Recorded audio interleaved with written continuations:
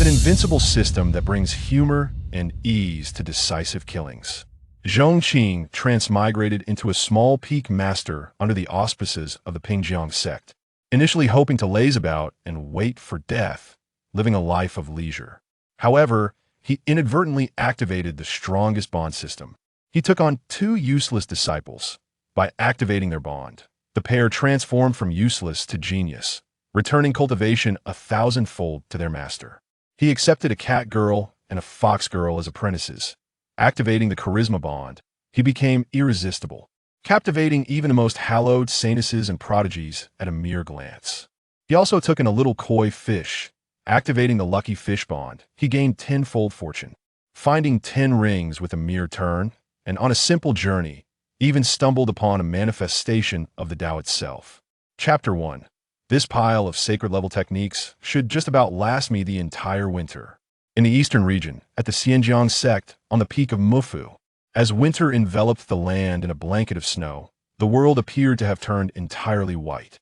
Alas, Zhong Qing, clad in cotton garments, sat beside the stove, unable to suppress a deep sigh. Having traversed into this world for 5 years, he had spent every one of those years on Mufu Peak. Though Mufu Peak is one of the 7 peaks of the Pingjiang Sect, and he was bestowed the title of Peak Master, in truth, it held little significance. His elevation to this position was solely due to the fact that his master, the Taoist, had taken him on as a disciple. While other peaks boasted throngs of disciples, the Taoist was solitary, taking Zhong Qing in only at the very end of his journey, seemingly out of necessity rather than genuine interest. Rather than believing it was due to any remarkable talent he possessed, it was more accurate to say that the Taoist, in need of a disciple to fulfill a duty, had casually picked him up along the way as the Taoist's first disciple. His acceptance had stirred quite a commotion within the sect at the time. Zhong Qing had thought himself to be endowed with extraordinary talents, eagerly anticipating his ascent to greatness. Yet, who would have imagined that he was merely an utter failure? The Taoist did not seek another disciple. Rather, he treated Zhong Qing as he would any other. Life had its comforts. Though only the 2 of them inhabited Mufu Peak, the Taoist's formidable strength ensured that they stood equal to any other peak, and none dared to speak ill of them. However, fate took a cruel turn when the Taoist set out on a journey, only to have his life extinguished, leaving behind his hungry disciple. Due to the Taoist's significant contributions to the sect, Mufu Peak was not disbanded. Instead, Zhong Qing, the sole disciple, inherited the title of Peak Master. Yet, as the world descended into moral decline, bereft of the Taoist support, Zhong Qing's life grew increasingly arduous as a transmigrator. Zhong Qing was not without his share of benefits. Less than a month after the Taoist's demise, he awakened a system that allowed him to sign in daily. Just when Zhong Qing believed he was finally on the path to greatness, he discovered that this system was, in fact, quite disappointing. For each day he signed in, he received various rewards, yet it seemed utterly indifferent to his cultivation. For instance, the sacred level technique he held in his hands was a result of his daily sign-ins. The classification of techniques and treasures ranges from 1 to 9 grades, followed by king, emperor, sovereign, sacred, and imperial levels. A sacred level technique was certainly no trifle. Casting it aside could incite chaos and bloodshed. However, for a failure like Zhong Qing, possessing a technique without any cultivation, what use was it? In frustration, Zhong Qing tossed it into the stove. The flames roared to life, casting a warm glow upon his face, offering him a measure of comfort. After all, being a sacred-level technique, would burning it not be a regret? Certainly, it would be a regret. In such cold weather, how long could one expect a mere book to sustain warmth without succumbing to the chill? Zhong Qing rose and dragged over a sack filled with techniques, intermittently tossing a few into the fire to keep the flames alive. A kettle of water simmered atop the stove, its vigorous heat causing it to bubble and hum. He brewed himself a cup of tea, savoring the warmth on a frigid winter's day. Over the years, he had gained some experience. The techniques obtained from a year's worth of sign-ins were just enough to keep him warm throughout the winter, but if he were fortunate enough to sign in a few more times, he might even have half a warehouse left after the seasoned out of course. The sign-ins did not solely yield techniques. They also provided treasures and weapons. For example, the axe used for chopping wood at the entrance, the kitchen knife, and so forth. In addition, the fruit orchard and pond on the back mountain, the vegetable garden at the entrance, and even the 2 eggs he held in his hands were all rewards from his daily sign dash. In short, he had amassed a plethora of peculiar items. Yet, despite this, Zhong Qing remained utterly exasperated. No matter how formidable the techniques or weapons, without cultivation, they were akin to a useless relic.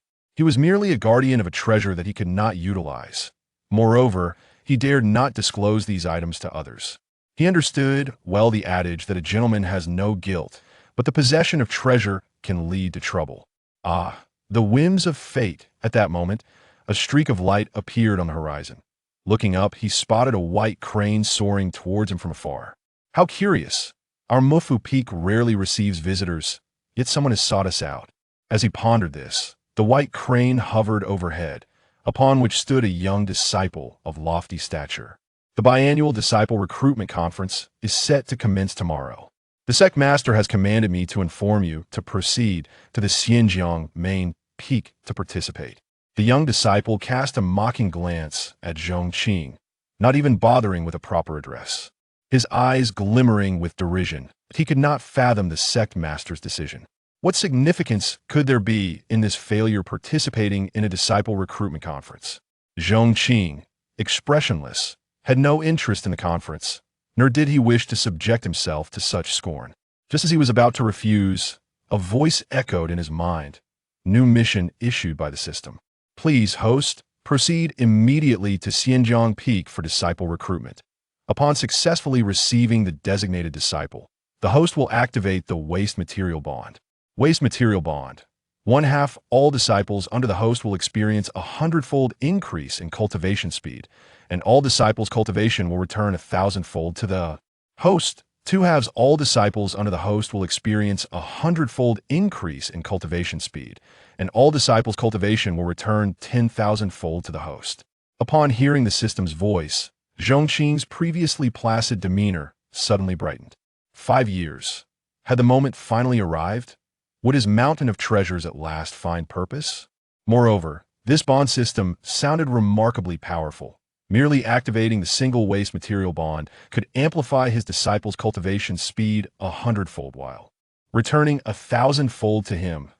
If compounded, wouldn't a single day of his disciples' cultivation equate to him cultivating for 100,000 days? And to activate the dual waste material bond would be even more incredible. Very well, I shall certainly be there tomorrow, Zhong Qing declared, rising to his feet. Then you had best set off immediately. After all, the journey to Xinjiang Peak is quite long. You wouldn't want to arrive after the recruitment conference has concluded. The young disciple smirked.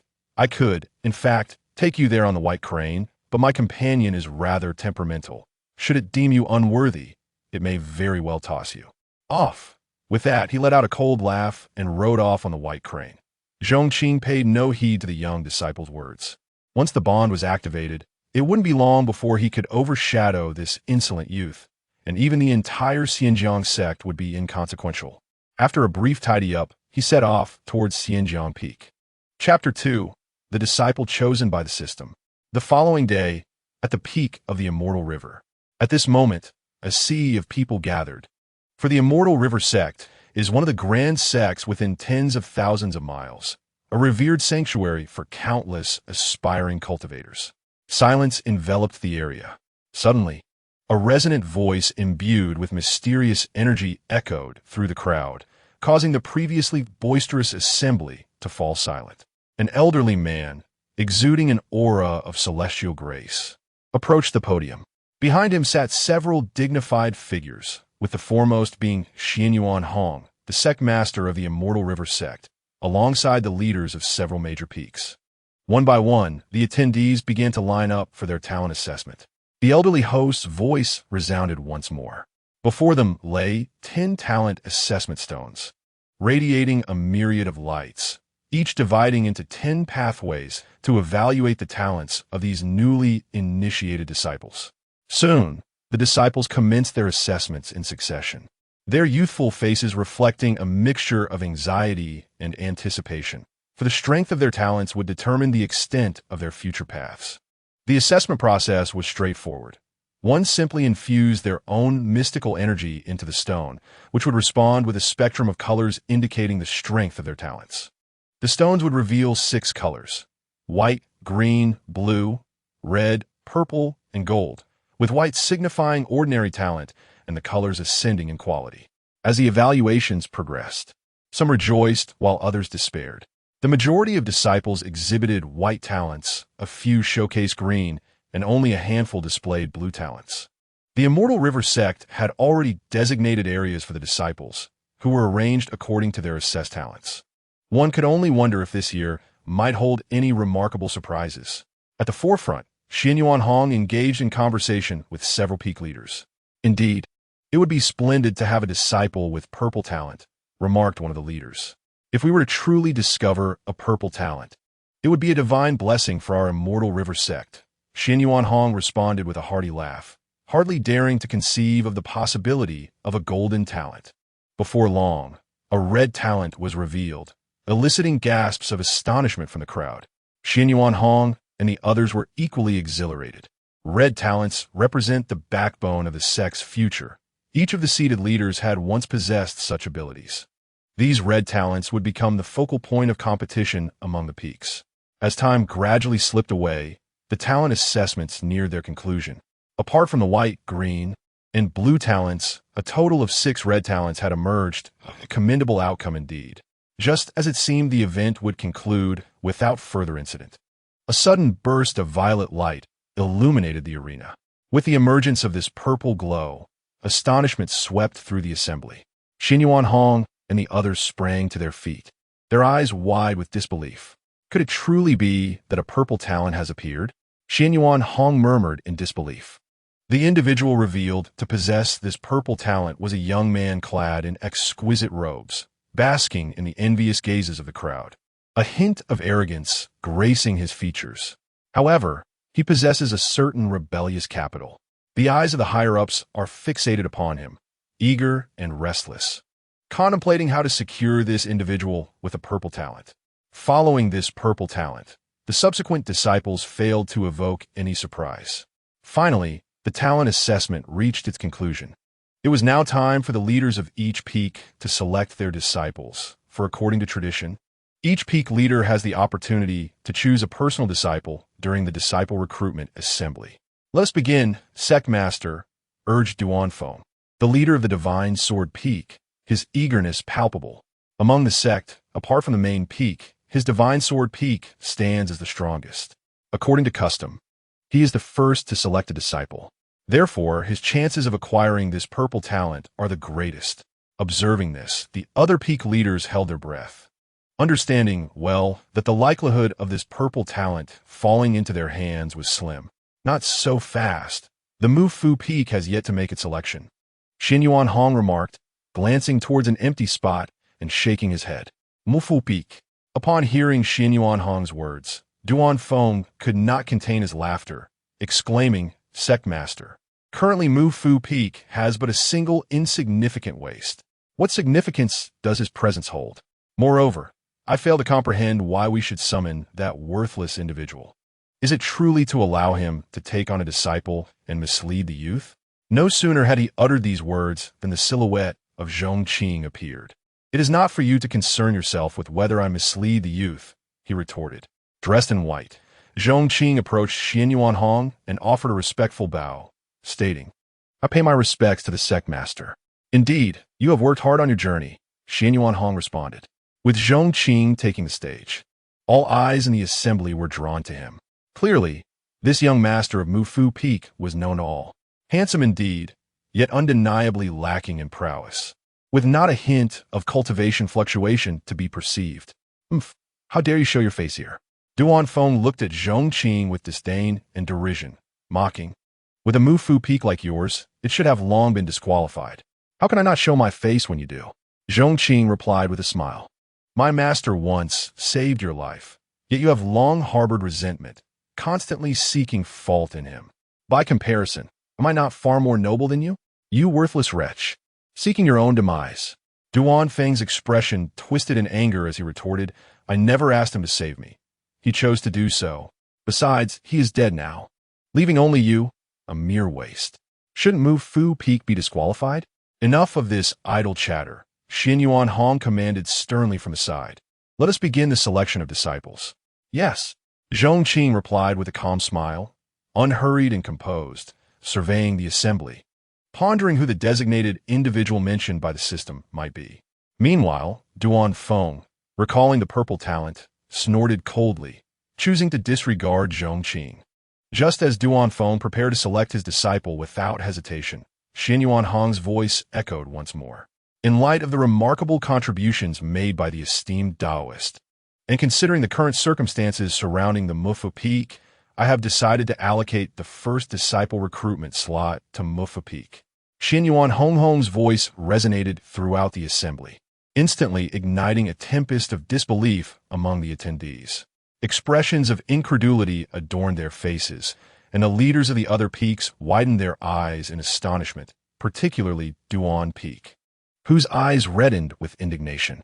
To grant the first disciple slot to Mufu Peak. What grounds do we have for this? Master, this is unacceptable. Indeed, what merit does Mufu Peak possess? With only Zhong Qing as its representative, who is widely regarded as inept, is it not folly to burden students with such a leader? A dilapidated peak helmed by a failure. This will surely become a source of ridicule. The crowd erupted with skepticism, with Duan Peak vocally protesting. Silence. Is my command ineffective? Xin Yuan Hong's countenance darkened with fury, unleashing an overwhelming pressure that silenced all dissent. It shall be as I decree.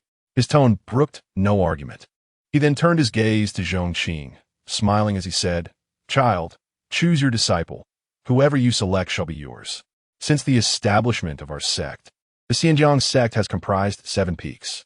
His intent behind this decision was to elevate Mufu Peak and assist in its revitalization. Furthermore, his long-standing bond with the Taoist must not be overlooked. They had been brothers since childhood. The first time he experienced the allure of music was under the Taoist's guidance, marking the moment when the Taoist was formally named. Zhong Qing's lack of cultivation would not hinder his ability to instruct disciples. If necessary, he could frequent Mufu Peak to provide clandestine tutelage. Despite this unexpected honor, Zhong Qing felt a swell of emotion. Thank you, Master, he expressed with a humble bow. Then, without hesitation, he surveyed the assembly. Chapter 3. The System's Super Reward. However, as Zhong Qing's gaze swept across the crowd, many recoiled in trepidation. Who could be unaware of this so-called inept leader of Mufu Peak? It was evident that being selected by him could spell doom for their prospects. The leaders of the major peaks felt as though their hearts were bleeding. There were only a handful of exceptionally gifted disciples, and losing even one to Zhong Qing would be a significant blow. The moment Zhong Qing's attention fell upon a certain individual with purple talent, the crowd's collective anxiety reached a crescendo, with Duan Peak glaring fiercely, fearing that Zhong Qing might choose this exceptionally gifted disciple. Purple talent, such a coveted endowment. Though Zhong Qing lacked the ability to cultivate, he was well versed in the lore of cultivation and could not deny the extraordinary nature of purple talent. Yet, he refrained from making a hasty decision and instead consulted the system. System? Who was the designated individual you mentioned? Zhong Qing inquired, unable to contain his curiosity. Report to the host. The sole condition for activating the bond with the waste is that the disciples recruited by the host must be true wastrels. True wastrels? Zhong Qing was taken aback. It was inconceivable that anyone present in this square could be a genuine waste. Even those with the most rudimentary white talent could at least cultivate. There is no need for the host to be anxious. I've already identified a target for you. A white talent individual named Lin Feng. As the system's voice echoed, it directed Zhong Qing's attention toward the young man clad in black amidst the crowd of white talent. The young man stood tall in his black robe, exuding an aura of righteousness. Are you certain he is a true wastrel? Zhong Qing inquired with curiosity. The system does not err. Rest assured in your recruitment. Upon successful acquisition, an unknown reward shall be bestowed upon the host. Meanwhile, as Zhong Qing conversed with the system, Lin Feng, immersed in thought, lowered his head. He gently twirled the storage ring on his left ring finger with his right hand. Soon, a voice resonated in his mind. Kid, contracting with you has truly brought me immense misfortune. You're extraordinary. Invincible wastrel constitution has compelled me to exert significant effort to ensure your white talent would manifest during the assessment without arousing suspicion. Do you comprehend the magnitude of my toil? I sincerely apologize, Sword Elder, Lin Feng replied, bowing his head. Enough, enough. No need to dwell on that. Since we are bound by this contract, we share in both glory and misfortune. All you must do is heed my guidance. It is not a dream for you to reverse your destiny and become an unparalleled powerhouse. Very well, Sword Elder. I shall follow your instructions. Lin Feng exclaimed excitedly. Find a way to join the Mufu Peak, the Sword Elder instructed. Join the Mufu Peak? Lin Feng responded in astonishment. Isn't its leader a wastrel like me? A wastrel is merely a wastrel. It does not imply you should rely on him to transform you into treasure. My divination indicates that beneath the Mufu Peak lies the extraordinary fire you require. Once you acquire this fire, I will teach you to forge pills with it, enabling you to embark on the path of cultivation and surpass ordinary geniuses. Furthermore, having a leader who is also a wastrel will facilitate your endeavors. Therefore, if you successfully join Mufu Peak, I am confident you will commence your cultivation journey within 6 months and achieve the realm of Chunxian within 3 years. Subsequently, you shall triumph over your fiancé, with whom you have a 3-year pact, thereby solidifying your invincible spirit. Understood, Sword Elder. I will make it happen. Upon hearing the Sword Elder's voice, Lin Feng felt a surge of excitement. His fists clenched in determination as his gaze instinctively turned towards Zhong Qing, who happened to be looking back at him. Their eyes met. It's him, the disciple among the white talents, Zhong Qing declared, pointing directly at Lin Feng. As Zhong Qing's words fell, everyone present was momentarily stunned. What is this? Given a prime opportunity, you chose a white talent? The crowd reacted in disbelief. Duong Feng could not help but burst into hearty laughter, gazing intently at Zhong Qing and saying, You little good-for-nothing, I didn't expect you to possess such self-awareness. Aware that you would hinder others, you deliberately chose a white talent. This maneuver has unexpectedly elevated my regard for you, haha. Meanwhile, Xin Yuanhong's expression darkened. He too was taken aback by Zhong Qing's decision. However, rather than reproach Zhong Qing for squandering his earnest efforts, he felt a pang of sympathy. Perhaps, as Duong Feng suggested, he truly feared burdening others. Child, are you certain of your choice? I can grant you another opportunity to select, Xin Yuanhong inquired, gazing at Zhong Qing. I am certain. It is he, Zhong Qing replied earnestly. Very well. Xin Yuanhong acknowledged Zhong Qing's decision and refrained from further comment. Contemplating alternative means to support Mu Fu Feng in the future. With the choice made, everyone present, both disciples and peak masters, exhaled a collective sigh of relief. The former were grateful not to have been chosen by Zhong Qing, while the latter rejoiced that Zhong Qing had not selected any of the more talented disciples. Do you wish to take me as your master? Zhong Qing asked, lifting his chin and directing his gaze toward Lin Feng amidst the crowd. Upon hearing Zhong Qing's voice, Lin Feng finally reacted, clearly astonished by Zhong Qing's selection. He had never anticipated that, just as the Sword Elder was about to invite him to join Mu Fu Feng, Zhong Qing would choose him instead. Young man, this is destiny. It is fate. With my guidance and this extraordinary fortune, you possess the potential for greatness. The voice of the Sword Elder echoed in Lin Feng's mind. Lin Feng, upon hearing this, was filled with excitement. What are you still dawdling for? Quickly agreed to him. Just put on a show, for mere good-for-nothing is hardly worthy of being your master. The Sword Elder urged. Yes, Lin Feng nodded, his heart brimming with gratitude toward Zhong Qing. I am willing to be your disciple. Soon, Lin Feng smiled and clasped his hands in greeting. Excellent, come my side. Zhong Qing said with a smile. Yes, Lin Feng nodded, joy radiating from his face as he approached Zhong Qing, positioning himself behind him. The onlookers regarded Lin Feng with incredulity, including those with white talents. To end up in the hands of such a good-for-nothing and still find joy in becoming his disciple seemed foolish. It would be better to serve as a menial disciple at another peak. Finally, it was time for Duong Feng and the others to make their selections. As expected, Feng immediately extended an olive branch to a disciple with purple talent, promising various benefits to secure the choice. Although the other peak masters felt reluctant, they had no alternative but to choose a disciple with red talent each. However, at that moment, Zhong Qing wore a joyful expression, for the rewards from the system had arrived. Congratulations, host, on successfully accepting Lin Feng as your disciple, activating the 12 good-for-nothing bond. The 12th effect of the waste material bond grants the disciple a hundredfold enhancement in cultivation, while the disciple's cultivation power is returned to the host a thousandfold.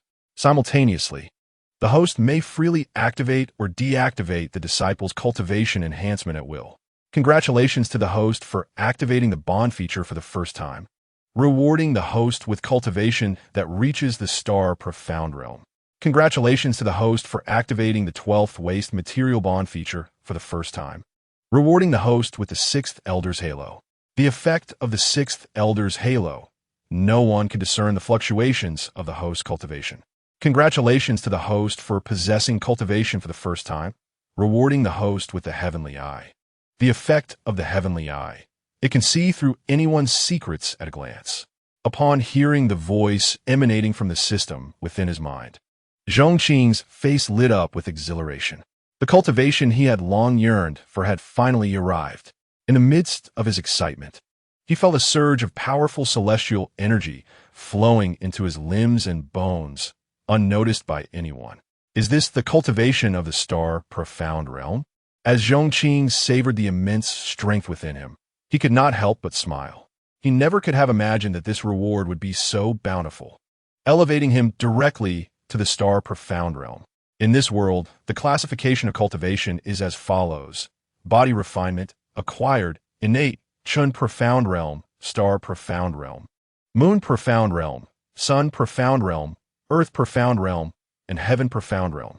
Generally speaking, those in the innate stage are regarded as celestial beings in the eyes of ordinary people, capable of flight through the skies. The Chun profound realm allows one to become an elder of a sect. For instance, the peak masters of Xinjiang's several peaks are merely at the Chun profound realm, whereas he has soared to an entirely higher realm. Indeed, the system does not deceive me. Furthermore, the 6th Elder's Halo and the Heavenly Eye are quite remarkable. The former is an exceptional skill for stealth, while the latter allows one to see through anyone, which is invaluable. Taking a deep breath, Zhong Qing cast another glance at the system panel. Host, Zhong Qing Cultivation, Star Profound Realm. Disciple, Lin Feng, Cultivation None, can activate a hundredfold enhancement. Activated Bond, Waste Material Bond 12. Acquired Physique, None. Acquired Special Skills, 6th Elder's Halo, Heavenly Eye. Truly splendid, Zhong Qing mused. Meanwhile, the time for accepting disciples was drawing to a close. Apart from a few chosen to be direct disciples of the peak masters, others were free to join various peaks as ordinary disciples. In an instant, the area was bustling with activity as peaks welcomed a surge of fresh blood, creating a lively atmosphere. However, Zhong Qing's Mufu Peak remained desolate, devoid of any new entrants. Are so many people truly eager to join my Divine Sword Peak? On the high platform, Feng stood with his hands clasped behind him, casting a sidelong glance at Zhong Qing, and remarked meaningfully, "However, our Divine Sword Peak's disciples have become rather abundant. Perhaps you could transfer some to Mufu Peak?" As soon as these words fell, the applicants expressed their reluctance. "Master Feng, please, let us join the Divine Sword Peak. Do not send us to Mufu Peak, for we would surely be doomed." Indeed, the peak of the shogunate is a place where even the master does not cultivate. How could we expect any good fortune there? Even dogs would not tread upon the shogunate peak. As long as we are not barred from entering, we would gladly serve as mere disciples on other peaks. The crowd echoed with anxious voices. Such is the cruel reality of the cultivation world. Lacking strength is a sin, and no one will regard you with respect. Since you all are unwilling to join the shogunate peak, my Divine Sword Peak shall extend a lenient hand and approve your applications. Feng laughed heartily. His icy gaze fell upon Zhong Qing. A mere waste dares to challenge me publicly? I possess ample means to make you bow your head in shame. Zhong Qing was well aware that Duan was attempting to humiliate him in various ways. In the past, he would have had to endure this indignity due to his lack of power. But now, having attained the Star Xian realm, he saw no reason to endure any longer.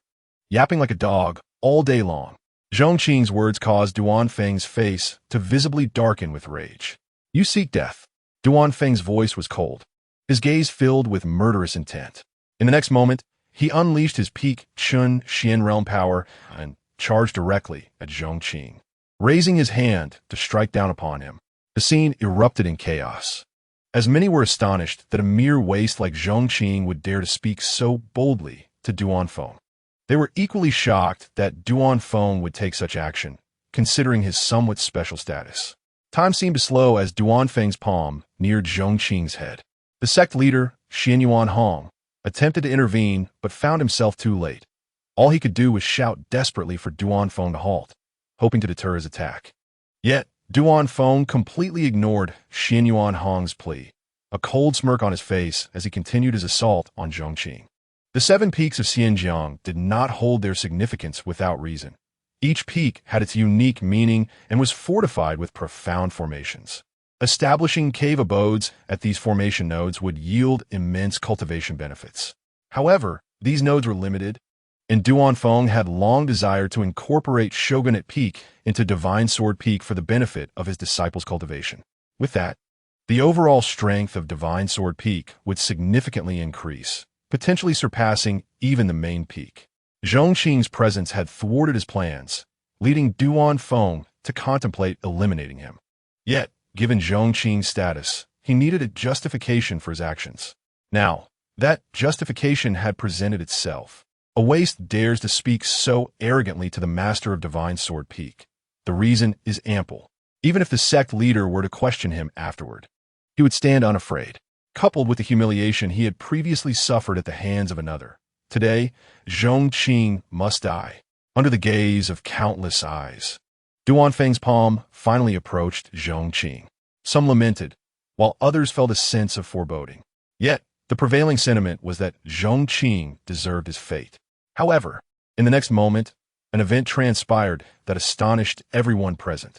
In a moment of dire urgency, Zhong Qing raised his palm and struck Duanfeng with an unwavering fist. In an instant, the clash of fist and palm produced a tremendous explosion, accompanied by a melodious sonic boom. As a residual force of powerful primordial energy radiated outward in all directions. Under this collision, Duanfeng, who had initiated the attack, was sent hurtling backward, his legs carving a long furrow into the ground before he could regain his footing. In stark contrast, Zhong Qing stood poised, his long robe billowing gracefully, his fist withdrawn behind him, exuding an air of tranquil confidence. This scene rendered the entire assembly silent. The sound of a pin dropping could be distinctly heard. From the disciples to the elders, and even to the peak leaders, all gazed wide-eyed at this unbelievable spectacle. "Isn't he just a waste?" One peak leader stammered, voicing the collective astonishment. The others exchanged bewildered looks, their hearts brimming with confusion, and instinctively turned their gaze towards the sect leader, Xian Yuan Hong. Xian Yuan Hong wore a similarly perplexed expression, as if to say, "If you question me, whom shall I ask?" Yet, the most incredulous of all was Duanfeng himself. As the principal party involved, he was acutely aware of the power behind Zhong Qing's strike. Such strength was beyond the realm of his capabilities. What on earth was happening? How could this insignificant figure possess such formidable prowess? At that moment, Zhong Qing's gaze fell upon him. "Do you wish to kill me?" Duanfeng's countenance darkened as he glared at Zhong Qing, rendered speechless by terror. In the next heartbeat, Zhong Qing moved. In the blink of an eye, he stood before Duanfeng. Without uttering a word, he unleashed another devastating blow. Faced with Zhong Qing's onslaught, Duanfeng felt a surge of dread, instinctively summoning every ounce of his defenses. Yet, this punch shattered his defenses like brittle twigs, propelling him backward with such force that he crashed against the structures behind him, reducing them to rubble. Yet, this was not the end of Zhong Qing's intent. He approached Duanfeng with a mocking expression. "Help! Help me! Sect leader, save me!" From the ruins, Duan Feng's contorted body emitted a weak cry for salvation. At this moment, he was truly frightened. He could never have imagined that this so-called waste harbored such depth. Had he known of this strength, he would never have dared to offend him so brazenly. His cries for help snapped the onlookers from their stupor, each inhaling sharply in disbelief. None had anticipated such a reversal of fortune. As the so-called Waste Peak Master had rendered the leader of the first Divine Sword Peak to cry for assistance. At this juncture, the peak leaders and elders also began to awaken to the gravity of the situation. Duan Feng, as the master of the Divine Sword Peak, held a significant position. His demise would indeed be a grave matter. As several individuals contemplated rushing to his aid, they were abruptly met with the icy gaze of Zhong Qing, who turned to fix them with a penetrating stare. "I dare anyone to move," he declared, his chilling voice freezing the would-be rescuers in their tracks. Even Xianyuan Hong, the sect leader, squinted at Zhong Qing, unable to decipher the true nature of this once ineffectual peak master. For Zhong Qing, although he had embraced a Buddhist-like demeanor and had previously shunned cultivation, this did not render him a pushover. When one's life was at stake, there was no room for mercy. He looked down upon Duan Feng, silently warning him, "In your next life, do not oppose me again." Duan Feng's expression was a tumult of unwillingness, pain, hatred, and a plea for mercy, yet predominantly, it was filled with regret. However, all his emotions were rendered insubstantial beneath the weight of Zhong Qing's fist. With Duan Feng's demise, the atmosphere became so silent that it was almost suffocating. No one anticipated that the so-called waste of a master, the peak leader of the Mufu, would unleash such formidable strength. Even less did they foresee the swift and unceremonious end of the once mighty master of the Divine Sword Peak, Duan Feng. Observers with keen eyes could discern that had Zhong Qing wished, a single punch could have obliterated Duan Feng instantly. The fact that it took 3 punches to conclude his life suggested either a test of Duan Feng's endurance or a mocking display of power. This implied that Zhong Qing's true capabilities might far exceed what was superficially evident. Who would have thought? This seemingly useless master of mine has surpassed my expectations. Zhong Qing reflected. Meanwhile, Lin Feng, Zhong Qing's disciple, engaged in conversation with the sword elder within the ring. "So, does this mean my master is quite formidable?" Lin Feng inquired, unable to contain his curiosity. "Formidable might be an overstatement. He merely surprised me a tad," the sword elder replied nonchalantly. "Judging by his cultivation, he likely hovers around the Star Xian realm. In my prime, I could have dispatched a multitude with a single strike. Thus, he may not hold substantial significance or offer much assistance to you." As the shock of Zhong Qing's defeat of Duan Feng reverberated through the crowd, the disciples who had joined the Divine Sword Peak suddenly surged toward Zhong Qing. "Master Zhong, I wish to join the Mufu Peak. Please allow me entry," echoed one voice, followed by another, "Yes, let me join the Mufu Peak." As these declarations gained momentum, more individuals flocked to the cause, recognizing the benefits therein. Setting aside Zhong Qing's displayed strength, the pivotal factor was that the Mufu Peak lacked disciples. To join the Mufu Peak first would mean access to all its resources. Everyone aspired to be the first to seize such an opportunity. I too wish to join the Mufu Peak. It is the foremost peak of the Pingjiang Sect. I am eager to be part of it. Step aside. I spoke first about joining the Mufu Peak. You can go behind me. In a fleeting moment, the heads of the crowd before Zhong Qing rolled as they displayed their agitation, each vying for his attention. Observing his fervent disciples, Zhong Qing could not help but recall the scornful words uttered earlier, likening the assembly to worthless dogs unworthy of entering the Grand Hall. A derisive smile escaped his lips. How could such inept individuals ever presume to step foot upon my esteemed hall? As these words fell, the previously restless crowd flushed with embarrassment. Having spoken his piece, Zhong Qing averted his gaze and strode directly to Xianyuan Hong's side.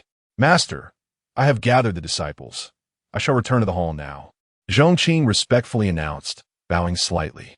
Xianyuan Hong regarded him with a multitude of questions swirling in his mind, yet he refrained from voicing them, instead offering a gentle smile and replying, "Very well." Nodding in acknowledgement, Zhong Qing, accompanied by Lin Feng, made his way toward the hall. As they watched Lin Feng depart with Zhong Qing, the other disciples were consumed by regret, their envy for Lin Feng palpable. A disciple with white talent had secured a mentor of Zhong Qing's caliber, and with the hall largely uninhabited, it was akin to claiming the finest resources available.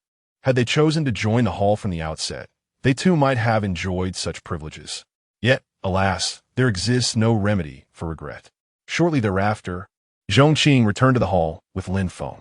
In stark contrast to the bustling main peak, the hall appeared desolate, as if devoid of anything but its scenic backdrop. Upon their return, Zhong Qing promptly employed his celestial eye on Lin Feng. The system had indicated that to activate the bond with a waste material disciple, one must truly be an absolute waste. However, Lin Feng's white talent implied he was not strictly a waste. Thus, Zhong Qing was compelled to clarify this perplexity. Lin Feng, age 16, cultivation, none, talent, none, fortune, wears a wasteland ring on his left hand, which conceals a remnant soul of a powerful figure from the Tianxian realm. Note, the white talent reading is due to the interference of the soul within the ring. In an instant, all of Lin Feng's information manifested in Zhong Qing's mind, eliciting an expression of intrigue. A grandfatherly presence within the ring, indeed. It seems my disciple may yet be a prodigy. Find yourself a suitable place to reside. Once you are settled, return here to seek me, Zhong Qing instructed calmly. Yes, master, Lin Feng replied politely, bowing before turning to depart. After Lin Feng left, Zhong Qing procured a sack and made his way into the storeroom. Shortly thereafter, Lin Feng, following the guidance of his esteemed mentor, discovered an exceptional cave dwelling, positioned at the heart of a formation where cultivation would yield remarkable results. The summit of the shogunate remains quite commendable, offering an uninterrupted environment conducive to one's endeavors. Although the formations may be rudimentary, their existence is preferable to none at all. Once the time comes for you to acquire the Iowa, and upon your cultivation, guided by my teachings, you shall undoubtedly surpass all, including that so-called purple talent. In the chamber, the elder sword transformed into a fleeting apparition, his snow-white hair and ethereal demeanor exuding an aura of wisdom as he stood with his hands clasped behind his back. Thank you, elder sword, Lin Feng expressed, his countenance alight with gratitude. Very well, go and meet your esteemed master, the elder sword continued. Although he may not offer you substantial assistance, he has facilitated your smooth entry into this shogunate summit. As you are destined to reside here for an extended period, it is imperative that you cultivate a good rapport. Indeed, elder sword, Lin Feng acquiesced. After making a brief arrangement, he hastened to the small courtyard where Zhong Qing resided. The courtyard was blanketed in a thick layer of snow. Inside the hall, Zhong Qing reclined on a chaise, basking in the warmth of the hearth. Having ascended to the star mystic realm, the weather no longer posed any challenge for him. Yet, in such a frigid environment, the absence of warmth felt somewhat lacking. Master, Lin Feng approached Zhong Qing with utmost respect, standing poised before him. Zhong Qing lazily opened his eyes and sat up. Since you have become my disciple, I must make a gesture of acknowledgement. I have a collection of techniques. Feel free to select a few that resonate with you for your cultivation. Lin Feng's countenance displayed a hint of hesitation. Internally, he sought counsel from the elder sword, recalling that the elder had previously mentioned he would personally bestow upon him a set of techniques after he absorbed the Iowa. Thus, Zhong Qing's offer seemed redundant. What is there to hesitate about? Though not particularly useful, it is the thought that counts. At worst, you need not practice them. Appearances must be upheld. The elder sword admonished gently. Yes, Lin Feng nodded subtly and then turned to Zhong Qing. Thank you, master. Choose from that sack over there. Zhong Qing gestured toward the nearby burlap sack, speaking softly. A sack? Lin Feng was taken aback. While the techniques offered by Zhong Qing might not be necessary for him, given that Zhong Qing was of the star mystic realm, it was reasonable to expect that the techniques would not be subpar. Thus, Lin Feng felt a measure of anticipation. However, the notion of receiving techniques from a burlap sack left him momentarily speechless. Even the elder sword within the Wang Jid could not suppress a roll of his eyes. Never mind. It matters little. You have no need for them. Any technique will suffice. Merely take something to maintain appearances, the elder sword advised. Lin Feng nodded and crouched down to approach the burlap sack, opening it casually. However, as he did so, a myriad of ancient, profound, and terrifying energies surged forth, striking him with overwhelming force. Meanwhile, various golden lights, crimson beams, and rosy glows dazzled his eyes. Lin Feng was instantly struck with astonishment. The elder swordmaster, who had been preparing to rest, was jolted awake and exclaimed in shock, "What the hell? Supreme-grade techniques." His tongue stumbled over the words as he stared wide-eyed, trembling with fear. Just as that voice fell, a sharp scream escaped from his throat. Holy level, and there's even the emperor level. Oh my heavens! Am I truly not dreaming? Upon hearing the elder swordmaster's various exclamations in his mind, Lin Feng gradually grasped the situation. Although he was yet unable to begin his cultivation, the elder had long imparted to him the knowledge of these practices. Thus, he was acutely aware of what these techniques represented. It is worth noting that the techniques the elder had previously mentioned to him were merely king-level. Even a king-level technique could incite a storm of bloodshed, and the entire Pingjiang Sect could not exchange for a single king-level technique. However, in the face of a supreme level, king-level techniques were but trifles, let alone the higher echelons of holy and emperor levels. In an instant, Lin Feng's palms trembled. His muscles tensed. He slapped his own face, seemingly to confirm that this was not a dream. Yet the pain that surged through him assured him that this was indeed occurring before his very eyes. Techniques of the supreme, holy, and emperor levels were genuinely laid out before him like a bounty. Brat, hurry up and choose one. In the spatial ring, the elder sword master was utterly beside himself, wishing he could leap out personally to make a selection. That one, the emperor-level Great Wilderness Sutra. No. Pick another emperor-level Fire Emperor Sutra. And that one, the Great Cosmic Sutra, is also quite fitting for you. Wait, the Great Jobon Decision is also excellent. At that moment, the elder, following Lin Feng's gaze, became utterly dazzled, thinking this one looked good, but that one seemed even more suitable. Yet he did not wish to forsake the other. As the elder's voice echoed in his mind, Lin Feng picked up one tome, put it down, then picked up another, only to find himself drawn to yet another. Beside them, Zhong Qing seemed to discern Lin Feng's thoughts and couldn't he help but smile slightly. Since you like them all, why not take them all? Zhong Qing gently suggested. Really, is that possible? Lin Feng gazed at Zhong Qing with excitement. She nodded affirmatively. Seeing this, Lin Feng, with the elder sword master's guidance, unabashedly selected the 5 emperor-level techniques most suited to his path. Overwhelmed with exhilaration, he exclaimed, "Ah, these are 5 emperor-level techniques." Inside the spatial ring, the elder sword master was so elated he jumped up, as if these techniques were gifts bestowed upon him. Simultaneously, he could not help but solemnly remind Lin Feng, "Listen carefully, young man. You must keep the fact that you possess 5 imperial-level cultivation techniques strictly between you and your master. Should this information leak, those who come to seize them could obliterate this entire space with just a single breath." Lin Feng nodded gravely. Despite his youth and lack of understanding in many matters, he was by no means foolish.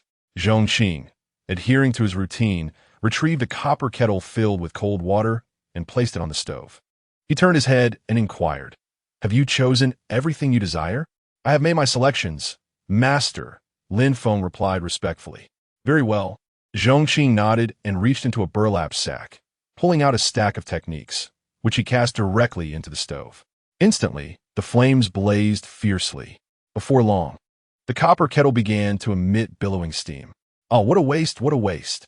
Witnessing this scene, the sword elder within the barren ring nearly went mad, roaring loudly from within.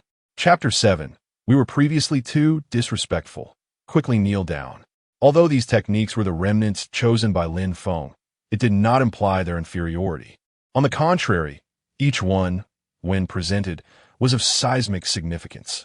Yet, to burn them so casually, was this not sheer wastefulness? Lin Feng's expression mirrored that of someone in pain. "Master, why would you burn such valuable techniques?" he asked in bewilderment. "I possess many of these, Keeping them would take up too much space, Zhong Qing replied nonchalantly. Lin Feng, Sword Elder, listen to this. Is this truly how one speaks? Yet, Zhong Qing remained unfazed, continuing to add techniques to the flames. Although he recognized their immense value, when faced with an abundance of them, they seemed less precious in his eyes. He could not possibly distribute them freely, as doing so before his own cultivation reached a certain level would only bring him considerable trouble. Not to mention, his meager signing-in function was still generating more every night and day. Before long, the copper kettle emitted a buzzing sound. Zhong Qing lifted it and brewed himself a full pot of tea. Holding the kettle, he rose slowly and walked to a side room, addressing Lin Feng behind him. Follow me. Yes. Lin Feng responded respectfully, trailing Zhong Qing into another chamber. Inside, a variety of weapons were displayed. Select a weapon that suits you best, Zhong Qing said casually. As Lin Feng and the Sword Elder surveyed the array of arms, they initially appeared unremarkable, but as they approached, the true nature of these weapons became apparent. Each one possessed a spirit and harbored an energy that was both terrifying and awe-inspiring.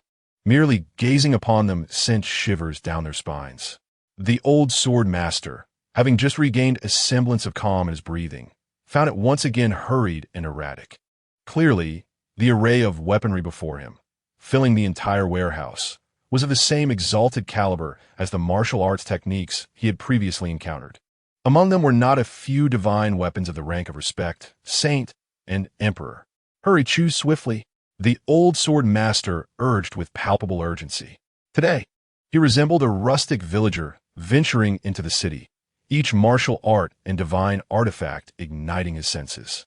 Lin Feng, equally exhilarated, struggled to contain his excitement. Together with the old sword master, they ultimately settled on a formidable black blade known as the ink blade.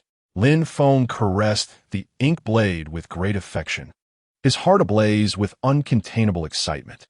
The bounty of the day was monumental, so vast that even if he had traversed his original path without obstacles, reaching the pinnacle would not have granted him the treasures he now possessed. You see, we were rather hasty before. I initially thought your master was a mere fool, yet he has revealed his stellar profundity. I assumed he was just a star-level practitioner, but now it seems he is far more. In my prime, I would have been nothing but a triviality before him. The old sword master, now fully aware of his previous misjudgment, gravely urged, we were disrespectful. You should kneel and humbly address him as master once more. In the desolate realm, the old sword master's serious demeanor underscored the gravity of the situation. By this point, he could no longer deny the extraordinary stature of this individual. After all, who would wield such formidable power, using respect and emperor-level techniques for mundane purposes? Upon receiving the command, Lin Feng immediately knelt. He felt immense gratitude towards Zhong Qing for admitting him into the Mufu Peak. Although he initially doubted the worthiness of his teachings, he held Zhong Qing in high regard as a master in his heart. At this moment, Lin Feng was thoroughly convinced of Zhong Qing's greatness. Disciple, I thank you for your generous gifts, master, Lin Feng expressed sincerely, kneeling with utmost respect. Rise, Zhong Qing gestured, and a gentle force lifted Lin Feng to his feet. He then softly advised, from now on, do not overthink. Simply focus on diligently cultivating at Mufu Peak. And I assure you, you shall become a figure of the highest caliber. Sonin spoke noemti promises. Once he unlocked the potential within Lin Feng, his cultivation would amplify 100-fold. Coupled with emperor-level techniques and other enhancements, such speed would be unparalleled, even surpassing the most exceptional talents. Thank you, master, Lin Feng replied gratefully. However, at that moment, Zhong Qing's tone shifted as he turned his gaze to Lin Feng's storage ring. And what of this ring? As those words fell, a flicker of panic crossed Lin Feng's face. In the old sword master's mind, it resonated like a thunderclap, causing a cold sweat to break forth. He is pointing at me. As he gradually regained his composure, Lin Feng's master had long since perceived his existence. Unbeknownst to him, his trivial attempts at concealment were utterly futile in the presence of this formidable figure. At that moment, the Sword Elder nearly suffered a cardiac arrest. Reflecting upon his past remarks and his disdain for Zhong Qing, he felt his legs weakening beneath him. Predecessor, I was wrong. I am at fault. My previous actions were rash, and I should not have dared to offend you with my words. Within the desolate space of the ring, the sword elder's ethereal form bowed deeply, humbly confessing to Zhong Qing. In truth, Zhong Qing was unaware of the sword elder's theatricality. His mention of the venerable ring elder was not without purpose. If his conjecture held true, this ring elder was intrinsically linked to his disciple, their fates intertwined. They would rise and fall together. Thus, he contemplated assuming a more laissez-faire approach to mentorship. Although he possessed numerous valuable resources and his strength would soon escalate, he doubted his ability to match the expertise of the ring elder in the realm of instruction. The swifter Lin Feng's cultivation progressed, the more substantial the returns he would reap. Hence, the ring elder could indeed become his most formidable aid. How could he possibly overlook such a potential ally? This is a soul elixir. Take it. Zhong Qing retrieved a precious herb from his storage ring and presented it to Lin Feng, a reward he had previously acquired through his own endeavors. The sword elder, witnessing this elixir, widened his eyes in astonishment, overcome with gratitude. He could hardly believe that Zhong Qing, far from holding grudges, would bestow upon him such a rare and invaluable soul elixir. Given his dire circumstances, even if Lin Feng were to navigate his path flawlessly, he would only possess a mere 10% chance of revival, with the uncertainty of Lin Feng reaching the end of his journey. Thus, it was highly likely that the sword elder would never see the light of day again. However, with the possession of this elixir, though immediate resurrection was not guaranteed, his chances of revival had significantly increased, transforming the possibility into a near certainty. Merely a matter of time. This was tantamount to Zhong Qing granting him a new lease on life.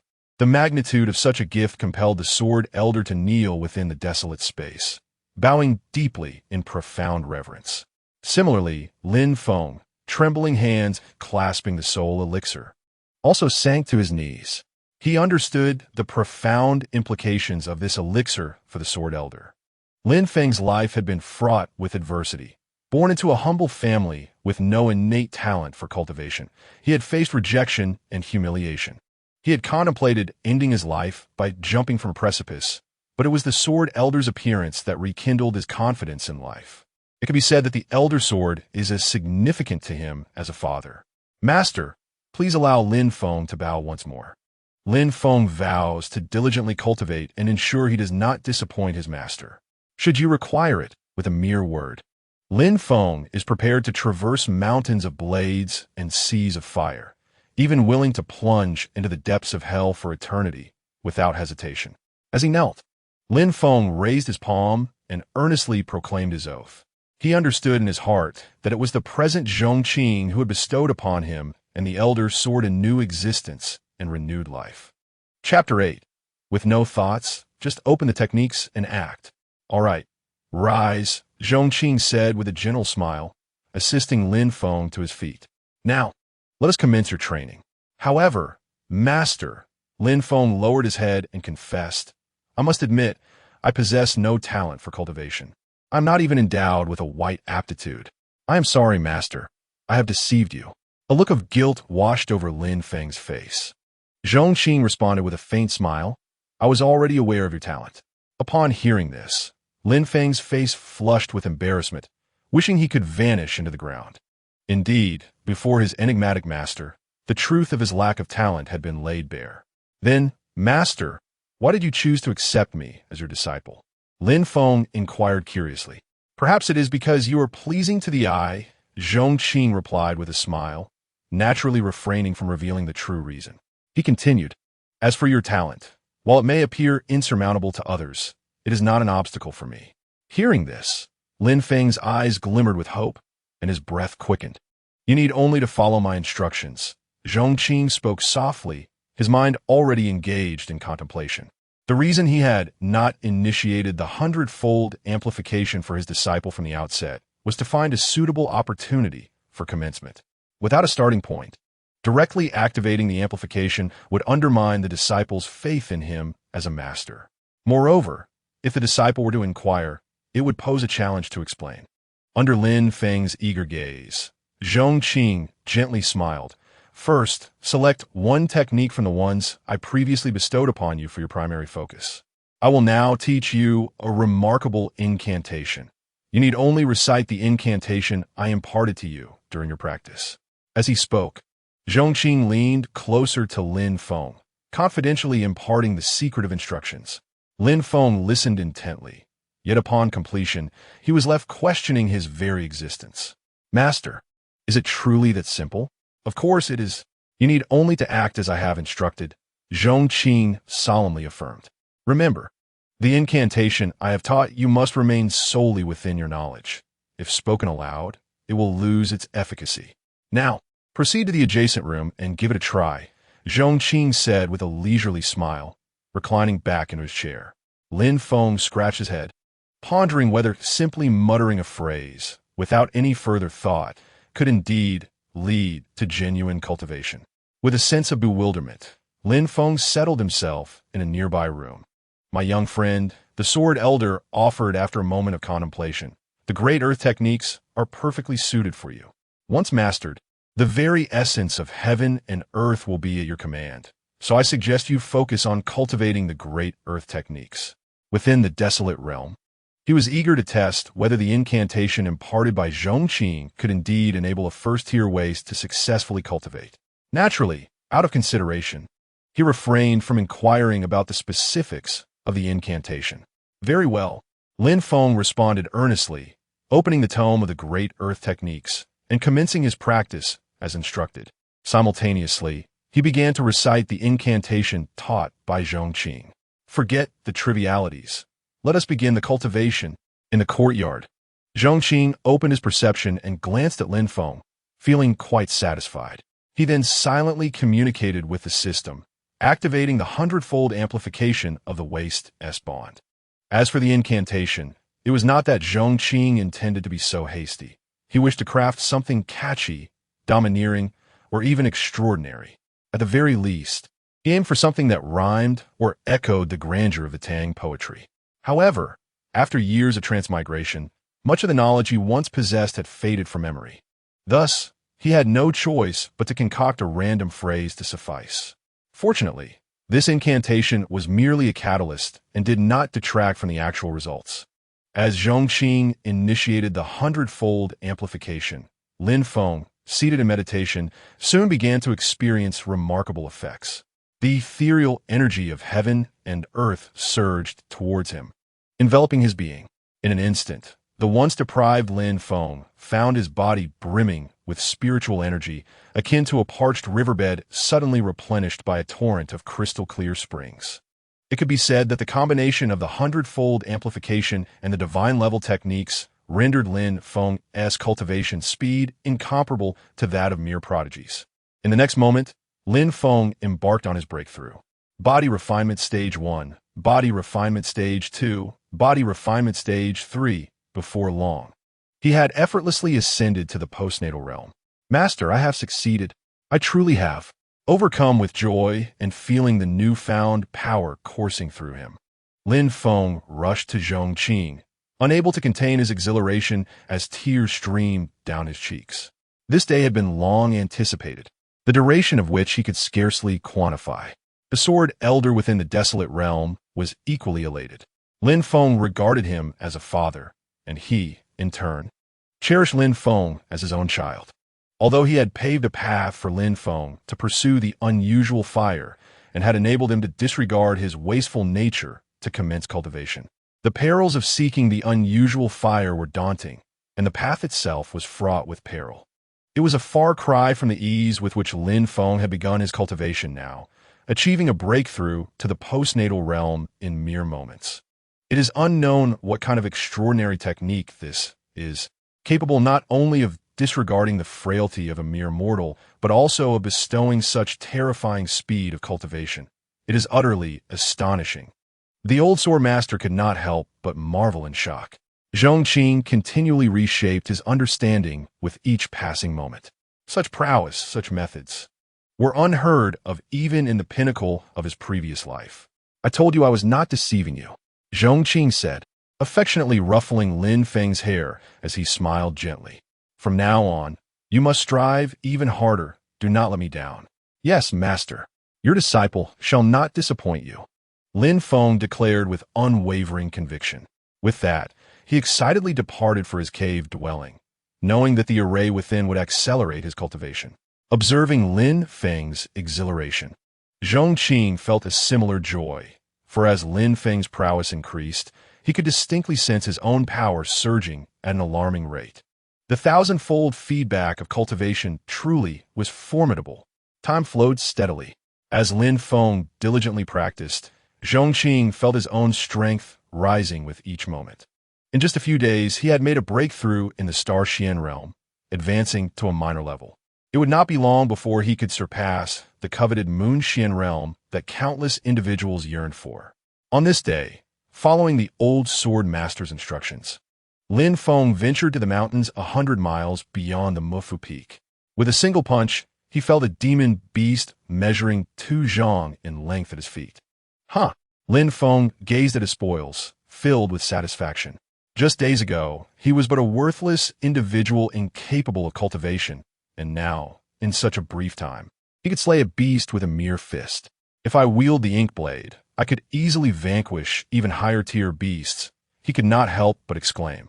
"Remember, young man, you may turn the world upside down in my presence, but when I am not around, and until your strength has truly developed, it is best not to employ the ink blade unless absolutely necessary," came the admonishing voice of the old sword master from the ring. "Yes, master, I understand," Lin Feng replied humbly, nodding in acknowledgement.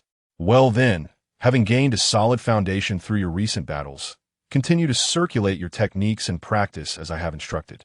After you achieve several breakthroughs, seek out another beast for combat," the old sword master advised further. "Understood." With a response, Lin Feng settled into a meditative position.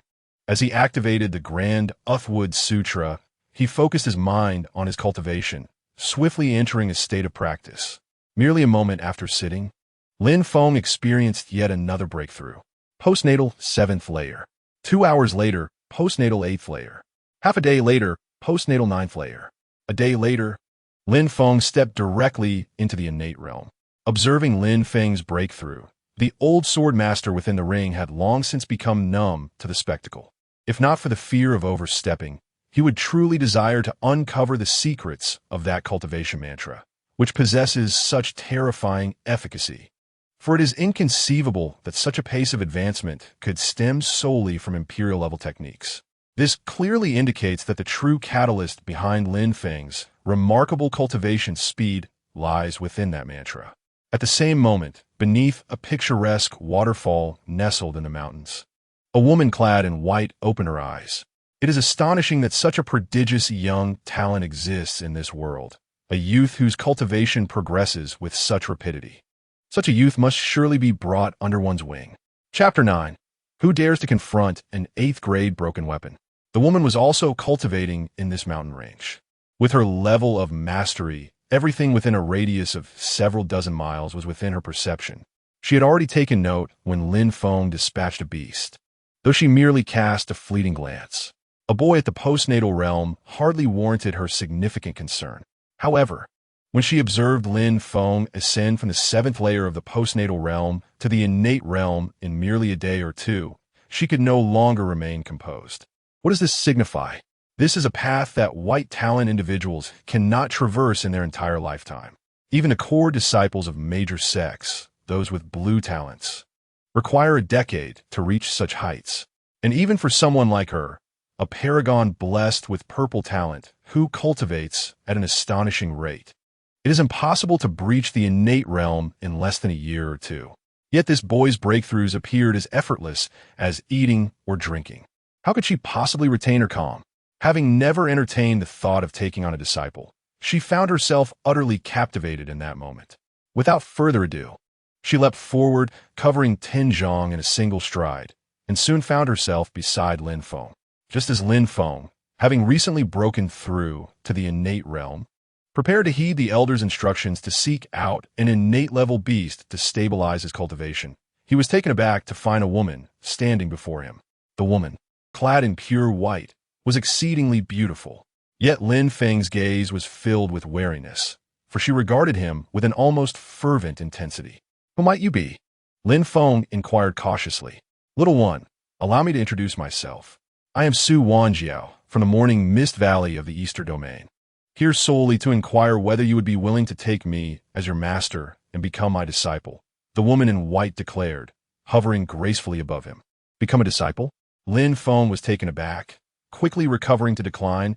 "I apologize, esteemed elder, but I already have a master." "You already have a master?" Su Wanjiao's brow furrowed involuntarily. "Such an extraordinary talent has a master already? Pray tell, from whom do you receive your teachings?" She pressed, unwilling to relent. "My master and I reside at the Pingjiang Sect, just 100 miles away," Lin Feng replied directly. "The Pingjiang Sect?" Su Wanjiao was somewhat taken aback. She had anticipated that Lin Feng's master would be a figure of great renown, yet he merely hailed from the Pingjiang Sect. As far as she knew, the Pingjiang Sect could only be regarded as a second-rate force throughout the eastern region. Such a diminutive second-rate sect, even its leader, would not catch her eye. What merit or capability could they possess to have such a prodigious disciple? Only one hailing from a sacred land, like herself, would be worthy of such a disciple. "Little one, the Pingjiang Sect is merely a second-rate minor sect in the eastern region. With your talent, you deserve a far better future rather than languishing in a second-rate sect." Su Wanjiao directly extended an olive branch, stating, "Our Chaoxiao Valley is one of the sacred lands of the eastern region. Should you agree, I can take you away right now." "Apologies, but I am not interested," Lin Feng replied candidly once more. Seeing the youth remain unmoved, Su Wanjiao, feeling somewhat vexed, exclaimed, "Do you not understand the power of a sacred land?" "I do," Lin Feng replied. The elder sword master had educated him on such matters long ago. "Then why do you refuse?" Su Wanjiao frowned as she regarded Lin Feng, still unwilling to give up. "As long as you are willing to be my disciple, resources for cultivation, advanced techniques, and weapons will all be at your disposal." It seemed that mere words were insufficient to persuade Lin Feng. As she spoke, a fiery red long sword was drawn from her sleeve. With a flourish of her hand, the sword's aura surged forth, flames bursting forth in midair, creating a dazzling display of sword flowers that captivated the eye. With a single strike, she cleaved a portion of a nearby cliff in half, demonstrating her formidable might. Returning the sword, Su Wanjiao gently caressed its blade, raising her red lips to say, "This is the fire dance, an 8th-tier divine weapon, one of the proudest creations of our Chaoxiao Valley's foremost blacksmith. Should you nod in agreement, this fire dance can be yours." She then looked back at Lin Feng, expecting him to be awestruck by the sword's merits. Dismissing the rarity of such an 8th-tier treasure aside, although Lin Feng possessed remarkable talent, his age and strength limited his perspective. However, Lin Feng remained impassive, not even glancing at the fire dance in her hand. "This esteemed senior, I've already stated that I have a master, so there is no need for further discussion. I will not acquiesce to your offer," Lin Feng declared solemnly. "Not to mention a mere minor sacred land in the eastern region. Even if it were the sacred land of this continent, what could it offer him that would rival what Zhong Qing has provided? Certainly, even if someone could present something more valuable than what Zhong Qing offered, Lin Feng would still refuse. He acknowledged only Zhong Qing as his master. Meanwhile, within the Wasteland Ring, the sword master nearly laughed in exasperation. Since when did an 8th-tier broken sword dare to vie for attention? In the eyes of the figure at Mufu Peak, an 8th-tier broken sword would scarcely be fit to serve as a firewood stick. It is no exaggeration to say that even a mere sliver from beneath Zhong Qing's fingernail would surpass what your so-called sacred land has to offer. As she watched Lin Feng leave abruptly, Su Wanjiao, holding the fire dance, found herself momentarily frozen in place. A surge of indignation erupted within her chest. How could this young man have dismissed her so casually? Yet, considering Lin Feng's innate talent, she took a moment to calm her racing heart and suppress her anger. It seemed likely that this young fellow had not encountered much of the world and was oblivious to the significant differences that separated a sacred land from a second-rate sect. Moreover, judging by his words, he appeared to possess a sense of respect for his teachers. This, at least, was a positive trait, indicating decent character. Since she could not easily sway him, she resolved to engage his master directly. To Su Wanjiao, a second-rate sect was hardly intimidating. Even if Lin Feng was the direct disciple of the sect leader, it mattered little. She would approach them with reason and emotion, offering what they might consider substantial benefits. And securing this disciple should prove manageable. As long as Lin Feng's master acted in his best interest, they would understand that becoming her apprentice would ultimately benefit him. With this thought, she temporarily set aside her irritation and followed Lin Feng at a moderate distance. After Lin Feng departed, he ventured into the mountains, seeking out a few innate beasts to engage in battle. Following a series of skirmishes, his freshly attained cultivation became remarkably solid, and he absorbed a wealth of practical experience. Satisfied with the outcome, he did not linger and made his way back to the Mufu Peak. The distance of 100 miles posed little challenge for Lin Feng in his current state. Before long, he returned to Mufu Peak. Meanwhile, in the sky above Mufu Peak, Su Wanjiao stood suspended in midair, surveying the entire area. Was this the place where that young man's master resided? With a decisive step, she descended, finding herself atop Mufu Peak. Chapter 10. A pond with no exit. Why was this mountain so deserted, enveloped in such silence? The scenery, however, was quite exquisite. Upon landing, Su Wanjiao evaminate her surroundings. She was not particularly rushed regarding the matter of apprenticeship. After all, now that she had arrived, the individual was unlikely to escape. Taking the time to observe her environment, she sought clues that would grant her preliminary insights into Lin Feng's master. By analyzing the layout and style, she hoped to discern the owner's character, or through various formations and facilities, gauge their strength. Such understanding would facilitate smoother negotiations later on. Her keen interest in Lin Feng was perhaps excessive. Normally, she would not extend such effort for an average individual, casually tossing out enticing offers with the expectation that they would be accepted without question. Beyond the scenic beauty, this place seemed devoid of any notable qualities. After a cursory inspection, Su Wanjiao could not help but murmur to herself, speculating that the master was most likely an ordinary cultivator, lacking any particularly exceptional traits. Very well. Then let us confront him directly and address the matter head-on. Should fortune not favor us, it may indeed become necessary to resort to some force in the presence of such a prodigious disciple. With this resolution, Su Wanjiao was about to extend her spiritual sense to ascertain Zhong Qing's precise location, when suddenly, something captivating drew her attention. It was a small pond, measuring merely 2 zhong in both length and width. Along the edge of the pond, a thick blanket of snow had accumulated. The water within the pond appeared dark and murky, its depths unfathomable. Yet at the very center of this inky pool floated a pristine white lotus flower. The lotus possessed 9 petals, and against the backdrop of the shadowy water, it resembled the luminous moonlight of the 15th night. Su Wanjiao found herself irresistibly drawn to this ethereal blossom. In the depths of winter, the sight of a white lotus blooming at the center of the pond was indeed a remarkable phenomenon. The flower itself emitted no peculiar aura, seemingly an ordinary plant. Nevertheless, it filled Su Wanjiao with delight, compelling her to reach out and pluck it. Unable to resist, she approached the pond's edge. Her delicate feet enveloped in a thick layer of mystical energy, stepping lightly upon the water's surface. As her toes grazed the water, ripples spread across the darkened pond. Thus, she cautiously advanced towards the lotus. However, after taking several steps, an unsettling sensation washed over her. The pond, measuring merely 2 zhong in width, had a distance of only 1 zhong from the shore to the center, a distance that even a child could traverse in mere 10 steps. Yet, despite her efforts, she found herself no closer to the lotus.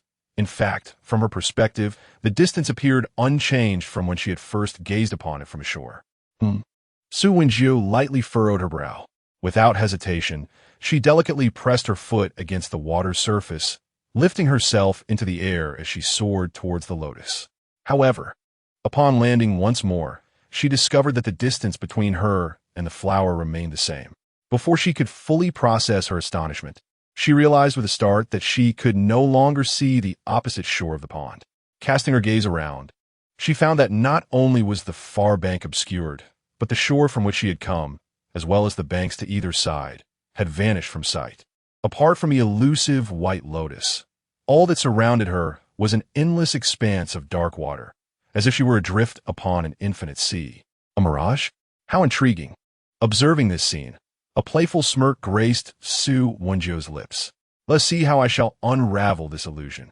With a calm demeanor, Su Wenjio seated herself upon the water's surface, entering a state of deep tranquility.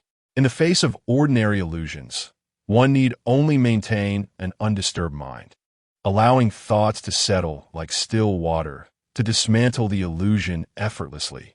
After a brief period of transcending her own consciousness, Su Wenjio reopened her enchanting eyes.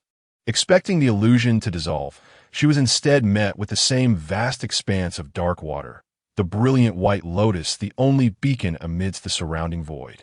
There is something peculiar afoot. Su Wenjio's expression grew slightly more serious. Since her initial attempts had proven futile, she resolved to resort to brute force. Confident in her own abilities, she was not just a member of the younger generation. She was the foremost among them in the history of Chaoxiao Valley, having attained a realm of Yuexian a year prior. Drink! With a soft command, abundant vital energy coalesced in her jade-like palm. She then unleashed a thunderous palm strike upon the water-esque surface. Boom!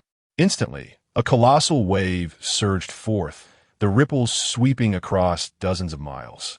With her full might as a Yuexian expert, she could evaporate the water in a pond of 2 zhong in length and width, let alone 110 or 100 times larger. Even the most formidable illusion could not withstand the destruction of its foundational medium. However, as she waited confidently for the formation to shatter, an extended period passed without any sign of success.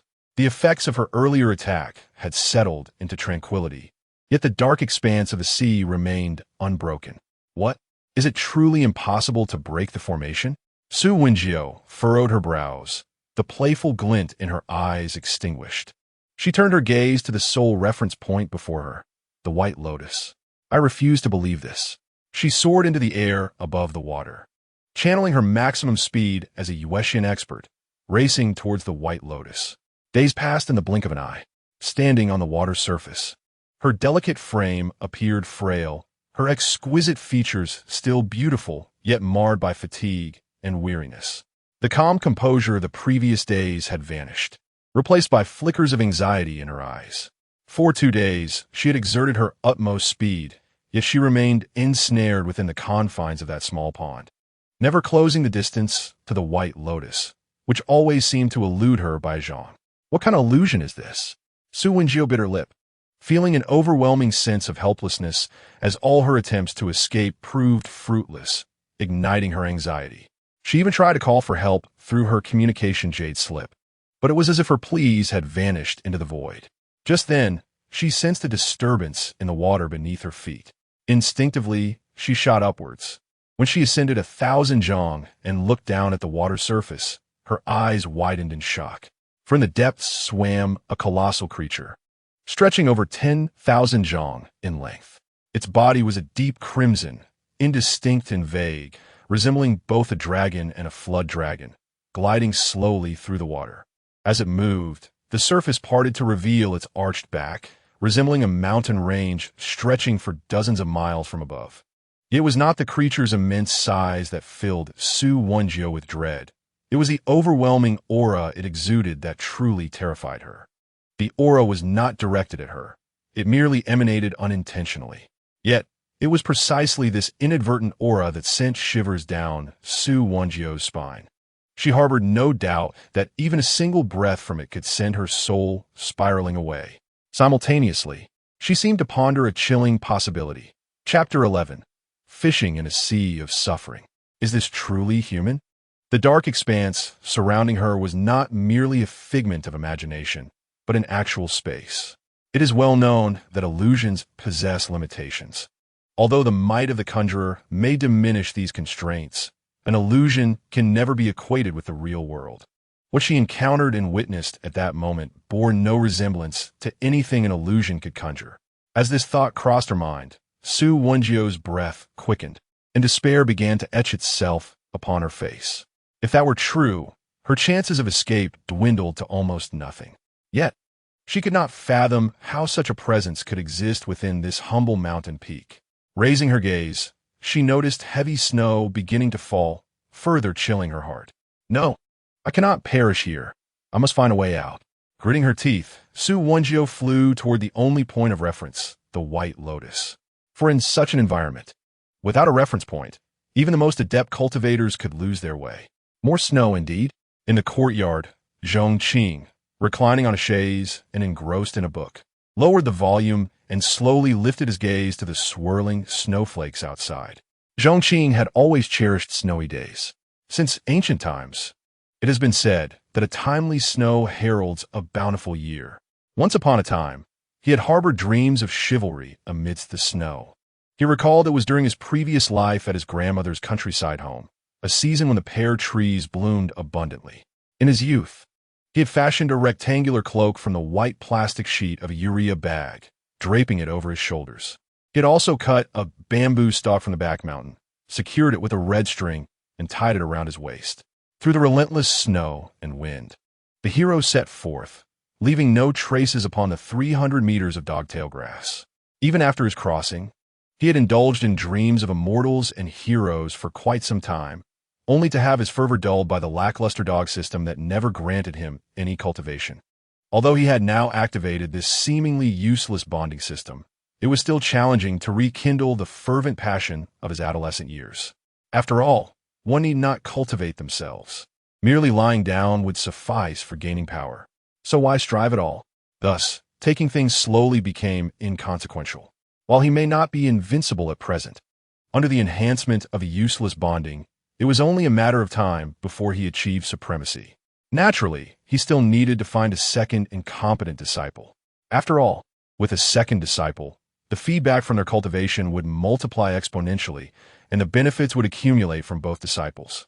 However, the dog system had yet to provide any indications, so Zhong Qing could only go with the flow for the time being. However, in his idle state, he found himself plagued by ennui. He rose, grasping the handmade bamboo fishing rod nestled in the corner, donned his white attire along with a conical hat, and stepped out the door, making his way toward the small pond at the back of the mountain. This pond, like many treasures, had been acquired through system sign-ins. Zhong Qing understood that the rewards bestowed by the system were anything but ordinary, yet he had yet to discern the specific efficacy of this pond, only aware that it was dubbed the Sea of Bitterness. Nonetheless, this did not deter him from fishing there. Over the years he had spent alone on the mountain, in a time when he lacked cultivation and could not fast, this pond had remained one of his sources of sustenance. However, as he approached the water's edge, he found himself momentarily taken aback. For in the pond, there flitted a woman of ethereal beauty, her countenance a tempest of despair and anguish, interspersed with moments of self-encouragement as she continued to dart about. This spectacle appeared quite comical to Zhong Qing, who had long since grown accustomed to the bizarre occurrences of the Sea of Bitterness. Having acquired it 4 years prior, he had witnessed numerous beings unwittingly stumble into its depths. Among them were common birds and beasts, as well as more refined spiritual creatures. Those who entered the Sea of Bitterness, aside from a handful who perished within, were invariably trapped in a state of frantic movement, unable to find their way out. When he first observed this peculiar phenomenon, Zhong Qing had pondered it for quite some time. His insatiable curiosity compelled him to venture into the water multiple times. Yet he experienced no such strange occurrences. The water was only chest deep. A swift dive or a few vigorous strokes would suffice to traverse from one end to the other. Naturally, he reasoned that as the master of this Sea of Bitterness, it was understandable that such anomalies would not affect him. Nevertheless, encountering a person, and particularly a woman, in this situation was indeed a novel experience. Yet he was seasoned in such matters and had long prepared a net at the water's edge. The purpose of the net was to promptly retrieve any deceased creatures, thereby minimizing pollution, and to improve his meals with any delectable spiritual beings he might encounter. Those that showed no signs of life or appetite could be caught, and then released, as their chaotic movements were merely a distraction while he fished. Thus, when faced with a woman, he did not hesitate, aiming the net towards her. At that moment in the sea of bitterness, Su Wenji was truly on the brink of despair. The prowess she so proudly possessed felt utterly impotent within the confines of the sea. Regardless of her frantic efforts to fly or her attempts to unleash her power, they proved to be in vain. Just as she teetered on the edge of collapse, she suddenly noticed a colossal net descending from the sky above her. A surge of tumultuous emotions stirred within her heart. In this vast and boundless black sea, an unexpected net appeared in the sky. Instinctively, she sought to evade this net, only to realize that it sprawled across the entirety of her visible world, leaving her with no room for resistance as she was ensnared within it. In the next moment, she felt an immense force emanating from the net, violently pulling her in a singular direction. This tugging sensation made her feel as though her body was traversing through the void, crossing the expanse of the galaxy, rendering her dizzy and her mind a blank slate. Yet, amidst this mental void, a gentle voice emerged beside her. "Young lady." Startled, Su Wanjiao opened her eyes to find a young man in white, adorned with a conical hat, standing beside her. He appeared youthful, exuding a demeanor that was both gentle and refined, wielding a bamboo fishing rod, with remnants of fallen snow resting on his shoulder, gazing at her intently. In this disconcerting situation, the sight of the young man sent a shiver down her spine, prompting her to instinctively retreat. After stepping back twice, she found herself at the edge of the bitter sea once more. Turning around, she beheld the expansive Blackwater Pond, realizing she had emerged from the endless abyss of the Black Sea. I have actually escaped. Su Wanjiao felt a mix of astonishment and joy, tears nearly spilling from her eyes. In her excitement, she redirected her gaze towards the young man before her. Chapter 12. The Lord of the Bitter Sea. Could it be him? At first glance, aside from his extraordinary aura, the young man exhibited no remarkable traits, nor could she discern any fluctuations of cultivation emanating from him. However, she was not naive enough to perceive him as an ordinary individual. The ease with which he had extricated her from that dark expanse was a testament to his exceptional nature. The absence of any detectable cultivation fluctuations could only imply one thing. His prowess was so advanced that he could control it effortlessly. "May I inquire if it was you?" "Esteemed senior, who saved me?" Su Wanjiao asked cautiously, her tone respectful. Zhong Qing did not deny it and nodded affirmatively. Had he not intervened, she likely would have remained trapped within the confines of that pond. "I am Su Wanjiao. I am deeply grateful for your life-saving grace, esteemed senior," she said, performing a deep bow in gratitude. After expressing her heartfelt thanks, she could not suppress her curiosity any longer. "If I may ask, esteemed senior, what exactly is this pond?" Su Wanjiao inquired, glancing apprehensively at the small pond behind her. "The Bitter Sea," Zhong Qing replied tersely. "The Bitter Sea." At his words, a thunderous realization struck Su Wanjiao's mind. She had heard from elders in her sect about an ancient sacred relic of the Buddhist sect known as the Bitter Sea. It was said that those trapped within the Bitter Sea would be eternally unable to escape. The Bitter Sea is indeed as boundless as described. "Esteemed senior, is this Bitter Sea the same as the one from the ancient Buddhist sect?" Su Wanjiao gasped, her breath quickening with anticipation. Zhong Qing sat on a small stool, casting the baited hook into the pond while listening to Su Wanjiao's inquiries, unable to suppress a roll of her eyes. "You ask me, but who shall I inquire?" Yet, it was indeed a reward from the system, and the system does not bestow trivial gifts. It is entirely plausible that this sea of suffering could be the very one Su Wanjiao spoke of. "If you say so, then perhaps it is," Zhong Qing replied nonchalantly. Upon hearing this, Su Wanjiao gasped in disbelief, and a cold sweat began to trickle down her back. She had, astonishingly, ventured into the sea of suffering. A fish is bitten." At that moment, the bobber in the pond began to stir, and Zhong Qing's eyes sparkled with excitement. Su Wanjiao, startled by the commotion, was taken aback. This person was actually fishing in the sea of suffering? Before she could fully comprehend the situation, Zhong Qing lifted the hook, revealing a 2-inch long fish. vibrant red in hue, the name of which she did not know. Upon seeing the fish, Su Wenjiu recoiled several steps, her face paling dramatically. For the instant she laid eyes on it, she was instantly reminded of a colossal creature she had encountered in the Sea of Suffering. It appeared to be a dragon or a serpent, its entire body ablaze with crimson. Particularly unforgettable was its arched back, despite its varying sizes. The shape and scales were indelibly etched in her memory. In her astonishment, the fish's gaze met hers. Shortly thereafter, a voice echoed in her mind, "Little one, what a fateful encounter. I did not expect you to have escaped the Sea of Suffering as well." This thought reverberated in her consciousness like a thunderclap. The fish that had been caught was indeed the very creature she had encountered in the Sea of Suffering. Her expression shifted to one of frantic anxiety, and her gaze towards Zhong Qing deepened with inscrutable complexity. With a mere bamboo rod, he had drawn forth a being comparable to a divine beast from the Sea of Suffering. What kind of celestial skill was this? Do not be astonished, little one. He is the master of the Sea of Suffering, aiding me in my escape. We are both saved by him. He has bestowed upon us the gift of rebirth. You, being of the human race, may still have the chance to serve our benefactor well. As for my role, it is merely to provide an additional dish, whether steamed or fried, for his table. Cherish this opportunity. I must now enter the cycle of reincarnation. No sooner had the transmission ended than Zhong Qing placed the fish into a fish basket. Yet, Su Wenjiu's heart remained tumultuous. The master of the Sea of Suffering, what a concept! She could hardly fathom it.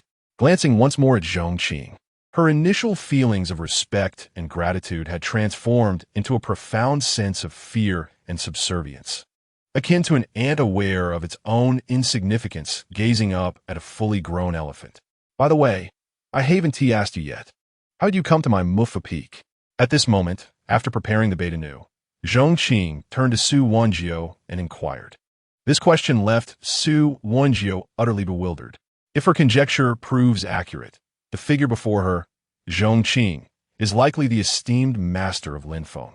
Her intention was to negotiate with Lin Feng's master to take him as her disciple.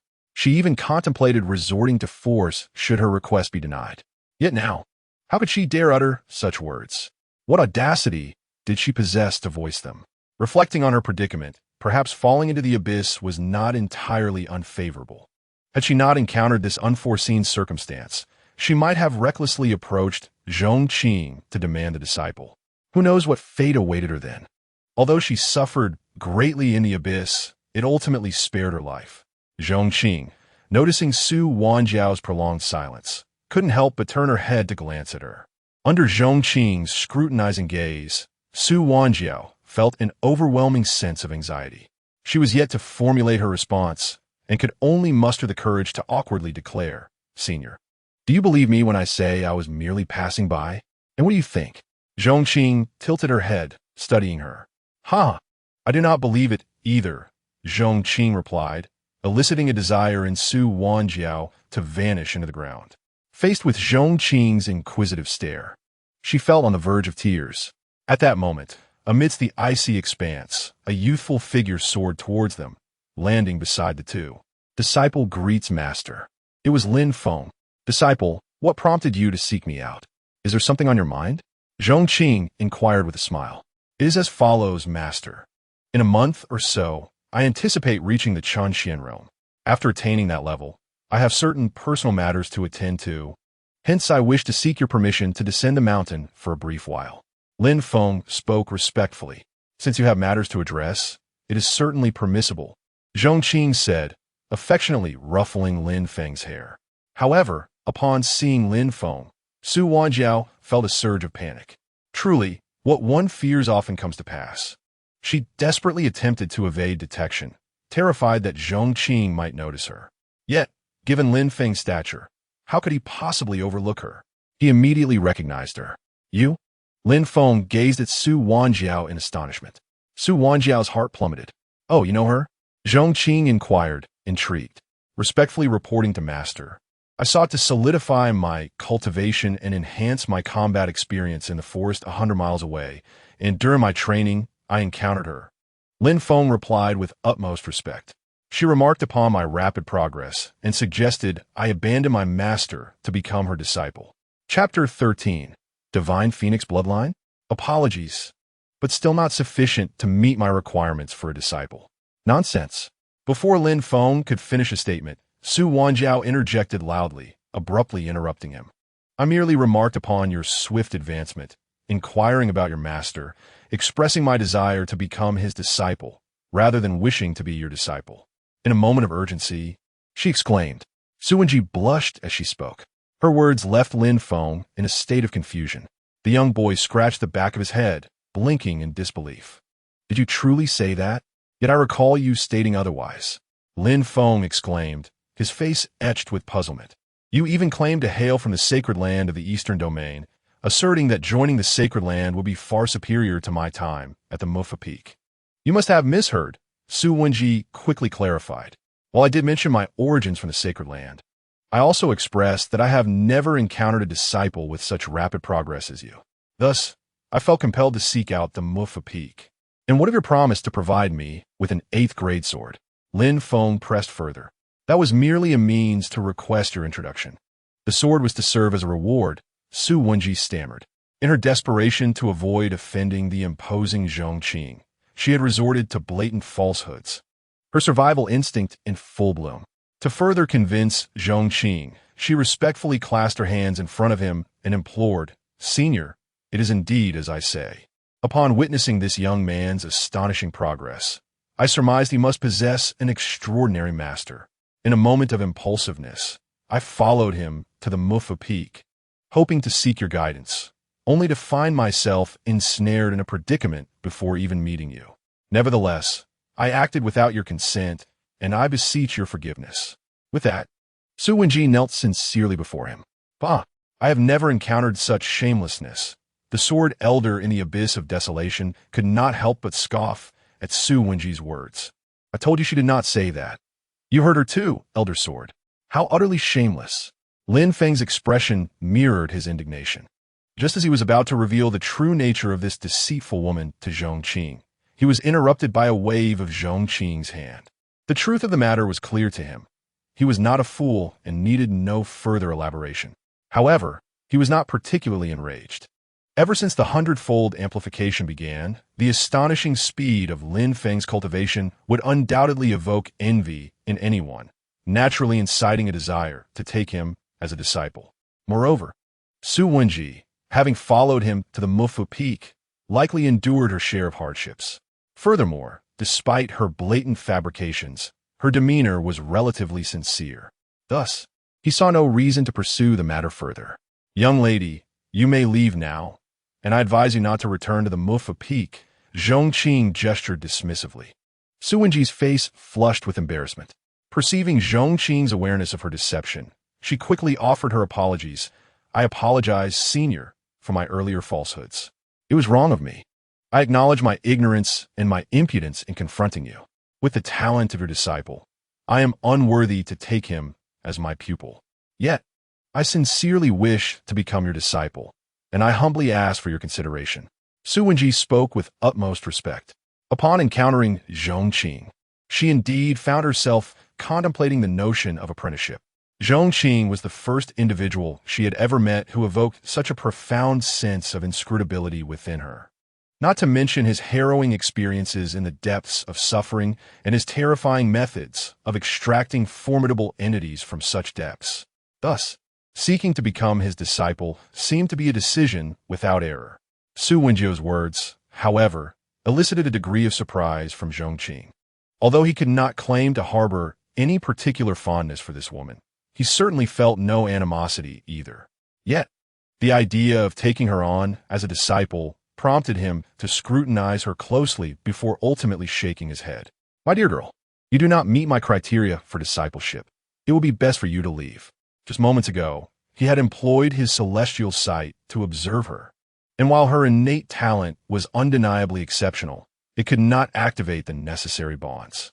To him, this rendered her of no practical use. Moreover, he was not inclined to teach, making the notion of accepting her as a disciple entirely unnecessary. Not meeting the criteria? Su Wenjiu felt a sting of disappointment. It was important to note that her extraordinary talent had shattered records in Chaoxiao Valley. In the past, revered elders from various sects had vied for the privilege of taking her as a disciple, even engaging in fierce confrontations and unveiling their most treasured secrets. Yet, none had succeeded in gaining the upper hand. A stalemate ensued, and it was ultimately decided that she would be collectively taught by all. Consequently, as the holy maiden of Chaoxiao Valley, she had yet to acquire a true master. Nonetheless, she had not let her peers down, achieving the rank of Moonxian Realm by merely her 20s. It is no exaggeration to say that she represented the future of Chaoxiao Valley. Yet today, before Zhong Qing, she found herself lacking even the qualifications to become a disciple. The more she faced this reality, the more resolute she became in her determination. She understood that her encounter with Zhong Qing at Mufu Peak could spell disaster for her, yet might also present an opportunity. She resolved to unveil her most significant secret, one known only to a select few within Chaoxiao Valley. Revealing it before her strength had fully developed could spell calamity for both herself and the valley. She was confident that disclosing this secret would compel Zhong Qing to reconsider and accept her as his disciple. Senior, in addition to my innate talent, I possess a hidden secret that remains unknown to others. Su Wenjiu took a deep breath, mustering the courage to reveal her secret. However, before she could utter the words, Zhong Qing preempted her. I am aware that a trace of the ancient divine phoenix bloodline resides within you, Zhong Qing remarked calmly.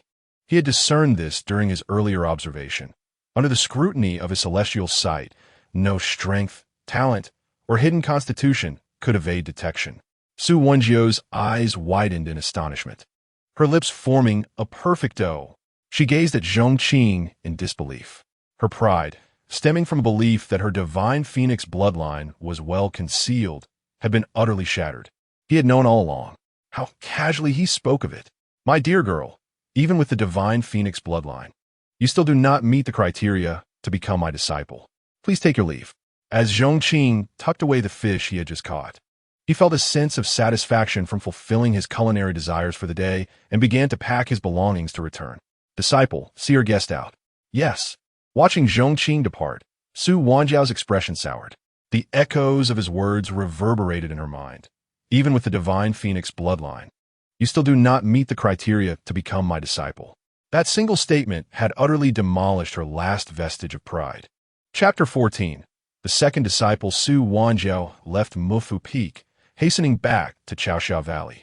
Soaring through the skies, she observed the diminishing figure of Pingjiang Sect and felt a tumultuous unrest within her heart.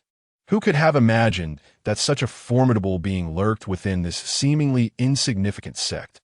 She had grown up under various accolades, fostering a somewhat inflated self-worth. However, this outing had unveiled the reality of true strength beyond her comprehension. Her modest achievements paled in comparison to those of genuine powerhouses. Setting aside Zhong Qing, even his disciple Lin Feng's rate of cultivation was something she could scarcely hope to match. Upon her return, she was determined to convey to her sect that the people of Pingjiang Sect must not be trifled with. Days turned into nights, and within a mere fortnight, the earth began to awaken from its slumber, the temperature warming. Sunlight bathed the land, coaxing flowers and grasses to break through the soil, heralding the season of rejuvenation. Draped in a white robe, Zhong Qing reclined in a chair, attuning himself to his cultivation. Host, Zhong Qing cultivation level, Moon Profound Realm. Disciple, Lin Feng, pinnacle of innate realm, hundredfold amplification activated. Activated bonds, waste material bond 12. Acquired physique, none. Acquired special skills, old 6 aura, heavenly eye. Since accepting Lin Feng and activating the thousandfold amplification, Zhong Qing had swiftly ascended from the star profound realm to the moon profound realm within a mere month. Thanks to the feedback from Lin Feng's cultivation, should this speed become known, it would undoubtedly incite envy among many. Take Su Wenjiu, for instance. Although she too had attained the moon profound realm, it was through a foundation laid from her stumbling beginnings and the vigorous training from Chaoxiao Valley that she reached her current level. In contrast, Zhong Qing's ascent was astonishingly effortless. Lin Feng, too, had reached the pinnacle of innate realm, only a step away from the Chun profound realm. Once he entered that realm, he would truly be among the elite. Although progress was swift, it was imperative to seek out a second unremarkable disciple without delay. Zhong Qing could not help but murmur. After all, the disparity in feedback between the waste materials of 12 and 22 was a matter of 1,000-fold and 10,000-fold difference for him as a master. However, recently, Zhong Qing had conducted some research. The requirements for this waste material were, in fact, exceedingly stringent. It was imperative that the individual be one who could not even manage to absorb spiritual energy into their body. In a world dedicated to cultivation, finding such a person was, in some respects, more challenging than discovering one with purple talent. Even an ordinary person, posturing and seated to absorb the spiritual energy of heaven and earth, would inevitably manage to draw some energy into their body, thereby enhancing their physical prowess.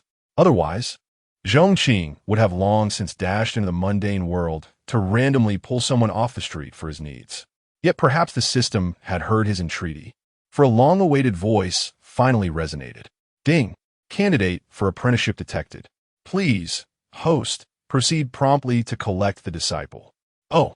Zhong Qing's eyes brightened, and he sat upright. Please, host. Make haste to Tianyue City, where the suitable candidate is currently located. As the system's voice faded, it mysteriously guided Zhong Qing's direction. Tianyue City, you say? With a swift tidying up, Zhong Qing set forth towards Tianyue City, eagerly anticipating the exponential enhancement of his disciples' feedback. With cultivation at the moon profound realm, he could traverse several thousand miles in a day. Tianyue City was merely 800 miles from the Pingjiang Sect, and before long, Zhong Qing had arrived in the bustling city. The streets were alive with a throng of people, showcasing a vibrant prosperity. Despite being a city of mortals, several nearby sects procured their necessities here, including the Pingjiang Sect. Thus there was an abundance of cultivators visible throughout Tianyue City. Following the system's guidance, Zhong Qing made his way to Tianyue Square at the heart of the city. However, upon his arrival, he quickly realized that the area was already congested with a dense crowd. At the center sat several elders, flanked by a host of disciples clad in uniform attire. Beneath the elders lay several talent assessment stones, with many queuing to gauge their abilities. The scene was reminiscent of Zhong Qing's previous experience when recruiting disciples at the Pingjiang Sect. Listening to the discussions among the crowd, Zhong Qing gleaned the specific circumstances. The Flying Knife Sect was in need of a fresh batch of outer disciples and had publicly announced recruitment in Tianyue Square. The Flying Knife Sect was considered a top-tier sect in the Eastern Domain, incomparable even to the Pingjiang Sect. Such an opportunity was rare for many ordinary individuals. However, it appeared that the event was nearing its conclusion. Congratulations to those who have tested above white talent. You may soon board our Flying Knife Sect as flying vessel and officially become our outer disciples, intoned an elder from the Flying Knife Sect with a resonant voice. At this proclamation, those who had achieved white talent or higher displayed expressions of delight, while a greater number exhibited dejection. For these matters, Zhong Qing held little interest, as he was instead searching through the sea of faces for his precious disciple. At that moment, amidst the dejected crowd, a filthy little boy approached the stage and bowed to the elder of the Flying Knife Sect. What business does a discarded one have here? The disciples of the sect prepared to shoo him away. The boy, sensing their intent, hurriedly retrieved a token from his tattered pocket. Esteemed elder, I possess a flying knife token. Might it grant me admission as a disciple of the Flying Knife Sect? The mention of the Flying Knife token caught the elder's attention. Indeed, such a token existed. Possessing it allowed one to become a disciple of the sect unconditionally. After the boy presented the token, the elder scrutinized it for authenticity. Once satisfied, he looked down at the boy and inquired, "Where did you acquire this token?" Respectfully reporting, 5 years ago, an elder of the Flying Knife Sect was gravely injured while fleeing from pursuers. He presented this token to my parents, pleading for their help in saving his life, and promised that with this token, they could join the sect unconditionally. However, to protect his whereabouts, my parents were subsequently killed by his enemies. before my father perished. He entrusted me with this token." The boy replied earnestly, tears welling in his eyes as he recalled the tragic fate of his parents. Upon hearing the boy's account, the elder discerned the truth of the matter. Indeed, 5 years prior, a grave incident had transpired involving their grand elder, who had been pursued and gravely injured, ultimately rescued by a humble family. Yet, the elder's expression remained impassive, and he regarded the filthy boy with a hint of disdain. After a long pause, he ground the flying knife token into powder and waved his hand dismissively, stating, "You may serve as a mere errand disciple. Upon joining the sect, you shall mine for resources." "An errand disciple? That is acceptable. At least I shall have enough to eat," the boy thought, a look of contentment spreading across his face. "Thank you, esteemed elder." He quickly expressed his gratitude. At this moment, Zhong Qing finally found his prospective disciple, none other than this little boy. However, he had not anticipated that before he could act, the boy had already joined the Flying Knife Sect. Nor did he foresee the boy's tragic background. The actions of the sect left him feeling somewhat ashamed. Although the boy lacked talent, the guardian of the sect was nonetheless a crucial pillar of their community. The boy's parents had sacrificed their lives to save the guardian, and after joining the sect, it was only fair that he received better treatment, rather than being relegated to menial tasks. Assigning him a trivial position would ensure the child was well fed, imposing little burden on the sect. Yet, he was relieved that the boy was to become his apprentice. Chapter 15. Relentless Domination. However, just as Zhong Qing pondered how to approach the Flying Knife Sect to formally take in his disciple, a figure descended from the sky. The man, with flowing red hair and blood-red eyes, emanated a faint aura of darkness. "Who approaches?" Upon the appearance of the man, the elder of the Flying Knife Sect furrowed his brows, rose from his seat with a clap of his hands, and cast a darkened gaze upon him.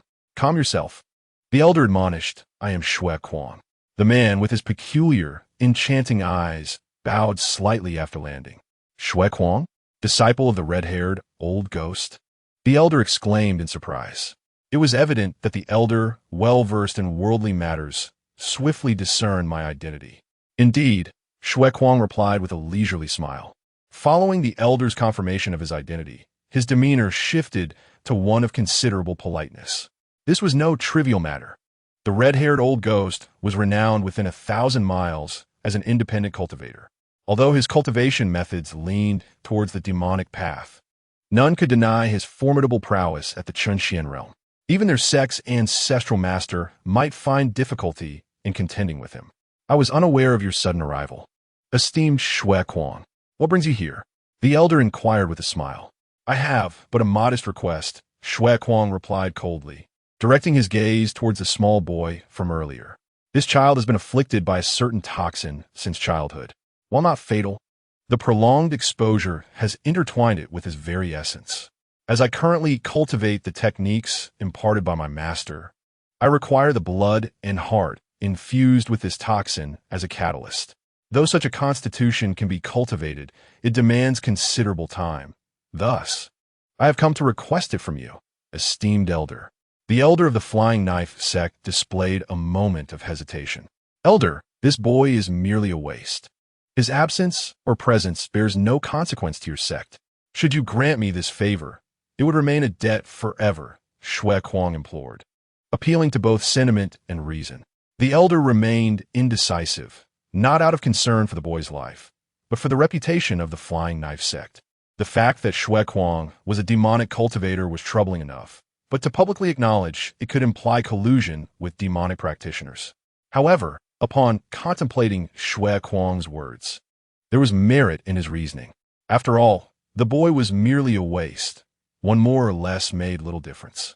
Moreover, it would secure a favor from Shui Kuang, whose sole disciple was the red-haired old ghost. Thus, the favor owed would directly be that of the red-haired old ghost as well. Ultimately, he resolved to respond, a faint smile gracing his lips.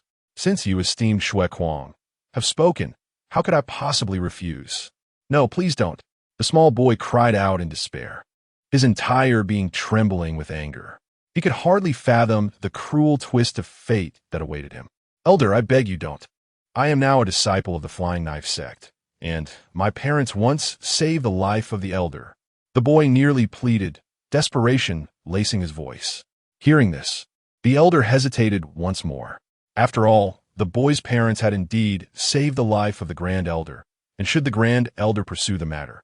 With this thought, he promptly retrieved a jade slip to contact the Grand Elder within the sect. Humph, merely a mortal, and yet he dares to inquire of me. The Flying Dagger Order's decree is intended for his parents, not for him. Since his parents perished years ago, the decree has naturally become void. From the Jade Tablet, the voice of the Grand Elder of the Flying Dagger Sect emerged, cold and laced with palpable impatience. As these words fell, the young boy collapsed onto the ground in despair. His parents, in their reckless pursuit of rescue, had sought to pass the Flying Dagger Order to him, hoping it would liberate him from the wretched existence of an ordinary life and elevate him above the common folk. Little did he expect that the life they sacrificed to save him would lead him to such a fate. Had he known, he would not have come today. At that moment, the Flying Dagger Sect, having grasped the Grand Elder's stance, issued a resolute command, stating that regardless of the decree's validity, he had already become a disciple of the sect. As a disciple, he was expected to heed the commands of the sect and willingly sacrifice for its interests. Though the onlookers felt disdain for the sect's actions, none spoke in the boy's defense. Such is the reality of the cultivation world, where the weak are devoured by the strong. The cold and indifferent demeanor of the Flying Dagger Sect extinguished the boy's spirit. With tears of anger in his eyes, he etched their behavior and this resentment deep within his heart, turning to flee the crowd. Noticing the boy's attempt to escape, Bloodmad smirked, unperturbed.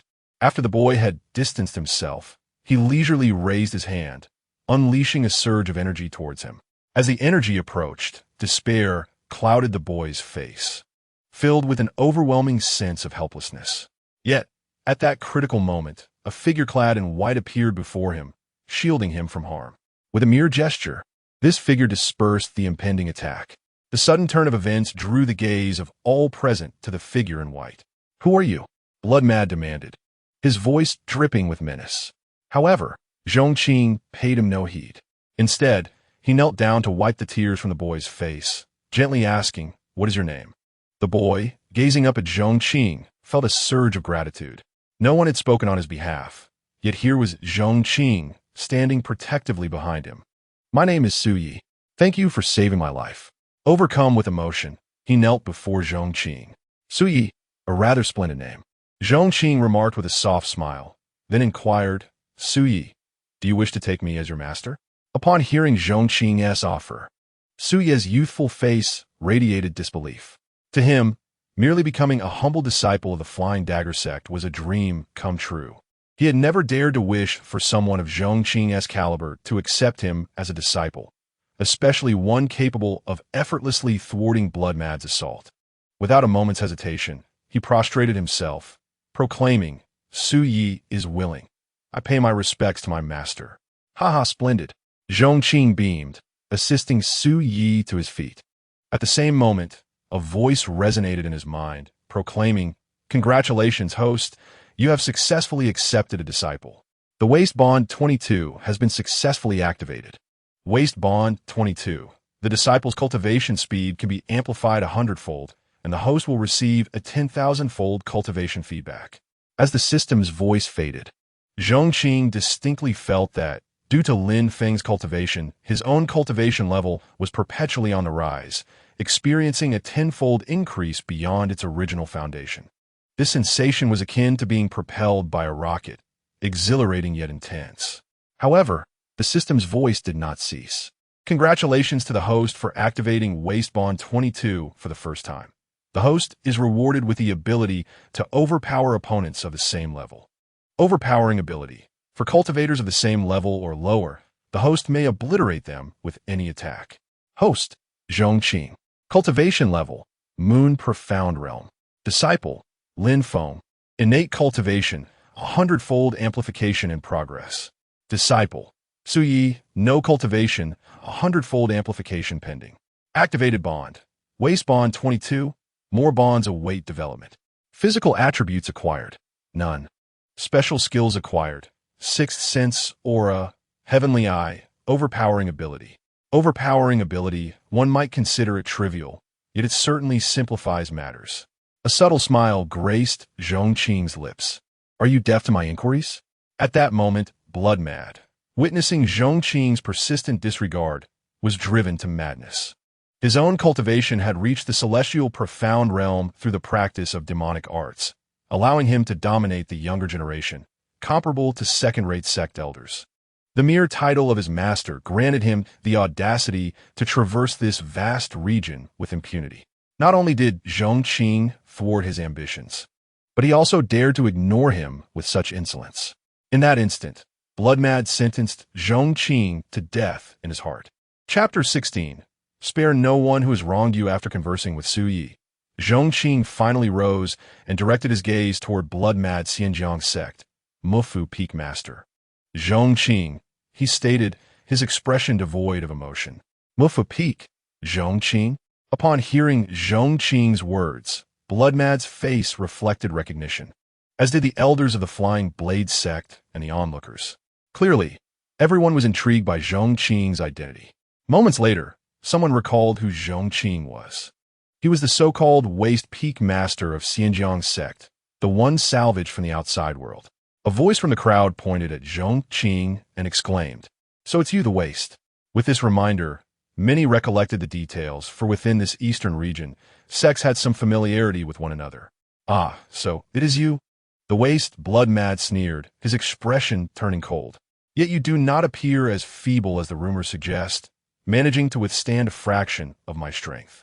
However, even a master of your Pingjiang Sect would treat me with deference. What audacity gives you the gall to meddle?" Bloodmad bellowed, his voice deep and authoritative. "What a formidable character I once thought Zhong Qing to be, yet here we are." Previously, the members of the Flying Knife Sect wore expressions of mockery. Out of respect for the notorious red-haired old ghost, they were willing to extend a favor to this blood-mad man, let alone the Pingjiang Sect. Zhong Qing narrowed his eyes and said languidly, "I suggest you return whence you came before I change my mind." Such audacity! Blood-mad man could hardly contain his laughter. Many in attendance roared with laughter, particularly an elder from the Flying Knife Sect, as if he had heard the most ridiculous jest. The mere peak lord of a small faction, how could he possibly dare to utter such words to Blood-mad man? Did he truly believe that surviving one of Blood-mad man's strikes meant he could contend with him? In a real battle, even I would not stand a chance against him. Everyone present regarded Zhong Qing with derision. "Young man, I offer you a chance." At that moment, Blood-mad man coldly declared, "First, bring me my medicine, then crawl through my legs and sever your own arm. I might spare your life. Otherwise, do you believe I won't leave your corpse lying here? Your Pingjiang Sect will not only dare not utter a word, but will also come bearing gifts to apologize to me respectfully." Noisy, Zhong Qing wore an expression of disdain, utterly unfazed, regarding Blood-mad man as if he were merely a foolish clown. Witnessing Zhong Qing's blatant disregard, Blood-mad man's fury reached its zenith. "Very well. You choose to ignore my warning." As he spoke, Blood-mad man flipped his hand, unleashing a thick black mist that surged toward Zhong Qing, closing in on him in an instant. This boy is doomed. He deserves it for provoking Blood-mad man. The onlookers believed Zhong Qing was undoubtedly facing death. However, in the face of this attack, Zhong Qing remained unperturbed, his garments rustling in the wind as he slowly raised a single finger, as if to crush an ant, directing it toward Blood-mad man. With this gesture, the world seemed to change. Blood-mad man's overwhelming assault was effortlessly shattered, instantly reversing to hover above his own head. "What? No!" The sheer force of this strike shattered Blood-mad man's psychological defenses, his expression shifting dramatically as he cried out, "Stop! My master is the red-haired old ghost. If you kill me, he will not spare you. He will make your entire clan, including the Pingjiang Sect, pay the price." Yet, even in the face of Blood-mad man's final threat, Zhong Qing remained unmoved. In an instant, his finger enveloped Blood-mad man, and before the astonished gaze of all present, Blood-mad man disintegrated, leaving not even a trace of flesh behind. Apart from his dying scream reverberating through the square, he vanished without a trace. At that moment, the scene fell into an eerie silence. All eyes were fixed upon Zhong Qing, their hearts stirred by a tempest of astonishment. Is this truly the so-called wasteful peak master that the outside world speaks of? Bloodmad is a practitioner nearing the pinnacle of the Chun realm, and with his cultivated techniques, he is virtually invincible within the realm, even possessing the potential to escape from those in the Xingqian realm. Yet, in a mere flick of his finger, he was effortlessly subdued by Zhong Qing, an act no more challenging than crushing an ant. At that moment, all those who had previously mocked and derided fell silent, retracting their heads in fear, unable to meet Zhong Qing's gaze. However, Zhong Qing had no intention of sparing them. Most were merely at the innate or acquired stages. Zhong Qing had no interest in lifting a finger. Merely casting a glance resulted in their collective explosion, transforming them into a mist of blood. This exemplifies the overwhelming effect of crushing those of the same level or lower. It requires little time and effort, necessitating merely a single motion or even just a glance. This scene instilled a profound fear in the onlookers, prompting them to retreat. Who would have imagined that the derided waste of the Mufu Peak was, in fact, such a formidable and fearsome deity? In their hearts, they felt a sense of relief for having refrained from further insults. "My disciple, today I impart to you your first lesson," Zhong Qing remarked, turning to Suyi. "We shall not initiate unjust actions, yet we must not show mercy to those who have harmed us." Suyi was utterly astonished by Zhong Qing's ability to so effortlessly dispatch Bloodmad and felt an inexplicable sense of vindication. Tears streamed down his face as he experienced for the first time what it meant to have someone backing him. In that moment, Zhong Qing's words resonated with him as the ultimate truth of the world. "Yes, master, understand," Suyi replied, clenching his teeth resolutely and nodding earnestly. Zhong Qing affectionately ruffled Su Ye's hair before turning his attention to the elder of the Flying Knife sect. Upon sensing Zhong Qing's gaze, the elder hastily took 2 steps back, terrified. As an elder of the Flying Knife sect with only peak Chun realm cultivation, he was evenly matched with Bloodmad. Zhong Qing's ability to dispatch Bloodmad with a mere finger left him with no doubt that he could easily do the same to him. As Zhong Qing approached, he could not help but retreat further, his eyes wide with fear as he stammered, "I had no part in the matter with Bloodmad. While I may have spoken up, I'm an elder of the Flying Knife sect. If you were to harm me, it would undoubtedly be a declaration of war against my sect. What are you doing? Stop right there." As he spoke, the elder, overcome with terror, lost control of himself and fell to his knees before Zhong Qing. The once arrogant elder now appeared pitiful, prompting an uproar among the onlookers. Zhong Qing, surprised by the elder's cowardice, wore a look of disdain on his face. This was a clear example of someone who feared the strong and bullied the weak. It was not entirely unexpected, given the horrifying nature of Zhong Qing's methods. With a mere finger, Bloodmad reduced the opposition to nothingness, leaving no one among the chatterers unscathed. If Zhong Qing truly intended to end his life, he did not believe his own identity would deter Zhong Qing. After all, Bloodmad had already claimed lives without a second thought, including that of the old ghost with the red hair. Why would he fear the addition of one more from the Flying Dagger sect? As the elder knelt, a sense of panic swept through the other disciples of the Flying Dagger sect, leading them to awkwardly follow suit, kneeling in disarray. "Disciple, behold, this is the sect you once aspired to join," Zhong Qing could not help but mock. Suyi gritted his teeth, unable to forget how the Flying Dagger sect had disregarded the debt of gratitude owed to his parents for rescuing the Grand Elder, attempting to forcefully deliver him to Bloodmad. In stark contrast, their current posture before Zhong Qing was nothing short of ironic. "I withdraw my application to join the Flying Dagger sect." A young man, who had initially been accepted into the sect, spoke up. "I too shall withdraw. Such a sect is not worthy of my allegiance." With the first voice breaking the silence, a herd mentality ensued. Those who had eagerly sought to join the Flying Dagger sect began to retract their decisions one by one. In truth, upon learning the backstory regarding Su Yi, many felt a chill when the elders of the Flying Dagger sect sought to hand him over to Bloodmad. However, at that moment, none dared to voice their opinions. "Get lost." Zhong Qing expressed his disdain for the elder of the Flying Dagger sect, delivering a kick that sent him sprawling. The elder, as if granted a reprieve, departed hastily with his disciples in tow. "Disciple, I shall take you back to the peak," Zhong Qing said, taking Su Ye's hand and soaring into the air, transforming into a streak of light that vanished from the sight of the crowd in the blink of an eye. As they watched Zhong Qing depart, the onlookers took some time to gather their thoughts, astonished by the unexpected turn of events. They had never anticipated such behavior from a sect they revered in the realm of cultivation. Meanwhile, Zhong Qing became the talk of Tianhua City, a subject of countless discussions over tea and meals. "Master, can you cultivate me into a formidable expert?" Su Yi suddenly inquired midair. "Certainly," Zhong Qing replied with a smile.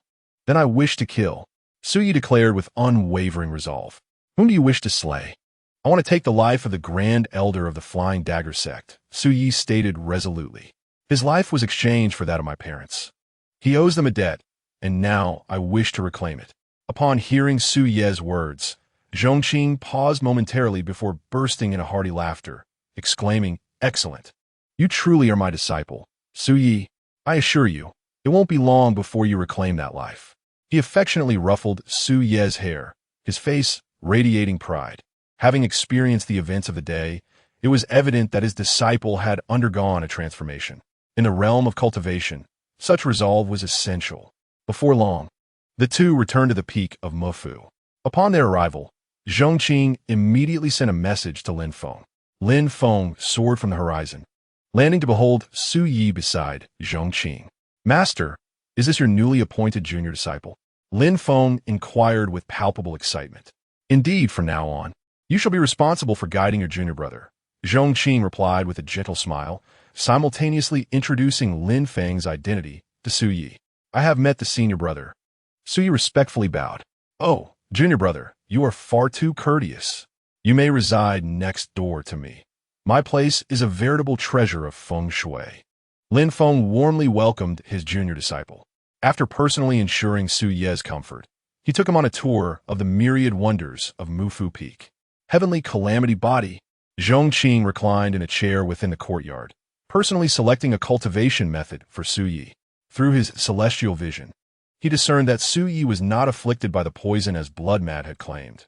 Rather, he was endowed with an innate constitution known as the Heavenly Calamity Body. This unique physique, once activated, would render even a single cell within it a vessel of lethal toxin. Even in its dormant state, it was far beyond the capacity of the likes of Blood Mad to endure. Thus, had Blood Mad truly attempted to use Su Yi as a medicinal catalyst for his cultivation, not only would he have failed to break through, but he would have met with a sudden demise. Activating the Heavenly Calamity Body required specific cultivation techniques. Ultimately, Zhong Qing selected an imperial-grade method titled Calamity Abyss. This particular technique not only aligned flawlessly with Su Yi's constitution, but also possessed the crucial ability to suppress the outward manifestation of his Heavenly Calamity Body. Subsequently, he chose an imperial-grade Dark Claw as a weapon and had Lin Feng deliver it to him, while also instructing Lin Feng to impart the so-called incantation to Su Yi. Once Su Yi commenced his formal cultivation, Zhong Qing silently activated a 100-fold amplification. With the enhancement engaged and coupled with the augmentation from the imperial-grade technique, it was but a brief moment before the sounds of Su Yi's breakthroughs echoed throughout Mufu Peak. Body refinement first layer. Body refinement second layer. Body refinement third layer. Zhong Qing, in turn, received a 10,000-fold feedback. However, the disparity in realm between him and Su Yi was so vast that even as Su Yi made several consecutive breakthroughs, Zhong Qing found himself unable to advance even a single layer. Yet, he remained unperturbed, with the 100-fold amplification for both disciples and his own 10,000-fold feedback. It was merely a matter of time before he too would elevate his realm. Meanwhile, within the desolate ring, observing Su Ye's rapid ascent akin to the swiftness of spatial transmission, Sword Elder could not help but reflect. "Alas, it will not be long before you two young fellows surpass my prime." He mused that when he eventually resurrected, he would merely be trailing behind you. Such feelings were undeniably complex, as he recalled the arduousness of achieving his peak and the reverence it commanded. He found it impossible to ignore the frustration that arose when he observed others effortlessly attain such heights with mere meditation and recitation of an incantation. Simultaneously, he could not help but marvel anew at the terrifying power of Zhong Qing's mysterious incantation. What incantation could possibly wield such formidable potency? If only I could one day become a disciple of Zhong Qing and grasp this secret mantra. Simultaneously, the news of Zhong Qing's feat of vanquishing Bloodmad with a mere finger reached the Pingjiang Sect. Upon hearing this news, the elders and peak masters hastened to the main peak of Pingjiang. Is this true, sect master? One elder could not restrain his curiosity. It appears you are already aware. Xianyuan Hong remarked with a sense of awe. I have just received confirmation that it is indeed true. With Xianyuan Hong's affirmation, a collective gasp of astonishment echoed among them.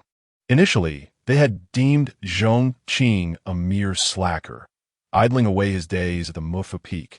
But they had not anticipated his previous triumph over the formidable Duan Feng at the main peak of Xinjiang. This revelation had already left them reeling. Yet they were further astounded to learn that Zhong Qing had dispatched Bloodmad with a mere finger. It seems our junior is far more impressive than we had thought. We had truly misjudged him, Xianyuan Hong lamented. Such a genius has been overlooked by us all along. Chapter 18. My Mufu Peak Master's justified counterattack indeed, echoed the other elders and peak masters, equally filled with wonder. How old is Zhong Qing? He must be no more than 18 or 19. When Zhong Qing had slain Duan Feng, they had speculated that he had reached the pinnacle of the Changxian realm, given Duan Feng's proficiency in the late stages of that realm. However, this was merely their most optimistic conjecture.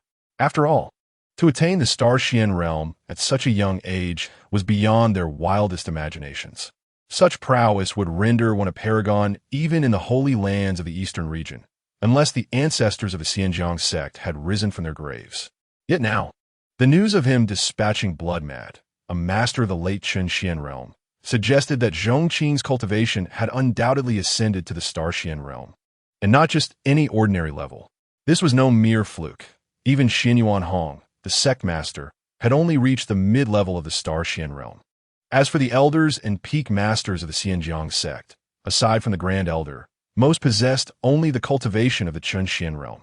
A palpable sense of shame washed over everyone present. They had long believed Zhong Qing incapable of cultivation, yet he had surpassed them all, rivaling even Xianyuan Hong himself. However, it must be noted that Zhong Qing had indeed slain Bloodmad, who had a notorious red-haired elder behind him. What if trouble were to ensue? At that moment, one elder spoke gravely. As fate would have it, just as the elder's words fell, a surge of battle energy resonated at the mountain gate. A red-haired man, wielding a long blade, cut down numerous disciples stationed at the gate, advancing towards the main peak of Xinjiang with an unstoppable momentum. Pingjiang Sect, come out. With a thunderous shout, the red-haired man swung his blade, cleaving half the mountain peak in two. As the boulders cascaded down, the earth trembled, reminiscent of a cataclysmic earthquake, resulting in grievous casualties among countless disciples. At that moment, Xianyuan Hong and others, alerted by the commotion, hurriedly emerged. Xianyuan Hong cast a grave gaze upon the crimson-haired man before him. He had never anticipated that, without having devised a strategy, the red-haired old fiend would come charging in. Indeed, the figure before him was none other than the red-haired old fiend himself. Beneath his unkempt scarlet locks lay a face grotesquely decayed, with one eye rotten and the other oozing a vile pus. What brings you to intrude upon my Pingjiang Sect, red-haired old fiend? Xianyuan Hong demanded ominously. Enough with the pretense. Hand over Zhong Qing from your sect. The red-haired old fiend bellowed, his murderous intent surging, his already fearsome visage now twisted with rage. Pray tell, what has happened to our sect's peak master? Xianyuan Hong's pupils flickered as he sought to stall for time. Secretly, he conveyed a message to the elder behind him, urgently instructing, transmit a message to Zhong Qing at once, urging him to temporarily vacate Pingjiang Sect to avoid the impending danger. The red-haired old fiend's cultivation in the moon, profound realm, is not to be trifled with. The elder, upon hearing his words, nodded and discreetly sent the message. Stop your charade, Xin Yuan Hong. The red-haired old fiend raged. That wretched brat knew full well that blood-mad is my disciple. Yet he dared to lay a hand on him. Today, I shall turn that insolent wretch into a mere tool for my use. Oh, so that is what you refer to, Xin Yuan Hong retorted, his eyes narrowing. As far as I'm aware, it was blood-mad who struck first. Was it not? Are your disciples permitted to act, while my Pingjiang Sect is to remain defenseless? My disciple had his reasons for striking. A mere peak master of the Pingjiang Sect. Have two options. Await your demise passively or kneel and beg for mercy. Who gives you the audacity to retaliate against my disciple? The red-haired old fiend radiated an overwhelming wrath. My disciple carries forth my mantle, and at merely 20 years of age, he has already reached the pinnacle of the Chun Xian realm. Given time, those so-called prodigies of the sacred grounds will be trampled beneath his feet. How could the life of a wretched peak master like you compare to that of my disciple? His vexation was palpable. It is infuriating that such a gifted disciple of mine has been slain by a mere peak master of your sect. I seethed with rage. As he spoke, a shroud of black mist enveloped the red-haired old fiend, and in his fury, the space around him transformed into a vacuum, the ground beneath him erupting with a series of explosive sounds. Enough of your baseless nonsense, thundered Lei Ning, the bald and forthright master of the divine Tiger Peak, who vocally denounced him. If your disciple is truly that formidable, how could he be so easily subdued by our peak master? What are you trying to prove? Indeed, your disciple's life is precious, but do our lives in the Pingjiang Sect hold no value? Another peak master interjected, equally defiant. Moreover, you and your disciple, both practitioners of demonic arts, have countless lives on your hands. The actions of our peak master are but a means to rid the world of harm. The third elder speaks the truth. That blood-crazed fiend deserved his demise long ago, and countless souls would surely applaud his end. Had I encountered him, I would have undoubtedly struck him down with a single blow. In this moment, the leaders and elders of the Pingjiang Sect voiced their sentiments in unison. While they might typically engage in subtle intrigues over resources or disciples within the sect, they stood united against external threats. You seek your own destruction, came the voice of the red-haired old demon, seething with contempt. Have you delivered a message to Zhong Qing? Inquired an elder standing behind Xin Yuan Hong. Indeed, the message has been sent, the elder affirmed with a nod. Excellent, Xin Yuan Hong replied, lifting his gaze to the towering red-haired old demon. Red-haired old demon, today I, Xin Yuan Hong, declare that your apprentice, blood-crazed, initiated the conflict and met his end at the hands of my esteemed peak master. Our actions were merely a reasonable act of self-defense. Therefore, you shall not take anyone from my Pingjiang Sect today. Xin Yuan Hong's voice resonated with authority as he continued. If you wish to harm even a single hair on Zhong Qing, feel free to come forth and confront us. Let us see who truly fears whom. As Xin Yuan Hong's words lingered in the air, the elders and peak masters behind him released their collective aura, stepping forward to form an unyielding front alongside him. Very well. Since you court death, I shall oblige, roared the infuriated red-haired old demon, enveloped in a dense, dark mist. His overwhelming power surging forth as he unleashed a formidable strike from the heavens. Esteemed colleagues, the enemy has breached our doorstep. Let us unite and confront this threat. Xin Yuan Hong proclaimed fearlessly in the face of the impending strike. As the illustrious Pingjiang Sect, we shall not falter. Even if we face defeat today, Zhong Qing shall surely avenge us in the future. Chapter 19. Merely the Moon Profound Realm? As they confronted the red-haired old demon strike, Xin Yuan Hong and his allies employed their various abilities in a concerted effort. However, they were taken aback by the realization that they had overestimated their combined strength while underestimating the prowess of the Moon Profound Realm. As their assault and the old demon's strike drew near, they sensed the insurmountable disparity in power. Though it appeared that Xin Yuan Hong and the red-haired old demon were of the same realm, the gap was far too vast to be bridged by mere numbers.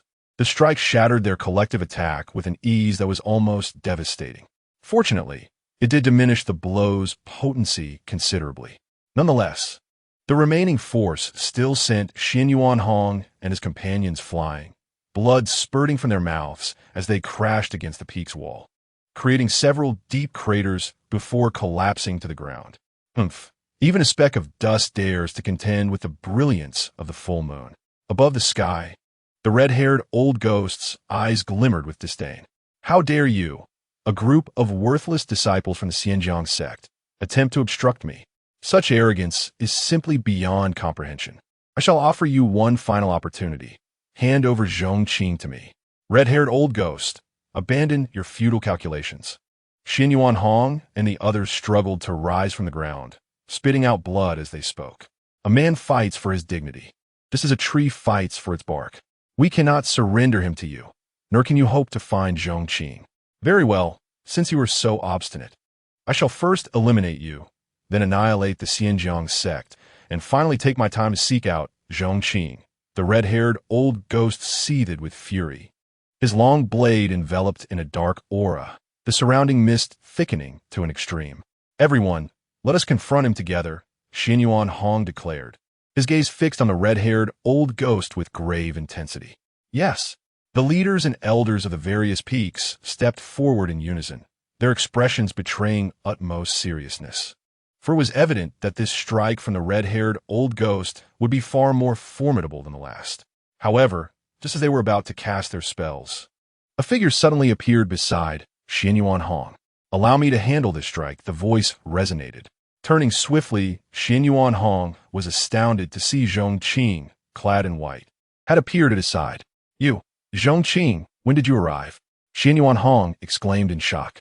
Upon receiving the third elder's message, I rushed here immediately. Zhong Qing replied softly. You, Xin Yuan Hong, filled with frustration, retorted, did the message not instruct you to leave? This matter is of my own making.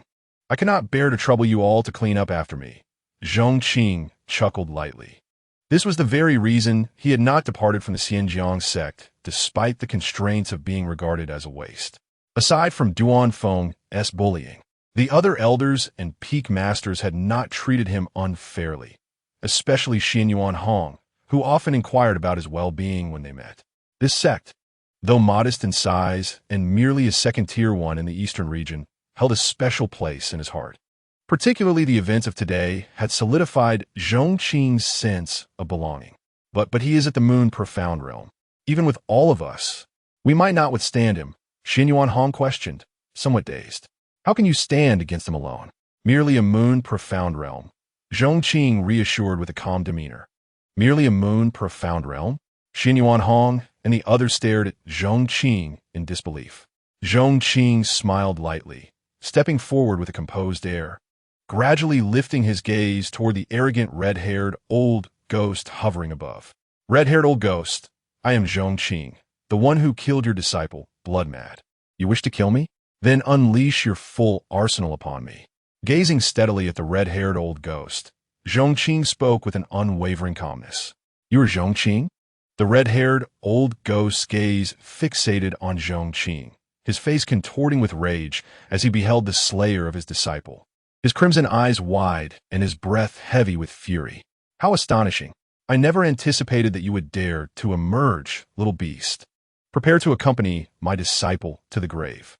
Above, a tempest surged forth, centered around the red-haired specter, conjuring a colossal storm. The tempest, entwined with his own dark mist, resembled the arrival of doom, obliterating everything in its path, be it edifices or mountains. All were reduced to dust. Within the storm, grotesque visages and monstrous figures intermittently emerged, emitting spine-chilling cries that sent shivers down one's spine. How frightful! Upon witnessing this tempest, Xin Yuan Hong and the others felt their legs weaken. Is this the true power of the moon profound realm? Even Xin Yuan Hong himself would surely meet his demise at the hands of this storm. Unavoidably, their gazes shifted towards Zhong Qing ahead. What could he possibly use to resist this? In their moment of terror, the red-haired specter made his move. Accompanied by the swirling tempest, he hefted his long blade aloft, surrounded by vengeful spirits and monsters, and struck directly at Zhong Qing. The blade was unleashed, followed closely by the storm, a deluge of flying sand and rolling stones. This strike bore the weight of the red-haired specter's fury.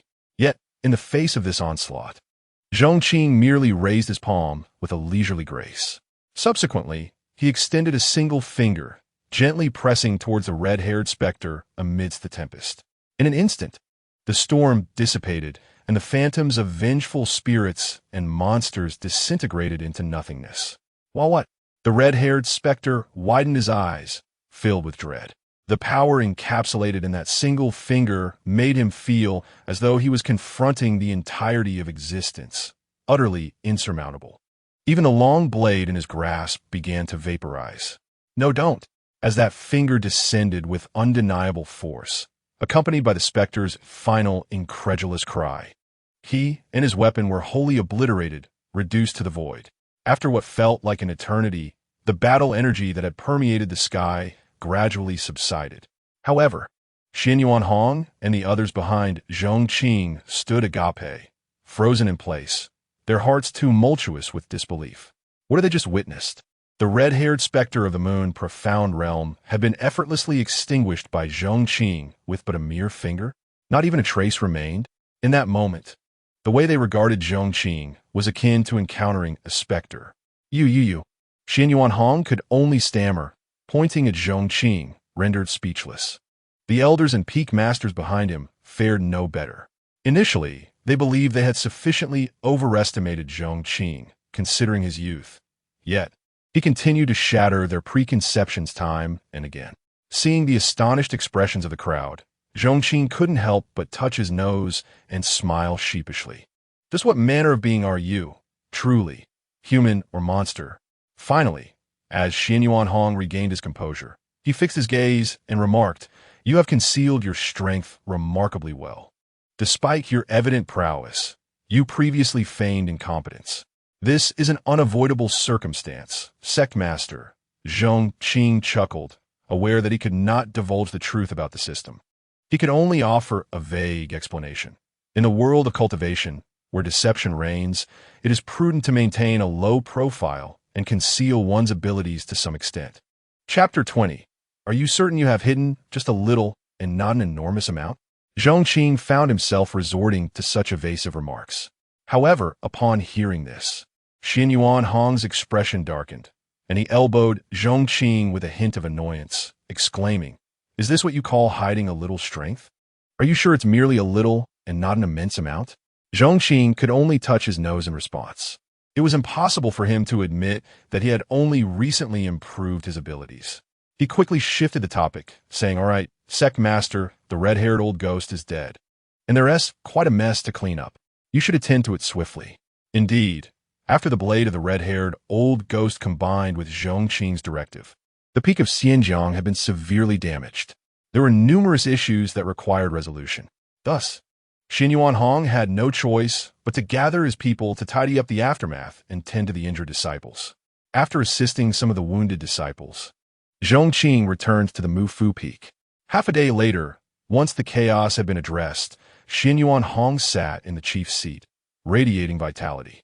The other elders and peak masters took their places as well, and without exception, their faces still bore expressions of uncontained excitement.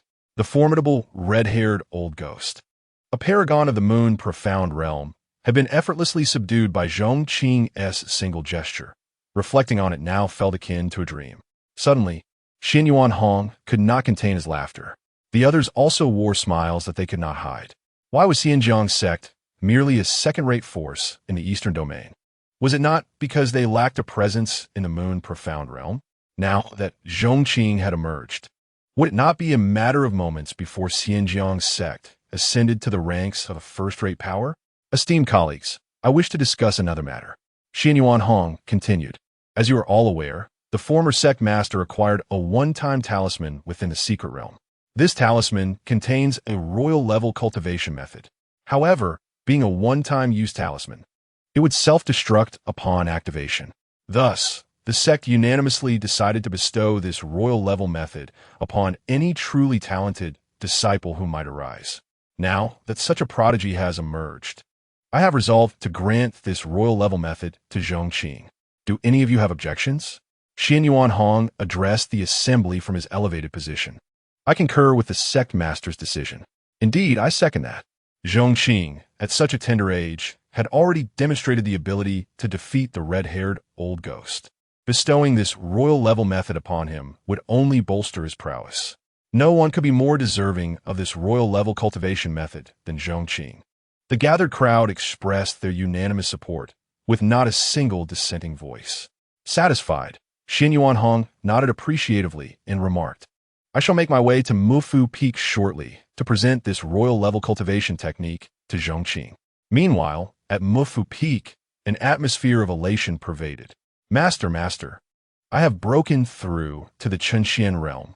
Lin Feng exclaimed joyfully, eager to share his good fortune with Zhong Qing. Observing Lin Feng's exuberance, Zhong Qing, though already aware of his disciple's advancement, wore a broad smile, genuinely pleased for him. For during Lin Feng's breakthrough to the Chunxian realm, Zhong Qing himself had reached the mid-stage of the Yuexian realm. Well done, my disciple. Continue to strive forward, Zhong Qing encouraged, gently ruffling Lin Feng's hair. Yes, master.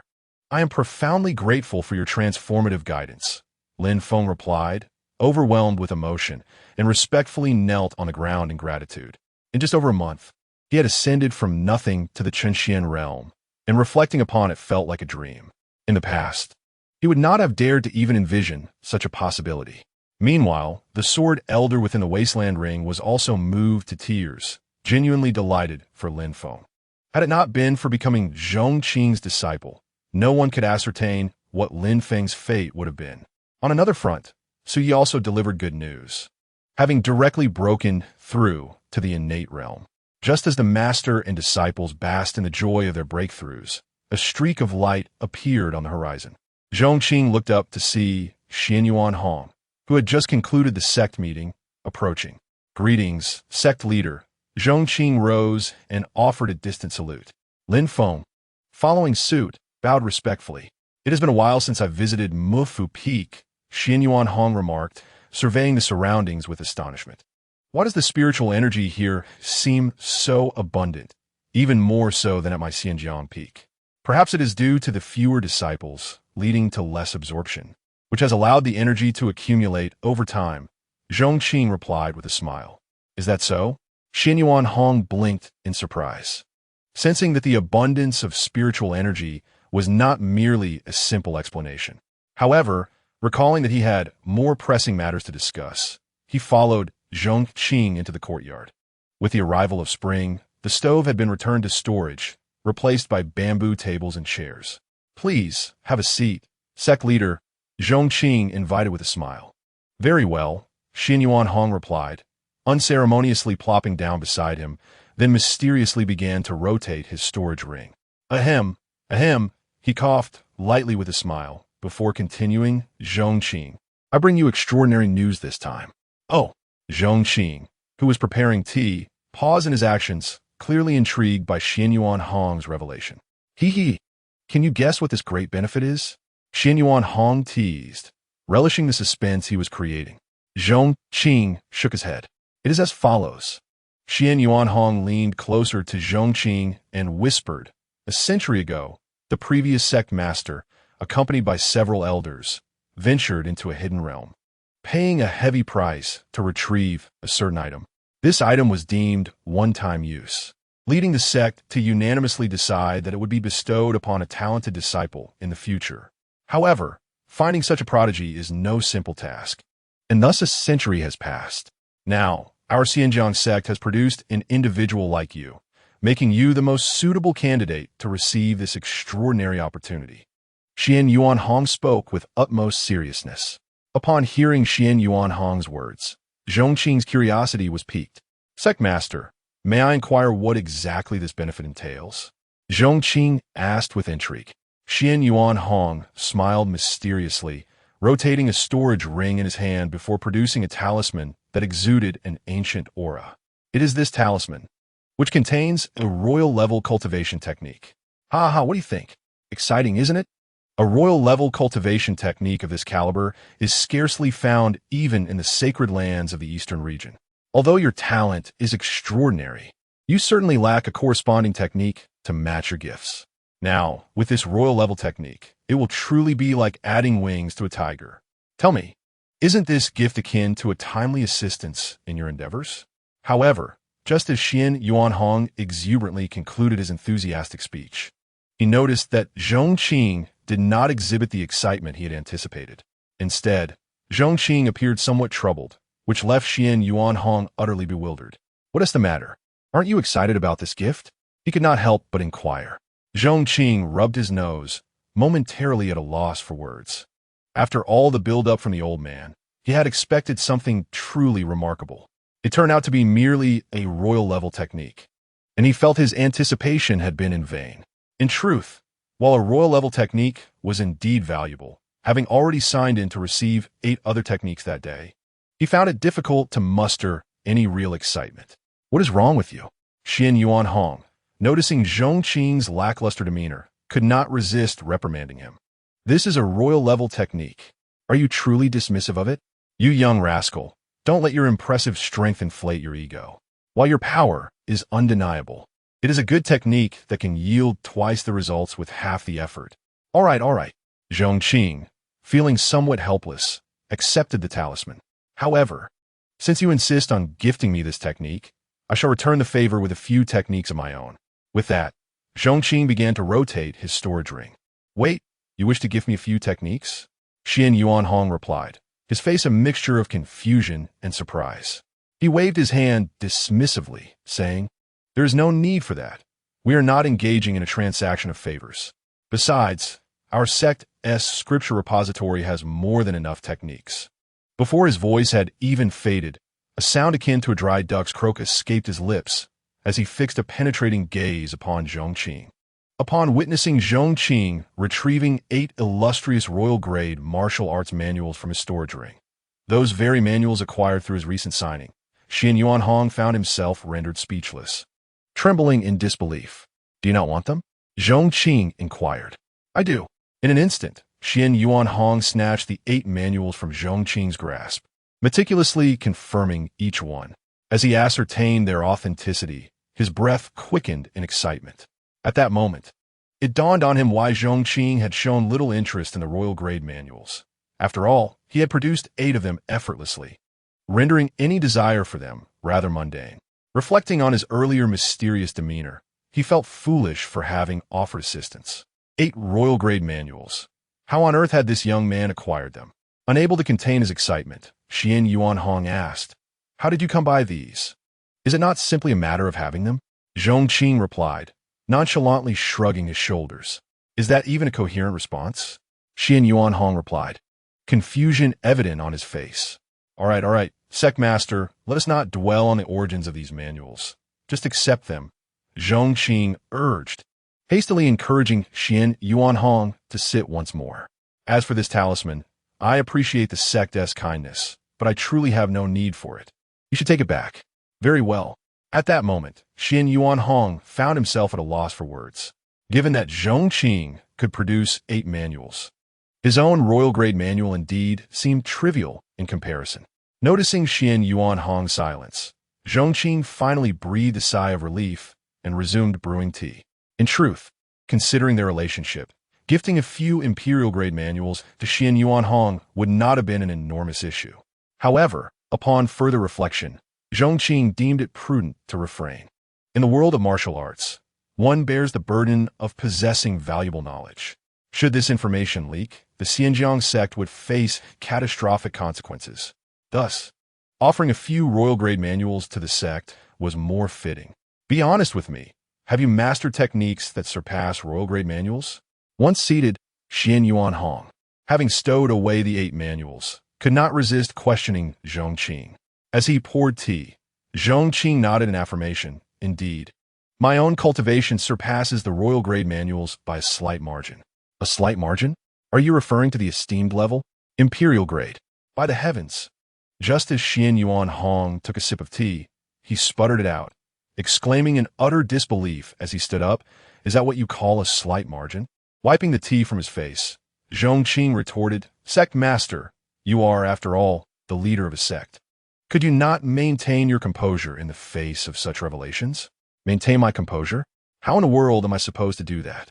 Xuan Yuan en replied, exasperated. Zhong Qing had no choice but to continue soothing and comforting Xian Yuan Hong in a gentle voice. After a considerable amount of time, Xian Yuan Hong finally managed to regain his composure and sat down. "Come, have a cup of tea, and try not to overthink," Zhong Qing said with a soft laugh, shaking the copper kettle only to find it insufficiently filled with water. He then instructed Lin Feng, who had been standing silently by, "Disciple, please fetch a pot of spring water from the opposite mountain, and do remember to be swift." "Yes, master," Lin Feng replied respectfully, taking the copper kettle and soaring into the air. In just a few breaths, he returned from the cloud-covered mountain with the kettle filled to the brim. "Master, here is the water you requested," Lin Feng said with reverence. "Very well, set it aside to boil," Zhong Qing instructed softly. "Yes, master," Lin Feng responded. The spring water from that mountain was rich in spiritual energy, refreshing to the throat, and if savored, revealed a delightful sweetness, making it ideal for brewing tea. "The sect master, burdened with responsibilities, has come to visit. It would be wise to enjoy a few more cups of tea and relax. In some respects, it may even benefit one's cultivation." Why has the sect master fallen silent? Zhong Qing chattered away, only to realize that Xian Yuan Hong was staring wide-eyed at Lin Feng, his expression akin to that of one who had seen a ghost. At long last, after what felt like an eternity, Xian Yuan Hong pointed at Lin Feng and inquired, "Don't tell me this disciple is the one you accepted at the peak of Xianjiang last time, the one of white quality? Indeed, what of it?" Zhong Qing blinked and asked, "What do you mean, what of it?" Xuan Yuan only exclaimed loudly. Just over a month ago, he wasn't even capable of body refinement, and now he can soar through the air and traverse the opposite mountain in such a short time. Speak quickly, what is his current cultivation level? Upon hearing this, Lin Feng hastily clasped his hands together and stepped forward, stating, reporting to the sect master, "I, the disciple, have only just broken through to the Chun Xian realm." Damn it! A curse escaped Xian Yuan Hong's lips. He nearly choked on his own blood. Only just a breakthrough? In a little over a month. From nothing to Chun Xian realm, and you dare call it only? Don't forget, even among the peak masters and elders of Pingjiang Sect, it takes them a lifetime of cultivation to reach Chun Xian realm. Good heavens, this master-disciple duo must be a pair of prodigies. Chapter 22. Heaven bless Pingjiang Sect. How on earth did you accomplish this? After a prolonged moment, Xian Yuan Hong took a deep breath and asked Zhong Qing. "Primarily, my disciple possesses remarkable talent and a tireless work ethic," Zhong Qing replied with a smile. "Tireless work ethic, my foot." Xian Yuan Hong nearly erupted again, exclaiming, "What kind of hard work can lead to a rise from nothing to Chun Xian realm in just a month? As for remarkable talent, that's pure nonsense. Have I not seen the results of the talent assessment?" However, it was evident that Zhong Qing was unwilling to elaborate further, so he refrained from probing any deeper. Nevertheless, this visit to the Mufu Peak would linger in Xian Yuan Hong's thoughts for a long time to come. Once again, he reevaluated his judgment of Zhong Qing, adding an air of mystique to the latter in his heart. "Master, why not stay for a meal?" Zhong Qing urged. "No, no," Xian Yuan Hong replied sternly, rising to depart. The longer he lingered, the more he felt an overwhelming sense of having wasted his life. In a flash, Xian Yuan Hong vanished from Mufa Peak. Upon returning to the main peak of Xianjiang, he summoned the peak masters and elders of the sect. Everyone took their seats. "Master, did you not bestow the royal level techniques upon Zhong Qing?" The grand elder inquired first. Following this question, the gaze of the assembly turned towards Xian Yuan Hong. "I did not," Xian Yuan Hong stated. "Did not?" The crowd exchanged worried glances, unable to contain their inquiries. Could there have been an unforeseen circumstance? A palpable tension enveloped the room, leading them to wonder if something had gone awry with the talisman, rendering the royal-level techniques ineffective. Just as the atmosphere grew tense, Xian Yuan Hong suddenly wore a mysterious smile and declared, "Fear not, my friends. I proclaim that our Pingjiang Sect shall surely rise, reaching the sacred land." With that, he produced 8 volumes of royal-level techniques, exclaiming, "Not only did I not deliver the techniques, but that young man even gifted me these 8 volumes. What? 8 volumes of royal-level techniques? The assembly erupted in astonishment. Each individual, eyes ablaze, stood transfixed, gazing at the 8 volumes Xian Yuan Hong had slammed onto the table, nearly pouncing upon them. Master, is this true? You must not be deceiving us. Elder Sin asked, trembling. Indeed, Master. I am of an age where I cannot withstand such shocks, the Grand Elder stammered. Do you think I could possibly deceive you? Xian Yuan Hong waved his hand, pushing the 8 volumes forward. Examine them for yourselves. In that moment, the peak masters and elders surged toward the 8 royal-level techniques like ravenous wolves. Let me see. Let me see. Do not snatch. I am the Grand Elder. I shall look first. The assembly clamored to verify their authenticity. When they ascertained that all 8 volumes were genuine, several elders wept tears of joy, raising their arms to the heavens. Heaven, bless our Pingjiang Sect. Indeed, with these 8 royal-level techniques, how can we not thrive? The elders were overwhelmed with emotion. They had belonged to the Pingjiang Sect for generations, having been born and raised within its embrace. Witnessing the prospect of their sect's resurgence filled them with indescribable joy. All right, esteemed elders and peak masters, your unwavering loyalty to our Pingjiang Sect is commendable. You may prioritize your cultivation of these royal-level techniques, Xian Yuan Hong generously offered. Thank you, Master. Gratitude echoed among the crowd, each individual brimming with excitement akin to children. With the acquisition of this royal-level martial art, their potential had undoubtedly elevated by at least one significant realm. You need not thank me. Direct your gratitude towards Zhong Qing. Xian Yuan Hong boomed with mirth. Indeed, we must express our heartfelt appreciation to Zhong Qing. The crowd unanimously agreed, although questions lingered in their minds. But, Sect Master, how did Zhong Qing come to possess these 8 royal-level martial arts? One queried. Yes, these are 8 royal-level techniques, not mere cabbages. Another exclaimed. I am equally perplexed, Xian Yuan Hong reflected. Given his broader exposure than many elders, his own intrigue was amplified. In terms of talent, at merely 18 or 19 years of age, one could effortlessly defeat those at the Moon Profound realm. In terms of accomplishments, he had presented 8 royal-level martial arts. In terms of mentorship, he transformed the white-tier disciple Lin Feng from nothing to the Qinyuan realm in just a month. Each dimension seemed beyond conventional comprehension. Meanwhile, at Mufu Peak, Lin Feng meticulously completed various mundane tasks and even tidied Zhong Qing's bedding before seeking him out. Master, I previously requested to descend the mountain upon reaching the Qinyuan realm, so I humbly ask for your approval, Lin Feng stated with utmost respect.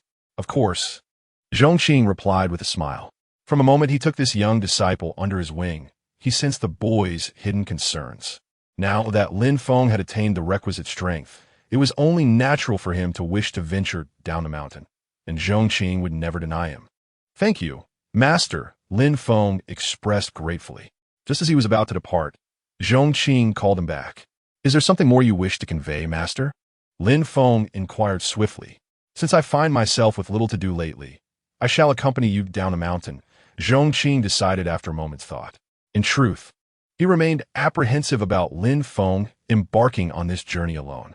Despite knowing Lin Feng had his elderly ring companion, the young man's cultivation of the Qinyuan realm was still insufficient for complete safety.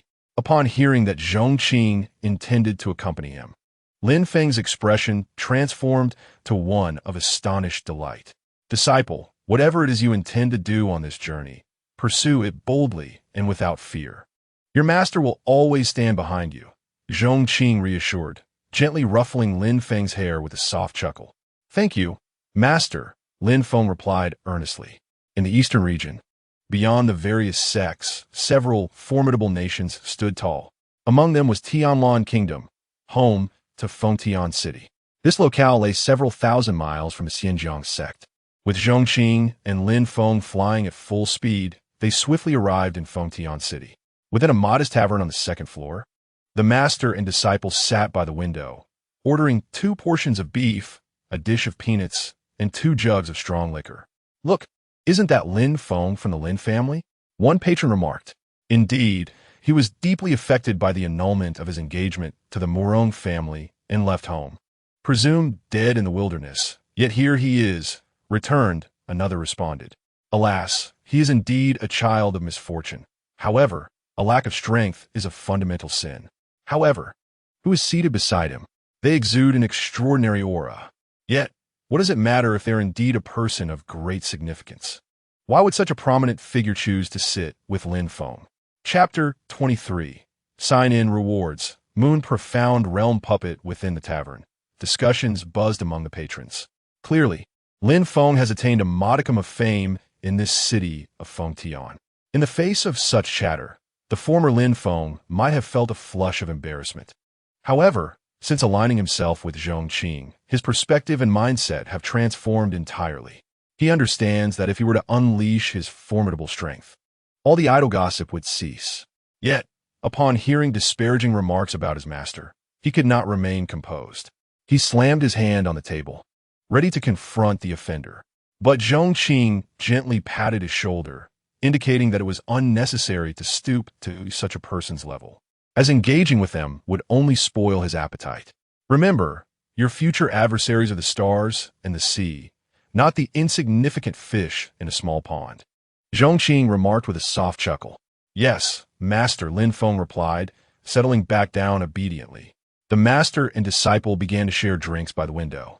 After a couple of cups, Zhong Qing could not help but gaze toward the horizon. In the distance, a figure soared towards them. His system allowed for daily sign-ins, which had become a mere routine, often failing to evoke excitement. Yet today, the reward from the sign-in was that very figure approaching. A puppet from the Moon Profound realm. Quite a decent acquisition, Zhong Qing mused. With this puppet, dealing with characters like the red-haired old ghost would presumably be effortless. Moments later, the cloaked figure flew directly toward the tavern.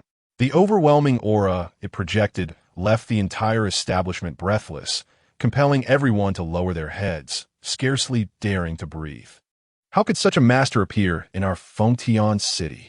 Indeed, one wonders which formidable being has come to our humble town. Speak softly, we must not offend him. However, to everyone's astonishment, the mysterious master who had descended from the sky suddenly knelt on one knee before Zhong Qing. Young one, I pay my respects to my master. This proclamation sent ripples through the entire tavern. My goodness, what have we just heard? A being of such terrifying strength kneeling and addressing another as master? Moreover, this individual was seated alongside Lin Feng, the very person they had just discussed. What manner of fearsome identity does the young man in white possess? How could Lin Feng possibly be associated with such a figure? In that moment, those who had been speaking moments before wished desperately to bury their heads beneath the table, fearing Zhong Qing might overhear their earlier conversation and take offense. Nonetheless, it was evident that Zhong Qing held little interest in them. Please, keep your cultivation concealed and follow closely behind, instructed Zhong Qing, appraising the puppet before him. It was nearly indistinguishable from a living being, exuding a palpable aura and obediently responding to his commands. One could not deny that Zhong Qing felt a considerable sense of satisfaction with this puppet. Yes, master, replied the man in black, bowing respectfully before falling silent and standing behind Zhong Qing. Master, who is this? Lin Feng inquired, his surprise evident upon seeing the man in black. A subordinate I acquired previously, Zhong Qing offered, opting for a vague excuse rather than revealing that the man was a product of a system sign-in. A subordinate? Master, you truly are remarkable, Lin Feng exclaimed, astonished that such a profound expert would refer to his master as master. Remain calm. The voice of the sword elder echoed from the void, maintaining a composed demeanor. Given your master's formidable prowess, having a servant of the Moon Profound realm is rather commonplace. Wouldn't you agree? The Moon Profound realm. Lin Feng gasped, utterly astonished to learn that the black-clad figure was indeed of such exalted status. Even now, the Moon Profound realm was an insurmountable echelon in his eyes. Thus, after the trio of master, disciple, and servant had their fill, they exited the small tavern. Master, I need to return to the Lin family momentarily. My relatives have always treated me well, and I have some money saved up, so I wish to visit the Wanbao Pavilion to purchase gifts for them. Lin Feng stated respectfully as they stepped out of the tavern. Very well, I shall accompany you. By whatever you desire. If funds are insufficient, I have more to spare. Zhong Qing replied with a smile. Thank you, master, Lin Feng said gratefully, and the group made their way toward the Wanbao Pavilion. As they departed, a wave of excitement rippled through the tavern. Did you hear? Lin Feng, just refer to that man in white as master, exclaimed one patron. Indeed, how did Lin Feng stumble upon such incredible fortune to have such a powerful master? Wasn't he considered useless? Regardless, with such a formidable ally, the Lin family is bound to ascend. Others chimed in, their chatter igniting a flurry of speculation. Meanwhile, in an opulent private room, a well-dressed young master who had witnessed the entire exchange swallowed hard, disregarding the women he had painstakingly arranged to meet, and hurried home with his subordinates. In the southern part of the Pingjiang city, within the Lin family estate, the atmosphere was tense. The family head, elders, and numerous high-ranking members were gathered, their expressions etched with concern. Head of the family, the Dongfang family is using their influence to bully us, having already consumed a significant portion of our Lin family's businesses. If we do not devise a strategy soon, our holdings will be completely devoured, declared the eldest elder, his face grave with worry. Indeed, esteemed patriarch, it is not solely the Fong family that poses a threat. The Gu family from the western part of the city is also eyeing our resources with keen interest. The minerals we have been excavating outside the city have caught their attention, and they have issued stern warnings, demanding that we relinquish our claims or face an imminent assault on the Lin family. Another elder spoke with evident disdain. The atmosphere in the hall grew heavy with sighs and murmurs. Lin Hani, the patriarch, furrowed his brow deeply, feeling as though misfortunes were compounding upon one another. Ever since the troubles with the Murong family, other clans in Pingjiang City have set their sights on the Lin family. However, just as the mood became overwhelmingly somber, a family disciple rushed in with urgent news. Patriarch, the head of the Fong family, requests an audience. The disciple announced. The Fong family? What do they want? Lin Hani's expression darkened at the mention of the Fong family. Have they not already encroached upon our businesses? Do they now seek to stir up further trouble? Not all, Patriarch. It appears the head of the Fong family comes to offer an apology. The disciple replied hastily. An apology? The members of the Lin family were momentarily taken aback. Yet, as they were still in a state of confusion, another disciple hurried in with more news. Patriarch. The Gu family from the west has arrived with 10 carts laden with gold, silver, and jewels, claiming to resolve a misunderstanding. At this revelation, the Lin family members were struck with even greater astonishment.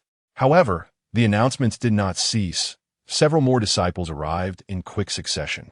Patriarch, the Zhao family requests an audience, stating they come to present gifts. Patriarch, the Guo family has sent an invitation, requesting that all members of the Lin family join them for dinner at the first pavilion of Pingjiang. Patriarch, the Feng family seeks an audience, expressing intentions to propose a marriage. In an instant, the grand hall of the Lin family buzzed with activity as announcements flowed in continuously. Yet, the senior members of the Lin family stood utterly dumbfounded. Chapter 24. Utter nonsense at its peak. What is going on? Has the world become so bizarre? Or are our ears deceiving us? The gathered individuals exchanged incredulous glances, filled with disbelief. With heavy doubt, Lin Hani and others hastened to the reception hall. Indeed, the hall was filled with notable figures, all heads of prominent families from Pingjiang City. In addition to these unexpected guests, the entrance to the hall was piled high with various gold and silver treasures, forming a small mountain. Upon seeing Lin Hani and his family emerge, the waiting guests rushed forward to greet them. Ah, Brother Lin, it has been far too long. The head of the Fong family was the first to step forward, as if they were longtime friends, grasping Lin Hani's hands firmly with a broad smile. Brother Lin, do you recall the scene from 80 years ago outside Pingjiang City when we caught Loach together? Reflecting upon it now brings back such fond memories. Of course, I have come today not only to reminisce, but also because I recently learned that a wayward scion from my Fong family has been coveting your family's businesses, causing some unpleasantness between our two clans. Alas, I can only blame myself for being in seclusion for so long. It is only today that I emerge to discover the grave mistakes that have transpired. However, rest assured upon my return, I thoroughly reprimanded the scoundrel from the Fong family and decisively revoked his position. Furthermore, I promptly visited Brother Lin's residence to offer my sincere apologies along with gifts. Therefore, I implore you, Brother Lin, to refrain from holding our Fong family accountable for this matter. Come, present the gifts. With that, the Fong family presented several storage rings, filled with invaluable resources. Yet, the head of the Fong family was not finished. The head of the Gu family swiftly approached. Brother Han, I am deeply sorry, he lamented, shaking his head in despair. My family informed me that an unexploited mine was discovered outside the city, which prompted me to send people to extract its resources. Little did I know that this mine belonged to your esteemed family. Upon realizing this, I was overwhelmed with guilt. I should have ascertained the ownership before proceeding with the extraction, which led to this significant misunderstanding between our families. I am truly remorseful, and I apologize sincerely to the Lin family. As he spoke, the head of the Gu family struck himself in regret, sighing heavily. Brother Han, I have come today primarily to resolve this misunderstanding between our families, so please do not take offense. To atone for the errors committed by my family, I intend to offer the 2 finest mines located outside the city as compensation. The Gu family has already withdrawn its personnel, and you may send your people to take charge at any time. In an instant, the reception room of the Lin family erupted with various heads of families displaying their theatrical performances, each striving to ingratiate themselves with the Lin family by any means necessary. Some came to propose marriage, others sought to form brotherly bonds with Lin Han Yi, while yet others invited the entire Lin family for a feast. One head of a family, uncertain how to curry favor, knelt on the ground, pleading with Lin Han Yi to accept him as a foster son, despite being older than Lin Han Yi by several years. The scene was rife with absurdity, yet profoundly realistic. Throughout history, across different eras and places, such behavior has remained consistent, a true reflection of human nature. Lin Han Yi and his companions stared wide-eyed, utterly bewildered. The sudden shift in demeanor of those who had moments ago been clamoring to confront them now came to apologize, their humility astonishing. Lin Han Yi, perplexed, regarded the crowd.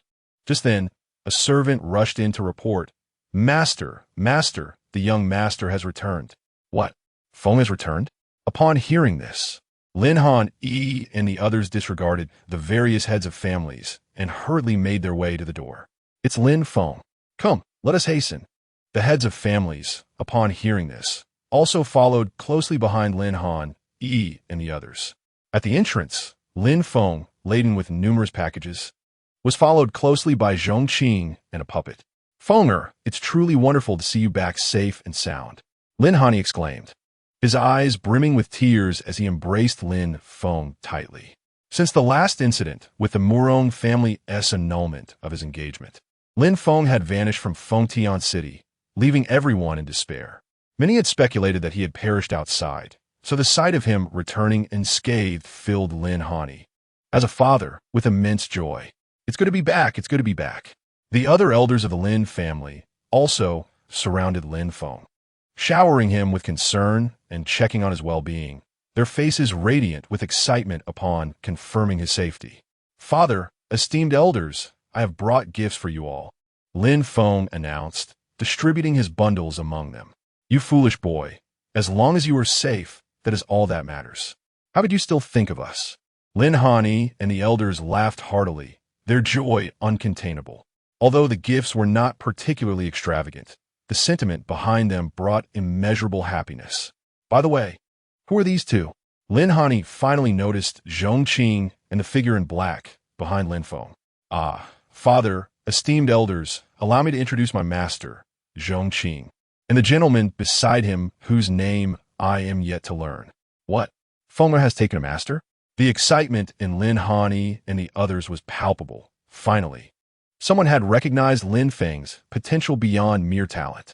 We respectfully greet Master Feng and this esteemed gentleman. They all bowed in unison. There is no need for such formalities. Zhong Qing replied with a gentle smile. The one behind me is my attendant. You may call him Hey Bai. As he spoke, Zhong Qing also conveyed a message to the black-clad puppet. From now on, you shall be known as Hey Bai. Yes, The puppet bowed its head slightly. Ah, so it is Mr. Heibai? Everyone, let us not linger here. Please come inside, the family heads urged, stepping aside with reverence as they gazed at Zhong Qing and Heibai, whispering among themselves. That man in black is the one who revealed a moon-profound realm aura in the tavern. Judging by his demeanor and the way he spoke, he is indeed the attendant of that white-clad man, who is Lin Feng's master. It seems the rumors were true. The Lin family has struck incredible fortune. Fortunately, we acted swiftly and intelligently. At that moment, Lin Hani remembered the crowd of family heads still waiting outside. He invited Zhong Qing to the most honored seat and then said, "Master Zhong, please take a moment to rest. I have some trivial matters to attend to here, and I shall return shortly. Esteemed elders, please ensure that Master Zhong is well taken care of." After speaking, Lin Hani walked back towards the gathering of family heads. Upon hearing Lin Hani's words, the heads of the various families swiftly waved their hands and exclaimed, "Master Lin, there is no need for concern. Please attend to the immortal guest. We shall simply remain here. Indeed, we shall remain here quietly. There is no need to mind us." In this moment, the demeanor of these family heads was as humble as it could be, each wearing a facade of enthusiasm.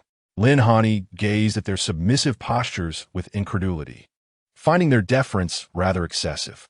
"Father, you need not concern yourself with them," Lin Feng interjected from the side. The astute Lin Hani seemed to sense something amiss and quietly inquired, "Fenger, their sudden arrival to offer apologies and their excessive flattery. Do you understand what is happening? If I am not mistaken, it is likely due to the aura that Uncle Heibai inadvertently revealed earlier," Lin Feng replied with a smile, subsequently recounting the events that transpired at the tavern in detail. Upon hearing this, Lin Hani and the members of the Lin family were taken aback, rising abruptly from their seats, their voices trembling with disbelief. "You Xianjing? This Mr. Heibai is Yu Xianjing." In an instant, the gaze of the Lin family turned towards Heibai. They had not anticipated that this seemingly unremarkable attendant, who had silently followed Zhong Qing, was actually of such esteemed rank. If the attendant was at the realm of Yu Xianjing, what level of cultivation must Lin Feng's master possess? The members of the Lin family could hardly fathom it. They were enveloped in overwhelming astonishment. Their once seemingly talentless young man had managed to apprentice himself to such a formidable master. This was a dream they had never dared to entertain. Simultaneously, Lin Hani and the others finally comprehended the abrupt shift in demeanor from the Gu and Feng families. With Lin Feng having secured a mentor of such stature, the Lin family naturally shared in the glory and could not afford to offend them. "Senior Zhong, please forgive our previous discourtesies." Lin Hani hastily led everyone in a respectful bow towards Zhong Qing, his expression fraught with anxiety. The arrival of such a distinguished figure made them feel both honored and apprehensive. "Father, there is no need to be so reserved upon learning of my master's prowess. He is quite affable," Lin Feng quickly reassured. "Indeed, everyone, please feel at ease," Zhong Qing remarked, enjoying the tea served by the attendants, his voice warm and inviting. "Not at all. It is a blessing for my son to have gained the favor of such a senior," Lin Hani expressed with palpable excitement, his eyes glistening with tears. His son had endured countless hardships throughout his life, and now, at long last, fortune had turned in their favor. Soon after, the Lin family prepared a grand banquet in honor of Zhong Qing, summoning all who bore significance within the family. At the banquet, Zhong Qing was naturally accorded the seat of honor. Those deemed worthy, under the leadership of Lin Hani, respectfully toasted to Zhong Qing one by one. For decades, Lin Hani had not experienced such exhilaration. Before long, he found himself slightly inebriated and could not help but approach Lin Feng, whispering to his son, "My child, after becoming your apprentice, has Elder Zhong resolved your issues with talent?" "Of course," Lin Feng replied with a smile. Upon hearing this affirmation, Lin Hani's pupils constricted as he embraced Lin Feng, exclaiming, "Does this mean you can cultivate now?" Lin Hani's exclamation caught the attention of the rest of the Lin family, who turned their eager gazes toward them. "With my master's guidance, it is not merely possible to cultivate," Lin Feng said with a proud smile. With a mere thought, His cultivation in the Chunxian realm was immediately revealed. What? Chunxian realm? This revelation stunned everyone present, their eyes wide with disbelief as they stared at Lin Feng. Blessings upon the Lin family. Soon, Lin Feng was surrounded by the members of the Lin family, each face aglow with admiration, showering him with praises, feeling immense pride in him. After all, Lin Feng was only 16. A 16-year-old in the Chunxian realm is a prodigy anywhere. To hell with the Murong family. Your daughter may be impressive, but my son surpasses her. Lin Hani bellowed, bursting into hearty laughter. All of this is due to my master's teachings, Lin Feng said, scratching his head with a bashful smile. Yet, he felt tremendous excitement in being a source of pride for the Lin family. At the main seat, Zhong Qing sipped his drink, observing Lin Feng, now surrounded by family, wearing a proud smile, and he too beamed with pride in that moment. In the following days, Zhong Qing chose to remain with the Lin family. He did not rush to leave, nor did he hasten Lin Feng. The boy had been away for so long, and it was only right for him to spend time with his family. During this time, many from Fengtian City sought to visit Zhong Qing, but all were turned away by Lin Hani. One day, the lord of Fengtian City also came to pay a visit. Upon meeting the lord, Lin Hani treated him with marked courtesy. Greetings, lord. I trust you are well, Lin Hani said. Indeed, you and your family are thriving. Lord Bai Chun replied with a slight smile. Please, no need for such jesting, Lin Hani laughed. May I inquire what brings you here today? At this point, Bai Chun's expression turned serious.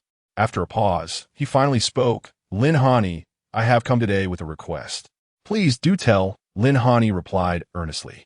Half a year ago, a ferocious demon beast emerged outside the city of Fengtian, claiming countless lives since its appearance.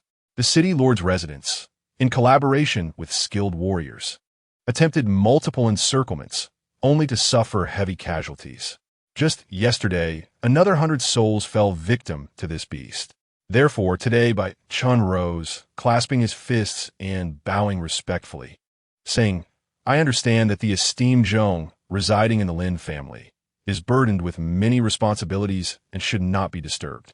However, we are at our wits' end, and I implore the head of the Lin family to speak on my behalf, to see if we might summon the venerable Zhong to eliminate this demon. Upon hearing this, Lin Hani rarely furrowed his brow. In other circumstances, he would have outright refused.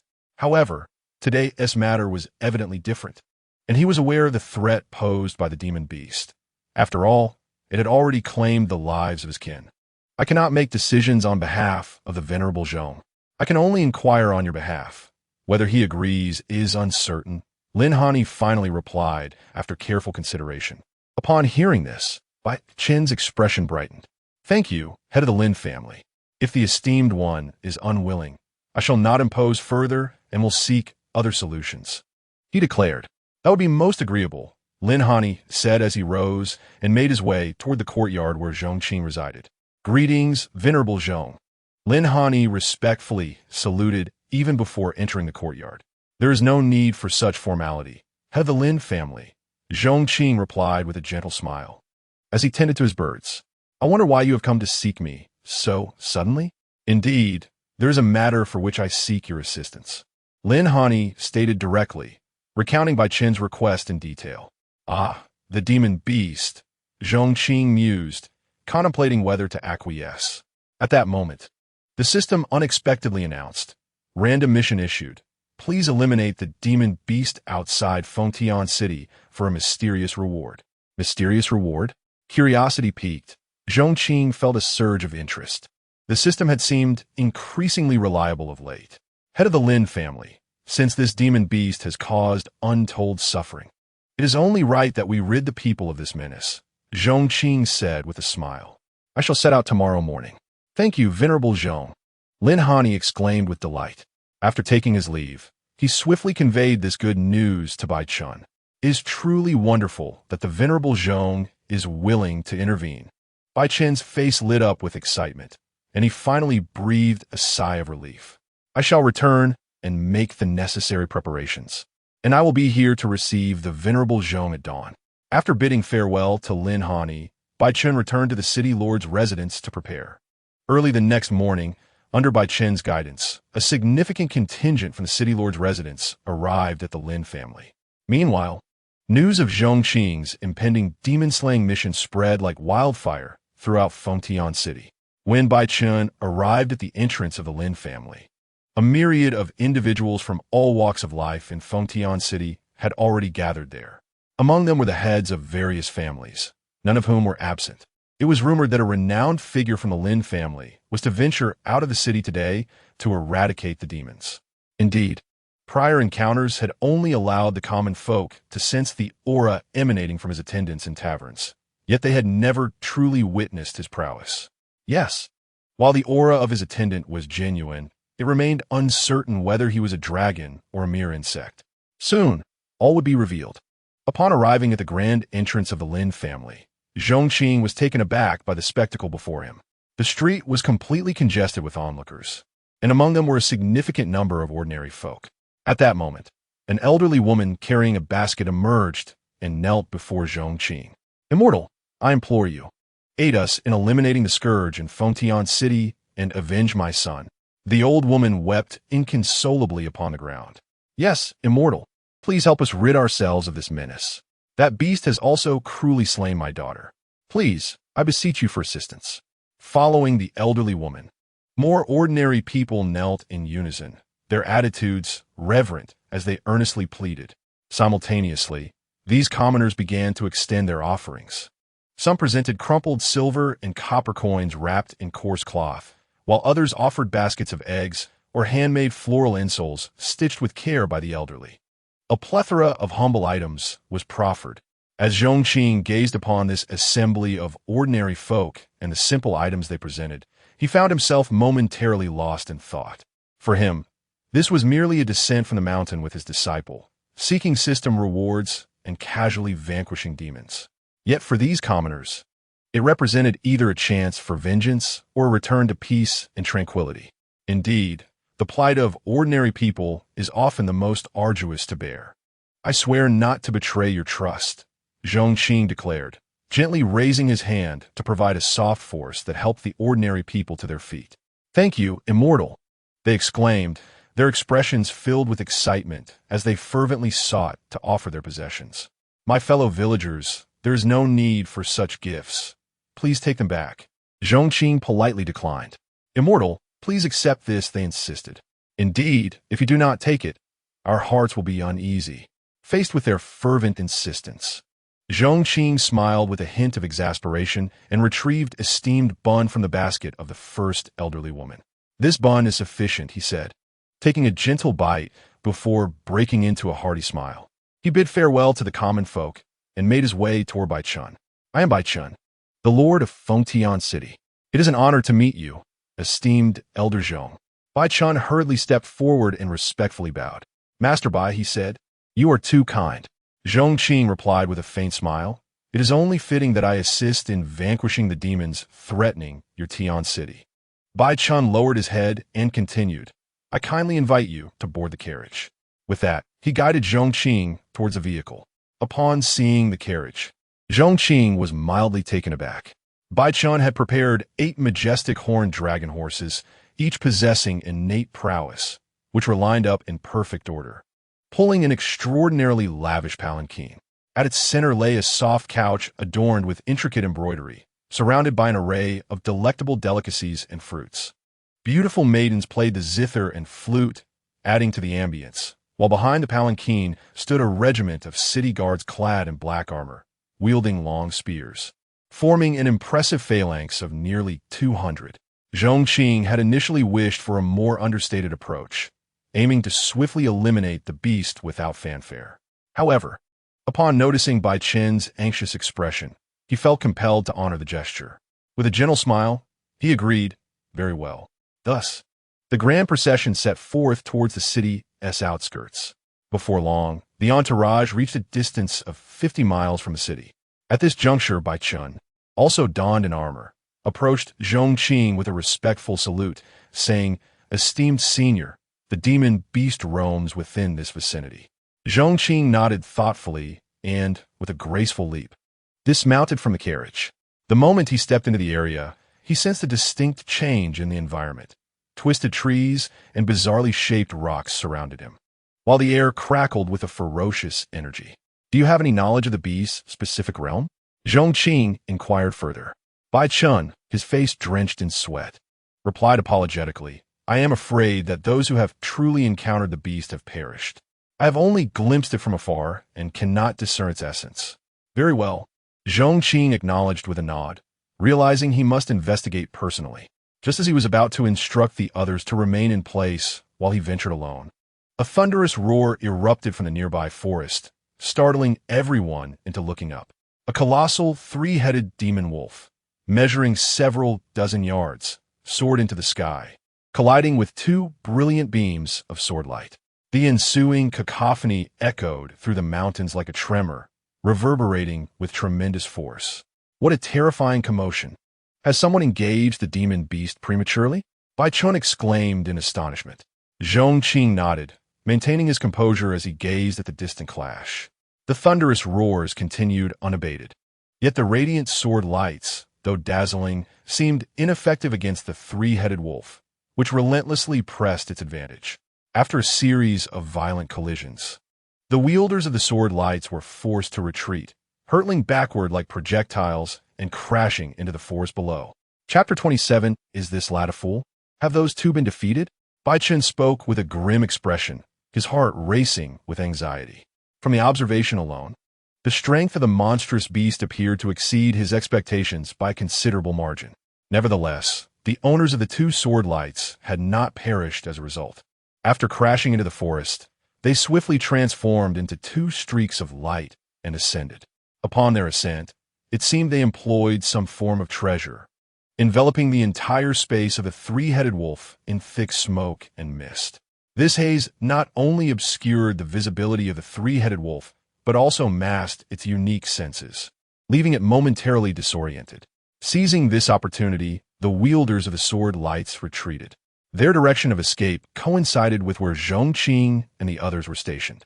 At this moment, Zhong Qing finally discerned the appearance of the two individuals. They were two women clad in long dresses of white and blue respectively. The woman in white bore a cold, ethereal beauty, exuding an air of untouchable aloofness. The woman in blue appeared younger, her lovely features imbued with a hint of charm and innocence. Despite their somewhat disheveled state from the recent battle, their allure remained undeniable, and their tattered attire only accentuated a unique charm.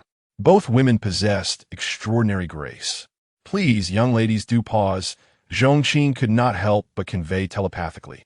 The two swiftly fleeing women naturally spotted Zhong Qing and his companions, and the leading woman in white furrowed her brow.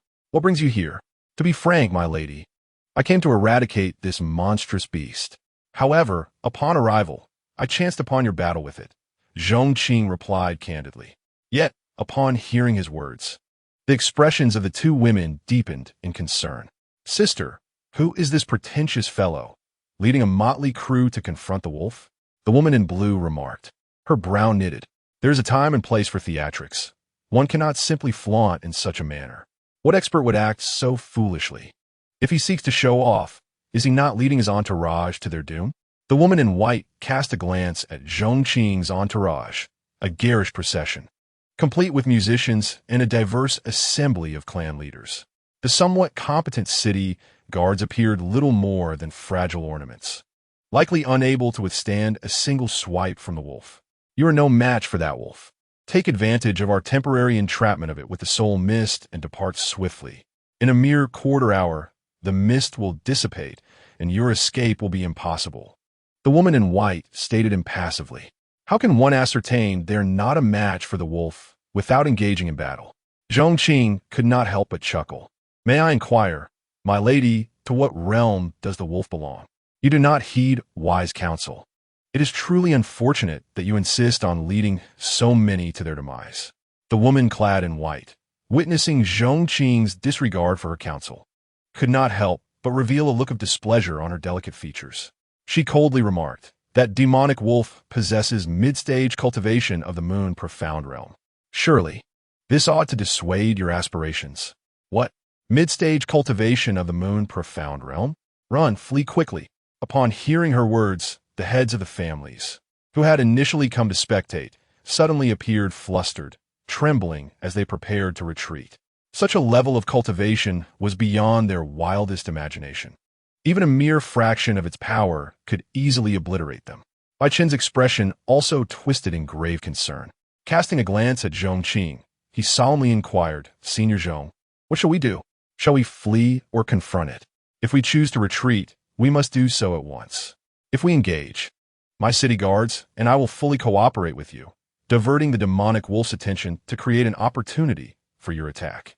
Clearly, the once resolute Bai Qin now felt apprehensive. Although he had learned of the moon profound realm's prowess from the black and white figures, he remained oblivious to the specifics of its stages, and Zhong Qing's strength was equally enigmatic. Moreover, due to the inherent qualities and instincts of demonic beasts, it was commonly understood that even humans of the same level were no match for them. This meant that to securely eliminate a mid-stage demonic wolf of the moon profound realm, one would need a human master of the late stage to ensure a reasonable chance of success. Thus, he was not underestimating Zhong Qing. Rather, the sheer might of the demonic wolf was daunting. While he anxiously awaited Zhong Qing's decision, he was taken aback to see Zhong Qing, with a smile, pat him on the shoulder, offering a calm reassurance. "City Lord Bai, do not be so tense. There is no need for such alarm." Due to the limitations of the heavenly eye's casting range and the distance from the site of the demonic wolf's previous battle, Zhong Qing could not accurately assess the creature's specific level of cultivation. However, he had utilized the heavenly eye on the two women and discerned that both were peak cultivators of the star profound realm. Thus, upon encountering them, he had surmised that the demonic wolf was indeed of the moon profound realm. His inquiry to the women had merely served to confirm his suspicions. The woman's response aligned perfectly with his expectations. Such a level of cultivation was manageable. He estimated it could be dealt with in a mere gesture. Of course, should the demonic wolf exceed his expectations, he was not overly concerned, as he had retained a few hidden trump cards over the years, albeit just a few. "Thank you, ladies." Zhong Qing first bowed to the two women hovering above before turning to Bai Qin, saying, "City Lord Bai, please wait here for a moment. I shall return shortly." With that, he stood with hands clasped behind his back and began to ascend into the air, heading directly toward the location of the demonic wolf. This young man, disregarding advice and recklessly seeking to prove his strength. How utterly foolish. Upon encountering Zhong Qing's obstinate demeanor, the cloaked woman furrowed her brow and remarked, "Even united, we are no match for him. How can he possibly confront that demonic wolf alone? Isn't this merely a reckless sacrifice?" The woman clad in white remained silent, her narrowed gaze fixed intently on Zhong Qing as he advanced towards the beast. Zhong Qing soared above the valley, observing the lingering mist below. With a gentle wave of his hand, the fog dissipated, unveiling the valley in its entirety. The three-headed demonic wolf, its 6 crimson eyes glimmering, revealed its true form. Instantly, the creature sensed Zhong Qing's presence. Who would have thought that after 2 human women fled, another young man would come to us? One head cackled, "Brothers, it seems we shall feast once more." Indeed, this human lad appears tender and succulent. He must taste delightful, chimed in another head. "Pray tell, how does a moon profound realm beast like you find itself in such a desolate place?" Zhong Qing countered, ignoring their taunts. "The city of Pingjiang is indeed a remote location within the eastern domain. Under normal circumstances, creatures of this caliber would not venture here. Curiosity will be your downfall. Once you are in our bellies, you shall understand." One wolf head mocked, its jaws gaping wide as it lunged towards Zhong Qing. "Since you choose silence, let it be eternal," Zhong Qing retorted, unperturbed by the wolf's aggression. Disgusted by such a repugnant creature, he casually plucked a leaf and flicked it towards the beast. Chapter 28. The System's Reward. A heartfelt gift. As the leaf drifted through the air, it effortlessly sliced through the 3-headed demonic wolf, cleaving it in 2 before it crashed heavily into the forest floor. This exemplifies the terrifying efficacy of crushing at the same level. Any being of equal or lesser cultivation can be obliterated with mere actions. It is all about saving time and effort. Zhong Qing stood with his hands clasped behind him, gazing at the lifeless form of the three-headed wolf.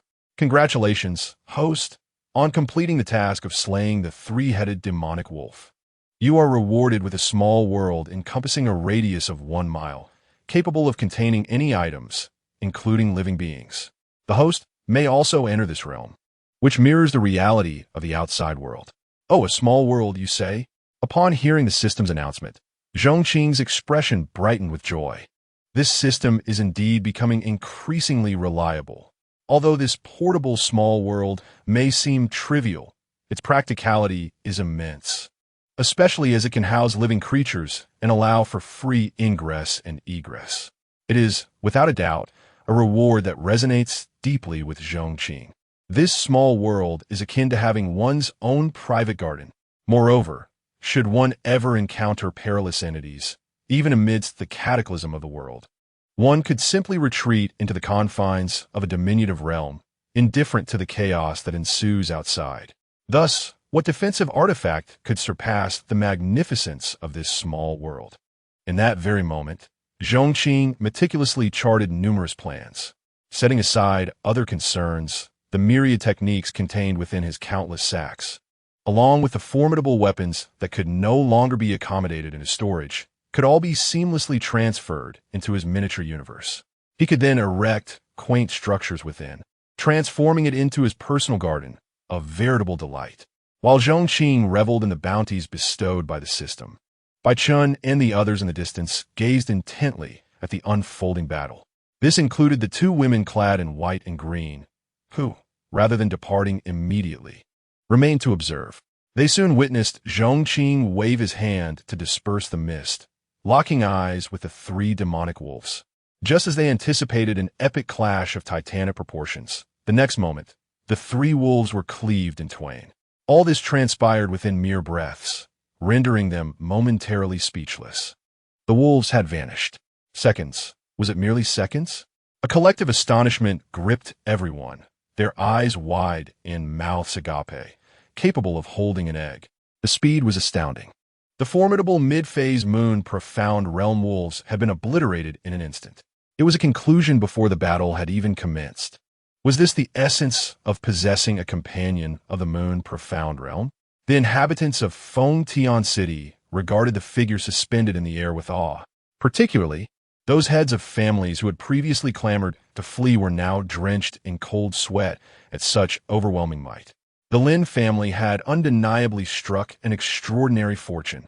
Setting aside the question of luck, I wonder what expression would grace the Murong family if they were to learn that Lin Feng had apprenticed under such an entity. Fortunately, that day my son indulged in revelry at a tavern, which allowed me to receive timely news and subsequently offer an apology to the Lin family. Otherwise, my own family might have faced dire consequences today. The heads of various families engaged in animated discussions. Lin Hani, accompanied by the senior members of the Lin family, was also present, for Zhong Qing's purpose of vanquishing demons warranted their attendance. Is this truly my son's master? The strength is simply unparalleled. Lin Hani's pride was palpable, especially as he felt the envious gazes of the other heads of families. The Lin family was surely basking in reflected glory.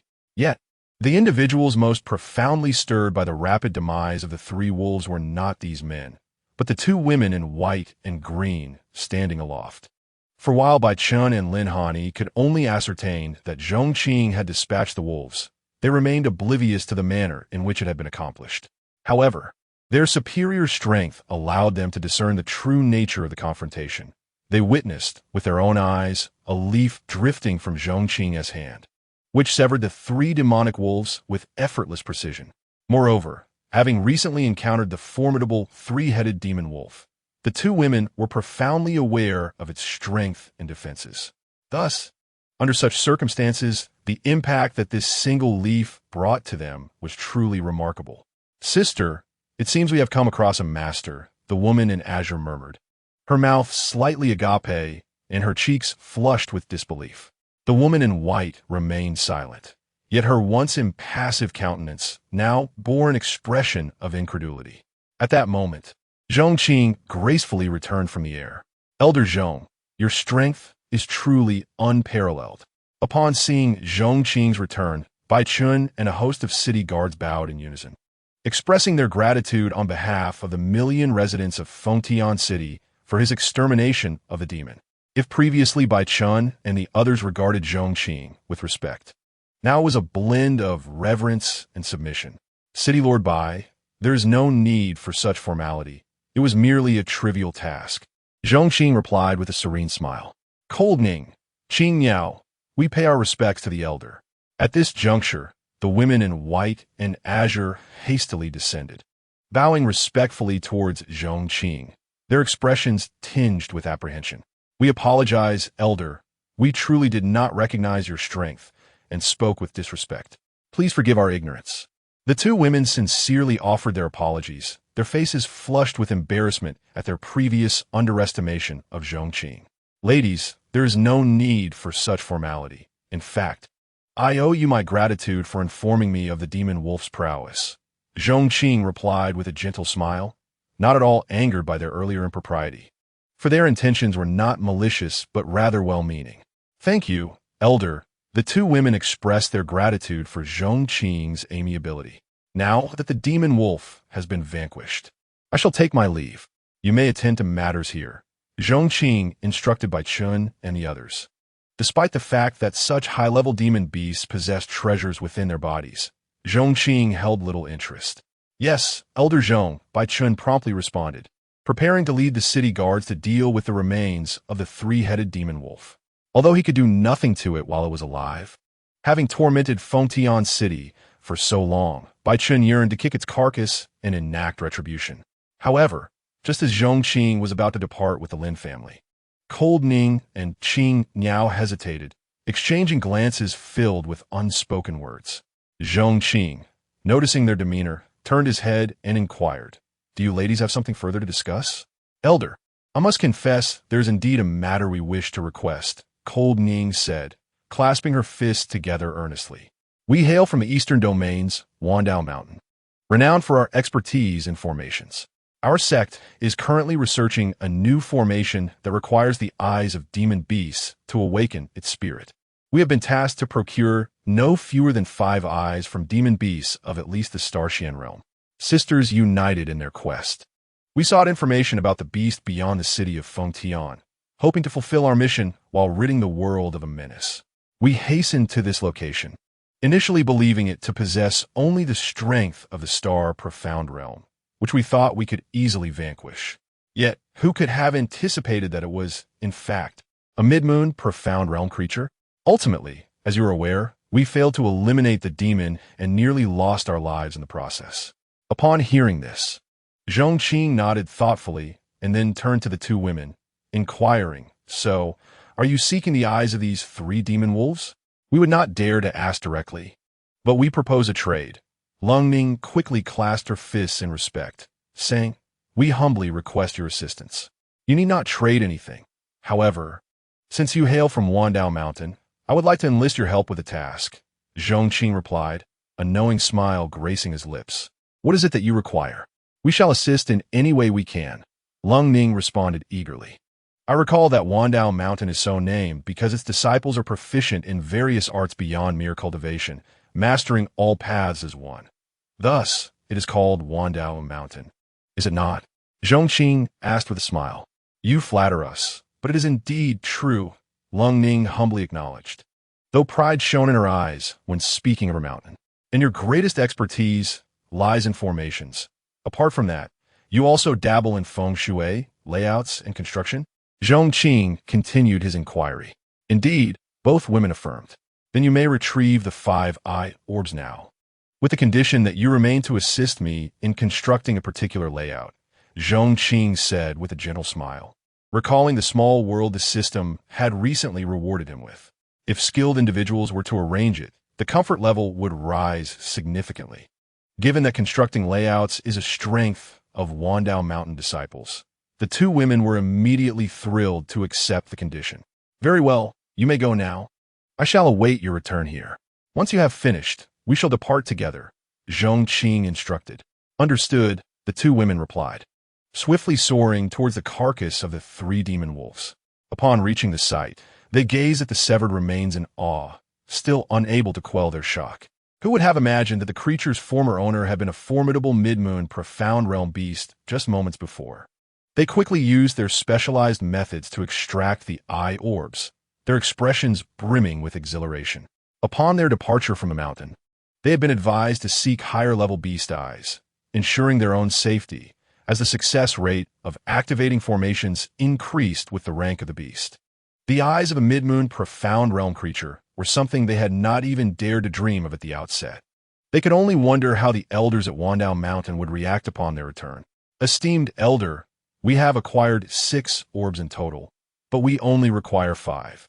The extra one is for you, Qing Niao said, presenting a glass vial containing the wolf demon's eye to Zhong Qing. Keep the extra one for yourselves, he replied graciously. Zhong Qing waved his hand dismissively, expressing his disinterest. Thank you, senior. The 2 women wore radiant smiles. Although only 5 were required this time, the extra one held significant value for a sect like Wandow Mountain. Soon, Zhong Qing escorted the 2 ladies, Lung Ning and Qing Niao, back to the Lin family. The moment Zhong Qing returned, news of the wolf demon's demise spread throughout the city, igniting celebrations. After all, the demon wolf had wreaked havoc on the people of Pingjiang City since its arrival 6 months ago.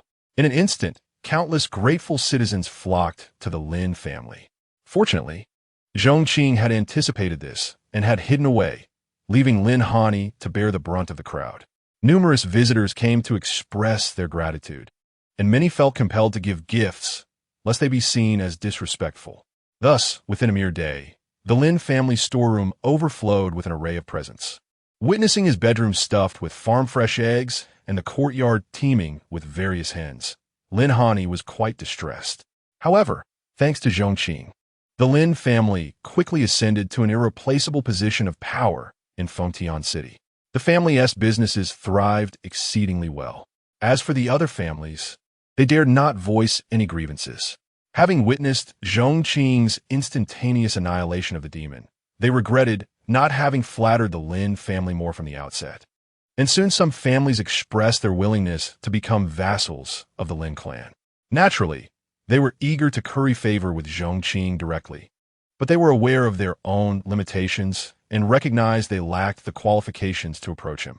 In summary, the Lin family's dominance over the city was imminent.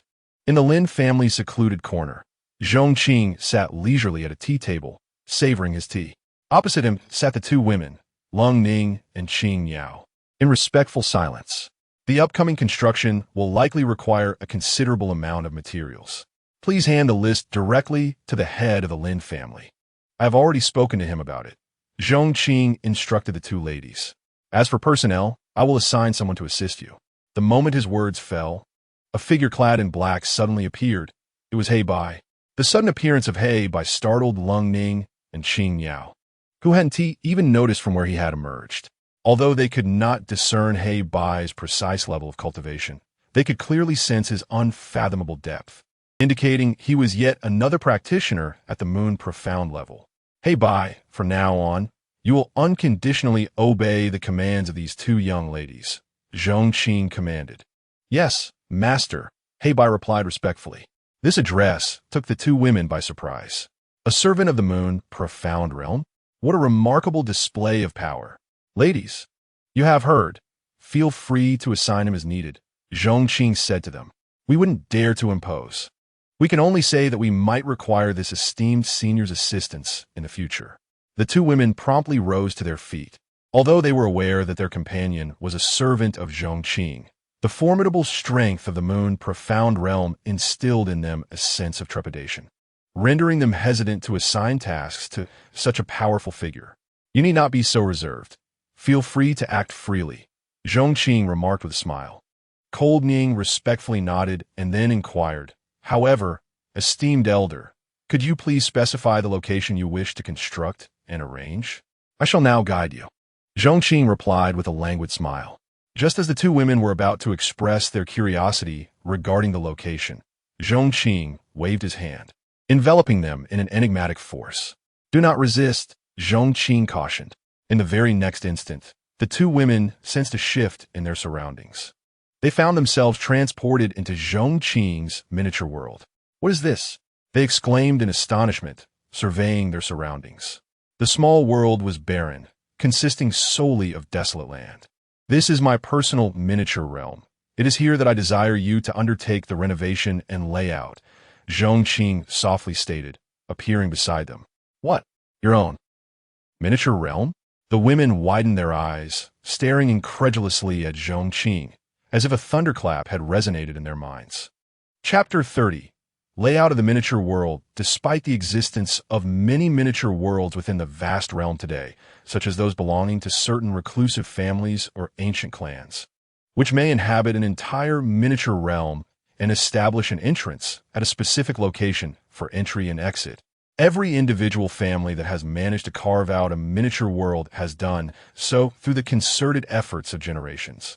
Those who participated in the creation of these miniature worlds had already grasped portions of the laws of space. Such beings were undeniably capable of shaking the continent with a mere stomp. Yet here was Zhong Qing, who had independently established a miniature world. What does this signify?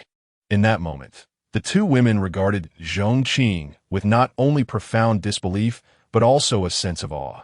They had never anticipated that a mere task would lead them to encounter such a formidable existence, and they felt immensely fortunate to assist him. "Is this the location you wish to arrange, esteemed elder?" Cold Ning queried nervously. "Indeed, this is the very place. Given your abilities, do you believe you can help me transform it?" Zhong Qing inquired with a smile. "Certainly, we can," the two women responded hastily. At this juncture, there was no room for doubt. To serve such a being was an honor, and even if they could not manage it themselves, they would surely seek assistance from their sect. "Excellent. I shall now convey my general requirements to you," Zhong Qing stated, producing a draft he had meticulously crafted and outlining his specifications to the two women. "It is essential to have mountains, waters, and verdant shade." The two women, indeed, are professionals. Upon understanding Zhong Qing's requirements and integrating the principles of feng shui with the construction of the 5 elements and the 8 trigrams, they promptly presented a comprehensive blueprint. "Excellent." After reviewing the plan, Zhong Qing felt a profound satisfaction. "From this moment forth, this space is entrusted to you. You may enter and exit this little world at your leisure. Should you require assistance, simply summon Heibai," Zhong Qing instructed. "Understood," the two women replied earnestly, not daring to be overly courteous, and promptly commenced their preparations. Once the handover with the two women was complete, Zhong Qing exited the little world and reclined on a lounge chair in the courtyard, savoring tea. This little world possesses remarkable efficacy. It is portable, existing wherever Zhong Qing goes. Additionally, he can designate a specific spatial point to place it, establishing an entrance and exit, allowing for free movement akin to a house. Naturally, outsiders must obtain his permission to enter.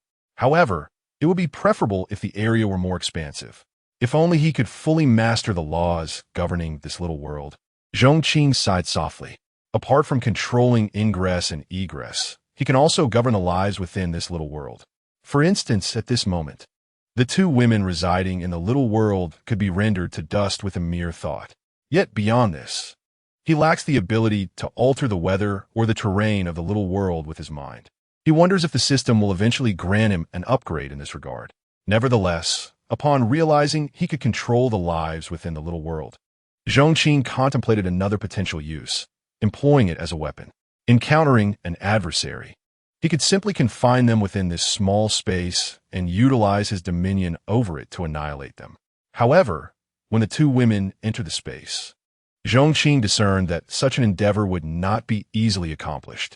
If the opponent resisted and possessed comparable strength, it would be exceedingly difficult to execute. Thus, this flaw in the system appears insurmountable. For now, this little world can only serve as a mobile garden and an absolute retreat. Days slipped by swiftly. The two women diligently worked on transforming the little world for Zhong Qing. Whenever he had the chance, he would venture inside, witnessing the developments. In the center of the little world, the two women had already carved out a small lake. On the opposite side of the lake, a small mountain had been constructed. A waterfall cascaded down from the mountain, And the lake was not stagnant, but rather connected to the waterfall by a flowing stream, encircling the entire little world. Within the flowing stream rested a massive water wheel, which rotated under the stream's current, generating power that transported the stream's water back to the mountain, forming the waterfall and thereby creating a perpetual cycle. It was, in essence, a perpetual motion machine. The course of the stream is anything but ordinary. It appears to be a formation for gathering spirits, possessing the ability to harness wind and gather energy. At the very center of this spiritual gathering lies a small cluster of buildings. The architectural layout is meticulous, encompassing storage areas, residential quarters, and recreational spaces. It is evident that these two women indeed possess something remarkable. Zhong Qing feels a sense of satisfaction. On this particular day, Lin Feng respectfully approached Zhong Qing. "Master, I must make a trip to Pingjiang Sect," he declared, his fists clenched with determination. "I aim to confront and defeat Murong Shui." "Disciple," Zhong Qing replied, encouragingly patting Lin Feng on the shoulder. "I have said before, during this journey down the mountain, you may pursue whatever you desire, and I shall accompany you." During his recent stay at the Lin family, Zhong Qing has come to understand the intricate history of animosities and alliances between the Lin and Murong families. Once, the Lin family was one of the foremost clans in Pingjiang City, while the Murong family was merely a third-rate family at that time. Both families were not indigenous to Pingjiang City. They had fled from other regions and, through generations of hard work, established their roots and gradually thrived. One day, Murong Shui's grandfather provoked a formidable entity, which sought to annihilate the Murong clan. Given the historically amicable relations between the Lin and Murong families, particularly their ancestors who had escaped their homeland together, the Murong family sought the Lin family's assistance. Bound by various ties, the Lin family dispatched forces to aid them. This battle nearly obliterated the Murong clan, and the Lin family suffered significant losses as well. Yet they ultimately vanquished the threat. Despite the Lin family's considerable depletion of strength, they remained a dominant force, maintaining their standing in Pingjiang City, and under their support, the Murong family gradually returned to stability. It can be said that this period marked the zenith of their relationship. It was during these times that both families reached an agreement. If the direct descendants were all male, they would be sworn brothers. If all were female, they would be sworn sisters. And if there were both genders, a union would be formed through marriage, enduring for generations. In Lin Hani's generation, the direct lineage consisted solely of males. Thus he became sworn brothers with Murong Hai, Murong Shui's father, from a young age. With the birth of Lin Feng and Murong Shui, the two families eagerly anticipated their union, and the two children were betrothed at a tender age. What was initially seen as the beginning of a deep familial bond unexpectedly marked the onset of their estrangement. Chapter 31. Zhong Qing's preparedness 1 year ago. An elder from Pingjiang Sect passed through Pingjiang City and instantly recognized Murong Shui's exceptional talent, taking her as his disciple on the spot. Upon hearing this news, the Lin family felt a sense of joy, including Lin Feng. Having grown up alongside Murong Shui, they shared a bond akin to childhood sweethearts. Furthermore, as she was his fiancée, Lin Feng naturally hoped for her success. After all, Pingjiang Sect is a leading power in the eastern region, and rumors abound that in a century's time, it may become one of the sacred sites of the eastern region. However, ever since Murong Shui ascended to the Pingjiang Sect, everything transformed. She unveiled her golden talent, instantly becoming the saintess of the sect. 6 months later, she descended the mountain and directly arrived at the Lin family. The members of the Lin family welcomed her warmly, believing she had come to share the joyous news of her golden talent. Little did they know, it was a thunderclap for the Lin family, including Lin Feng. The entire Lin family found themselves rendered utterly insignificant by her words. The implication was clear: the Lin family, in its current state, could no longer match Murong Shui. On that day, Lin Feng's grandfather succumbed to his despair. Lin Han, in a fit of fury, spat blood. He immediately sought out his sworn brother, Murong Hai, for an explanation, only to find that Murong Hai refused to see him. From that moment on, Lin Feng and the Lin family became the laughingstock of the entire Pingjiang city, targeted and ridiculed their family's strength diminished from a first-rate clan to a second-rate one. Deeply wounded, Lin Feng declared, "Give me 3 years. In 3 years, I shall defeat you and erase today's humiliation, making you regret your decision." Thus, the 3-year agreement was born. Of course, it was met with Murong Shue's scornful laughter. "What are you 3 years? A mere spark dares to compete with the moonlight," she retorted as she strode away. Simultaneously, the entire Murong clan relocated en masse to the Tianyin Sect. "Ah, yet another melodramatic tale," sighed Zhong Qing. "Humanity is curious, isn't it? If you are well, then be well. If it is a broken engagement, then let it be." Even Lin Feng and his ilk understand the disparity between them and Murong Shui and are not entirely unwilling. But to trample upon those who once stood beside you to satisfy one's own vanity is utterly incomprehensible. Though I cannot empathize with Lin Feng as his master, I am exceedingly incensed by these events. What does golden talent signify? With my disciples' hundredfold amplification and divine techniques, who truly is unworthy of whom? "So, when do you plan to go to the Tianyin Sect?" Zhong Qing inquired.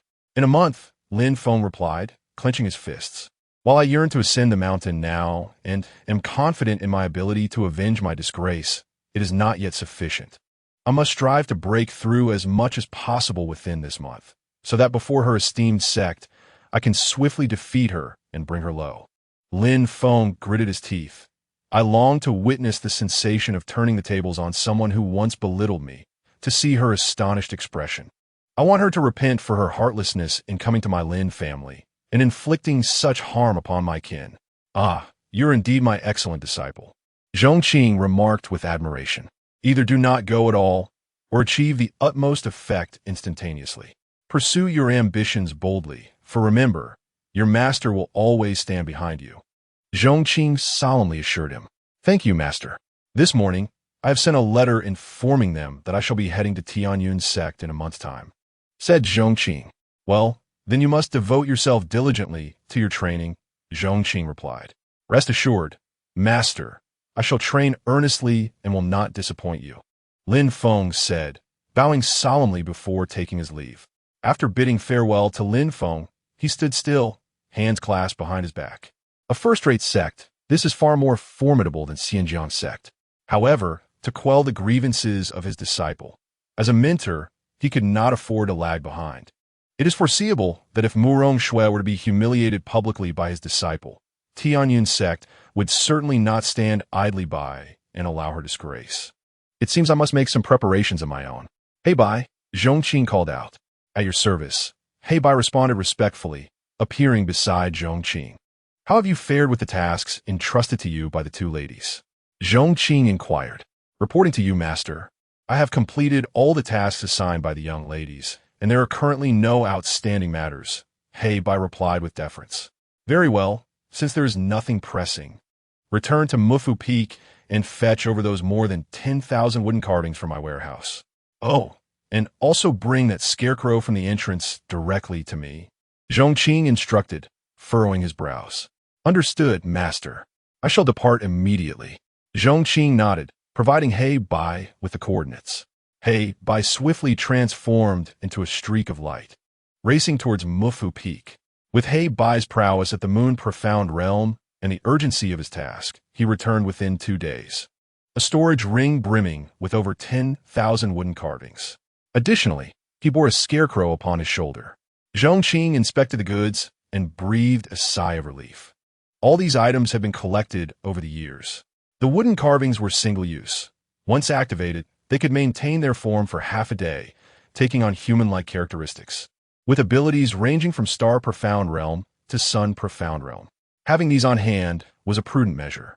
If Tianyin Sect were to act foolishly, he planned to unleash these more than 10,000 wooden carvings upon them. As for the scarecrow before him, it was his ultimate trump card. What practical effects it might possess, Zhong Qing did not know, but he was aware that this scarecrow was one of the few rewards from his ultimate sign-ins. After making these ample preparations, Zhong Qing lay back down on his reclining chair with a sense of peace. Tianyin Sect, a lavish side hall. A middle-aged man with a handlebar mustache sat regally in a grand chair, adorned in an opulent robe, exuding an air of magnificence. He was Murong Hai, the head of the Murong family. Although his cultivation was not high within Tianyun sect, his position was remarkably elevated due to the standing of his daughter. Even the elders of the Tianyun sect treat him with utmost courtesy, for his daughter is the sect's holy maiden, although she is ostensibly a disciple of the Grand Elder. Several revered elders within the sect cannot resist stepping forward to offer their guidance. Thus, she is truly the recipient of countless affections. At this moment, he is perusing a letter. Upon finishing, a look of disdain crosses his face. Just as he is about to incinerate it, footsteps echo from outside. Soon, a woman clad in white appears, her demeanor cool and her features exquisitely refined, exuding an air of nobility. Upon seeing her, Murong Hai's face brightens, and he strides forward. "My daughter, why have you not been cultivating today? You thought of coming to see me?" Murong Hai exclaims with a smile. For the visitor is none other than Murong Shui. Chapter 32. The struggles of the ants. I had no particular matters today, so I came to visit you, father. Murong Shui replies. Are you adjusting well to your life here? Well, quite well indeed, Murong Hai beams. Living here is incomparable to that wretched place in Fengtian City. After residing here for a period, I feel my stagnant realm beginning to stir. That is splendid. I happen to have a few Tongxing pills here, Murong Shui says, elegantly raising her delicate hand to place a translucent jade vial upon the table. These Tongxing pills can enhance your success rate in breaking into the Starxian realm. Murong Hai's eyes gleam as he opens the vial, revealing 7 Tongxing pills within, their rich fragrance permeating the room. These Tongxing pills are indeed rare treasures, he muses. Previously, I could scarcely obtain even one in Fengtian City, and now I have 7. Merely Tongxing pills. Father, feel free to use them. If they're insufficient, I can procure more. Murong Shui replies with a sense of pride. Given my current status within the Tianyun sect, acquiring such elixirs is merely a matter of asking. You are truly remarkable, my daughter. Murong Hai expresses with heartfelt pride before inquiring. By the way, my dear, your realm eludes my understanding. What is your current level? I am the mid-stage of the Chun Xian realm. Murong Shui replies with a slight smile. Mid-stage of the Chun Xian realm. Murong Hai gasps in astonishment, excitement alight in his eyes. You're nearly catching up to me. It took me decades to reach the late stage of the Chun Xian realm, and you are still in your teens. Truly, you possess golden talent. For me, ascending in realm is merely a matter of time, Murong Shui declares, her red lips curving into a smile. The reason you cannot perceive my cultivation level is that my progress has been remarkably swift.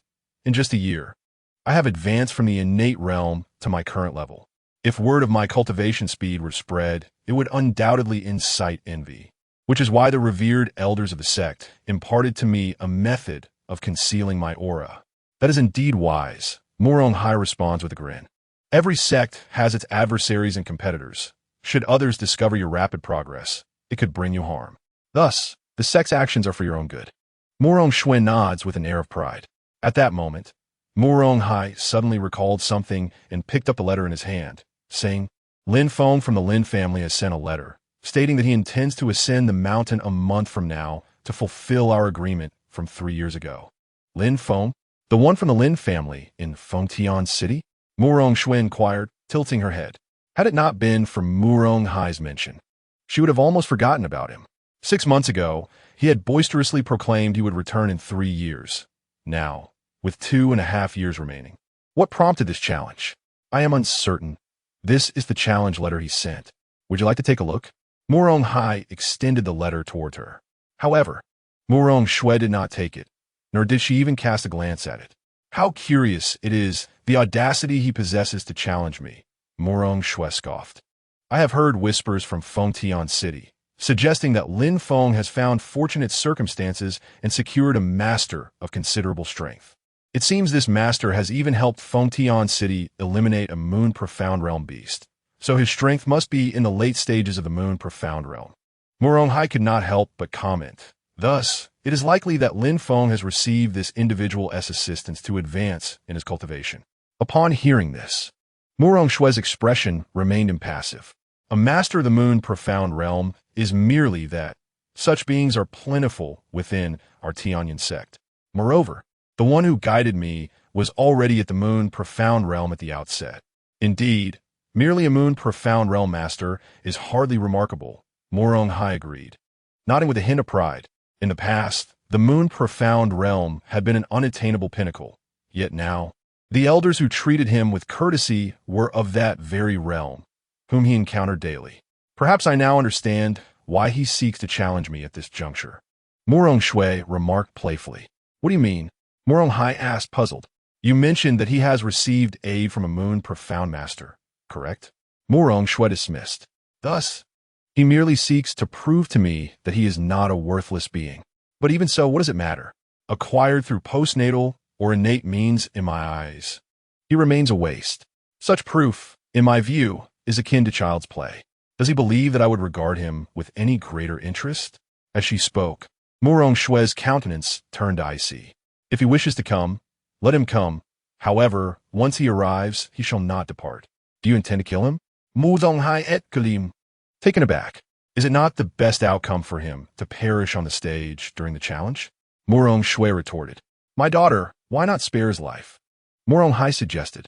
After all, the Lin family once had ties to our Morong family, and disregarding the engagement, they have grown up together, making them akin to childhood sweethearts. Silence. Suddenly, Morong Shui's delicate features contorted in rage as she shouted, What engagement? What childhood sweethearts? Do you have any idea of my status? I am a saintess of Pingjiang Sect. This so-called engagement is nothing more than a stain upon my being. A stain. A stain. Do you understand? If this stain is not eradicated, I sense that the gazes of those around me have altered, each imbued with a hint of mockery, making me feel as though ants are incessantly crawling upon my skin. Thus, he must perish. Morong Shui felt a chilling wave envelop her, her eyes brimming with murderous intent. Very well. Observing Morong Shui's sudden fury, Morong Hai appeared visibly startled, refraining from uttering another word. I shall take my leave. There is no need for further discourse. Let him come to meet his demise in a month's time. With a cold expression, Morong Shui uttered these words before turning away. Simultaneously, Lin Feng's challenge letter reached the Pingjiang Sect. Given the nature of the challenge, it was only fitting for the sect to be informed. The Pingjiang Sect did not overtly express their stance, tacitly acknowledging the challenge, yet it was evident that they did not regard it with much concern. After all, as a premier sect, the higher-ups were inundated with numerous matters daily. Trivialities such as this, devoid of any suspense, would scarcely demand their attention. Merely the flailing of ants. Chapter 33. The heavenly challenge days passed once more. In the Lin family, Zhong Qing reclined leisurely in the courtyard. Ding. The host disciple Lin Feng has advanced to the Mid-Shin Xian realm. Ding. Congratulations to the host on the breakthrough to the Sun Xian realm. Oh. Has he reached the Sun Xian realm? Feeling the surge of his own advancement, Zhong Qing could not help but smile. The diligence of his two disciples, coupled with the manifold returns, indeed propelled their progress at remarkable speed. As realms ascend, the cultivation required becomes more substantial. He had anticipated a prolonged period before breaking through to the Sun Xian realm, yet it occurred with surprising swiftness. Host, Zhong Qing cultivation level, Sun Xian realm. Disciple, Lin Feng, Mid-Shin Xian realm, hundredfold amplification activated. Disciple, Su Yi, innate realm, hundredfold amplification activated. Activated bonds, waste material bond 22, additional bonds awaiting development. Acquired physique, none. Acquired special skills, aura of the sixth, heavenly eye, peerless domination, personal microcosm. Very splendid. With a contented expression, Zhong Qing rose from his recliner and subsequently entered his personal microcosm. As the days slipped by, the microcosm had undergone a profound transformation. Describing it as a paradise would be no exaggeration. Merely being within it instilled a sense of tranquility and joy. Furthermore, as the microcosm mirrored the external world, it too was infused with spiritual energy. However, due to its design, the spiritual energy within this microcosm surpassed that of the outside world. Before long, Zhong Qing arrived at the waterborne pavilion specially crafted by the two women for his exclusive use. Standing atop the pavilion, The expanse of the lake and the distant waterfall lay before him, the gentle lake breeze wafting over, providing utmost comfort. In a previous life, who among the billionaires could boast such accommodations? Greetings, esteemed elder. At that moment, the two women, their faces smeared with dust, flew over from the distance to pay their respects to Zhong Qing. During this period, your hard work has truly been commendable, and I am exceedingly pleased with your designs. Zhong Qing generously bestowed his praise, acknowledging the diligent efforts of the two women, who had not rested since the commencement of the renovations. Serving a senior is a matter of course. Wiping the sweat from their brows, the two women smiled and remarked, "However, senior, the main work is nearly complete. The subsequent details shall rely on your gradual refinement." "Thank you ever so much." Zhong Qing expressed his gratitude. After the two women conducted a thorough inspection within the small world to ensure there were no oversights, they followed Zhong Qing out. "Senior, since there is nothing pressing, we shall take our leave," they said. "Why not stay a few more days at the Lin family before returning?" Zhong Qing suggested with a smile. "There are plenty of delectable delights in Pingjiang City. Since we have no urgent matters, I could take you both out to explore and indulge in some culinary delights." The two women were taken aback. The prospect of this esteemed individual willing to accompany them for a shopping excursion and gastronomic experience was indeed a remarkable honor. However, a look of hesitation crossed their faces. Although they yearned to join him, they recalled the directives from their sect and felt unworthy of such a privilege. "Senior, we would love to accompany you in savoring the delicacies, but we received news yesterday from the sect indicating that a significant matter has arisen. Regardless of whether we have completed our tasks, we must return promptly. We cannot defy the orders of our master. Since that is the case, I shall not insist on your presence," Zhong Qing replied with a smile. "Yet, in light of your arduous efforts these past days, allow me to present you both with a small token of appreciation." With that, he retrieved two small wooden carvings from his storage ring, gifting one to each woman. His invitation had been merely a gesture of goodwill, an acknowledgement of their labor. And since the invitation could not come to fruition, he offered these wooden carvings for their protection. After all, he possessed an abundance of such trinkets, having acquired over 100 more that day alone. Zhong Qing's wooden carvings came in two varieties, one that could animate upon receiving a command from its owner, but only for a fleeting half-day, after which it would lose its efficacy and shatter. This was essentially a one-time use item. The other type, however, did not animate and would provide automatic protection as long as it was carried, remaining intact until its internal energy was fully depleted. In truth, the latter resembled a form of defensive treasure. What distinguished his carvings from typical defensive artifacts was their ability to actively engage rather than merely defend passively. The two women received the carvings, finding them charming, unaware of their true significance, and regarded them merely as delightful keepsakes presented by Zhong Qing. However, they did not display any disdain. On the contrary, they were filled with joy. After all, receiving a gift from such a remarkable being was immensely satisfying, regardless of its nature. "Remember to keep them close. Do not misplace them," Zhong Qing gently reminded. "How could we dare? Since it was given by a senior, we shall certainly wear it every day," the more vivacious Qing Niao replied, revealing her small tiger teeth. After speaking, the two women clasped their hands in farewell. "Well then, senior, we bid you adieu." With that, they soared into the air and departed. For them, this journey had been remarkably fruitful. Not only had they acquired 6 eyeballs from a moon profound realm beasts, but they had also established a good relationship with someone of Zhong Qing's caliber. The two made their way back to Wandao Mountain. In midair, Qing Niao could not help but inquire, "Sister, what on earth has transpired in the sect that necessitates our urgent return?" Upon hearing this, Lung Ning's expression darkened, and she gravely replied, "Junior sister, have you heard the legend of Tian Nan? Tian Nan? Are you referring to the prodigy of Wandao Mountain from 300 years ago?" "Indeed, that is him," Lung Ning confirmed with a nod. He was the most gifted disciple in the history of Wandao Mountain, possessing profound knowledge in formations, feng shui, and various esoteric arts. However, he ultimately strayed from the righteous path and developed a method for blood formation rituals, gradually descending into the demonic way.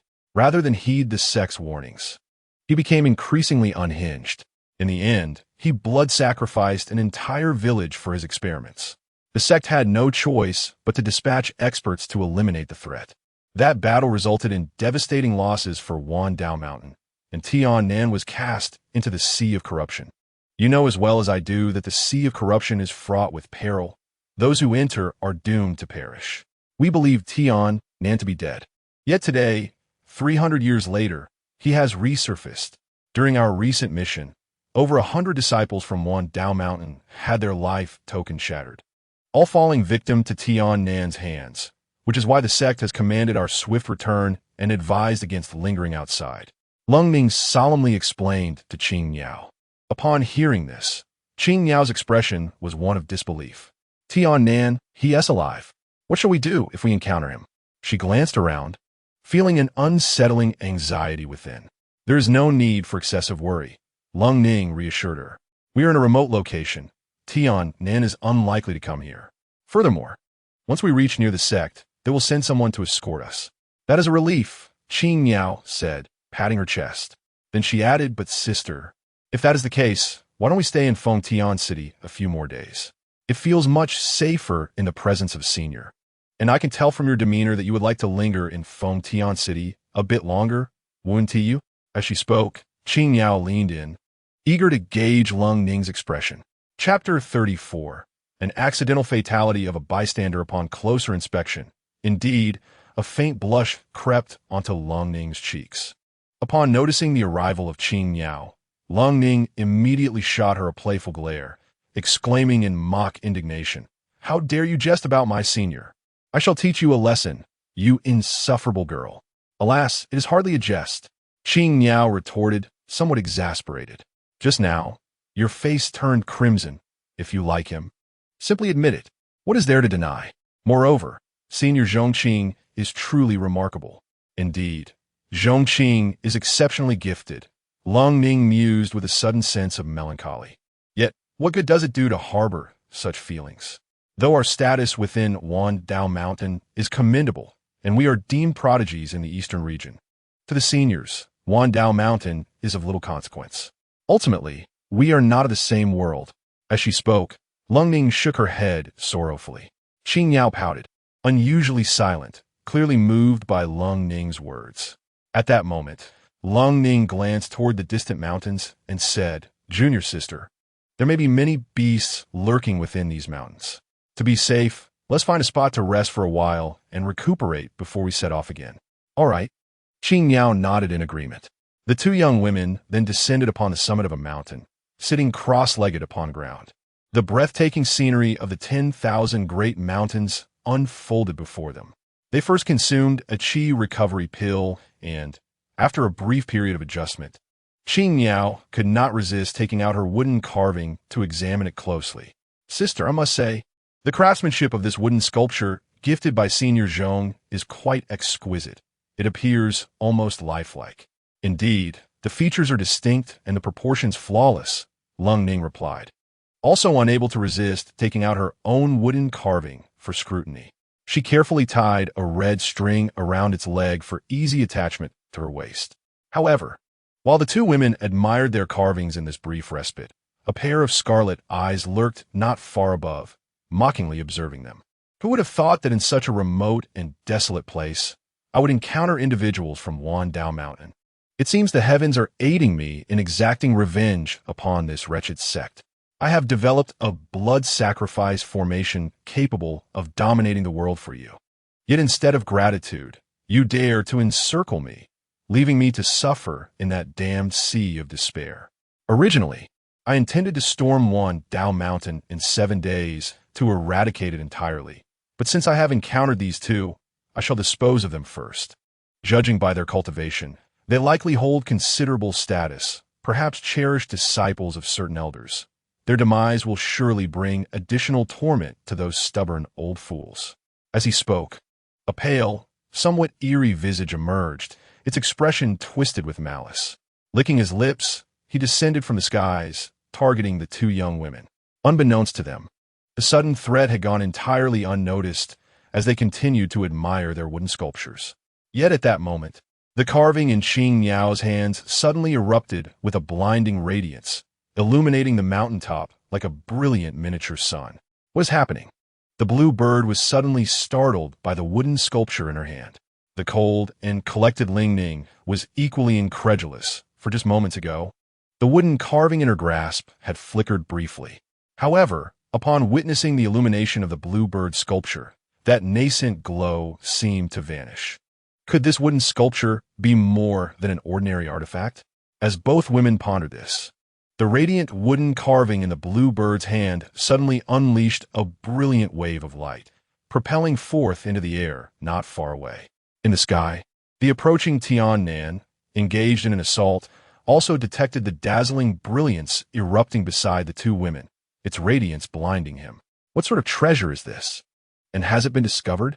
Yet, it mattered little. In the face of absolute power, all other means were merely superficial embellishments. Tiannan wore a disdainful expression until the impact of the light wave struck, causing his countenance to change drastically. The speed of the light wave was astonishing, too swift for him to evade. When he looked down, he realized that his chest had been pierced, leaving a gaping hole the size of a bowl. Agonizing pain surged through him, prompting a reflexive scream of despair. Ah! The shriek reverberated through the forest, and Tiannan, eyes wide open, fell from the sky like a bird with broken wings, plummeting into the thicket below. As the two women stared dumbfounded at the anomalous wooden sculpture in their hands, they heard a scream echoing from the sky above. "Oh no! It seems I have inadvertently taken a life." The blue bird panicked, clutching the wooden carving, unsure of how to proceed. At that moment, after emitting the shock wave, the sculpture reverted to its original state, though upon closer inspection, its texture appeared diminished. "Let us hurry and take a look," Ling Ning urged, furrowing her brow as she led the blue bird toward the site of the fallen man. Soon, they discovered the victim, who lay surrounded by a handful of low-level wolf demons, sniffing eagerly as if anticipating a feast delivered from the heavens. "Get away," Ling Ning bellowed, driving the demon wolves away before kneeling beside the man to check for signs of life. "He is no longer breathing," she stated, her brow knitted in concern. "What do we do now, sister?" The blue bird stood frozen, overwhelmed with guilt.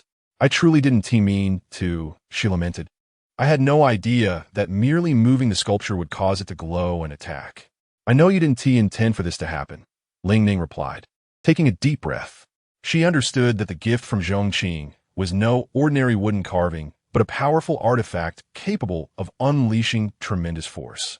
Yet, it seemed they were still learning how to wield it. I was wrong. Oh, brother, I truly didn't mean it. Please don't leave this world with your eyes open. I really didn't intend for any of this." As they gazed upon the lifeless body, which still bore a pair of unblinking eyes, Qing Niao clasped her hands in fervent prayer, her anxiety palpable as she hopped in distress. "Sister, what should we do?" she exclaimed, turning to Lung Ning with urgency. Lung Ning, resting her forehead in contemplation, felt equally at a loss. In her view, the unfortunate soul had indeed met a most ill-fated demise. His death, marked by such absurdity, surpassed even that of an ordinary person struck by a falling meteor while strolling down the street. In truth, the two women could easily dispose of the corpse and depart, as no one in the secluded forest would witness their actions. However, their inexperience in the world weighed heavily on their consciences. Furthermore, according to the path of cultivation they followed in Wandao Mountain, such matters were bound by karma. After a prolonged silence, Lung Ning finally spoke. "The man is deceased. There is no possibility of resurrection. However, perhaps we could ascertain his identity and then locate his family to offer our apologies and compensation, thereby atoning for our actions. But how shall we uncover his identity?" Qing Niao interjected, unable to restrain her curiosity. "The attire he wears bears no insignia of any sect, providing no clues to his background." Upon hearing this, Lung Ning hesitated briefly before responding. "Then we must first transport his body back to Wandao Mountain and utilize its resources to discover his identity." "Very well, it appears we have no other choice," Qing Niao conceded. Subsequently, the two women ventured to a nearby mortal town, situated 100 miles away, where they located a respectable coffin shop. After purchasing a fine coffin, they returned to the forest, gently placing the body of the deceased Tian Nan inside, and subsequently stored the coffin within their storage rings. Having completed this task, they dared not linger, resuming their journey towards Wandao Mountain. Upon arriving at the borders of Wandao Mountain, they were indeed greeted by an elder. However, the elder's expression was grave. Upon seeing them, he uttered not a word, hastening back to the mountain with utmost urgency. The two women, sensing the palpable tension in the air, chose to remain silent. At last, they returned to Wandao Mountain, which was nestled amidst towering peaks. The mountains encircled Wandao Mountain as if in protective embrace, with a great river flowing 10 miles distant, clearly a location rich in spiritual energy. The scenery of Wandao Mountain was breathtaking. Its architecture and sculptures seemed to hold profound significance. Upon entering its realm, the spiritual essence of heaven and earth was several times more abundant than in other places, a testament to the mountain's exceptional cultivation. Yet, despite its beauty, there was an air of solemnity. The main gate stood closed, and many formations were activated, with disciples passing by wearing expressions of deep concern. After paying their respects to their master, the two women were greeted with relief. "You two have finally returned. Thank goodness you are safe. Come quickly. The sect master has summoned an emergency meeting." An elderly man donned in a Taoist robe, exuding an aura of ethereal wisdom, let out a sigh of relief upon the safe return of the two young women. However, there was no time for pleasantries, as he promptly urged them to hasten towards the sect meeting. "Yes, master," the two replied, not daring to delay or even take a moment's respite. They had intended to share with their esteemed mentor the remarkable achievement of completing their task, which involved bringing back 6 mid-stage demon beast eyes from the moon profound realm, and their encounter with the enigmatic figure, Zhong Qing. Yet, in the face of such pressing sect matters, they could only set aside their excitement. Following their master, they entered the grand hall of the sect. Inside, all the elders, guardians, and direct disciples of Wandao Mountain had gathered. The atmosphere was laden with gravity. At the head of the hall, the sect leader, Zhong Qing, sat with an imposing demeanor, casting a sweeping glance over the assembly before he spoke slowly. "Esteemed colleagues, now that we are all present, I shall get straight to the point. Since the resurgence of Tiannan, more than 100 of our disciples have met a cruel fate while traveling and fulfilling their duties. This alone is serious. But what weighs heavier is that I never anticipated the declaration made by Tiannan yesterday. He intends to assault Wandao Mountain to exact vengeance for grievances dating back 300 years. If this threat had come from another source, I would have dismissed it lightly. Even if a holy land sought to attack us, I would not be this grave, for our strength lies in formations. With the myriad formations we have laid, I would be confident that we could inflict significant losses upon any assailant. However, let us not forget that Tiannan is one of our own, and his mastery of formation surpasses anything we have seen in our sect's history. This implies that his understanding of formations may well exceed that of anyone present here today. Thus, the formations we pride ourselves on may be rendered utterly ineffective in his eyes. As Zhong Qing concluded, furrowed brows enveloped the assembly, the weight of the situation sinking in. The two recently returned women finally grasped the gravity of the threat facing their sect. Zhong Qing then revealed another alarming piece of news. "Moreover, I have received the latest intelligence. Tiannan's cultivation has reached the Sun profound realm. With his level of power, and in the absence of effective countermeasures against his formations, his entry into Wandao Mountain would be unstoppable. Even if our ancestors were to emerge, they could at best achieve a stalemate, serving merely to restrain him. But if he chooses to strike at others instead of confronting our ancestors, no one would be able to withstand his onslaught. In other words, he could eliminate every practitioner at the Sun profound realm and retreat unscathed." As these words echoed in the hall, the attendees' brows knitted even tighter. The chasm between each major realm was akin to an insurmountable abyss. No matter how numerous the Moon profound realm practitioners, they could never stand against a Sun profound realm opponent. Thus, even if Tiannan were to unleash a few strikes within Wandao Mountain, The ensuing losses would be unbearable. Although the Wandao Mountain is indeed fortified by a master in the Sun Profound realm, the disciples of Wandao Mountain have never been particularly adept at combat. In a confrontation of equal realms, it is highly unlikely they could match the formidable Tiannan, who has already succumbed to the path of demonic cultivation. What shall we do? Everyone, please share your thoughts. Zhuge Qing spoke in a grave tone. I believe we must rely on formations. One elder was the first to voice his opinion. After all, Tiannan has not been present in Wandao Mountain for 3 centuries. During this time, we have developed numerous new formations, and it is improbable that Tiannan could dismantle them all. Indeed, I share your sentiments. Another elder concurred. Our expertise lies in formations. Surely, the collective efforts of our numerous members can rival that of a single individual like Tiannan. While employing the formations, I propose that we discreetly disperse a portion of our disciples, thus ensuring our safety through division, suggested yet another elder. Very well. Hearing that everyone was proposing solutions, Zhuge Qing's furrowed brow relaxed somewhat. Relay my orders. Discreetly send some disciples away, and we shall call them back once the crisis has passed. Secondly, activate all the formations within Wandao Mountain simultaneously, and in these final days, arrange for new formations to be laid out. Therefore, esteemed elders, in the face of our sect's peril, do not hold back. Unveil your most treasured strategies. Elder Yi Dao, have you been able to set up the newly devised 5 Fiends formation? At this, Zhuge Qing turned his gaze to an elder, whose demeanor was ethereal and dignified. He was the master of Qing Niao and Lung Ning. Elder Yi Dao sighed as he rose, responding, "This formation still requires some materials." "Oh, what materials are needed?" Zhuge Qing inquired swiftly. "We still need the eyes of demonic beasts to awaken the spirit," Elder Yi Dao explained. "However, to affect a being of Tiannan's caliber, the eyes of ordinary demonic beasts will not suffice. We require at least those from the Moon Profound realm." "The eyes of a Moon Profound demonic beast?" Zhuge Qing frowned. While acquiring the eyes of lesser demonic beasts is within Wandao Mountain's capabilities, obtaining those from the Moon Profound realm poses a significant challenge. After all, beings of such caliber are sovereigns among demonic beasts, and their eyes are not easily procured.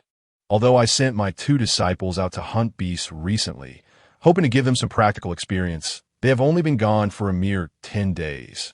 And with their current strength, it is unlikely they could obtain the eyes of a Moon Profound beast. Therefore, it seems unrealistic to prepare the 5 Fiends formation before Tiannan arrives, Elder Yi Dao lamented. Just as his words faded, a voice emerged from the crowd. Qing Niao spoke up. "Master, Chapter 36. The eyes of a Moon Profound demonic beast. My sister and I have brought them back." Do you have something to say?" Elder Yi Dao asked, turning to Qing Niao. The others in the assembly also fixed their gazes upon her. Despite Qing Niao's relatively respected position among the younger generation, she felt a tinge of nervousness under the scrutiny of so many eyes. Turning her hand within her storage ring, she produced 6 jade vials. "The ocular orbs of the Moon Profound realm beasts have been successfully acquired by my sister and me. 6 in total, and they're all from a mid-phase of the Moon Profound realm." Upon the utterance of this revelation by Qing Niao, the assembly erupted in astonishment. "What?" An elder, visibly exhilarated, swiftly approached and picked up a jade vial for examination. Within a translucent vial lay a perfectly preserved eye. "Pray tell, esteemed elder, is this truly an eye from a mid-phase Moon Profound realm beast?" Zhuge Qing inquired eagerly. With his extensive experience, the elder instantaneously discerned the truth in Qing Niao's claims. Astonishingly, these were indeed the ocular orbs of a mid-phase Moon Profound realm beast. He solemnly nodded in affirmation to Zhuge Qing. As he did so, the crowd exhibited expressions of elation, their gazes collectively fixed upon the 2 young women, Qing Niao and her sister. You 2 have rendered a monumental service to our Wandao Mountain," Zhuge Qing effusively praised. The other elders echoed similar sentiments, showering the 2 women with commendations. The ocular orbs of the Moon Profound realm beasts were akin to a timely boon for them. After all, the elder held a prominent position within Wandao Mountain, and his research into the 5 demonic array would undoubtedly prove invaluable in the impending battle against heavenly calamity. The torrent of praise rendered the 2 young women somewhat bashful. Nevertheless, they were genuinely delighted to contribute significantly to their sect. Yet, Zhuge Qing voiced a lingering curiosity. But how exactly did you procure these, and why 6? The others turned their inquisitive gazes towards the duo, for such formidable beasts were beyond their reach. Even those of the late phase of the moon profound realm could sustain injuries when facing the desperate retaliation of such powerful creatures. Respected sect master, they were gifted to us by a senior, Lung Ning replied respectfully as she rose. A senior bestowed these upon you? The assembly was taken aback. What kind of illustrious figure would grant them such invaluable treasures? It was well understood that the ocular orbs of this caliber possessed myriad uses beyond their applications and formations. One could scarcely exaggerate their immense worth. Lung Ning and Qingyao nodded earnestly and recounted their prior encounters to the seated assembly in meticulous detail. Upon hearing their tale, the crowd was left in sheer disbelief. A mere leaf could vanquish a mid-phase moon profound realm beast, along with its moon profound realm minions. This person must surely be of the sun profound realm, Zhuge Qing concluded. Moreover, Sectmaster, this senior Zhong Qing possesses a small world as well, Qingyao added, unable to contain her excitement. A small world? The assembly was once again taken aback by Qingyao's revelation. It appeared that this individual either hailed from an illustrious lineage or possessed staggering cultivation. Zhuge Qing further remarked, regardless of the circumstances, your fortuitous connection with such an extraordinary being is indeed your blessing. You have performed admirably this time, and once we have dealt with the heavenly calamity, I shall bestow upon you due rewards. Thank you, Sect Master, they replied in unison, filled with gratitude. The 2 women promptly expressed their gratitude. Suddenly recalling something, Lung Ning added, by the way, esteemed sect leader, master, and revered elders, when we departed, that venerable elder gifted us 2 wooden carvings. Initially, we believed these carvings were mere souvenirs from the elder. However, upon our return, we inadvertently triggered something, and the carvings emitted a radiant light, launching an attack into the sky, which, rather unfortunately, struck and killed an innocent bystander. The dramatic turn of events left everyone present astonished. What a stroke of misfortune! Simultaneously, they felt a sense of mourning for that poor soul. Please, let me see those wooden carvings, urged Zhuge Qing. The 2 women, not daring to delay, quickly produced the carvings. In no time, the senior members of Wandao Mountain began to speculate about these 2 wooden sculptures, despite Wandao Mountain's familiarity with such methods, and many disciples practicing similar puppet arts. A thorough examination yielded no significant findings. Regardless of how they scrutinized the carvings, they appear to be nothing more than ordinary wooden sculptures. Did you truly witness these carvings launch an attack? Zhuge Qing asked incredulously. Sect leader, it is absolutely true. Qingyao responded hastily. We saw it with our own eyes. And what level of attack was it? Zhuge Qing inquired further. The 2 women exchanged glances before shaking their heads. We cannot discern that. Apart from a wave of light, there was no discernible aura. It could be of the Chan Xian realm, the Xing Xian realm, or perhaps even the Yu Xian realm. We also do not know the cultivation level of the individual who was struck down. We only realized the attack had hit someone after the fact. Well, perhaps this wooden carving employed some unknown technique. After all, the world is full of wonders. For now, you should keep it safe, Zhuge Qing advised. By the way, esteemed sect leader, we also brought back the body, as we feel quite remorseful for the unintentional killing. We intend to investigate the identity of the deceased and return the body for proper burial, along with an apology and compensation to his family, Lung Ning added. Such matters can wait until after the imminent crisis has passed, Zhuge Qing replied, feeling that he could not afford to concern himself with these issues at this critical juncture. Understood, sect leader. The 2 women recognized the gravity of the situation, stowed away the wooden carvings, and resumed their seats. As the sect meeting concluded, Wandao Mountain mobilized its forces, discreetly dispatching numerous disciples. Following their departure, all formations within Wandao Mountain remained active, with no one permitted to enter or exit. Moreover, The elders unveiled their most treasured techniques, making final preparations for the impending challenges. A formation presided over by one elder, the Five Fiends Array, was hastily set up with the cooperation of all present. Finally, on the eve of the impending assault on Mount Wandao, the Five Fiends formation was meticulously arranged. Another day has passed, and the fateful day when Tianan proclaimed his intent to storm Mount Wandao has arrived at last. The entire mountain stands on high alert, with all capable warriors brandishing their weapons in the grand hall of the sect, awaiting the confrontation. A greater number of individuals are positioned within the formation, skillfully manipulating the array to prepare for any eventuality. Chapter 37. Yet, why does this person appear so familiar? Despite the extensive preparations, a heavy pall hangs over each face. The slightest disturbance sends ripples of tension through their nerves, for the threat posed by Day Xian Realm Cultivator is overwhelmingly formidable. Particularly, the formation they take pride in may prove ineffective against such an adversary. Amidst the anxious anticipation enveloping Mount Wandao, the sun reached its zenith. Zhu Qing diligently scoured the surroundings to preempt any unforeseen issues, while the other elders remained vigilant, wary of Tiannan's potential ambush. Before long, noon arrived. Although Tiannan had yet to make an appearance, he may have already encroached upon the vicinity of Mount Wandao. Thus, everyone remained on high alert, as Zhu Qing cautioned. However, the waiting dragged on into the afternoon. As the sun dipped below the horizon, the crimson rays of the setting sun bathed Mount Wandao in a warm glow. Was Tiannan contemplating a nocturnal assault? It was highly plausible. Having waited all day for his arrival, they might lower their guard at nightfall, only for him to emerge unexpectedly and catch them off guard.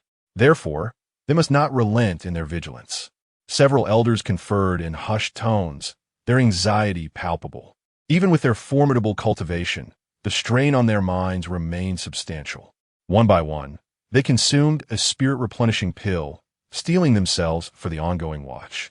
As night descended upon the mountains, the darkness deepened.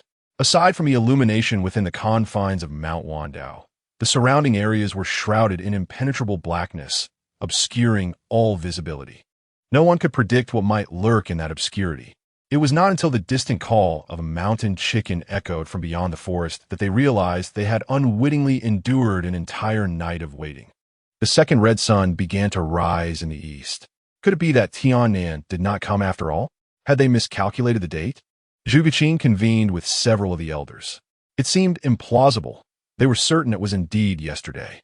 One elder speculated, could it be that Tiannan deliberately spread false information to drain our mental fortitude, only to reveal himself when our spirits are sufficiently depleted?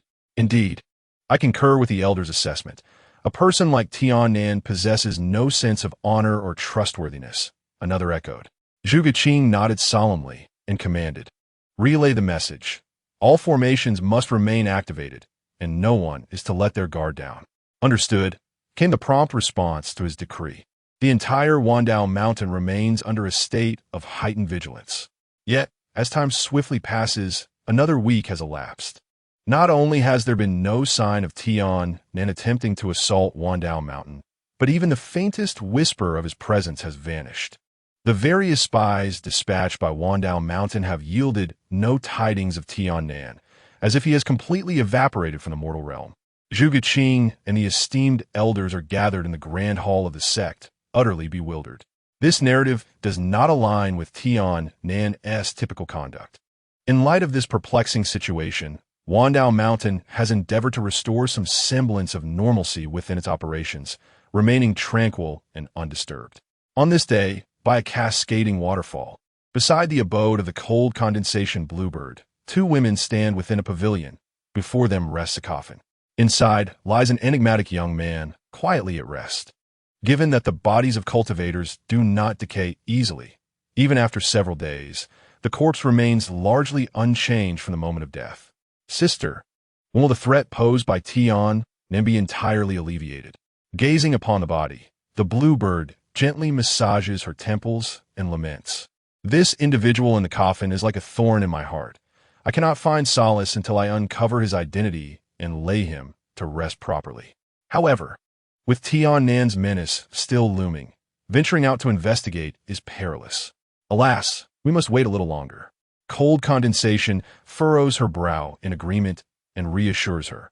The threat from Tian Nan is indeed formidable. As long as he lives, the risks of leaving the sect are far too great. Very well. The bluebird concedes with a resigned nod. At that moment, a venerable elder, exuding an air of celestial grace, approaches and inquires, "What are you two young ladies doing here?" "Greetings, master," the two women respond promptly, bowing respectfully. "We are deliberating on how to handle this individual." The elder, upon noticing the coffin, cannot help but draw closer for a better look. Is this young man truly the one who perished? Such a promising youth, met with such a tragic fate. What a pity. Such is the way of fate, he muses, unable to suppress a sigh. "Master, what brings you here today?" The bluebird asks curiously. "Recently, I have been quite mentally drained, but after a brief period of recuperation, I found myself with some free time and thought to pay a visit to you two sisters," the elder replies. No sooner had he finished speaking than the Wandao bell suddenly tolled. The elder raised an eyebrow and turned his gaze toward the distance. The Wandao bell tolls again. The sect leader is convening another elders' meeting. "Please continue your discussion. I must attend," he states with a hint of reluctance before stepping into the void and making his way toward the grand hall. By the time the elder arrives, the upper echelons of the sect are nearly assembled. Esteemed members, the purpose of this gathering is once again to address the matter of Tian Nan. His prolonged absence does not imply that he will not eventually appear. Moreover, the individual known as Tian Nan possesses an enigmatic demeanor, and it is not beyond the realm of possibility that he has already infiltrated our Wandao Mountain, perhaps lying in wait to observe us from the shadows. It is equally conceivable that he may have assumed the guise of a disciple, blending seamlessly among us. Although the likelihood of such an occurrence is minimal, we must remain vigilant. Zhong Qing articulated these concerns from the forefront, and the assembled senior members nodded in agreement, acknowledging the validity of his words. Given Tian Nan's peculiar and unpredictable nature, there is little that he is incapable of achieving. Considering that some elders had yet to join our sect 3 centuries ago, or had various reasons for not having encountered Tian Nan, I have unearthed a segment of footage recorded on Wandao Stone. This footage captures a moment when Tian Nan was present at Wandao Mountain during the formation of a battle array. Through this visual, you may gain insight into Tian Nan, observing his aura and mannerisms. Once familiarized, I urge you to exercise heightened vigilance during your patrols at Wandao Mountain. Should you encounter anyone exhibiting similar behaviors, report immediately. The senior members nodded in unison, understanding Zhong Qing's anxiety. It is always prudent to be prepared. As Zhong Qing concluded, he waved his hand, and an image materialized above the heads of the assembly. In this image, a young man clad in black is seen seated on the ground, his hands forming intricate seals. His features are strikingly pronounced, with slanted eyes, a hooked nose, prominent cheekbones, and an unnaturally pale complexion, almost appearing sickly. One elder, seated nearby, observed the image with intense scrutiny. Although he had been an elder of Wandao Mountain for 3 centuries, he was in seclusion, studying an advanced formation when Tian Nan entered the mountain. By the time he emerged from his retreat, Tian Nan had already been expelled, and the sect had united to hunt him down. Thus, he had never laid eyes on Tian Nan until this moment, finally witnessing the true visage of the legendary figure. Yet, a peculiar sense of familiarity washed over him. Chapter 38. Master, has the coffin been carried away? This individual seemed hauntingly familiar. An elder, deep in contemplation, suddenly recalled something, leaping from his seat as if propelled by springs, emitting a high-pitched shriek reminiscent of a distressed duck. The sound reverberated, causing discomfort to those present. His bizarre behavior instantly captured the attention of the entire assembly. With wide eyes and a flushed face, he displayed an expression of utter disbelief. "What has happened to you?" Zhong Qing inquired urgently. "Indeed, what has caused this sudden change in demeanor?" Another elder echoed. The crowd inquired with great concern, their sudden alarm instilling genuine tension among them. It was, after all, the first time they had witnessed an elder in such a state of disarray over the years. However, the elder paid no heed to their inquiries. Instead, he burst forth from the grand hall of the sect and soared into the sky, leaving the onlookers utterly bewildered. Upon exiting the hall, he made no pause and flew directly toward the direction of the two women, Qing Niao and Lung Ning. The two were still in the pavilion, deliberating on what to do with the corpse, when they noticed the elder approaching with an unprecedented swiftness. "Master, weren't you convening a council of elders? Why have you returned?" the two women asked, their faces etched with confusion. Yet, the elder disregarded their questions, exclaiming loudly, "Where's the coffin? The coffin! It's right here. Master, what has happened?" Qing Yao was taken aback by the elder's urgent demeanor and hurriedly retrieved the coffin from her storage ring. With a resounding thud, the coffin landed. The elder lifted the lid, his gaze fixated on the motionless youth within. "Indeed, it is as I feared," he murmured, before swiftly hoisting the coffin and ascending into the air, seemingly propelled by an urgency that compelled him to kick his legs vigorously as he flew. The entire display left the two women in a state of shock. Their master had, astonishingly, carried the coffin away. Sensing the gravity of the situation, Lung Ning remarked, "Let us follow him and see what is transpiring." Meanwhile, Zhuge Qing and other high-ranking officials remained puzzled, unable to comprehend the elder's erratic behavior.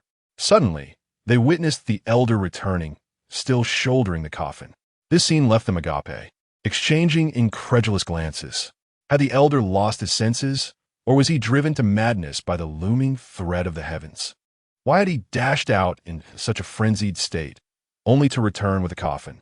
"Elder, can you enlighten us on what is happening?" Zhuge Qing stepped forward, concern etched on his face.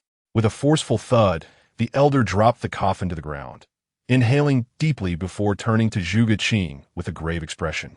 "Sectmaster, the individual within this coffin is someone you must recognize." "The individual within the coffin?" Zhuge Qing was taken aback, but understood that the elder would not speak without cause.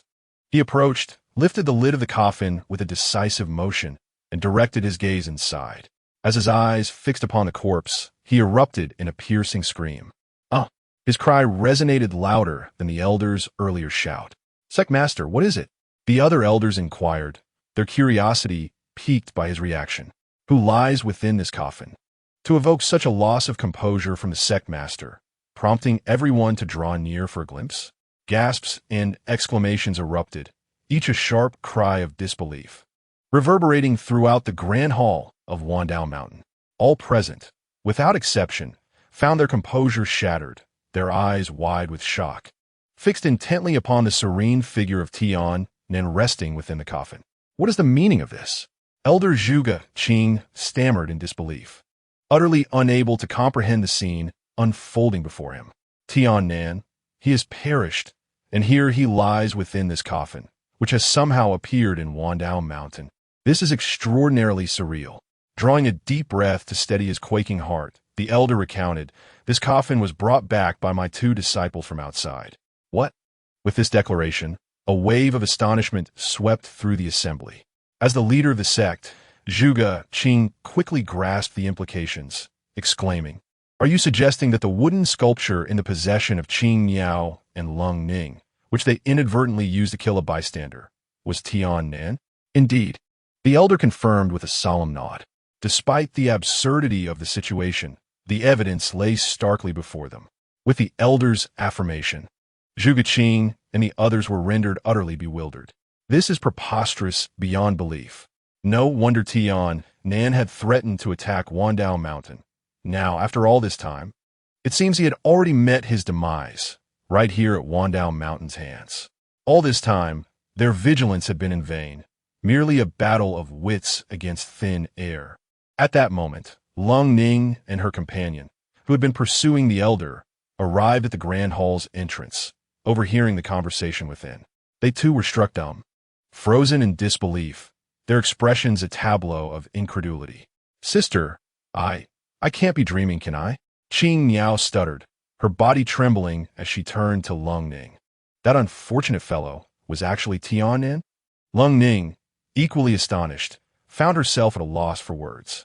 Who could have foreseen such an outrageous turn of events? At this juncture, Zhuge Qing's laughter echoed through the hall, filled with excitement. After thorough examination, He confirmed that the occupant of the coffin was indeed Tian Nan. Regardless of how implausible it seemed, the truth remained undeniable.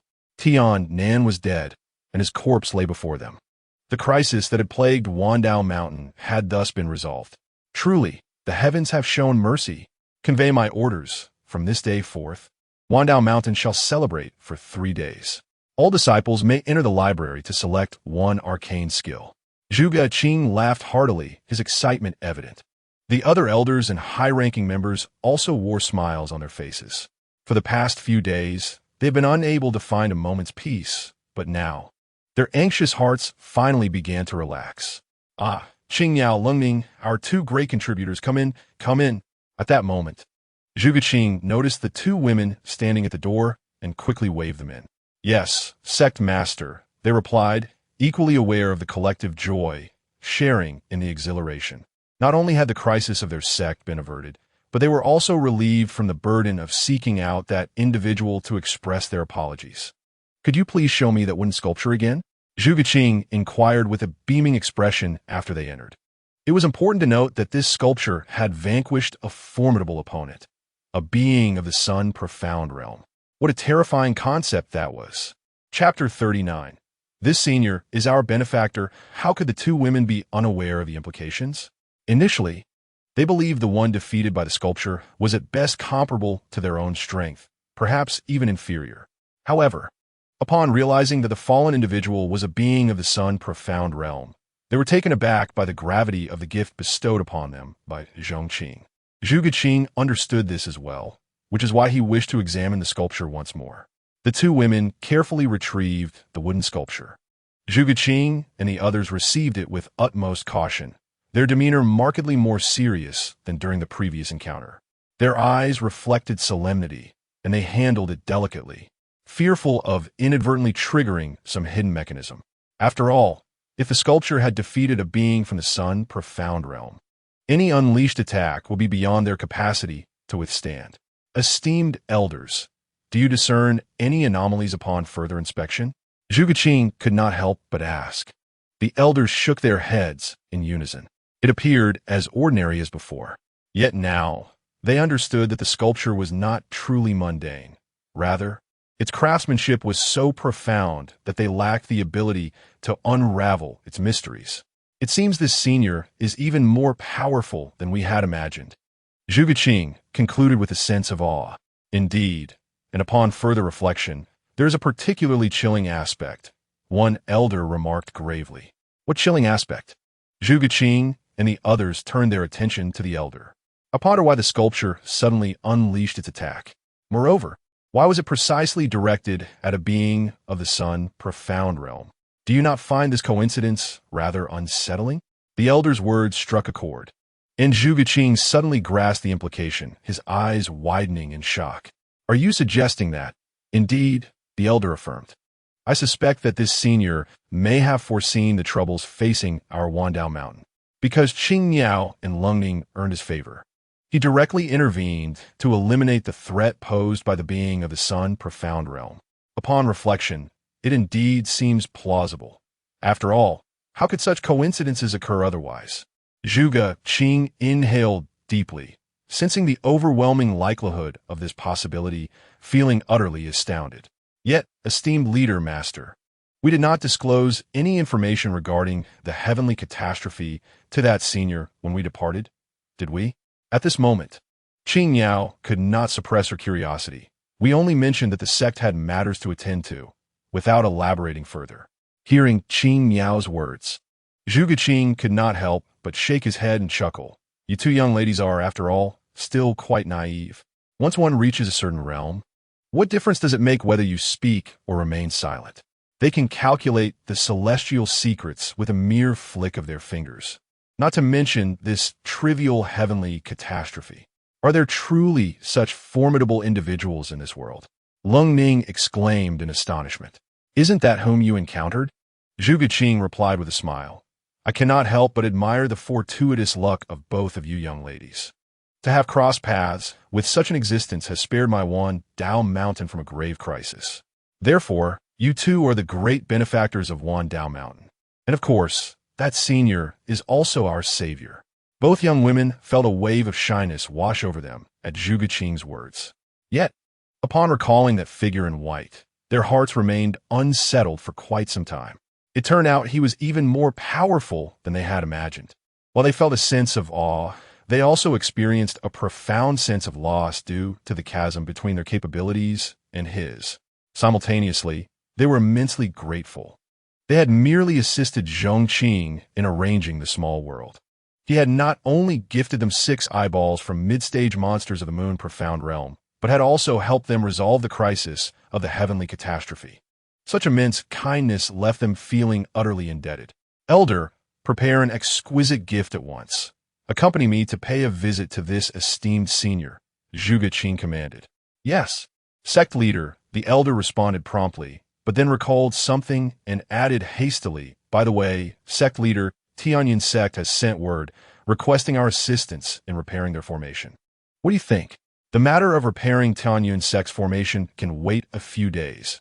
Visiting the senior is of utmost importance," Zhuge Qing replied decisively. "Understood." The elder responded without hesitation. Once the elder had prepared the gifts, Zhuge Qing set off that very day, heading towards Fengtian City based on the address provided by Qing Niao and her companion. The following day, the two arrived at the entrance of the Lin family in Fengtian City. However, upon their arrival, they were met with a closed door, and they did not get to meet Zhong Qing himself. In truth, this was not entirely the Lin family's fault. The sheer number of individuals seeking an audience with Zhong Qing had recently surged.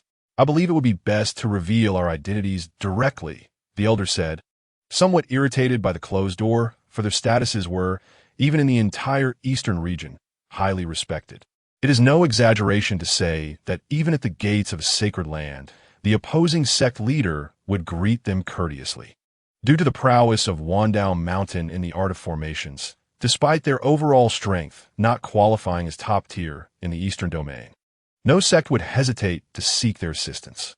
However, upon arriving at the modest Lin family in Fengtian City, they found themselves unable to even cross the threshold. "Esteemed elder, this is inappropriate," Zhuge Qing quickly interjected, stating, "Our esteemed identity may not even be acknowledged as that of a passerby in the eyes of such venerable figures. If we are unable to enter, it is likely because that distinguished individual does not wish to meet us. We must refrain from acting impulsively and offending them." "Indeed," the elder responded with a note of contrition. "If we cannot gain an audience, then let it be. There will be opportunities to reciprocate in the future. It is more convenient to proceed directly to Tianyun Sect from here." Zhuge Qing instructed, "I have heard that Tianyun Sect has recently produced a saintess with golden talent. That old fellow Wu Yun seems to have intentions of having me teach her some defensive formations. While assisting them with their formations, I shall also take the opportunity to observe this saintess. If she is indeed a promising prospect, imparting some knowledge would not be amiss." "Understood, Sect Master." The elder nodded in agreement. "Furthermore, please relay a message to gather information about the Lin family's relationship with that esteemed individual, as well as the purpose of their visit to Fengtian City, to facilitate our next visit," Zhuge Qing added. "I shall make the necessary arrangements," the elder affirmed, promptly dispatching a message through the air. Shortly thereafter, the two made their way directly to Tianyun Sect. Chapter 40. Flattening Tianyun Sect in an instant. A day later, the pair arrived at Tianyun Sect. As one of the most prominent forces in the eastern domain in recent years, the sect exuded grandeur. Beyond the mountain gate lay an astonishing staircase of 99,999 steps, reaching into the heavens and clouds, a fitting origin for the name Tianyun. Gazing upward, the full splendor of Tianyun Sect was obscured. Only hints of radiant light could be seen, through which one could vaguely discern a glimpse of the jade palaces. Naturally, Zhuge Qing and the elder were warmly welcomed by Wu Yun, the sect master of Tianyun Sect. In the grand hall of the sect, Wu Yun engaged in cordial pleasantries with Zhuge Qing. "Our sect has numerous formations that have fallen into disrepair.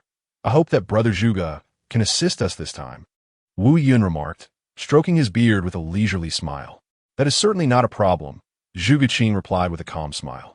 "After all, such assistance does not come without its value." Each act of hell bears significant worth, akin to the way alchemists are revered despite their personal strength. Wandao Mountain holds a similar position.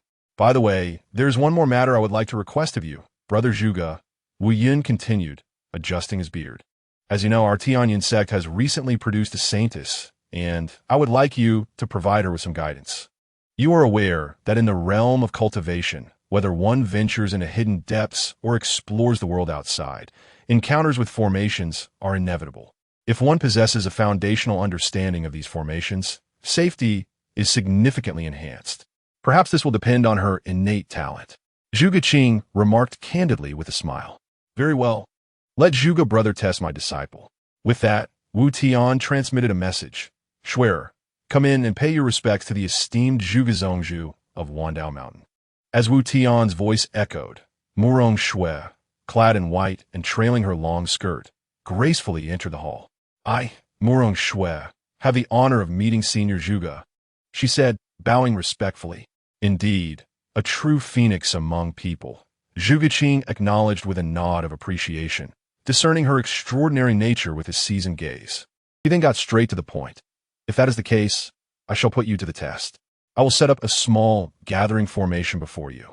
And if you can replicate it after I complete mine, I shall acquiesce to your master's request. Very well, esteemed Zhuge Zongzhu, Murong Shui replied, her confidence unwavering. Zhuge Qing nodded and retrieved 3 gold coins from his storage ring, arranging them in a triangular formation. He then formed a series of hand seals, swiftly establishing a small gathering formation. Though this assessment appeared straightforward, it served as an effective measure of one's proficiency in formations. So, young lady, do you think you can accomplish this? Zhuge Qing inquired. How could this be difficult? Murong Shui responded with a confident smile, producing 3 gold coins of her own and mimicking his actions. Although her execution was somewhat clumsy and less effective than Zhuge Qing's, she indeed succeeded in establishing a gathering formation. Ha ha ha! Wu Yun, seated above, laughed heartily. What do you think, Zhuge brother? My disciple is quite capable, is she not? Her golden talent is truly deserving of its reputation. Zhuge Qing was genuinely astonished. Her talent was only slightly inferior to that of Tian from years past. He felt a twinge of envy, contemplating the possibility of bringing Murong Shui to Wandao Mountain. Then, Zhuge brother, why not take my disciple as a named apprentice? Wu Tian suggested, smiling. Murong Shui gazed expectantly at Zhuge Qing. With her talent, her achievements on the path of cultivation would undoubtedly be remarkable. If she could gradually receive the true teachings of Wandao Mountain, would she not become renowned throughout the eastern region? No. She might even become the first of her kind in the eastern region. With this thought, she could not help but raise her chin in pride. Zhuge Qing hesitated for only a moment, preparing to agree. This would benefit Wandao Mountain. After all, as Murong Shui's golden talent promised immeasurable potential. Not to mention, he was quite envious of her abilities. He even entertained the notion of passing on his true teachings to Murong Shui in the future. However, just as he was about to nod, the venerable elder seated beside them cast a glance at the flickering jade tablet, his brow furrowing sharply. Ignoring Wu Yun's gaze, the elder leaned closer to Zhuge Qing's ear, urgently transmitting a message. What? Such news? Upon receiving the elder's whispered communication, Zhuge Qing's expression turned grave. His gaze towards Murong Shui transformed dramatically, for the message he had just received revealed the intricate entanglements between the Murong and Lin families, as well as the impending marriage between Murong Shui and Lin Feng. Moreover, he learned that Lin Feng was a direct disciple of Zhong Qing, and that he would soon arrive at Tianyun Sect to challenge Murong Shui. With these connections, it was not difficult to deduce that Zhong Qing's journey to Feng Tian City was likely related to the affairs between his disciple and Murong Shui.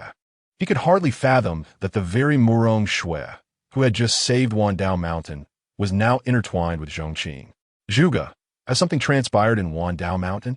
Noticing Zhuge Qing's sudden change in demeanor, Wu Yun could not help but inquire. Wu, you worry too much. Wandao Mountain is fine. I merely fear that this disciple may bring misfortune upon us, Zhuge Qing responded, glancing at Murong Shui. What do you mean by that? Wu Yun asked, his brow furrowing.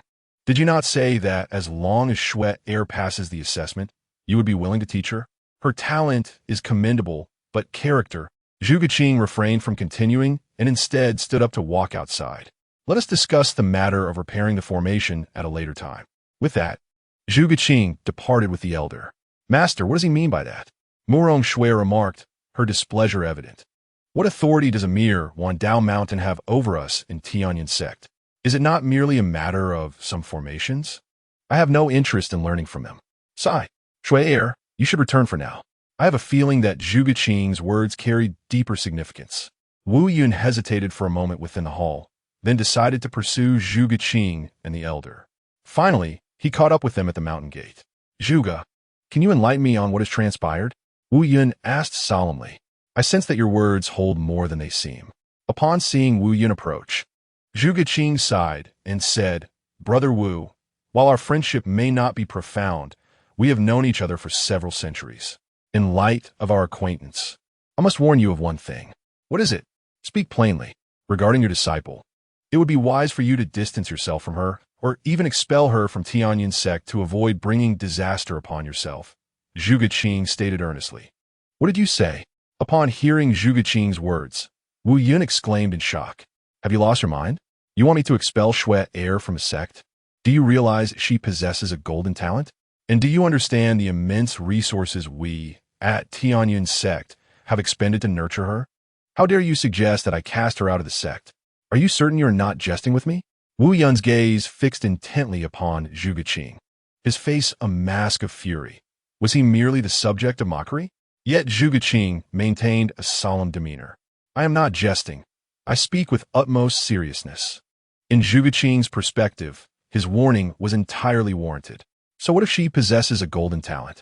If her fortune were to falter, she might only ascend to the Sun Profound realm, and even among the elite, there exists but a slim possibility of achieving the Earth Profound realm.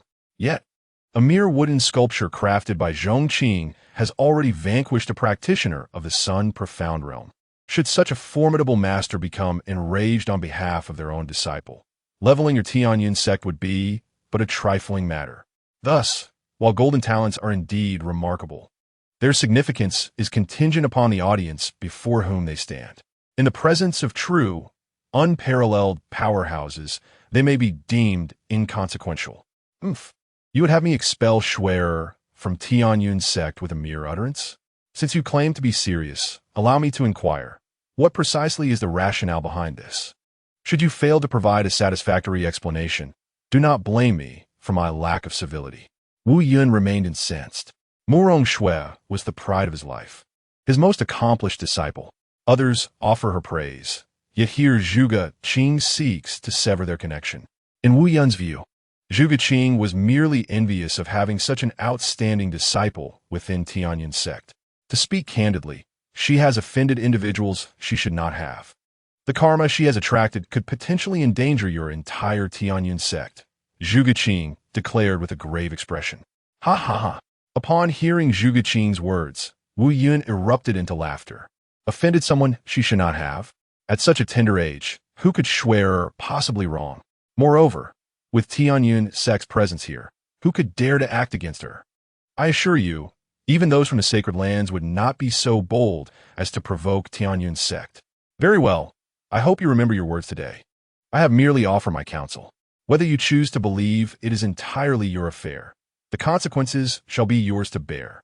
Zhuge Qing's countenance darkened. It was only out of respect for the long-standing relationship between Wandao Mountain and Tianyun Sect that he had felt compelled to issue this warning. He had fulfilled his duty and saw no need to say more. This matter was not his concern. With that, Zhuge Qing prepared to depart alongside the Grand Elder. Wait! A voice called out from behind, Wu Yun's. Zhuge Qing turned to regard him. The foundation of Yun Tian Sect's development to this day is beyond what your humble Wandao Mountain can fathom. Regardless of your intentions, the affairs of Tianyun Sect are not for Wandao Mountain to meddle in. As for the matter of repairing the formation, you need not trouble yourself further. With that, he concluded, with a disdainful snort. Wu Yun abruptly flicked his sleeves and departed. Very well, Zhuge Qing seethed, gritting his teeth. Wu Yun's words were unmistakable. This signified a complete severance of ties with Wandao Mountain. He had meant to offer a sincere warning, yet it had only earned him resentment. I am eager to see if, when you truly offend that esteemed elder, you will still possess the same bravado as you do now. With an angry huff, Zhuge Qing also angrily tossed his robe and left with the Grand Elder. Sighing, the Grand Elder shook his head in dismay, clearly reluctant to witness this outcome. Unable to restrain himself, he inquired, "Why not clarify the matter regarding Elder Zhong Qing to Wu Tian? Prove that what you said is true." Zhuge Qing found himself laughing in exasperation at the Grand Elder's question. Why should I explain myself to him, or feel the need to prove anything before him?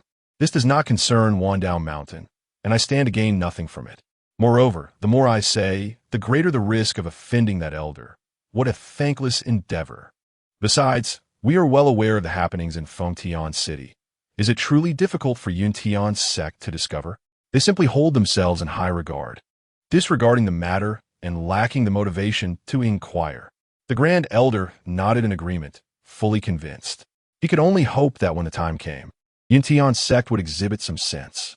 Zhuge Qing glanced back at the increasingly indistinct Pingjiang Sect, shook his head, and quickened his pace toward Wandao Mountain.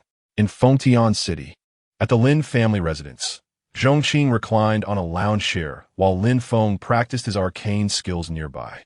Arcane skills, as their name suggests, are the abilities of practitioners, varying in levels akin to the grades of cultivation methods.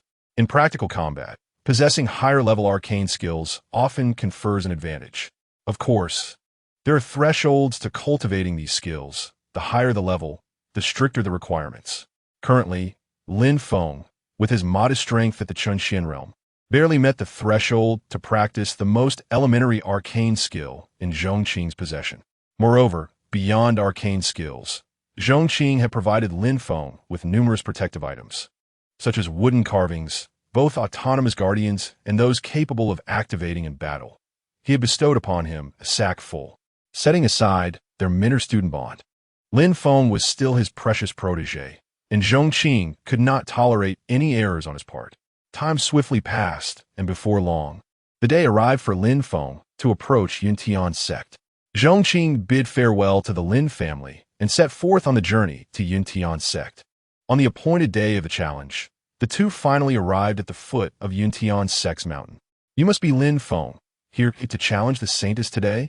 At the mountain gate, a steward of Pingjiang Sect awaited them, casting a sidelong glance at Zhong Qing before sneering. "I did not expect you to have the audacity to seek your demise." "What did you say?" Zhong Qing's brows furrowed as his icy gaze fixed upon the steward. As the steward was swept by Zhong Qing's gaze, he instinctively recoiled 2 steps in surprise. Yet, he exhibited no fear. Instead, he sneered, "What? Do you dare to make a move against me? If I am not mistaken, you are the master of that lad who once vanquished the mid-stage demon beast in the Moonxian realm. While I do not deny your certain prowess, do not forget that we are in the Tianyun sect. Behave yourself, or else you shall meet your demise without even knowing how it befell you." However, no sooner had he spoken than Zhong Qing, without uttering a word, struck him with a resounding slap. "What? You actually dare to strike me? This is the Tianyun sect. Are you courting death? Stop, stop." The stewardess' terrified and incredulous cries echoed as Zhong Qing reduced him to a mere pulp with a single blow. The tremendous sound of the impact reverberated throughout the mountain gate. "What? He actually killed Steward Fong at the entrance of my Tianyun sect." This scene instantly captivated countless onlookers, who gasped in astonishment. Never had anyone possessed such audacity to commit murder at the gates of the Tianyun sect. Was there truly no authoritative figure among them to intervene? Yet, undaunted by the hostile gazes of the crowd, Zhong Qing raised his head towards the inner sanctum of the Tianyun sect, where thunderous roars resounded. Such audacity to cause a disturbance in my Tianyun sect. In but a moment, Sect Master Wu Yun emerged from within, accompanied by several elders, surrounding Zhong Qing and his companion. "I require an explanation." Wu Yun cast a glance at the steward, now a mere mass of flesh, his expression darkening as he fixed his steely gaze on Zhong Qing. "You have treated your guests poorly, dispatching a mere ant of the Star Xian realm to insult me. Hence, I deemed it necessary to cleanse your sect's entrance. Zhong Qing retorted coldly, a sardonic smile gracing his lips. So, do you have any objections? What a silver-tongued individual, killing a man and yet speaking so eloquently. You seem to court death. Wu Yun's companion, an elder, darkened in countenance and raised his hand to strike Zhong Qing. However, at the last moment, Wu Yun halted him. Sect Master, why do you stop me?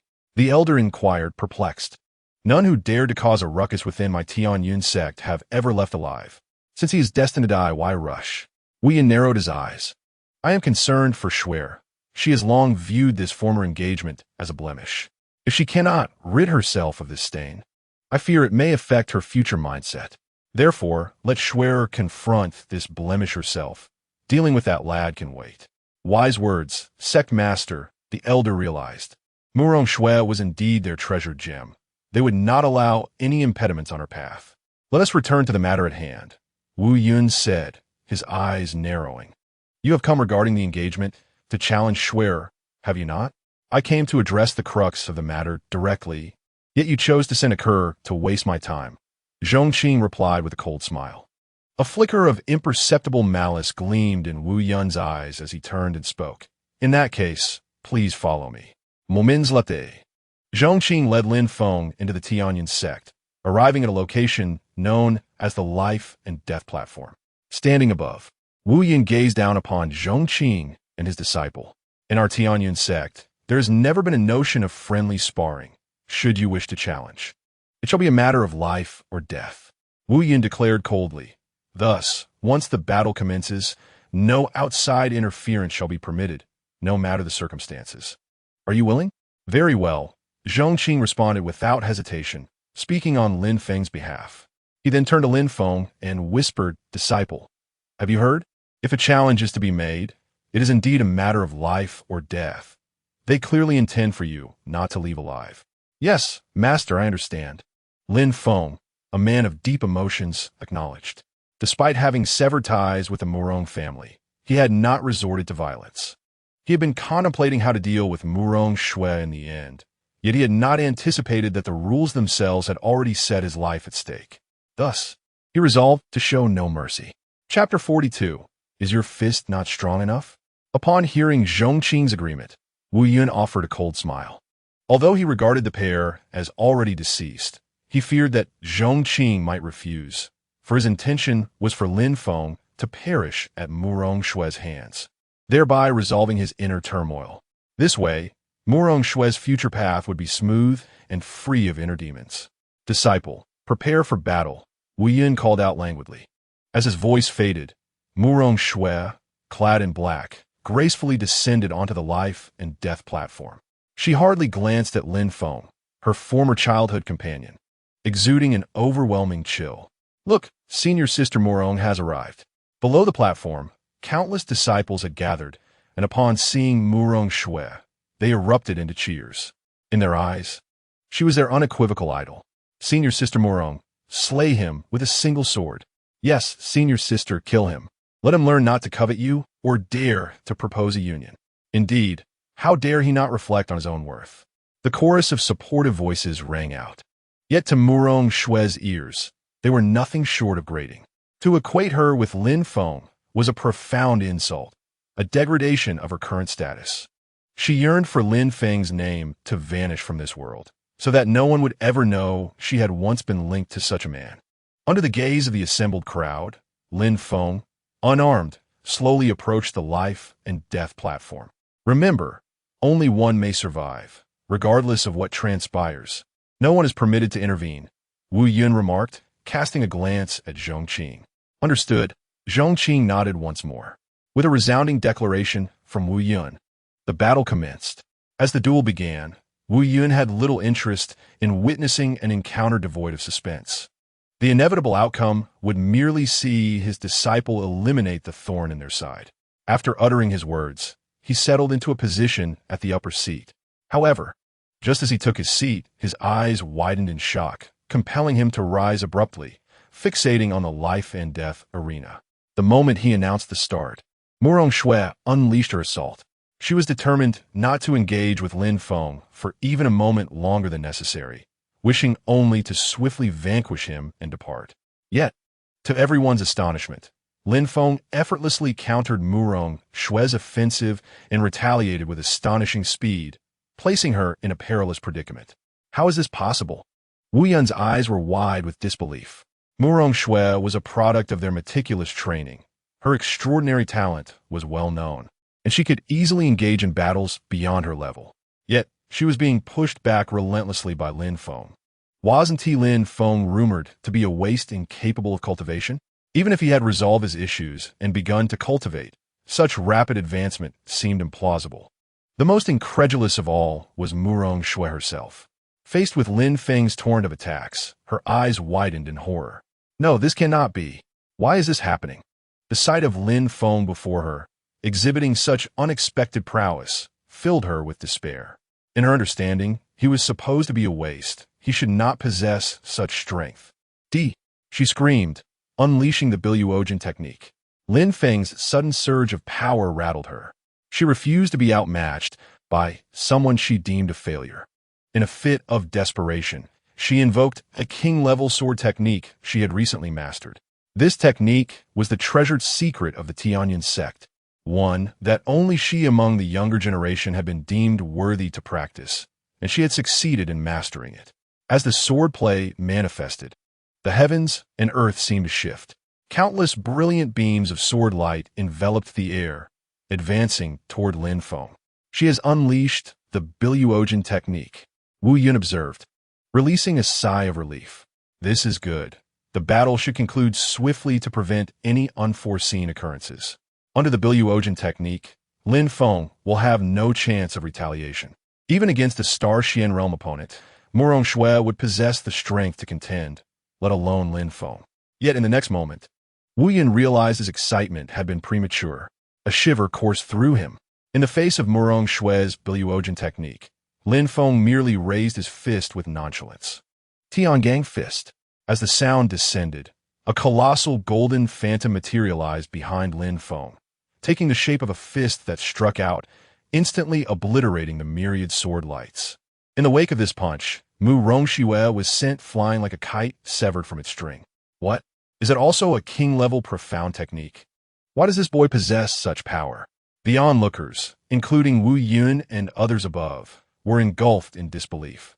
They had toiled for years in the Pingjiang Sect to cultivate a single set of king-level sword techniques, and with Murong Xue's exceptional talent, she had managed to master it. But Lin Feng, a mere scion of a small family in Fengtian City, how could he wield a king-level profound technique? The countless disciples watching were similarly thrown into disarray by the unfolding events on stage. Their expressions filled with incredulity as they witnessed their revered senior sister Mu Rong being ruthlessly beaten.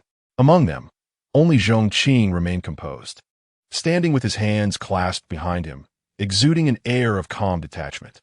Meanwhile, Lin Feng, who had just sent Murong Xue flying, showed no signs of mercy. The humiliations he had endured surged forth in his mind. His grandfather's death, the Lin family's downfall. All the grievances he had suffered erupted in that moment, coalescing into one final punch aimed at Murong Xue. Gazing at that fist, Murong Xue's eyes glazed over, her demeanor fraught with panic, her expression bordering on madness. Why does this waste possess such strength? Why can he wield a king-level profound technique as well? Yet, no amount of confusion could afford her the luxury of thought. All she could comprehend was that punch drawing ever closer, the threat of death growing more palpable. She had to concede that she was defeated by this so-called waste, and she might well perish at his hands. In an instant, the pride that being a saintess had brought her shattered, and all she could think of was how to survive. Desperately, she cried out, "Master, save me." Wu Yun, witnessing this scene, was consumed with murderous intent. This little brat dares to kill my disciple before my very eyes? You stop this at once, he bellowed, leaping into the air to deliver a palm strike toward Lin Feng. However, Zhong Qing, observing the unfolding chaos, darkened in countenance and instantly teleported to Lin Feng's side, intercepting the attack. Seizing the opportunity, Wu Yun scooped up Murong Xue and returned to the platform, assessing her injuries. Upon realizing she was relatively unscathed, The fiery anger in his eyes began to subside.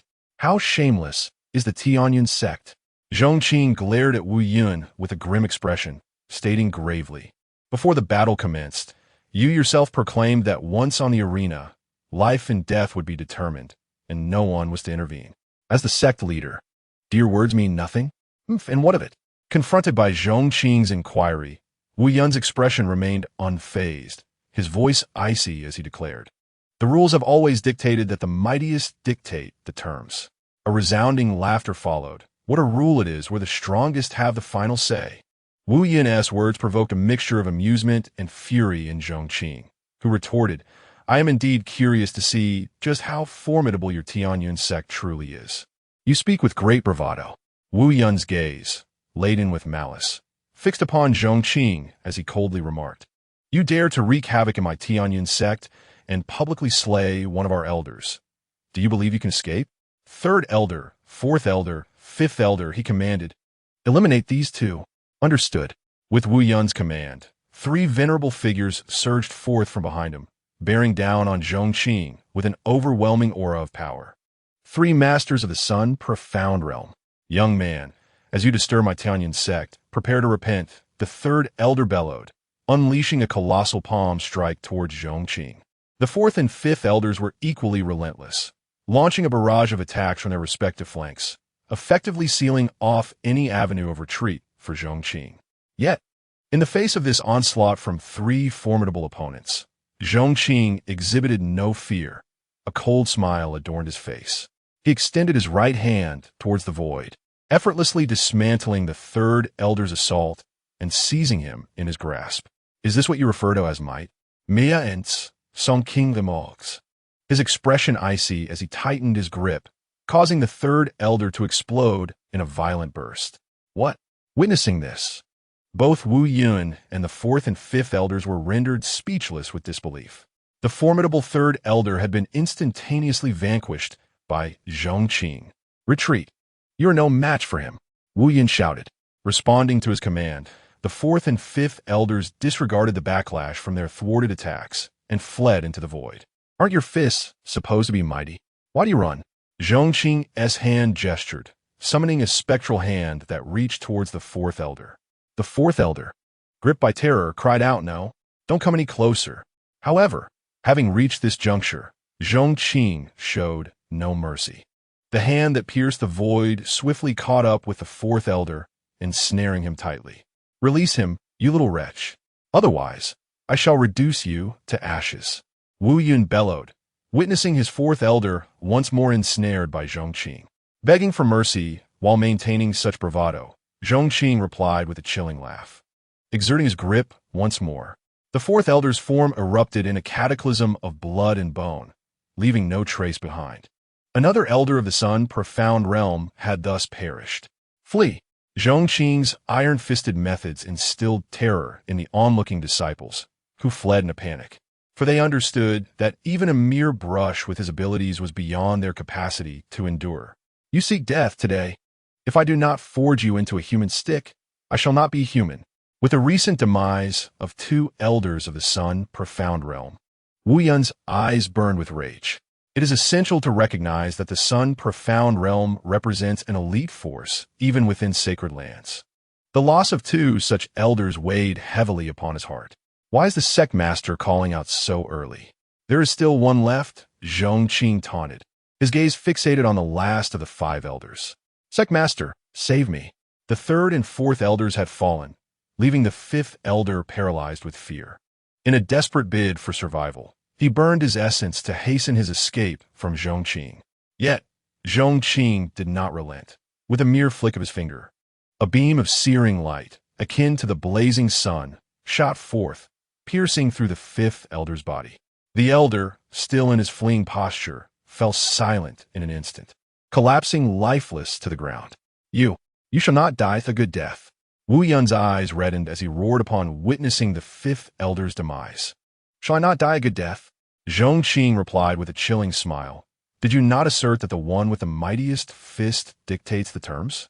I am merely demonstrating whose fist is mightier." "Wu Zhongzhu, why this frantic agitation?" Enraged by Zhong Qing's words, Wu Yun spat blood, his eyes blazing with fury as he glared at Zhong Qing. "Do not regard me with such hateful eyes," Zhong Qing remarked coolly. "I wish not to escalate today's events. Thus I extend to you an opportunity. Come forth, kneel before my disciple, and offer your apologies." His domineering proclamation caused an uproar among those present. Arrogance. Utterly outrageous. Alone, he demanded the sect master of Pingjiang Sect to kneel in apology. Only Lin Feng, standing behind Zhong Qing, felt his eyes well with emotion, as if this figure before him ensured that no one could ever bully him in this world. Such was the absolute sense of security imparted by his white-clad master. Wu Yun's face contorted with rage, his cold gaze fixed on Zhong Qing as he hissed, "Little beast, it is undeniable that you possess some strength. But do you truly believe you can contend with the entirety of Pingjiang Sect? Do you think our power, rivaling that of sacred lands, is to be trifled with? To demand that I kneel in apology is sheer folly." As Wu Yun's words fell, an atmosphere of murderous intent enveloped the surroundings. Boom! Boom! Boom! With a series of thunderous sounds, 27 black coffins erupted from the back mountains of Pingjiang Sect, soaring into the air like streaks of light, positioning themselves ominously above Zhong Qing's head. Boom! Boom! Boom! Accompanied by a series of explosive sounds, 27 black coffins abruptly shattered. From the wreckage emerged 27 figures, their eyes closed and their bodies exuding an aura of death, as if they were not truly alive. Yet, each of them distinctly radiated the essence of the Sun Profound Realm. 27 practitioners of the Sun Profound Realm. Terrifying indeed. However, this was not the entirety of Wu Yun's forces to confront Zhong Qing. From every direction of the Pingjiang Sect, several elders stepped forth, all prominent figures within the sect. Alongside Wu Yun and a few companions, there were over 50 practitioners of the Sun Profound Realm in total. Such a formidable lineup could nearly sweep aside all but the most powerful sacred grounds of the eastern region. Of course, this did not represent the full strength of the Pingjiang Sect, which also boasted countless experts of the Moon and Star Profound Realms. Yet, against an existence like Zhong Qing, those of lesser realms would be of little assistance. Is this truly the hidden might of the Pingjiang Sect? Murong Shui had retreated to the sidelines. Upon witnessing Zhong Qing effortlessly slay 3 of the sect's elders, she felt a surge of panic. Why would a worthless individual like Lin Feng possess such formidable allies? However, as she beheld the assembled forces of the Pingjiang Sect, her trepidation swiftly morphed into a burning desire for vengeance. "Master, we must eradicate them. They cannot be spared," Murong Shui exclaimed, her face alight with murderous intent. "Fear not, Shui'er, they shall not escape today," Wu Yun responded coldly, then turned to her. "You should withdraw for now. This level of battle is beyond your current capacity." "Understood, Master. I await your good news." With that, Murong Shui hastily fled the scene to observe from distance. In the arena, Wu Yun soared into the air, aligning himself with the others of the Pingjiang Sect, their icy gazes fixated on Zhong Qing. "You wretched creature, do you have any last words?" Indeed, this formation was formidable. Zhong Qing slowly raised his head to survey his surroundings, unable to suppress his admiration. Yet, if you were to ask me what I had to say, I could only reiterate my previous words. Come here, kneel, and apologize to my disciple. If you do, we may consider this matter resolved. Stubborn fool, Wu Yun shouted icily.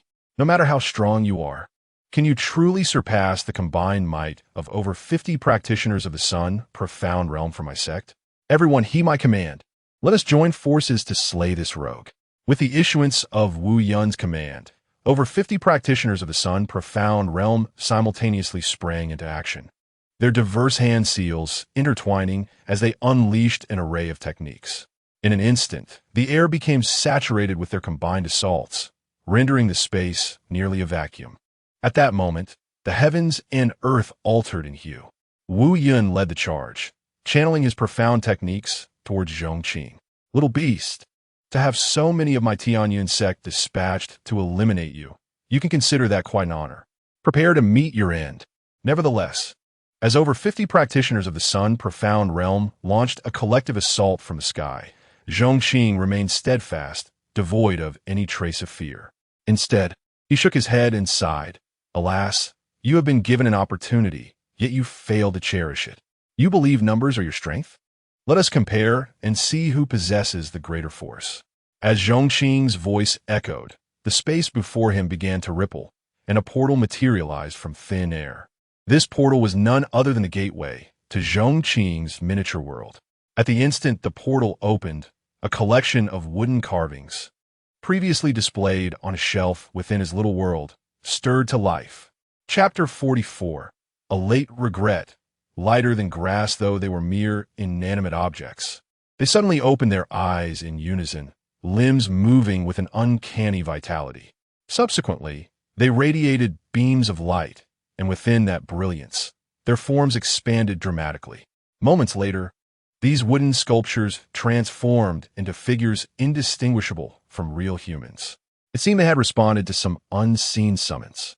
As they morphed into human shape, they surged forth like streaks of light towards the distant portal. Then, the members of Pingjiang Sect beheld a spectacle as one after another. Figures burst forth from the portal before Zhong Qing. 1, 2, 7, 8, 30, 40, 200, 300. The numbers continue to swell. A veritable swarm akin to locusts pouring forth from that portal in alarming abundance. Yet, the most terrifying aspect of this unfolding drama was that every one of these enigmatic individuals was, without exception, a practitioner of the Sun Profound realm. How could this be possible? This scene left Wu Yun utterly speechless. It was well known that Pingjiang Sect had managed to gather over 50 practitioners of the Sun Profound realm by employing secret techniques to preserve the remains of long-deceased elders, allowing them to manifest with 80% of their former strength in critical moments. But now, surrounding Zhong Qing was an overwhelming throng of mysterious figures, all of whom were at the Sun Profound realm. A rough count suggested they numbered in the thousands. Thousands of Sun Profound practitioners. What a staggering concept. Wu Yun could scarcely comprehend it. As the suddenly appeared figures each hurled a fist skyward, the lethal attacks conjured by Wu Yun and his companions disintegrated into nothingness. Simultaneously, the residual force they carried surged back towards Wu Yun and his cohort. Fortunately, sensing the dire situation, they immediately began a frantic retreat. Yet even so, Wu Yun and over 50 others were violently thrown aside by the residual force. Among them, more than 10 were instantly obliterated, while another group suffered severe injuries, losing 80% of their combat capability. The remaining individuals fared slightly better, yet none appeared whole. Wu Yun, having borne the brunt of the confrontation, lost an arm. His formidable strength alone spared him from immediate death. Swiftly, he ingested a medicinal pill, casting a glance at those around him, his eyes bloodshot. Gasping for breath, he regarded Zhong Qing with a mix of terror and hatred. "Who are you? From what power do you hail?" Zhong Qing, disdainful, responded coldly. "Do you truly believe that your inquiries hold any significance at this moment?" Fine, fine, Wu Yun conceded, suppressing the agony of his severed arm. "Let me acknowledge that Pingjiang Sect has lost this round, and I admit your strength is formidable. Therefore, I implore you to depart from Pingjiang Sect at once. I shall ensure that today's events are forgotten, and we shall henceforth coexist peacefully." Zhong Qing gazed at him, puzzled and slightly amused. "Are you offering me clemency? Do you still fail to grasp the gravity of the situation? Are you still ensnared in your delusions of grandeur? What do you intend?" With a grim countenance, Wu Yun finally comprehended the precarious position of Pingjiang Sect. "I had no intention of hostility. I merely sought to bring my disciple for a challenge. Yet, you began your provocations the moment we entered your gates. I had hoped to keep matters contained, even granting you 2 opportunities to mend this. Alas, it appears you did not value them. You must understand the old adage, once this village is passed, the shop is lost. And another truth, there are no potions for regret in this world. As circumstances have escalated to this point, we find ourselves in a situation where only one side may prevail. Thus, I must express my apologies for henceforth. Even a mere cockroach from Pingjiang Sect shall be met with my wrath. I do not wish for a day to arrive when someone emerges seeking vengeance for Pingjiang Sect. While I fear not such encounters, they are burdensome. The weight of taking so many lives weighs heavily on my conscience, yet the true blame lies with you, the foolish sect leader who led them to their demise. Zhong Qing's calm voice resonated as he spoke.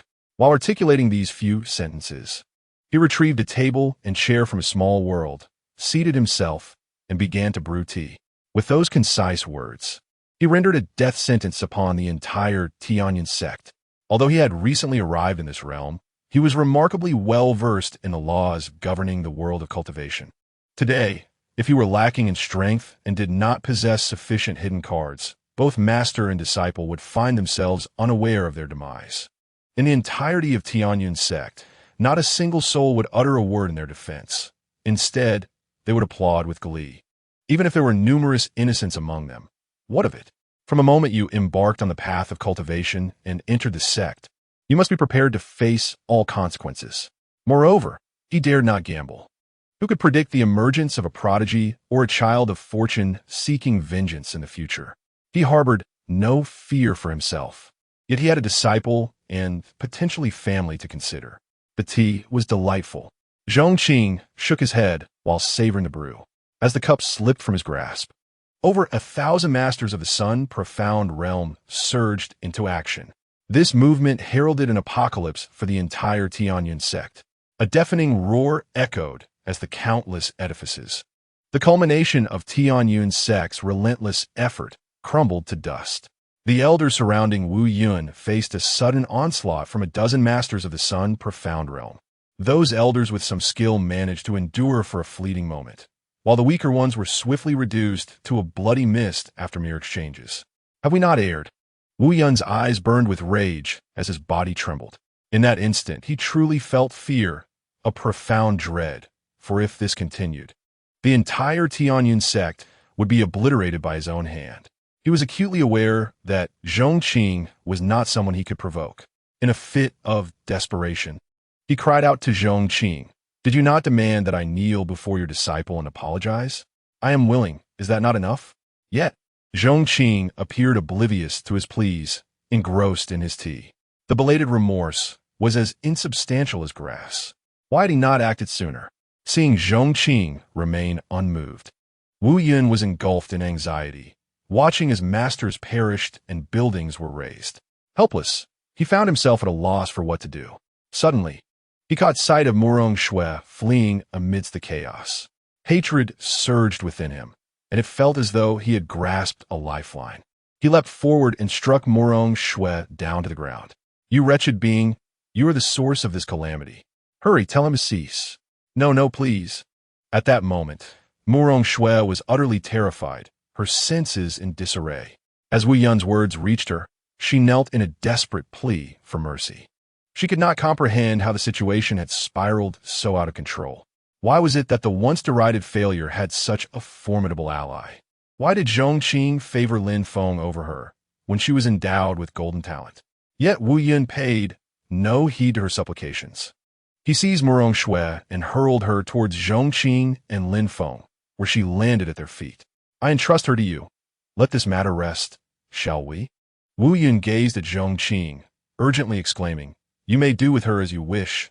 I harbor no objections." His inquiring gaze was fixed upon Zhong Qing. At this juncture, if the life of Murong Shui could secure the safety of Pingjiang Sect, he would willingly concede 1,000 times over. Yet, Wu Yun's words plunged Murong Shui into an abyss of despair. This was the sect she had once taken pride in. This was the identity she had cherished. However, the overwhelming instinct for survival compelled Murong Shui to kneel before Lin Feng. Crawling towards him and clutching his pant leg in a desperate plea, "Lin Feng, Lin Feng, I was wrong. It was my fault.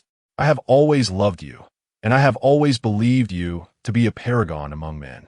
My previous actions were not of my own volition. They were forced upon me by Pingjiang Sect." As she spoke, she venomously pointed at Wu Yun, exclaiming, "It is they who have coerced me, proclaiming me as a saintly maiden.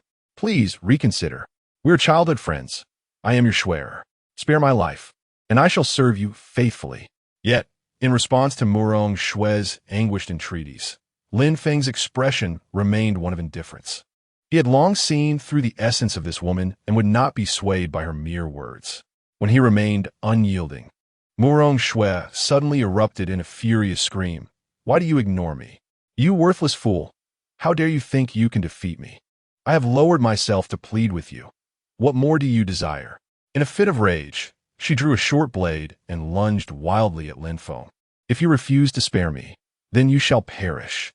Faced with her sudden assault, Lin Feng effortlessly evaded her strike and disarmed her, seizing the blade from her grasp. "You are indeed beyond redemption," he remarked coldly before swiftly slicing her throat. Murong Shui collapsed to the ground, a fallen saint. You wretched beast! You dare to slay my daughter! I will kill you." In the midst of the chaos, Murong Hai, upon witnessing his daughter's demise at Lin Feng's hands, charged at him with bloodshot eyes, intent on exacting vengeance.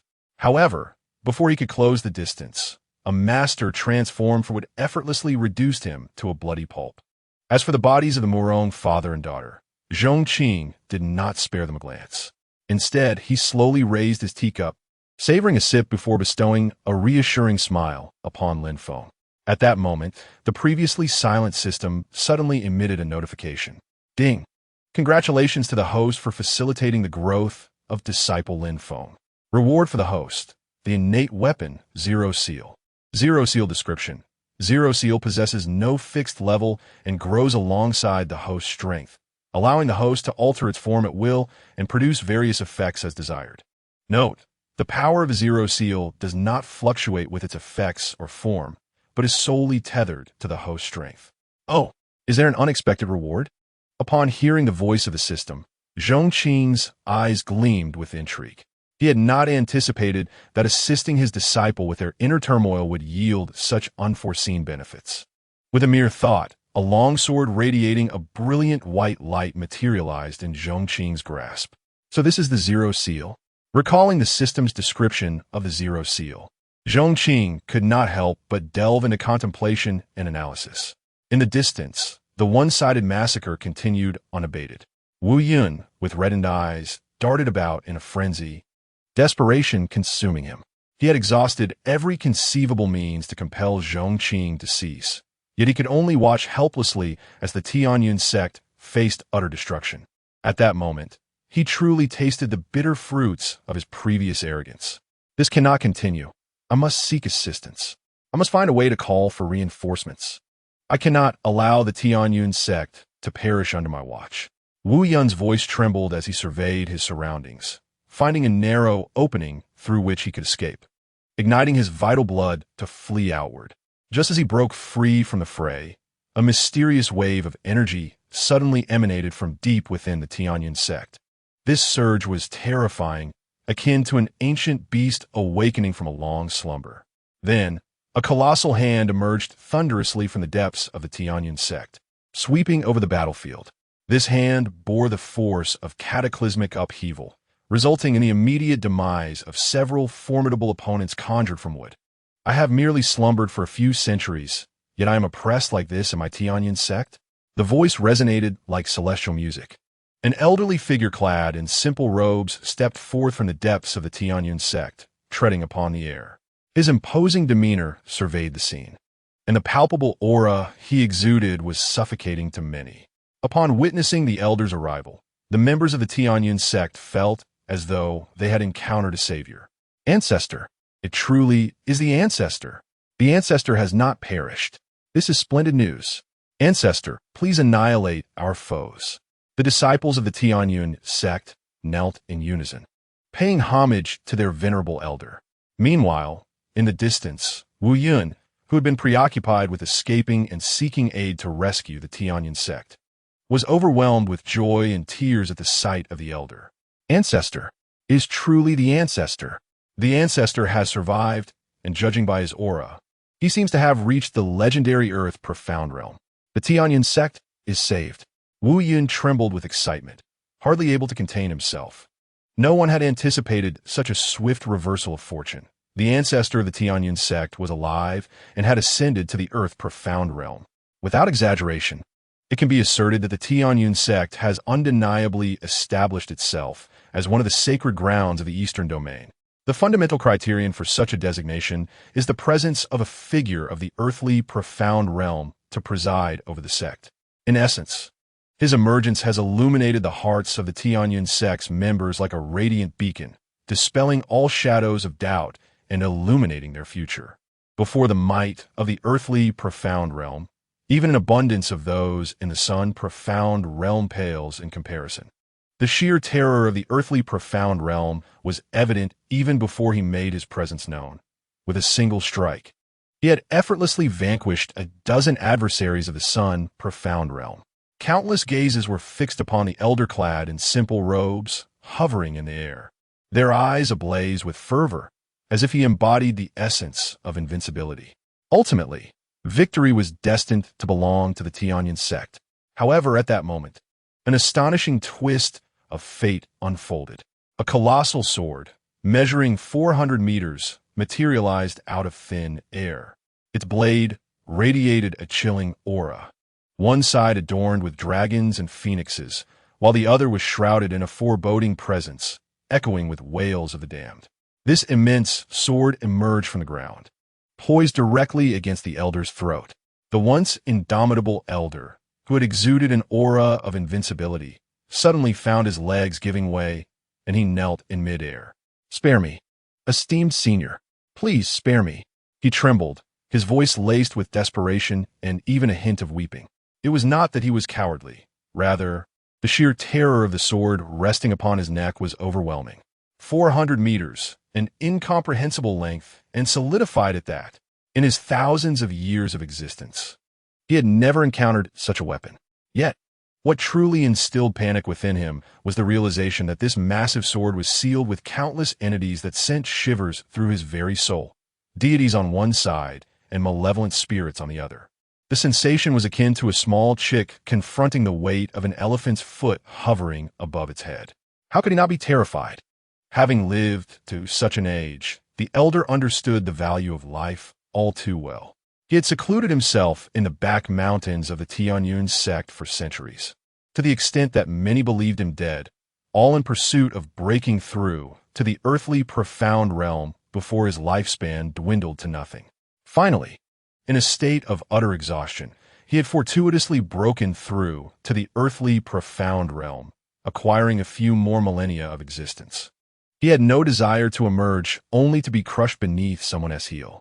Thus, when the 400-meter sword pressed against his throat, he made a swift decision, even lamenting that his speed was not sufficient and his demeanor not sufficiently contrite. Observing the suddenly kneeling elder, pleading for mercy, Zhong Qing found himself momentarily bewildered, as he was engrossed in studying the intricacies of the system when this old man had unexpectedly appeared. Thus, he followed the system's guidance and made an attempt, transforming the Zero Seal form into a formidable 400-meter blade. In terms of special effects, he also drew inspiration from the mythical beasts of his past life. Initially, he had anticipated a fierce battle. After all, the current Zhong Qing was merely at the Dian realm, and with the various trump cards at his disposal, he might have been able to contend with the old man, albeit not without difficulty. To his surprise, however, he managed to intimidate the unassuming elder effortlessly, which certainly spared him a great deal of trouble. Meanwhile, the members of Tianyun sect were left in utter disarray. They had expected their ancestor to display an invincible aura and effortlessly obliterate the intruder with a mere slap. Who could have foreseen that before the confrontation even commenced, their ancestor would capitulate? The disparity between the anticipated grandiosity and the actual outcome was too stark to comprehend. In that moment, the light in their eyes extinguished, and hope for the future vanished. Many sat helplessly on the ground, overwhelmed by the emotional turmoil akin to a roller coaster ride. In the distance, Wu Yun's composure also shattered as he stood dumbfounded, preparing to cheer for his ancestor when, to his utter disbelief, the elder surrendered without uttering a word. This only served to underscore the terrifying nature of the person he had provoked. Had it not been for such overwhelming power, how could their elder, a master of the earth realm, have knelt so easily? Now, he found himself at a loss. Perhaps he could temporarily escape to seek assistance. But where could he possibly turn? To the several sacred lands in the eastern region? Setting aside whether they would be willing to help, Even if they were, what difference would it make? Given the current state of their ancestor kneeling, what could any sacred land possibly do? In that moment, Wu Yun was filled with regret. Had he known Zhong Qing possessed such strength, he would never have dared to provoke him, nor would he have pushed Zhong Qing into opposition. Yet, as Zhong Qing had stated, there is no remedy for regret. Suddenly, he recalled the warning from Zhuge Qing of Wandao Mountain a few days prior, advising him to sever ties with Murong Shui, as she had entangled herself with formidable adversaries, which could bring calamity upon Tianyun's sect as well. At the time, he had dismissed it, confident that Tianyun's sect stood on par with the sacred lands, believing no one could intimidate them. Reflecting now, the formidable adversary Zhuge Qing had referred to as none other than Zhong Qing. Remembering Zhuge Qing's caution, the weight of regret pressed down on Wu Yun even more heavily. The calamity that befell Tianyun's sect today could have been averted on multiple occasions, yet he had failed to seize those opportunities. Yes, Wandao Mountain could be a potential ally. In the midst of his despair, Wu Yun grasped at a glimmer of hope. Perhaps Zhuge Qing had some connection to this individual. After all, how else could he have known of such formidable prowess in advance? Seeking assistance from Mount Wandao, perhaps I could persuade this individual to spare my Tianyun sect just once. For Wu Yun, who was filled with regret at this moment, any opportunity to salvage the situation was one he was unwilling to forfeit. Casting a glance at the desolate Tianyun sect, he set forth towards Mount Wandao without a second thought. The journey to Mount Wandao was indeed lengthy. Thus, Wu Yun recklessly utilized the long-distance transmission talisman. This talisman, exceedingly precious, could be deemed the most vital lifeline for a cultivator. Typically, Wu Yun would never dare to use it, but in this moment, he employed it solely to hasten his arrival at Mount Wandao. Along the way, he activated 2 long-distance transmission talismans, which transcended the confines of space, and soon he found himself at the gates of Mount Wandao. Within the grand hall of Mount Wandao, led by Zhuge Qing, numerous elders were engrossed in unraveling the mysteries of 2 wooden sculptures when suddenly they heard Wu Yun's voice from outside the gates. Wu Yun, what brings him here? Did he not sever ties with Mount Wandao? Zhuge Qing mused perplexly. Nevertheless, as he had arrived, they resolved to grant him an audience. While Wu Yun waited anxiously, Zhuge Qing and the elders finally emerged. Upon witnessing Wu Yun in such a disheveled state, they were taken aback. His attire was tattered, his breath labored, and most notably, he was missing an arm. The elders gasped in astonishment. How could the leader of Tianyun's sect be reduced to this? Wu Yun, what has happened to you? Zhuge Qing could not help but inquire. Please, brother Zhuge, save my Tianyun sect, Wu Yun implored as he approached Zhuge Qing, bowing deeply without hesitation. Save your Tianyun sect? Zhuge Qing's confusion deepened. What could have transpired? Wu Yun, with a bitter smile and a pallid expression, replied, Brother Zhuge, it is all my fault for not heeding your advice. Hearing this, Zhuge Qing's expression shifted in alarm. Are you implying that Senior Zhong Qing intends to annihilate your Tianyun sect? Indeed, Wu Yun grimly confirmed. But surely, even if Senior Zhong Qing was incensed over the matter involving his disciple and Murong Shui, he would not go so far as to destroy your sect? Zhuge Qing questioned, puzzled. Although he had never encountered Zhong Qing, from the descriptions provided by Qing Miao and Lung Ning, he did not seem to be a man of unwarranted bloodlust. Zhuge Qing's inquiry prompted Wu Yun to shake his head despondently. Alas, it is all due to my momentary impulsiveness. Subsequently, Wu Yun recounted the events that unfolded since Zhong Qing arrived at the mountain, detailing everything meticulously. Upon finishing, Zhuge Qing was utterly astonished. Unable to restrain myself, I pointed at Wu Yun and rebuked him. This predicament is of your own making. I have warned you before, yet you chose to ignore my counsel and instead offended others to the point of no return. Now, as they seek to annihilate your Tianyun sect, what use is your presence at Wandao Mountain? Chapter 47. The ingenious maneuver of the ancestor of Tianyun sect Zhuge Qing and the others shook their heads and sighed. It is no exaggeration to say that this entire situation has arisen from Wu Yun's arrogance and hubris, leading the Tianyun sect to its current dire straits. At the same time, Zhuge Qing was astounded by the might and prowess displayed by Zhong Qing. Hundreds of individuals at the Sun Xian realm and a 400-meter-long blade had brought those at the Earth Xian realm to their knees. Such power and magnitude exceeded their previous imaginings of Zhong Qing. Brother Zhuge, I implore you to rescue my Tianyun sect from this calamity. Please, intercede with that senior and persuade him to relent, Wu Yun said with a face full of hope. Having brought this upon yourself, how can I possibly offer assistance? Zhuge Qing retorted impatiently. To speak frankly, although I am aware of this senior, I have never had the pleasure of meeting him, so do not expect me to speak on your behalf. Even if I were acquainted with him, what could I? A mere sect leader of Wandao Mountain, due to influence the thoughts of such an esteemed being? Thus, it is utterly unrealistic to expect Wandao Mountain to aid you. In this dire situation, no one can save you. The only hope lies in your own efforts. Take heed of your own fate. With that, Zhuge Qing waved his hand and departed with the others, leaving Wu Yun behind, pallid and devoid of spirit, as though his soul had been stripped away. No words could adequately express the profound regret that consumed him at that moment. Facing inevitable demise, he resolved to meet his end at Tianyun Sect. He soared through the skies, gravitating back toward the sect, burdened by an overwhelming weight in his heart, for he feared that by the time he returned, the Tianyun Sect would be no more.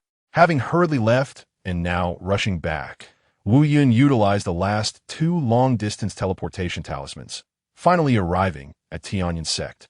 To his astonishment, not only was the sect still standing, but the battle had also ceased. What was happening? Wu Yun exclaimed, disbelief etched across his face, fearing he might be mistaken. My lord, how is the strength? At this moment, within the grand hall of Tianyun Sect, Zhong Qing reclined in the chief seat, with the ancestor of the Tianyun Sect standing behind him, obsequiously kneading his shoulders. Zhong Qing found himself in a rather helpless position. Just as he was about to bring down his 400-meter-long sword upon the head of the ancestor Guoshiji, the latter suddenly fell to his knees with a resounding thud. Without the slightest hesitation, Guoshiji immediately raised his hand and vowed an oath to the heavenly Tao, pledging himself as a servant to Zhong Qing. Furthermore, he declared that the entire Tianyun sect would henceforth serve Zhong Qing, asserting that anyone who showed even the slightest disrespect or duality of heart would face complete annihilation. In a display of utmost loyalty, Guoshiji swiftly executed several elders who had offended Zhong Qing, emphasizing a grand sense of righteousness over familial ties. This seamless series of actions left Zhong Qing utterly astounded. However, upon careful consideration of the pros and cons, he realized that accepting this individual might be advantageous. Even if he were to annihilate the entire Tianyun sect, he would gain nothing beneficial and might inadvertently allow some to escape and create further trouble. By bringing Guoshiji under his command, not only did he acquire a servant of the Earth Profound Realm, but he also encompassed the entire Tianyun sect without fearing betrayal or disloyalty. After all, the oath to the heavenly Tao was not to be trifled with. Thus, seizing such a force without any cost was undeniably advantageous for his future endeavors. In light of this, Zhong Qing retracted all of his wooden sculptures, bringing an end to what had initially been a life-and-death struggle. Master, please enjoy another cup of tea, Guoshiji said with great deference. At that moment, a glint of realization flickered in his eyes. Abruptly, he reached out into the void, summoning Wu Yun back from the Wandao Mountain, tossing him at Zhong Qing's feet like a discarded ragdoll. Master, I have captured this rogue Wu Yun. How shall you deal with him? Guoshiji inquired with earnestness. On the ground, Wu Yun, upon hearing Guoshiji's words, looked incredulously at his ancestor. No wonder Zhong Qing had spared the Tianyun sect. It turned out that his own ancestor had become a servant. Noticing Wu Yun's dazed expression, Guoshiji seemed to understand his thoughts and quickly transmitted. What being a servant? It is far better than death, far better than the annihilation of the Tianyun sect. Why are you still dawdling?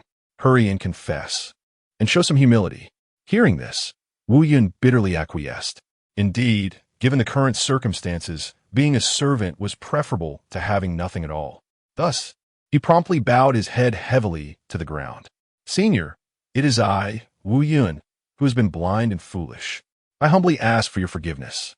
Clearly, In the face of Zhong Qing's overwhelming strength, combined with a myriad of experiences and regrets, Wu Yun had long since shed his pride. This outcome was one he could accept, as it at least ensured the survival of the Tianyan sect. Seeing Wu Yun's attitude had turned sincere, Guo Shiji breathed a sigh of relief. He had genuinely feared that Wu Yun would stubbornly cling to his pride and refuse to yield. After all, he had just managed to persuade Zhong Qing to accept him as a servant. Should Wu Yun resist, it would have driven him to despair. Noticing Zhong Qing seemed to be contemplating how to handle Wu Yun, Guo Shiji quickly knelt and said, "Master, Wu Yun's offense has indeed warranted the harshest of punishments. Killing him 100 times would not suffice to quell your wrath. However, I still dare to implore you once more to accept him as your servant, allowing him to toil for you, compensating for the mistakes he has made today for the rest of his life." Zhong Qing turned his head to glance at Guo Shiji. One must admit, this old man truly exhibits a sincere heart. He is indeed capable of both embracing and relinquishing, displaying a keen awareness of circumstances. After a prolonged hesitation, Zhong Qing finally nodded in agreement. For killing Wu Yun, it was merely a matter of swift action, yet having him as a loyal dog seemed rather intriguing. Seeing Wu Yun still in a daze, Guo Shiji bellowed, "Were you still dawdling for? Quickly establish your oath to the heavens." Only then did Wu Yun come to his senses and hurriedly swore an oath, stating, "I, Wu Yun, pledge my allegiance to Senior Zhong Qing as my master. Should I violate this, may the heavens and earth not spare me." Upon the establishment of this celestial oath, Zhong Qing understood. Wu Yun would no longer dare entertain any rebellious thoughts, such as the unpredictability of life. What began merely as a resolution for a disciple has unexpectedly led to the entire Tianyan sect falling under his dominion, with both the ancestral figure and the sect leader becoming his servants. "Rise," Zhong Qing said lightly, since they had already become his subordinates. There was no need to discuss past matters further. Yes, Wu Yun dared to stand up only then. You two may handle the aftermath for the Tianyan sect. At this moment, Zhong Qing also rose, stating, "I have been away for some time. It is time for me to return and rest for a few days." "Yes, master. Rest assured, we will manage the aftermath thoroughly," Guo Shiji and the others replied in unison. "Take this. I will inform you when the need arises," Zhong Qing said, producing a storage ring and tossing it to Guo Shiji before departing the Grand Hall. "Farewell, master." The two respectfully bid him farewell, not returning until Zhong Qing and Lin Feng had left the Tianyan sect. "You nearly brought the entire Tianyan sect to ruin." Guo Shiji could not help but glare at Wu Yun upon their return. Wu Yun lowered his head, too afraid to respond. However, it now seemed that misfortune might lead to fortune, Guo Shiji mused. Fortune for misfortune? Chapter 48. "You cannot ensure my safety," Wu Yun exclaimed, his face filled with confusion. Unable to restrain himself, he asked, "Ancestor, although our Tianyan sect has ultimately escaped disaster, we have suffered such great losses and become servants to others. Where's the fortune in that?" "You do not understand," Guo Shiji said, clasping his hands behind his back with a profound expression. He then looked at Wu Yun and added, "Open the storage ring left by our master and see what he has bestowed upon us." "Yes," Wu Yun promptly complied. Opening the storage ring, when he beheld the contents within, he was utterly dumbfounded. Ancestor!" Wu Yun exclaimed in astonishment. "What are you shouting about? After all, you are still the leader of a sect." Upon gazing into the contents of the storage ring, Guo Shiji could not suppress an exclamation of astonishment. The items within the ring were none other than the profound techniques and skills left behind by Zhong Qing. There were 2 volumes each of both techniques and skills, all of which were of the royal grade. Their identities and statuses allowed them to perceive immediately that these royal techniques and skills were far from ordinary. They represented the pinnacle within the royal echelon, comparable even to certain imperial techniques. They could hardly fathom the magnitude of Zhong Qing's generosity, casually bequeathing several volumes of royal techniques and skills to them, mere servants. It was noteworthy that, while their sacred ground possessed royal techniques and skills, they were of a commonplace caliber, utterly incomparable to what Zhong Qing had left behind. Moreover, these were typically safeguarded as treasured relics of their sect, Do you comprehend my meaning? This is a classic case of fortune arising from misfortune. Guo Shiji exclaimed with fervor. Do you believe I would acknowledge anyone as my master without due cause? Are you aware of the terror embodied in that 400-meter blade? Do you know what monstrous entity lies sealed within it? At that moment, I surmise that this individual's strength must transcend our imagination. If he so desired, he could effortlessly crush any sacred ground in the Eastern domain, not merely my Tianyan sect. And now, judging by the techniques and skills he has left behind, my conjecture has been validated. As Guo Shiji's excitement mounted, Wu Yun, listening to his analysis, also found himself swept up in exhilaration. It was only at this juncture that he recognized the absurdity of having so thoroughly offended Zhong Qing for Murong Shui's sake. Were it not for the ancestral wisdom of Guo Shiji, the Tianyan sect would likely have ceased to exist by now, and Wu Yun himself might have met his demise countless times over. Ah, the old adage holds true. Wisdom comes with age. Wu Yun couldn't help but exclaim in admiration. Umph. Do you think the Tianyan sect has endured such trials and tribulations and yet remains unscathed for no reason? Guo Shiji imparted gravely. The martial world is not merely a realm of violence. It is equally about human sentiments and relationships. Your journey is still long.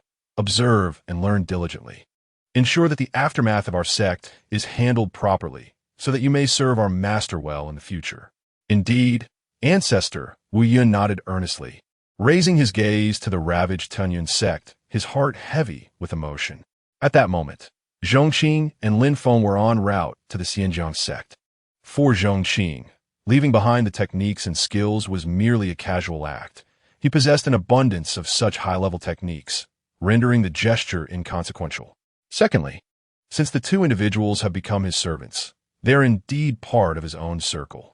Under the oath of the heavenly path, Zhong Qing harbors no fear of any treacherous thoughts they might entertain. It is no exaggeration to assert that, should he command them to take their own lives, they would dare not disobey. As he traversed the path home, Zhong Qing exhibited no urgency, choosing instead to stroll leisurely. Despite possessing numerous hidden cards, he lacked a foundational cultivation for self-defense, which is why he seldom ventured beyond the confines of the Pingjiang Sect. Now, having stepped outside, one cannot deny that the scenery of this other world is truly magnificent. Nature's artistry has sculpted landscapes unseen in his previous life. However, just as the master and disciple were admiring the views while flying, a sudden ripple of battle emanated from a nearby valley. The disturbance was minor, involving a white tiger of the Chenxian realm clashing with a woman. The woman, unable to contend with the beast, was sent flying by a single swipe of its paw. Zhong Qing regarded this scene with indifference, having no intention of intervening. Perhaps in his past life, he would have acted without hesitation, but in this treacherous realm of cultivation, the act of a hero rescuing a damsel is undeniably foolish. Should he truly intervene, he could unwittingly attract unforeseen troubles. Ultimately, one must abide by the laws of the world they inhabit. Just as Zhong Qing prepared to depart, a voice from the system unexpectedly resonated. It is advisable for the host to rescue this woman. She will acquire a certain constitution in the future, after which the host may take her as a disciple. Upon accepting her as a disciple, it is possible to activate a new bond. Oh, she will obtain a certain constitution in the future? Zhong Qing's expression shifted to one of surprise. This implies that she does not possess such a constitution now, but will acquire it later. The system seems to possess foresight. Curiosity piqued. Zhong Qing employed his heavenly eye to scrutinize her. The heavenly eye could only reveal her current information, leaving the specifics of her future constitution shrouded in mystery. However, her origins were somewhat unexpected. The essence within her was that of a remnant soul belonging to a witch from the northern demon abyss of the continent. Zhong Qing was unfamiliar with the nature of witches, yet he understood that the northern demon abyss is a territory of the demon race, its power vastly superior to that of the eastern domain. What constitution will she ultimately acquire? Zhong Qing could not help but inquire. The system can only make a rough prediction that this woman will gain a certain constitution in the future. The specifics of that constitution remain unpredictable. It is recommended that the host rescue her, and once she acquires the constitution, she may be accepted as a disciple to activate the new bond. Zhong Qing nodded in acknowledgement. It appears that taking her as a disciple now would bear little fruit. He must await her future acquisition of a specific constitution for it to be beneficial. Rescuing her now would merely serve to establish familiarity and goodwill. For a moment, Zhong Qing hesitated over whether to intervene.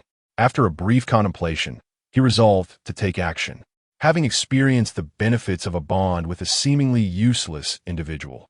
He understood the substantial advantages such connections could confer upon him. Yet, the new bond remains shrouded in ambiguity.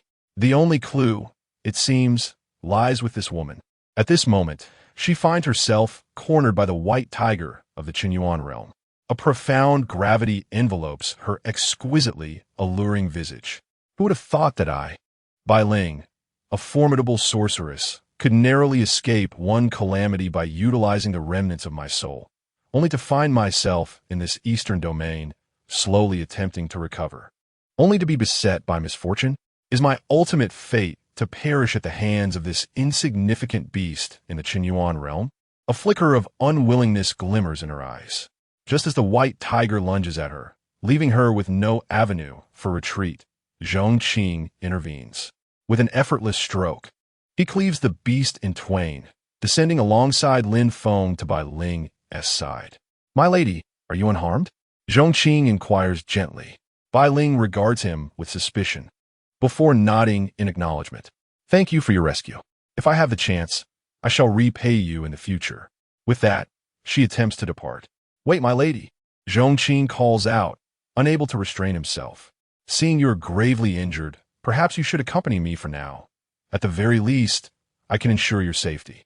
"I am grateful, but you cannot guarantee my safety." Bai Ling casts a glance at Zhong Qing, shaking her head. Due to the white tiger's assault, she had been compelled to wield the power of her remnants. However, the breach of this power could easily be detected by the formidable foes lurking in the northern demon abyss. Judging by Zhong Qing's earlier performance, he indeed possesses commendable strength.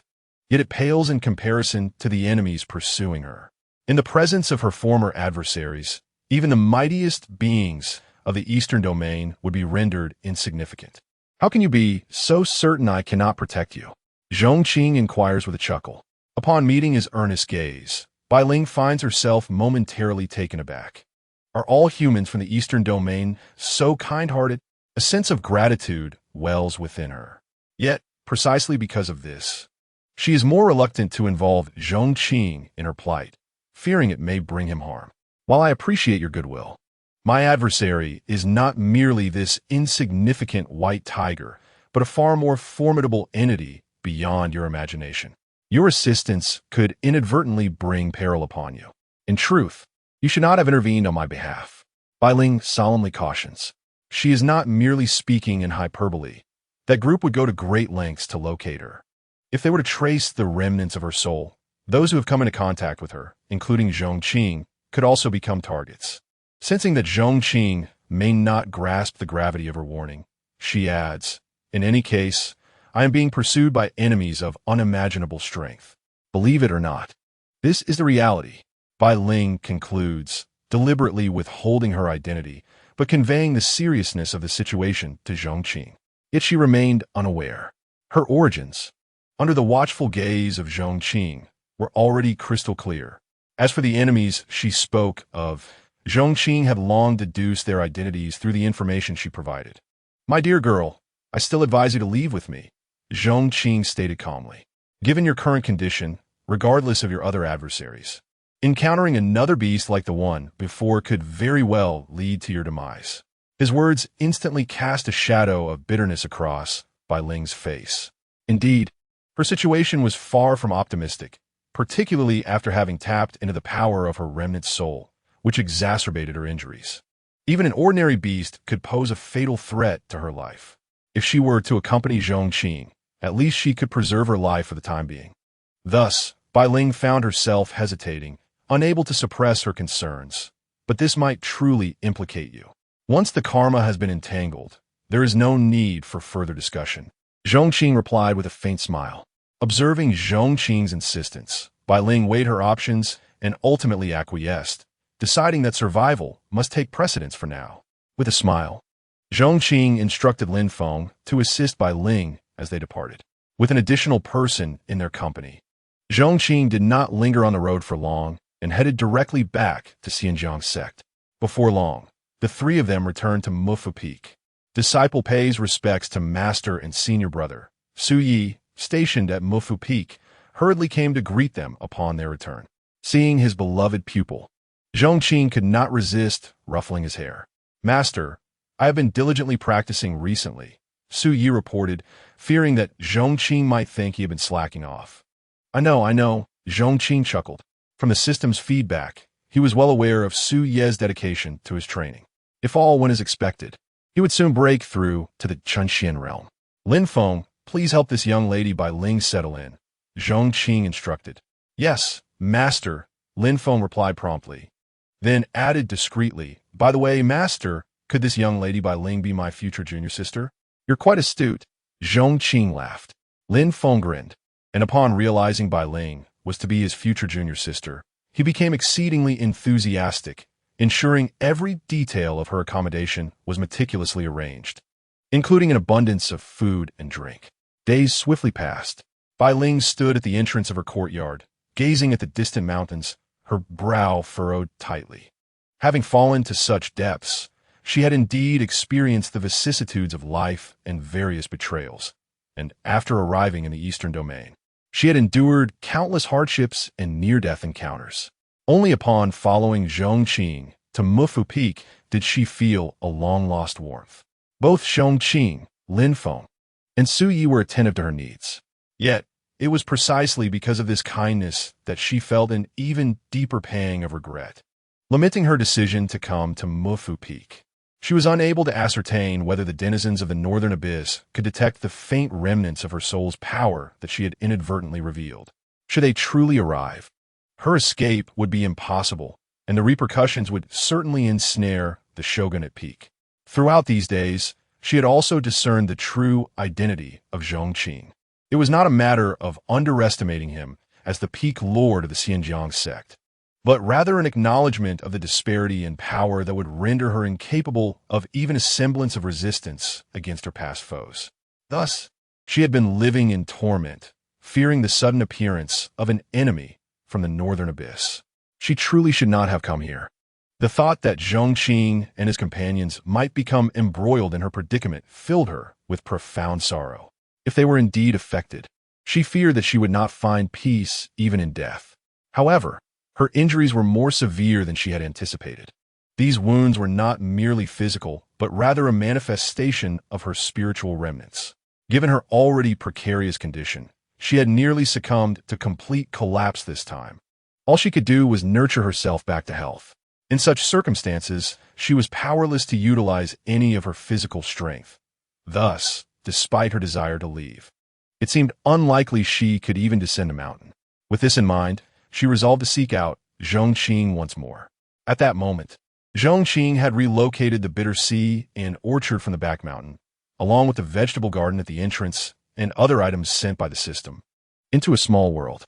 Just as he settled down, he was greeted by Bai Ling, who had come to find him. "Mr. Zhong," Bai Ling respectfully saluted him. Although Zhong Qing was merely a modest peak lord of the Pingjiang Sect, and perhaps even less powerful than one of her former subordinates, she held his act of saving her in deep gratitude. "Miss Bai, why have you come here instead of resting properly?" Zhong Qing inquired with a smile. "Mr. Zhong, I am here because I wish for you to escort me down the mountain," Bai Ling stated directly. "Why? Isn't it quite nice to stay here?" Zhong Qing asked, puzzled. "Mr. Zhong, I truly have formidable enemies whose power is beyond your imagination. If they were to track me down to this place, it would spell calamity for your Pingjiang Sect. I do not wish to implicate you," Bai Ling emphasized with a solemn tone. "Haven't you already mentioned this to me before?" All right, I understand. Just focus on recuperating and refrain from worrying about these matters," Zhong Qing replied with a smile as he began to boil water for tea. "I am not jesting." Seeing Zhong Qing remain unmoved, Bai Ling's expression turned anxious, realizing he still did not believe her. After a moment of hesitation, she added, "In truth, My real identity is that of a witch from the northern abyss. I know. By the way, where's my tea tongs? I distinctly remember placing them here. Where could they have gone? Zhong Qing rummaged through the tea set and bent down to search the ground, troubled as he recalled where he had last misplaced the tongs. At that moment, Bai Ling's exquisite face darkened, and she could not help but twitch slightly in exasperation. She took a deep breath. Just as she was about to continue speaking, she noticed Zhong Qing looking at her. Miss Bai Ling, do you have any matters to discuss? Chapter 50. Zhong Qing elevated us to heights not originally ours for reasons unbeknownst to her. At that moment, Bai Ling felt an overwhelming sense of madness. She was at a loss as to how to persuade Zhong Qing of the truth in her words or how to substantiate her claims. Miss Bai Ling, since you are here, you may as well make yourself comfortable. Please return and rest well. I have pressing matters to attend to. Zhong Qing gently consoled her. All right, I suppose, she replied. The realization that Zhong Qing seemed to harbor disbelief in her words and appeared oblivious to the gravity of the situation weighed heavily on her. Understanding that further discourse would be futile, her visage clouded with melancholy as she temporarily retreated. As Bai Ling departed, Zhong Qing chuckled and shook his head. He was acutely aware of her thoughts, yet since they had already arrived at Mufu Peak, pondering excessively served little purpose. As for the significant troubles lurking behind her, they could be addressed in due course. After savoring a cup of tea, he retreated into his own small world. Although Qing Miao and Lung Ning had meticulously arranged the grand plan within his realm, numerous details still required his attention. Particularly, the diverse items gifted through the system's sign-in over the years needed to be systematically categorized and stored. Each of these items would prove invaluable in the future. The rationale for relocating these possessions to his small world was twofold. Firstly, it allowed for convenient transport and access. Secondly, for Zhong Qing. This realm represented the safest sanctuary in existence. The potential ramifications of even a single item being exposed could lead to significant trouble. Thus, storing them in his small world was the most prudent choice. Simultaneously, within the Grand Hall of Pingjiang Sect, the sect leader, Xianyuan Hong, sat at the head of the assembly, where several elders and peak masters had congregated. Leader, we have just received the latest news. Our Mufu Peak Master has vanquished a mid-level Moonxian realm beast in Dongyu's Fengtian City. It seems that slaying that beast was even simpler than defeating the red-haired old ghost, an elder reported. Moreover, it appears he visited Tianyan Sect, accompanied by his disciple Lin Feng, another elder added. Subsequently, a cataclysmic battle reportedly erupted within Tianyan Sect, likely instigated by the master of Mufu Peak. Although the final outcome remains uncertain, it is known that the master returned safely to Mufu Peak a few days ago. As these revelations spread through the hall, a chorus of gasps echoed throughout. It is vital to recognize that Tianyan Sect is an absolute behemoth to our Pingjiang Sect, nearly akin to a holy land. If the turmoil within Tianyan Sect indeed correlates to Zhong Qing, does that imply he could engage in combat there and emerge unscathed? Such prowess suggests that Zhong Qing may be even more formidable than we had previously imagined. Xianyuan Hong could not help but reflect, his heart brimming with astonishment and elation. However, esteemed leader, let us momentarily set aside the discussion of Zhong Qing's prowess. If it is indeed true that he has encountered discord with the Tianyan Sect, even if he manages to extricate himself unscathed, we at the Pingjiang Sect must remain vigilant. At this juncture, an elder's solemn voice resonated through the hall. Upon hearing this, Xianyuan Hong furrowed his brow, for the elder's concerns were indeed well-founded.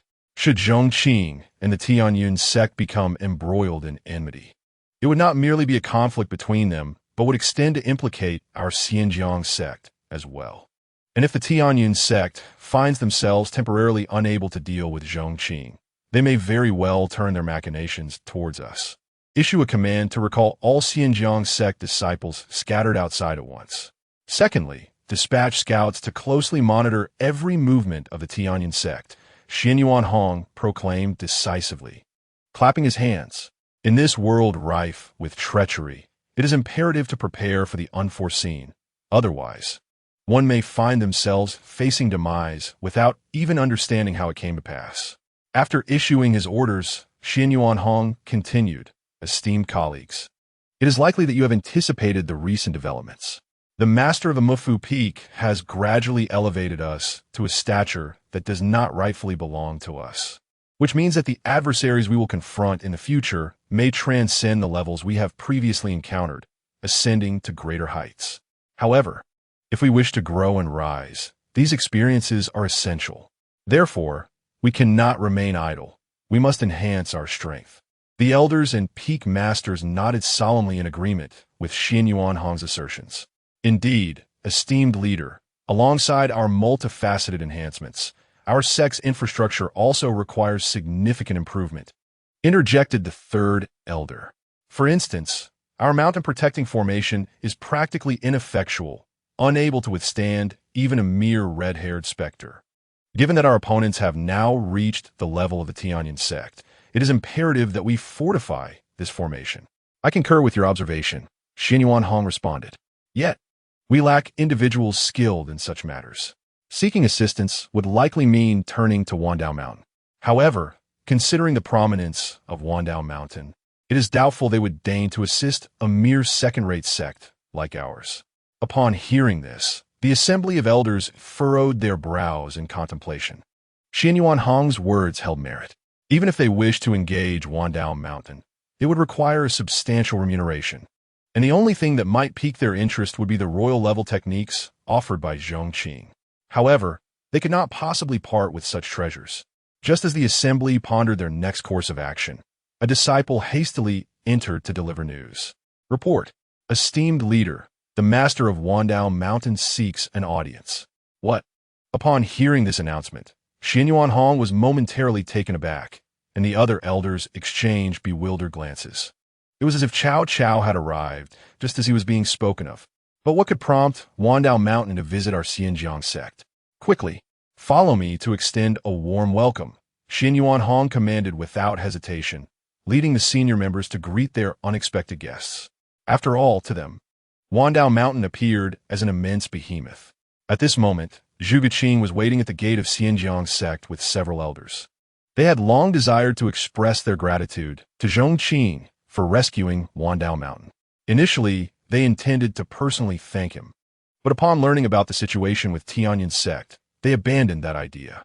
Judging by Zhong Qing's effortless ability to annihilate Tianyan Sect, eliminating a mere Tian Nan seemed trivial. It might not even warrant his concern, nor did he require their gratitude.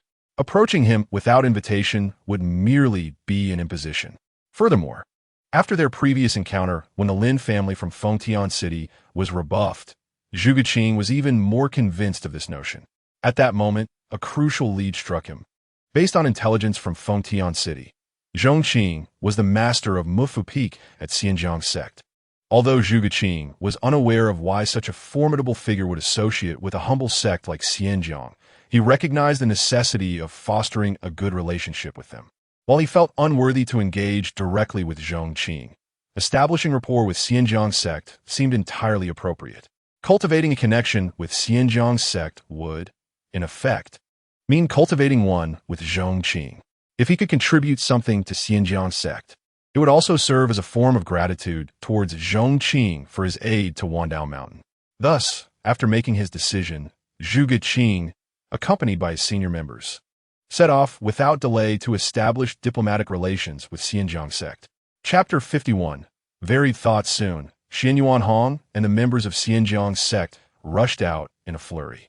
Upon realizing that the master of Wandao Mountain had truly arrived in person, they were taken aback. A group of them approached with utmost respect and courtesy.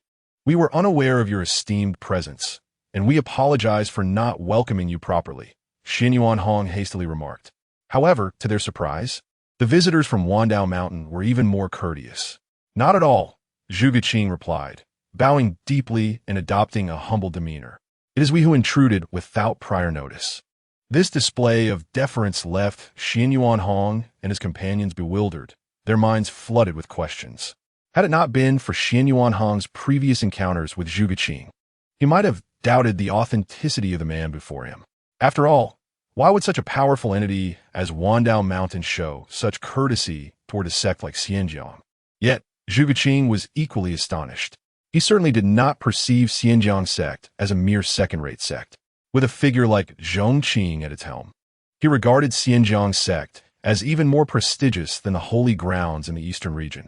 He had not anticipated that such a remarkable sect would be so modest and hospitable, treating him, the minor master of Wandao Mountain, with such profound respect. In a moment, both parties, caught off guard by the unexpected situation, became exceedingly polite, lowering their postures even further. "You are too courteous, Master Zhuge." Xin Yuanhong involuntarily inclined his body slightly. No, it is I who should not be so formal." Zhuge Qing quickly gestured, naturally adopting an even more humble demeanor. "Indeed, it is only proper," he added, noticing that he had diminished Xin Yuanhong's stature by half, prompting him to instinctively lower himself further. Thus, the two engaged in a back-and-forth exchange, nearly prostrating themselves before one another by the end. While the elders trailing behind them mirrored this comical display, their postures absurdly exaggerated. After an extreme display of politeness, the members of both sects finally made their way towards the peak of Xinjiang, where they sat down and engaged in warm and lively conversation. The atmosphere was filled with laughter and camaraderie, both sides grinning broadly, surprised by the ease of establishing a good rapport with Pingjiang Sect, a task they had anticipated would require considerable effort. Zhuge Qing, with a beaming smile directed at Xin Yuanhong, mused to himself how he had previously thought it would be challenging to forge a connection with Wandao Mountain, yet it had unfolded so effortlessly. Xin Yuanhong, equally smiling, shared the same thoughts as he regarded Zhuge Qing. Their beaming gazes met, and they quickly exchanged courteous smiles. "Master Zhuge, I have a matter I wish to solicit your assistance with." "Master Xin Yuan, I have an unreasonable request," they simultaneously spoke. Following a shared smile, they laughed heartily. "You go first." No, you should speak first." "Very well, then I shall begin." Zhuge Qing stroked his beard and said, "Upon my arrival at Pingjiang Sect, I noticed that your sect lacks a complete protective formation for the mountain. Since we find ourselves with some free time, might we assist you in setting up such a formation?" Upon hearing this, Xin Yuanhong and the others widened their eyes in astonishment. They had anticipated that Wandao Mountain's visit, coupled with their excessive politeness, might entail a request for assistance. Thus, when Zhuge Qing articulated his unreasonable request, they had steeled themselves for something significant. However, they were taken aback by the nature of this request. Xin Yuanhong scratched his head in confusion. This shouldn't be possible. Such a fortunate opportunity? Ironically, what Xin Yuanhong had originally intended to request was indeed the very assistance Zhuge Qing had just offered regarding the protective formation. Thus, the coincidence struck a chord deep within him.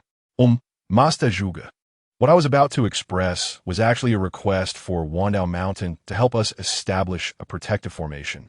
Yet I did not anticipate you would bring it up first," Xin Yuanhong finally responded. "Oh." Zhuge Qing's eyes brightened at these words. He was at a loss on how to further cultivate a favorable relationship with the Pingjiang Sect when he recalled the sect's vulnerable protective formation. Thus, he brought it up. Initially, he felt apprehensive about whether his suggestion might be overstepping, considering that a sect under the stewardship of someone like Zhong Qing should have no need for assistance from a mere Wandao Mountain in establishing such a formation. To his surprise, Xin Yuanhong responded in a manner he had not anticipated. The sensation was simply ineffable. It seemed plausible that the Pingjiang Sect was aware of Zhong Qing's intervention on behalf of Wandao Mountain and had surmised their intentions. Coupled with the fact that Wandao Mountain had demonstrated a degree of understanding and perhaps received Zhong Qing's acquiescence, the Pingjiang Sect had thus extended this opportunity for reciprocity. This realization filled Zhuge Qing with profound gratitude. Before long, both parties had reached an agreement regarding the protective formation. After a brief interlude, Zhuge Qing signaled his intention to depart. "Xin Yuan's sect leader, we shall return momentarily, as the establishment of the formation requires considerable preparation. We will return immediately once we are ready." Having spoken, Zhuge Qing and his companions rose decisively, resolute in their commitment to expedite the matter. After a succinct farewell, they made their exit. Was it truly that simple? Observing Zhuge Qing and his entourage leaving, Xin Yuanhong and the others were momentarily bewildered. He could not fathom that Wandao Mountain would extend such courtesy toward the Pingjiang Sect without cause, nor would they undertake the arrangement of a formation without reason. Thus, he surmised that Wandao Mountain must have some significant request for assistance to make such overtures. Consequently, he braced himself for the conditions they would inevitably propose. Yet, they simply departed, leaving him utterly confounded. What on earth was happening? In the grand hall of the Pingjiang Sect, from the sect leader Xin Yuanhong to the various peak masters and elders, everyone found themselves scratching their heads in collective bewilderment. Don't look at me. I can't make sense of it either. Xin Yuanhong was both delighted and astonished. He was pleased that the concern regarding the protective formation had been resolved so effortlessly. However, he was astonished that he still could not comprehend what had prompted Wandao Mountain's unusual behavior. Just as the assembly struggled to discern the reasoning, the third elder among them suddenly exclaimed, "I've figured it out." "What is it?" The crowd turned their attention toward him. "It must be Zhong Qing." It can only be attributed to Zhong Qing's presence that Wandao Mountain would act in such a manner, the third elder proclaimed with fervor. With this revelation, the others quickly grasped the situation. Indeed, did they not understand their own standing within the Pingjiang Sect? It was inconceivable that a mere stroke of fortune could inspire such behavior from Wandao Mountain. Only the current Zhong Qing possessed the influence to elicit such a response. Amidst the crowd, someone suddenly recalled the intelligence regarding the city of Fengtian, which indicated that when Zhong Qing exterminated the demonic beasts, individuals from Wandao Mountain were present at that very location. Such a connection made it seem as if the truth was nearly within grasp. Involuntarily, the crowd gasped in astonishment. In their eyes, Zhong Qing became increasingly enigmatic. It is essential to recognize that Wandao Mountain is distinct from other factions. While their overall strength may not be formidable, their unique existence implies that before the sacred grounds, Wandao Mountain would not adopt such a stance. Yet, the fact that Zhong Qing could evoke such a demeanor from Wandao Mountain underscores that he is far more complex than he appears. Chapter 52. The Rebirth of the Celestial Emperor. With a casual gesture, he produced 8 royal-level techniques. In the span of a month, he elevated a white-grade quality from nothing to the Chunxian realm. He effortlessly obliterated the red-haired old demon with a mere finger. And in a confrontation with the elite Tianyan sect, he emerged unscathed. Xin Yuanhong reflected on the myriad transformations that had transpired with Zhong Qing recently. Deep in thought with his hands clasped behind his back, others might remain oblivious. But he was acutely aware that Zhong Qing's innate talent was merely 18 years of age. When he ascended the mountain years prior, he was but a callow youth.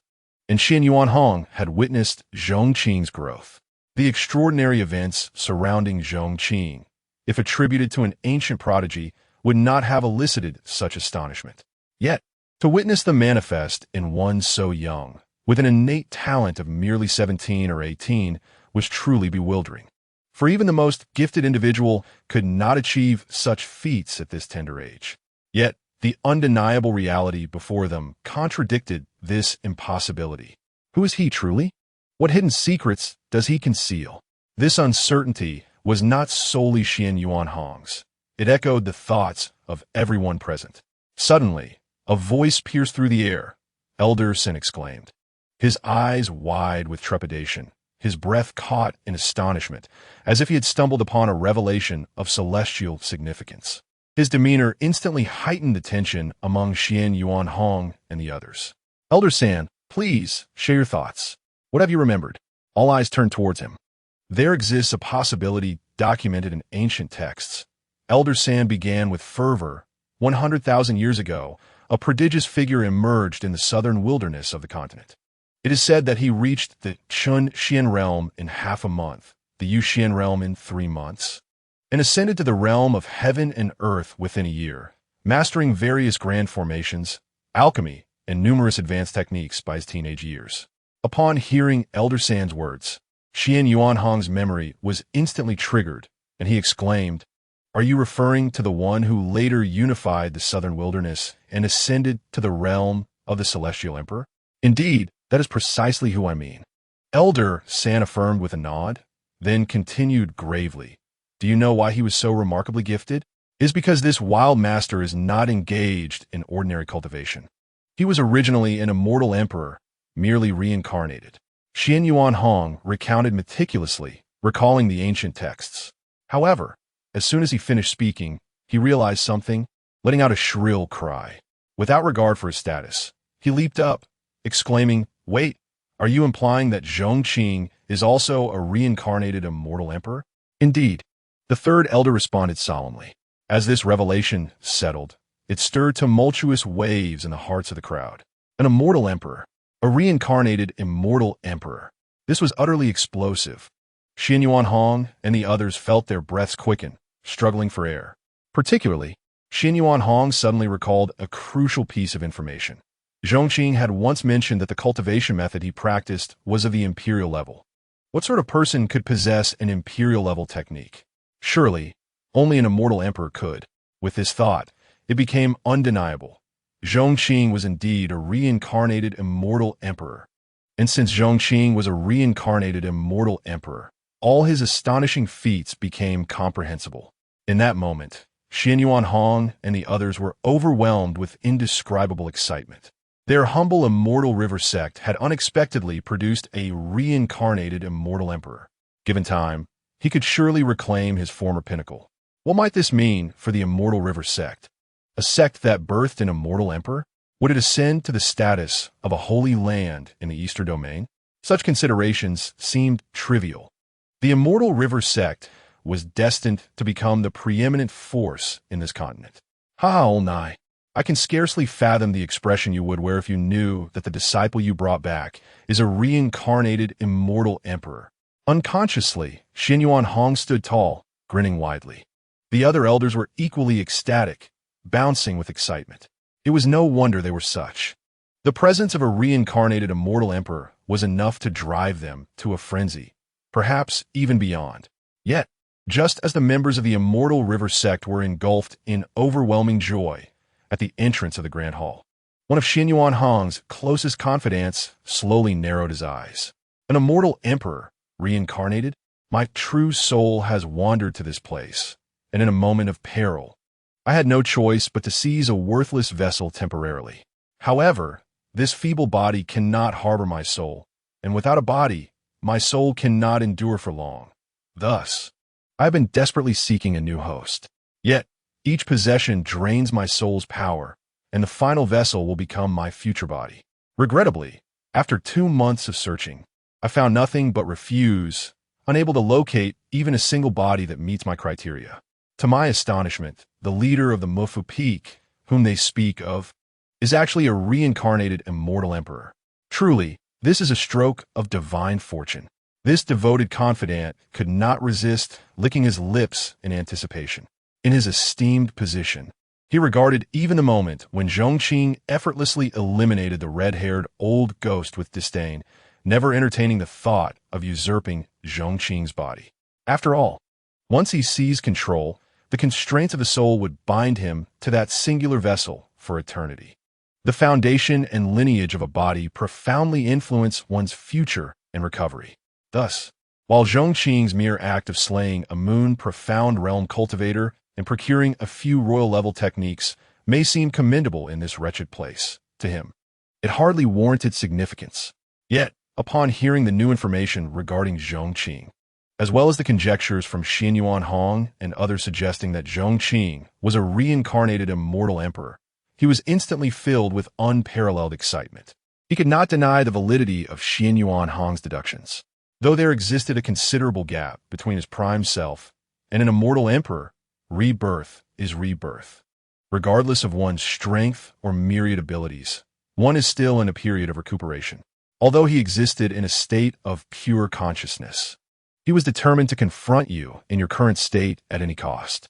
If he could seize the body of a reincarnated immortal emperor, gaining access to its memories and diverse techniques, would it not pave the way for him to ascend to the immortal emperor realm in the future? The mere thought of it ignited a fervor within him, more intense than that of Xian Yuan Hong and his companions. This opportunity lay before him like a magnificent treasure. enough to drive him to madness. Chapter 53. No, it is you who do not understand. In the stillness of the night, occasional roars of beasts echoed, infusing the vast emptiness with a semblance of vitality. At the peak of Mufu, a bonfire blazed brightly, with skewers of meat sizzling and exuding an enticing aroma that made one's mouth water.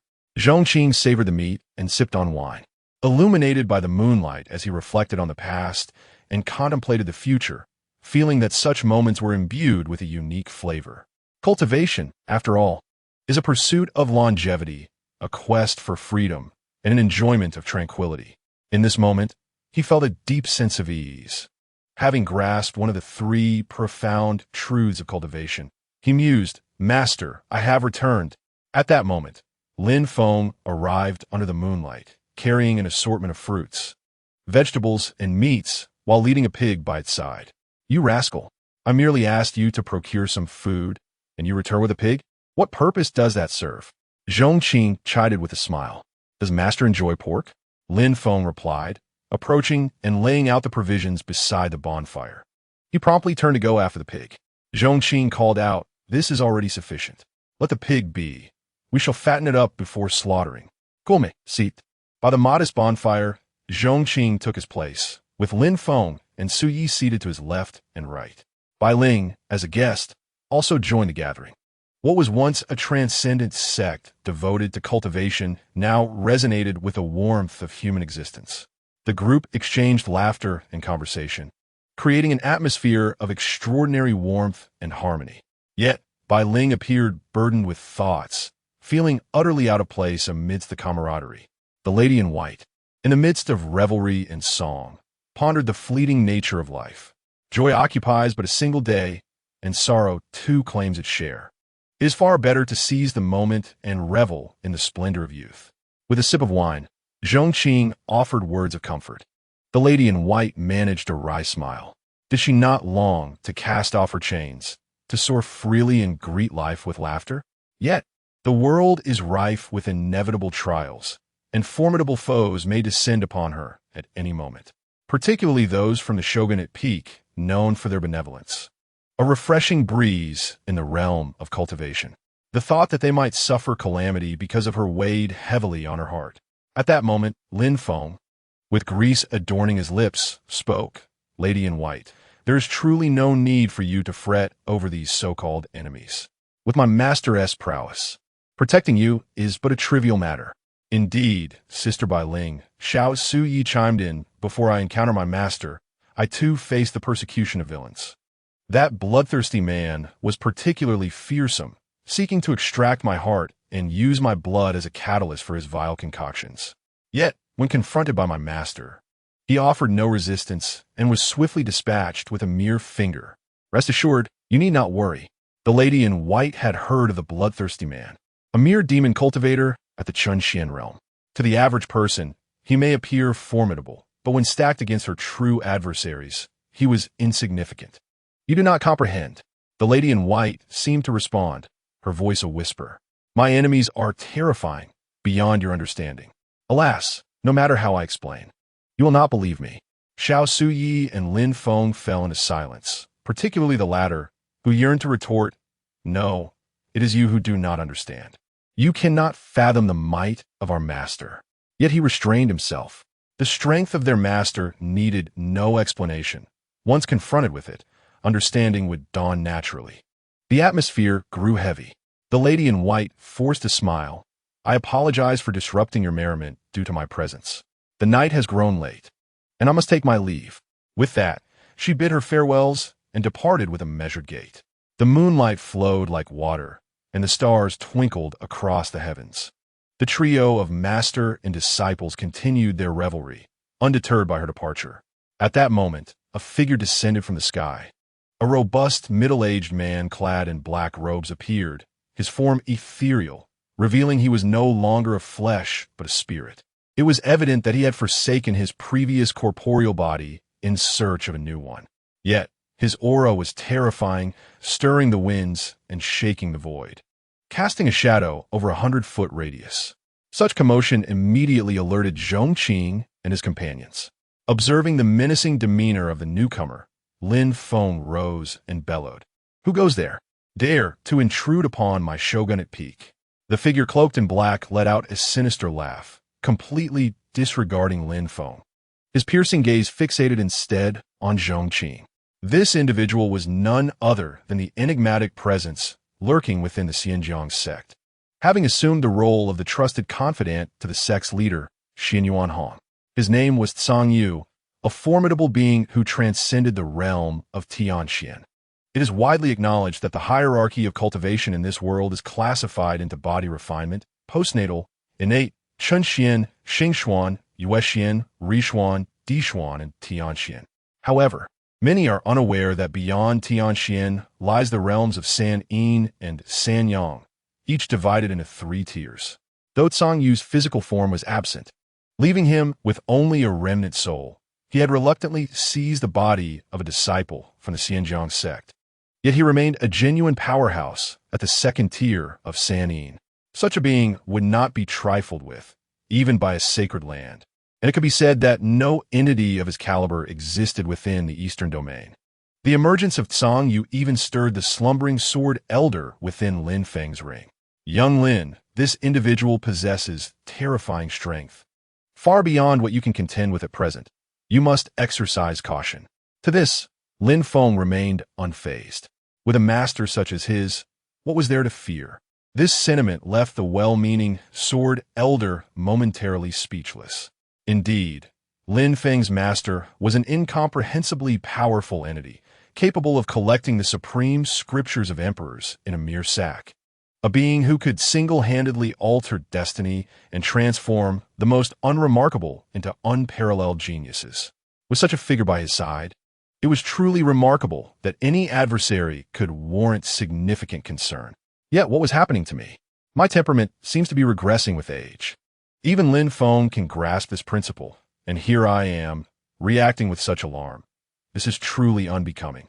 The sword elder reflected, resolving to adopt a more composed demeanor moving forward. Otherwise, his hasty behavior would surely invite disdain. Meanwhile, in the void, Tsang Yu scrutinized Zhong Qing, surprised to find that even a dignified celestial emperor could exhibit such down-to-earth behavior. "Are you speaking to me?" Zhong Qing questioned, taken aback. Could this individual possibly have mistaken him for someone else? These 2 brief exchanges left the sword elder, who had just admonished himself to remain calm, utterly unable to contain his astonishment. What was happening? Zhong Qing was a celestial emperor? Of course, he should have realized this sooner. What level of being could casually procure the scriptures of emperors? What kind of stature could allow one to carelessly wield divine weapons of the highest ranks? In this world, who else possessed such capabilities besides a celestial emperor? In that moment, the sword elder was nearly overwhelmed with excitement, akin to a fervent fan encountering their idol. What a monumental existence the celestial emperor represented. A figure capable of suppressing an entire era and crafting unparalleled legends. It could be said that even during his prime, he would not have had the privilege to meet a celestial emperor. Now, a living celestial emperor stood before him. This left him in a state of profound excitement and joy. Lin Feng gazed at the sword elder, who was quivering within the ring as if in a frenzy. With concern, he inquired, "Elder Jian, are you well?" "I am splendid, far beyond any previous experience," the elder replied. "Young Lin, I must confess, your fortune has incited a wild envy within me. To have a celestial emperor as a mentor is the lifelong aspiration of countless prodigies." Overwhelmed with emotion, the sword elder's eyes glistened with tears. This sentiment stirred Lin Feng's heart. He indeed felt that being a disciple of Zhong Qing in this lifetime was an extraordinary stroke of luck, as if he had exhausted all his fortunes. Chapter 54. The role of the scarecrow. The long night loomed overhead. Tsang Yu resided in the void, gazing down upon Zhong Qing. The sensation was peculiar, evoking a long-forgotten fervor within his blood. What a prestigious identity the celestial emperor held. Even he had to concede that, at the peak of his power, he could be effortlessly crushed by a mere finger of the emperor. Yet fate had not been entirely unkind to him, granting him the chance to encounter the reincarnation of the celestial emperor. Although Zhong Qing was no longer in his prime, should he unleash his secret arts, even the three-een realm would find itself vanquished at his hands. Despite the severe repercussions of such a secret art, they paled in comparison to the significance of confronting a reincarnated celestial emperor. Song Yu, with his discerning eye, could perceive that Zhong Qing was merely 18 years of age. 18, an age where one transitions from youthful innocence to the cusp of maturity. In contrast to the often millennia-long lifespans of practitioners, 18 years seem fleeting. So fleeting that Song Yu was confident that even if the celestial emperor were to reincarnate and cultivate anew, he could never reach Song Yu's current heights, nor could he contend with him. Presently, Song Yu had sealed the surrounding void with his own aura, rendering it impossible for Zhong Qing to seek external assistance. To Song Yu, Zhong Qing had already become a possession within his grasp. Thus, he adopted a leisurely demeanor, gazing imperiously at his opponent. Celestial Emperor, savor this final feast of life. After today, such an opportunity shall no longer exist. A smirk danced upon his lips. As the saying goes, joy invigorates the spirit. Song Yu felt a jubilant atmosphere permeating the air. It would be even more delightful to witness Zhong Qing kneeling in supplication at the last moment. Such a demeanor ignited fury in those who beheld it, particularly Lin Feng. How could he stand by and watch his master suffer humiliation? He immediately shouted in anger. What gives you the audacity to speak to my master in such a manner? Song Yu's gaze shifted, his hands clasped behind his back. Adopting an air of condescension as he remarked, a disciple of the Celestial Emperor, I see, your cultivation is commendable. With the Celestial Emperor as your mentor, you ought to enjoy a resplendent life and future. Alas, you have crossed paths with me. The annihilation of brilliance has always been a cherished pastime of mine. Once I have stealthily usurped the body of the Celestial Emperor, I shall enlighten you on the very essence of suffering worse than death. As I spoke, I turned once more to Zhong Qing and inquired, Celestial Emperor, do you have any final words to impart? In light of your generous contribution of an unparalleled physique to me, should there be any cherished ones you are concerned about, I shall undoubtedly attend to their needs, soothing their hearts that ache with loneliness. Zhong Qing thought to himself, this fellow rambles incessantly from the very outset. Does he not grasp the adage that villains perish from excessive verbosity? Moreover, his greed extends not only to his own body, but also to his women, which is utterly intolerable. Though he currently has no woman of his own, it is enough. Having nothing further to say, let us bid you farewell. Seeing Zhong Qing's impassive expression, devoid of panic or pleas for mercy, Song Yu felt a wave of tedium wash over him. He was eagerly anticipating claiming this corporeal form for himself. With a mere flick of his right hand, his spiritual energy surged forth, materializing into a colossal hand measuring 10 feet in length.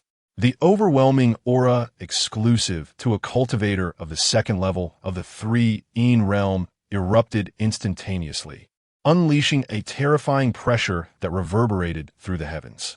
That force was akin to heavenly wrath, reminiscent of divine fury. Zhong Qing furrowed his brow, contemplating whether to reveal some hidden cards or, for the sake of caution, retreat into the small world to avoid immediate confrontation. For this individual was indeed formidable. Most importantly, his two disciples were present. Suddenly, an unexpected turn of events transpired. A cackling laughter seemed to traverse time and space, permeating from the other shore, echoing through the layers of void. Who dares to laugh? Song Yu seethed with rage, his gaze poised to seek the source of the sound when, without warning, he felt a chill at his throat. A scythe had been placed across his windpipe. In that instant, his expression stiffened, cold sweat cascading down his forehead. The massive hand of condensed spiritual energy dissipated instantaneously. He followed the direction of the scythe and beheld a scarecrow with a grotesque visage standing just 3 feet away. At a mere glance, Song Yu perceived an unparalleled terror. The scarecrow emanated an aura of malevolence, akin to an ancient demon or a primordial chaos fiend. A single thread of its energy seemed capable of overwhelming the heavens and the earth. How could such a terrifying entity exist in this world? In that moment, Song Yu felt his soul tremble in fear and quivered, inquiring, Who might you be? It seems we harbor no grievances. Zhong Qing was taken aback, astonished that the scarecrow had emerged. He had long been unaware of the creature's purpose, only knowing it was no ordinary being. Now, it appeared to possess formidable strength. This was the first time he had witnessed the scarecrow exhibit the power of movement. At that moment, he heard the scarecrow approach Song Yu, its voice dripping with malice as it declared, "I am the demon god of hell." The piercing laughter echoed like that of a fiend from the depths of hell, sending shivers down one's spine. Immediately after, it turned its gaze toward Zhong Qing. Master, how shall we deal with this fellow?" Upon hearing these words, Song Yu felt a surge of dread, his scalp prickling in alarm. Such a terrifying entity was indeed a servant of Zhong Qing. Of course, as an immortal emperor, having reincarnated to cultivate anew, he must possess a guardian. It is said that a starving camel is larger than a horse. How could he entertain such thoughts against such a being? A profound sense of regret welled up within him. In the blink of an eye, his instinct for survival took precedence. "Great immortal emperor, I've been blinded by foolishness. Could you grant me a chance to live? I'm willing to toil for you, to serve as your devoted servant." Zhong Qing scoffed. "What do you think? You sought to usurp my corporeal form, to slaughter my disciple, and to claim my woman?" Though his words were light, they bore the weight of mountains in Song Yu's ears. Each accusation was a path to death, and he had committed all three. Truly, it proved the adage, when heaven is unruly, man faces calamity. "Kill him." Zhong Qing waved his hand toward the scarecrow. His nonchalant tone pronounced Song Yu's death sentence. I can add another soul to my lantern." The scarecrow licked its crimson tongue. With a swift swing of its scythe, it severed Song Yu's head, even as he cried out in desperation, gripped by profound terror of death. Then, the scarecrow illuminated its lantern, capturing the remnants of his soul within. After completing this grim task, the scarecrow returned to its position, twisting in an odd dance, once again becoming a motionless figure. Lin Feng stood in stunned silence, never having imagined that a mere scarecrow possessed such terrifying power. His master, without a doubt, was the reincarnation of an immortal emperor. As for the sword elder within his ring, though shaken, he understood. This was the dignity befitting an immortal emperor. An immortal emperor cannot be insulted. To insult him is to invite death. In that moment, his reverence for Zhong Qing ascended to a new pinnacle. Chapter 55. One person becoming an emperor is not enough. Brothers must ascend together. A night passed. A ray of dawn pierced the horizon, dispelling the darkness and illuminating the world. A new day had arrived. In the small courtyard, Bai Ling languidly stretched. After a sleepless night of cultivation, her strength had finally begun to recover, and her complexion had improved significantly. Now, she possessed a certain degree of self-defense. It was time to depart. Bai Ling murmured to herself, casting a reluctant glance at the courtyard. Having lived in a world rife with deceit and treachery, she had witnessed the darkness of humanity. Yet, in this place, she felt an unprecedented warmth and tranquility. Yet, the more she contemplated, the stronger her reasons for departure became. The people of the shogunate peak were so benevolent. How could she possibly burden them? With this thought in mind, she promptly rapped on Zhong Qing's door. Just a moment. The sound of rustling clothes followed, and soon, Zhong Qing, yawning, opened the door. "Miss Bai Ling, what brings you here?" Although he had long since transcended the realm of the suns, profound, and could go years without rest, Zhong Qing still adhered to the habit of daytime activity and nighttime repose. Bai Ling bit her pearly teeth lightly. After a moment's hesitation, she spoke. "Sir, I have come to bid farewell. Why not stay a while longer? Or is it that Miss Bai Ling feels uneasy here?" The latter shook her head repeatedly. "Sir, here, I have felt an unprecedented sense of tranquility. However, I have pressing matters to attend to on this journey, and it would be inappropriate to linger any longer. Furthermore, I have regained some of my strength. As long as I do not encounter foes too formidable, I am confident in my ability to safeguard myself. You need not worry for my safety. Your kindness, sir, is something I shall never forget. Should there be an opportunity in the future, I shall repay this immense favor." As for debts of gratitude, Zhong Qing was indifferent. Observing her resolute intent to leave, he felt it inappropriate to insist otherwise. He understood that she had her own destiny to pursue, a unique essence to discover. Yet, allowing her to depart so easily left him somewhat uneasy. After all, she was to be his future disciple, the key to unlocking new bonds with disciples. His current disciples, Lin Feng and Su Yi, had opened the door to exponential growth. He was eager to uncover the benefits of new disciple bonds.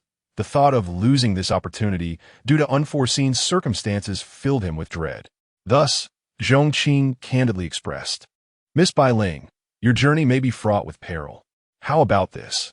I shall send a scarecrow to accompany you, providing you with protection."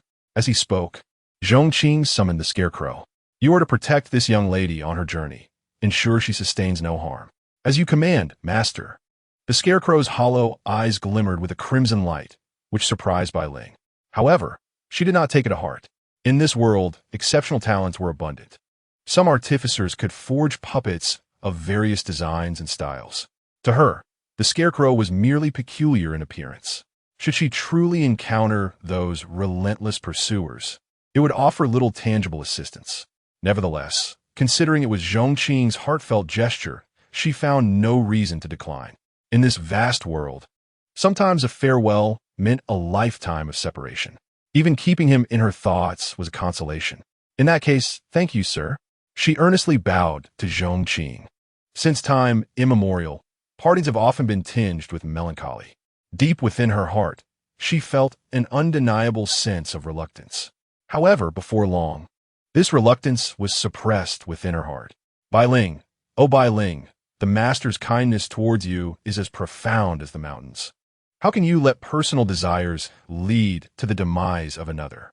With this thought, Bai Ling turned to Zhong Qing and said, "Master, I shall take my leave." After bidding farewell, she unfurled her form and departed without hesitation, striding away with purpose. The scarecrow, with its peculiar gait, followed closely behind. Zhong Qing observed her receding silhouette, his heart undisturbed. In his view, the scarecrow's strength remained formidable. Just last night, that fool had displayed considerable power, yet even in the scarecrow's hands, he could not stand as a match. Protecting Bai Ling was well within the scarecrow's capabilities. Once again, the days at the Mufu Peak descended into tranquility. Lin Feng and Xiao Sui, perhaps spurred by some motivation, intensified their training. In just a few days, each achieved a remarkable breakthrough. Ding! Host disciple Lin Feng has broken through to the late stage of the Chun Xian realm. Ding! Host disciple Sui has broken through to the early stage of the Chun Xian realm. Ding! Congratulations, host. You have broken through to the Earth Xian realm. On this day, as Zhong Qing reclined beneath a tree, seeking solace from the heat, the system's chimes startled him from his slumber. Goodness! Had it only been a brief time before they all achieved breakthroughs again? If memory served him right, Xiao Sui was merely 10 years old. What does it mean to reach the Chun Xian realm at the tender age of 10? Even some extraordinary prodigies and gifted youths might pale in comparison. Their simultaneous breakthroughs, magnified 1,000-fold, had directly propelled him into the Earth Xian realm. The sensation of growing stronger while at rest was truly delightful. He opened his personal attribute panel. Host, Zhong Qing, Cultivation, Earth Xian realm. Disciple, Lin Feng, late stage of the Chun Xian realm, 100-fold enhancement activated. Disciple, Sui, early stage of the Chun Xian realm, 100-fold enhancement activated. Bond activated. Waste material bond 2-2. Further bonds awaiting development. Conferred physique, none. Acquired special skills, old 6 aura, heavenly eye, peerless domination, personal miniature world. Gazing at his personal data, Zhong Qing felt as though the gates to the immortal path were slowly beckoning him. At this rate, it wouldn't take long before he ascended to immortality. The mere thought of becoming an immortal in the near future stirred excitement, even within Zhong Qing's steadfast heart. The future was indeed promising. Equally exhilarated were Lin Feng and Sui. Speaking of Lin Feng, there was a time when he was merely a waste incapable of cultivation, subjected to relentless humiliation by his fiancée. Yet, upon encountering Zhong Qing, he embarked on an extraordinary journey. Now, at the late stage of the Chun Xian realm, Even the elders of second-rate sects could hardly match him. How long had it been since he joined the sect? He had already reached such heights. It can be said that with each increment in his strength, his admiration for Zhong Qing deepens correspondingly. Without Zhong Qing's guidance, he would not have achieved his present state. However, he firmly believes that the Chunxian realm is far from his ultimate destination. One day, I shall follow in my master's footsteps and ascend to the imperial throne. On this day, within the modest forest, a young boy proclaimed his ambitious vow. Senior brother, I too shall become an emperor. Little Su Yi remained oblivious to the true meaning of such a title. Yet, he felt that whatever his senior brother desired must be splendid. This declaration elicited a hearty laugh from Lin Feng. Very well, let us as brothers both attain the imperial throne and create a legendary tale that will echo through the ages. Within the ring, Sword Elder observed the spirited youth. Despite his constant reminders to remain composed, he couldn't help but burst into a fit of incredulous remarks. Goodness, you truly dare to utter such words. Do you comprehend what being an emperor entails? It signifies an existence of utmost supremacy. Throughout history, how many emperors have graced this world? One individual becoming an emperor is one thing, but for brothers to ascend together to that status, if such grandiose aspirations were to be overheard, they would surely provoke laughter. Yet, upon contemplating Zhong Qing's identity, coupled with the astonishingly rapid progress of these two, it seemed the myth of three emperors emerging from a single lineage might not be entirely implausible. At the thought of this possibility, the once loquacious Sword Elder fell into a contemplative silence. Chapter 56. In imminent peril, Chaoxia Valley, renowned as a sacred land in the eastern domain, has a lineage that stretches over an extensive and profound span of time. Each sacred sect of this nature can be regarded as a tome of ancient history, having witnessed the vicissitudes of life and the passage of time, observing the shifting of days and nights, tides rise and fall. Yet I remain steadfast and unmoved. This is the essence of a sacred sect. To the world, it stands as a lofty entity deserving of reverence. Countless individuals strive relentlessly to gain entry into such a place. However, at this moment, an air of desolation and heaviness pervades Chaoxia Valley. Within the main hall, nearly half of the senior leaders of Chaoxia Valley have gathered. The sect leader, Lu Qingxia, occupies the highest seat. Beneath her are many elders, each a formidable presence in their own right, commanding respect and power. Alongside them are the peak masters and the sect as prodigies. Esteemed colleagues, the three ancestors are trapped in a secret realm in grave danger. Do any of you possess a means to rescue them? As Lu Qingxia spoke, the assembly below furrowed their brows in deep contemplation. The three ancestors she referred to include Zhong Qing, the younger brother of the founding ancestor of Chaoxia Valley. He holds an immensely significant position within the sacred land. Although advanced in years, he possesses a youthful spirit, reveling in exploration and the discovery of secret realms. Not long ago, Zhong Qing sent a distress signal, stating that he was trapped in a profound abyss. Upon receiving this news, Lu Qingxia dared not hesitate and personally led a team to rescue him. Yet, the entrance to that abyss is guarded by an ancient formation. Despite their myriad tactics, they could not affect the grand formation in the slightest. Hence, this meeting was convened. Master, that formation is truly remarkable, spoke the sixth elder, a distinguished expert immersed in the study of formations for many years. I have researched it, and this ancient formation can only be dismantled through sheer brute force, and it must be a one-time destruction. Otherwise, should the formation be stimulated again, it will fully activate, unleashing a deadly array that will autonomously annihilate all living beings within its confines. His words instilled a chill in the hearts of those present. They pondered their martial prowess. Yet none possessed the confidence to obliterate the grand formation in one fell swoop. The sect leader, Lu Qingxia, had not shied away from attempting to intervene. It was precisely her reckless bombardment that had caused a fragment of the ancient formation to awaken, relentlessly siphoning life from within, thereby exacerbating Zhong Qing's already precarious situation. Should she falter again, and the demise of the three ancestors be attributed to her, she would become a figure of eternal infamy.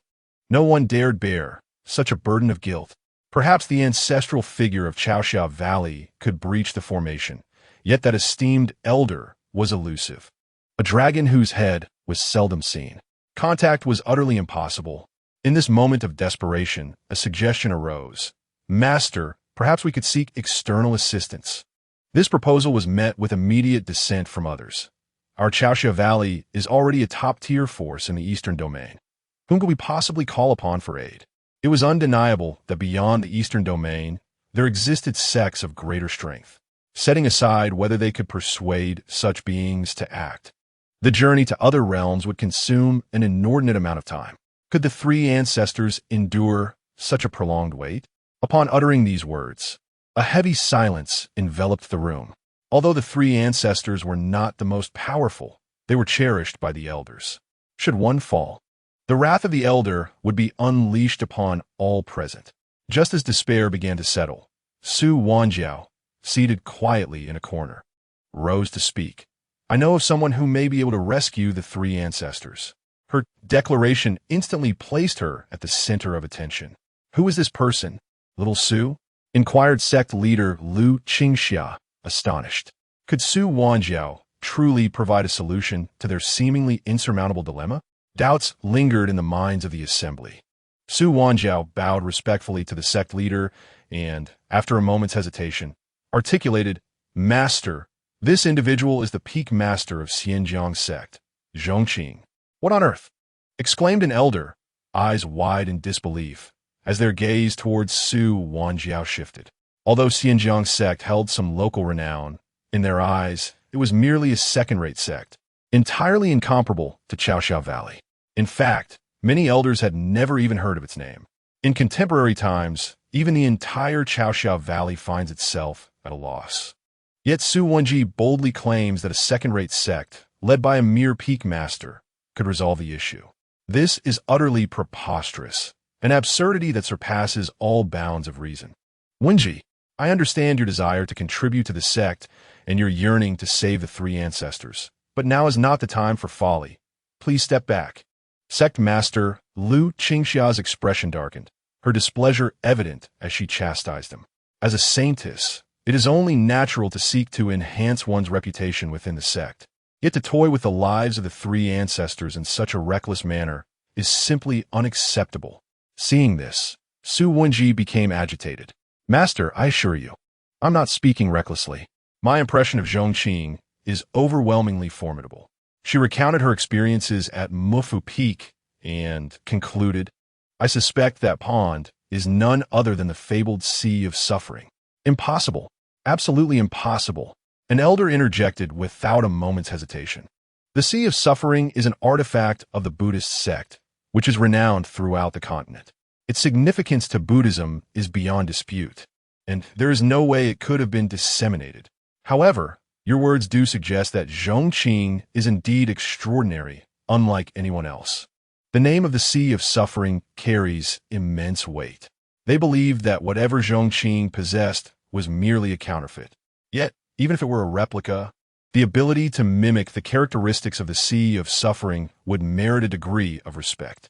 Of course, it would only be a fleeting admiration.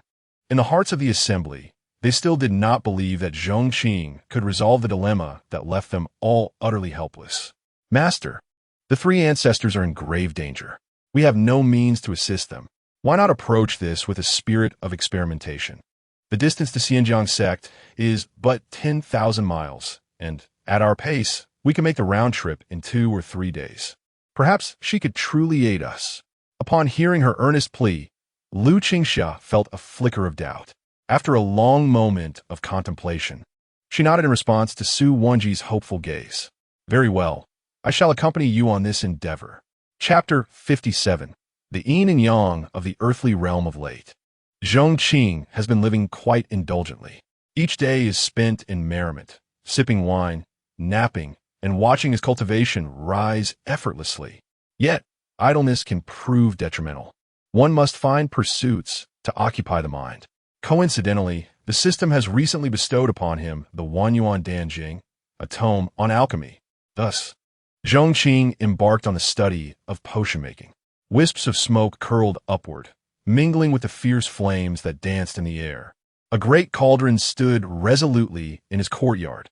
With a serious demeanor, Zhong Qing meticulously examined the ingredients he was preparing: 1 blood spirit flower, half a Bodhi fruit, and 3 tails of ancient spirit wood, according to the records of the Wanyuan Danjing. Zhong Qing meticulously added various spiritual herbs into the cauldron in a precise sequence and quantity. These rare materials were provided by the Pingjiang Sect. As a member of the sect, he received a substantial allocation of cultivation resources each year. Unfortunately, these resources had languished in storage, gathering dust. At long last, they found a purpose. However, it seemed that one essential herb was still missing. Stroking his chin, Zhong Qing endeavored to search among the pile of herbs for a suitable substitute. Regrettably, his efforts yielded no results. This time he was concocting a beauty elixir. He mused that he was already quite handsome, yet who could resist the allure of enhancing one's appearance further? Thus, he placed great importance on this particular potion. Any diminishment in its efficacy was not something he wished to witness. Where the black and white? As Zhong Qing's voice faded, the black and white puppets materialized. They bowed respectfully and addressed him. "Master, we are in need of the primary herb, the mountain treasure. Please assist us in procuring it." Zhong Qing promptly issued his command. The mountain treasure is a rare and exquisite gem birthed from the essence of heaven and earth, often referred to as the spirit of the mountains. It embodies the quintessence of nature and the mysteries of the sun and moon. Once it comes to life, there is even a chance for the mountain treasure to evolve into a deity, often dubbed a divine embryo. Zhong Qing recounted the characteristics of the mountain treasure as detailed in the Wanyuan Danjing, instructing the black and white puppets on the regions most likely to yield this treasure, as well as the methods for its identification and selection. Suddenly, a thought struck him. He had recently acquired a puppet cultivation upgrade card. This card was a boon from the system, allowing a puppet to attain a level of prowess equal to his own, thereby enhancing its utility in assisting him. Initially, Zhong Qing intended to wait until his cultivation reached a higher level before using it on the black and white puppet. However, considering his recent breakthrough into the Earth profound realm, he realized that ascending to even greater heights would require time, even with a tenfold increase in efficacy. After careful deliberation, he decided to utilize the card on the black and white puppet. After all, a puppet endowed with independent intelligence, resembling a real person, and wholly obedient to commands could prove immensely valuable, facilitating many of his tasks. Should its strength be inadequate, it risked being defeated in the outside world, a significant loss indeed. Thus, swiftly enhancing its level seemed the prudent choice. Regarding future improvements, since he had successfully obtained an upgrade card once, he could likely secure another in the future. In no time, with a gentle tap on the forehead of the black and white puppet, its cultivation began to surge dramatically, almost without pause. It ascended from the moon profound realm to the sun profound realm, ultimately reaching the earth profound realm before halting. Indeed, the black and white puppet's level now matched that of Zhong Qing. A life of dependency on others can often feel mundane and unremarkable. Satisfied, Zhong Qing indulged in a moment of self-amusement. He casually dispatched He Bai to search for the precious shambao, while he himself remained in charge of controlling the temperature of the furnace. In a realm of cultivation, it is not uncommon for the refinement of a single batch of elixir to take 3.5 years. However, the elixir that Zhong Qing was concocting was relatively simple. In just a few days, it would nearly be complete. Once He Bai returned with the shambao, it would soon coalesce into the desired essence. In the wild and untamed mountains, the echoes of beastly roars reverberated. This was the Beast Mountain, a veritable paradise for demonic creatures, inhabited by numerous formidable beasts. For an ordinary person, entering this domain was tantamount to facing near certain death. The villagers residing in the surrounding areas regarded it as a forbidden zone. Yet on this day, 2 unexpected guests arrived at the Beast Mountain. They were 2 extraordinary women of unparalleled grace and ethereal charm. The younger one, clad in white garments, resembled a white lotus or a blooming lotus flower, standing gracefully with an otherworldly presence and a vibrant aura. The elder, with hair as white as snow, exuded a breathtaking elegance, akin to a blue lotus gracing the mortal realm.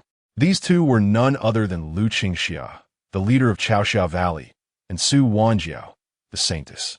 Setting forth from Chaoxiao Valley, they had traversed thousands of mountains and crossed rivers, pausing for a brief respite at the Beast Mountain. Master, if we continue westward for another 1,000 miles, we shall arrive at Pingjiang Sect. Su Wanjiao respectfully indicated the western direction. Lu Qingxia stood with her hands clasped behind her, gazing at the drifting white clouds, feeling that her decision had been rather hasty. How could a person from such a humble place possibly resolve issues that even she, the leader of a sacred sect, could not?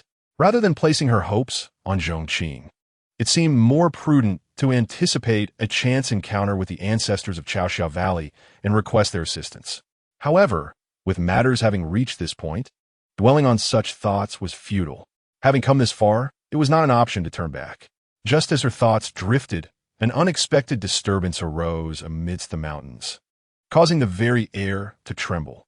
A flash of divine light appeared and vanished in an instant, followed by a cascade of radiant treasures flooding the skies. A shadow darted past her. What is that? Lu Qingxia squinted her eyes. In a fleeting moment of panic, she glimpsed the true appearance of the object. It was the size of a fist, resembling a stubborn rock or a fleshy ball, entirely red in hue. Astonishing spiritual light emanated from it, and the very essence of its presence invigorated her senses, calming her previously restless heart. Shanbao! Lu Qingxiao exclaimed in astonishment. Shanbao was not only a key ingredient for medicinal concoctions, but could also enhance their potency by 100-fold. A mere fraction could significantly elevate the quality of the elixir. Even if consumed raw, it could refine the physical body, enhance one's cultivation, and strengthen the divine spirit, making it a rare treasure scarcely seen in 100 years. Even among sacred sects, such treasures were exceedingly rare. Lu Qingxia's heart raced with excitement, never having anticipated that a simple outing would yield such an opportunity. Since fate had presented it before her, she naturally could not let it slip away. Without the slightest hesitation, she extended her hand, reaching for the treasure known as Shanbao. However, another hand moved faster, seizing Shanbao within its grasp. The owner of this formidable hand was none other than Heibai. This treasure is mine. Heibai asserted dominion over Shanbao. In this world of treasures, it is the capable who shall possess them. If you wish to take this treasure before me, it shall not be an easy task. Lu Qingxia's gaze was deep and profound, as the powerful aura unique to a peak day Xian realm expert erupted instantaneously, disturbing the void and shaking the clouds. The surrounding beasts fled in terror. A peak day Xian realm presence ranks among the most formidable in the entire Eastern domain. Lu Qingxia brimmed with confidence, convinced that Shanbao was already within her grasp. As she spoke, her delicate white hand reached forward, eager to contest for the treasure. Yet in the next moment, a hand of colossal strength descended upon her like a mountain. A thunderous sound erupted in the heavens, resonating with a sonic boom. With a mere wave of Heibai's hand, the overwhelming might of a Earth Xian realm expert was unleashed, sending Lu Qingxia flying a considerable distance. A Earth Xian realm expert. She gasped, her spirit shaken. Had she not sensed an imminent threat to her life at that critical moment and summoned the treasures of Chaoxiao Valley to defend against the attack, the outcome would have been far graver than merely being sent flying. Such a collision could have resulted in her demise or severe injury. Lu Qingxia never anticipated encountering such a terrifying powerhouse in this place.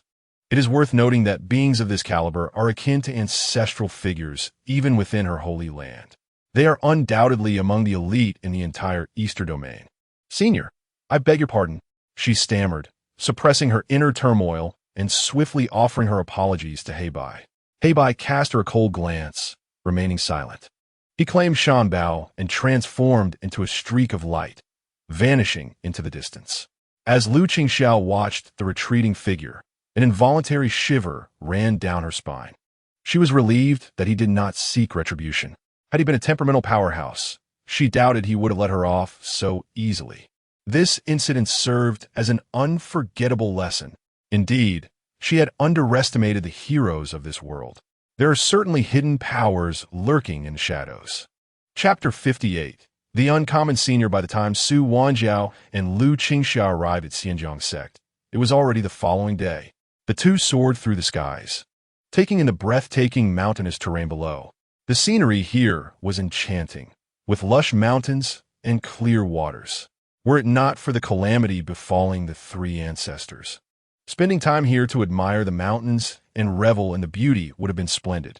Lu Qingxia thought to herself, Master, ahead lies the residence of Senior Zhong Qing. Su Wanjiao pointed the way, her voice imbued with excitement. Throughout their journey, she was well aware of her master's disposition. Clearly, there exists little hope regarding whether Zhong Qing can rescue the three ancestors. However, others are unaware of this. Does she remain ignorant as well? Zhong Qing exudes an aura of a reclusive master, a transcendent being returned to the mortal realm. She is confident that once her master witnesses the extraordinary nature of this esteemed individual, her perspective will undoubtedly shift. Moments later, the master and disciple found themselves hovering above the summit of Mufu Peak. Esteemed one, Su Wanjiao has come to pay her respects. Her demeanor was notably humble, arousing curiosity in Lu Qingxia. This proud disciple of hers had never before shown such deference to anyone. She yearned to discern what exceptional qualities could inspire such reverence in her pupil. Before long, the gates of the academy atop Mufu Peak swung open, revealing a figure stepping forth. Clad in a flowing green robe, his long hair cascaded casually down to his waist. Far from appearing disheveled, it instead conveyed a sense of carefree elegance. His features were finely sculpted, with a resolute countenance. The overall impression he left was one of striking beauty. In the realm of cultivation, however, appearance and demeanor are secondary. True worth lies in strength. Lu Qingxia scrutinized Zhong Qing closely. It sensed no trace of spiritual energy emanating from him. She cast a puzzled glance at her disciple, as if to inquire, is this truly the reclusive master you spoke of? Su Wanjiao discerned her mentor's unspoken query and discreetly conveyed, Master, please remain patient. A true master is one who conceals their prowess. If they could be easily discerned, would they still be considered a master? Lu Qingxia refrained from countering this view, opting instead to observe further. At that moment, Zhong Qing regarded Su Wanjiao, questioning her presence. What brings you here? In his recollection, this girl possessed a somewhat thick skin and an affinity for exaggeration, rendering her less than impressive in his eyes. One remark left Su Wanjiao at a loss for words. Being a young woman, she felt somewhat shy, especially after their previous awkward misunderstanding. It was inappropriate to directly request assistance. Lu Qingxia, perceiving her disciple's predicament, interjected, I have heard that you once saved my little disciple's life. Today, as we pass through your esteemed territory, we wish to pay a visit to express our gratitude. Zhong Qing stroked his chin, pondering for a moment before responding, As guests, you are welcome to enter. Let us share a cup of tea. Thank you, esteemed one. Zhong Qing's invitation lifted a considerable weight from Su Wanjiao's heart. She had been concerned that he might hold her in disdain. If the revered leader of the sacred ground and its holy maiden were to be turned away, she would certainly become the subject of ridicule.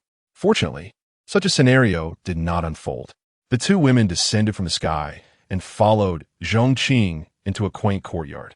Inside the parlor, Zhong Qing poured tea for both individuals, while Su Wanjiao solemnly introduced, Master, this is the esteemed Zhong Qing I have mentioned to you on numerous occasions. Esteemed one, this is my master, the current leader of the holy land of Chaoxiao Valley, Lu Qingxia. After the introductions, Lu Qingxia slowly sipped her fragrant tea and remarked, This place possesses a serene landscape, truly picturesque. It is said that one's character is reflected in the mountains and waters they choose. It is evident that you, sir, are a person of refinement. Zhong Qing smiled and replied, I follow my own path. Whether one is refined or mundane is of no consequence. In this life, what matters is the pursuit of tranquility and freedom. This sentiment elevated Lu Qingxia's opinion of him. Setting aside everything else, such an open-minded disposition is indeed rare to find. The atmosphere among the group became amiable as they chatted and laughed. As noon approached, Lu Qingxia proposed, "Sir, I find the scenery of Mufu Peak quite splendid. Might we take a stroll upon the mountain?" Her purpose for visiting was to seek the wisdom of a reclusive master. Whether Zhong Qing truly possessed such depth remained uncertain to her. If she were to return with a mere impostor, her position as the leader would indeed become a subject of ridicule. Verifying Zhong Qing's identity was a straightforward matter. A mere glance at the bitter sea, as described by Su Wenjiu, would suffice to confirm or deny his extraordinary nature. "Please lead the way." Mufu Peak indeed offered a delightful vista, devoid of any concealed or taboo locations. So Zhong Qing had no objections. As they exited the small courtyard, Su Wenjiu eagerly inquired, "Master, what do you think? Can you discern the extraordinary nature of the esteemed one? Lead me to this so-called bitter sea. I shall form a judgment based on what I see." This sentiment resonated perfectly with Su Wenjiu. In her eyes, that locale represented the ultimate fear of the world and was the strongest evidence of Zhong Qing's exceptionalism. "Come, master. Follow me," she announced, guiding Lu Qingxia toward the back mountain. However, the bitter sea had long since been absorbed into Zhong Qing's small world. Upon reaching the destination, they were met with nothing more than an ordinary pond. "How can this be?" Su Wenjiu exclaimed in distress. "I distinctly remember it being right here." She scoured the surrounding mountains, but found no trace of the bitter sea. "Enough, Wenjiu, let us abandon this pursuit." Lu Qingxia's expression darkened. She should not have harbored such expectations. After all, how could a second-rate sect possibly produce masters stronger than those of the Holy Land? Such a notion was utterly fantastical. "Let us return. The matter of rescuing the three ancestors requires careful deliberation." She dismissed the possibility of Zhong Qing being a reclusive powerhouse from her mind and prepared to return to the courtyard to bid farewell. Just as the two were about to enter the small courtyard, a figure suddenly soared across the sky.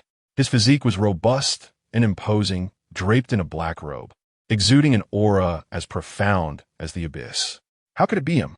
Lu Qingxia felt a jolt in her heart. This individual could only be Heibai. Lu Qingxia was acutely aware of Heibai's formidable prowess. Before him, even she, the esteemed leader of the sacred land, was no match. Yet, what could be his purpose for coming here? Chapter 59. The body immune to formations. Heibai moved with remarkable swiftness, soon arriving at the small courtyard atop Mufu Peak.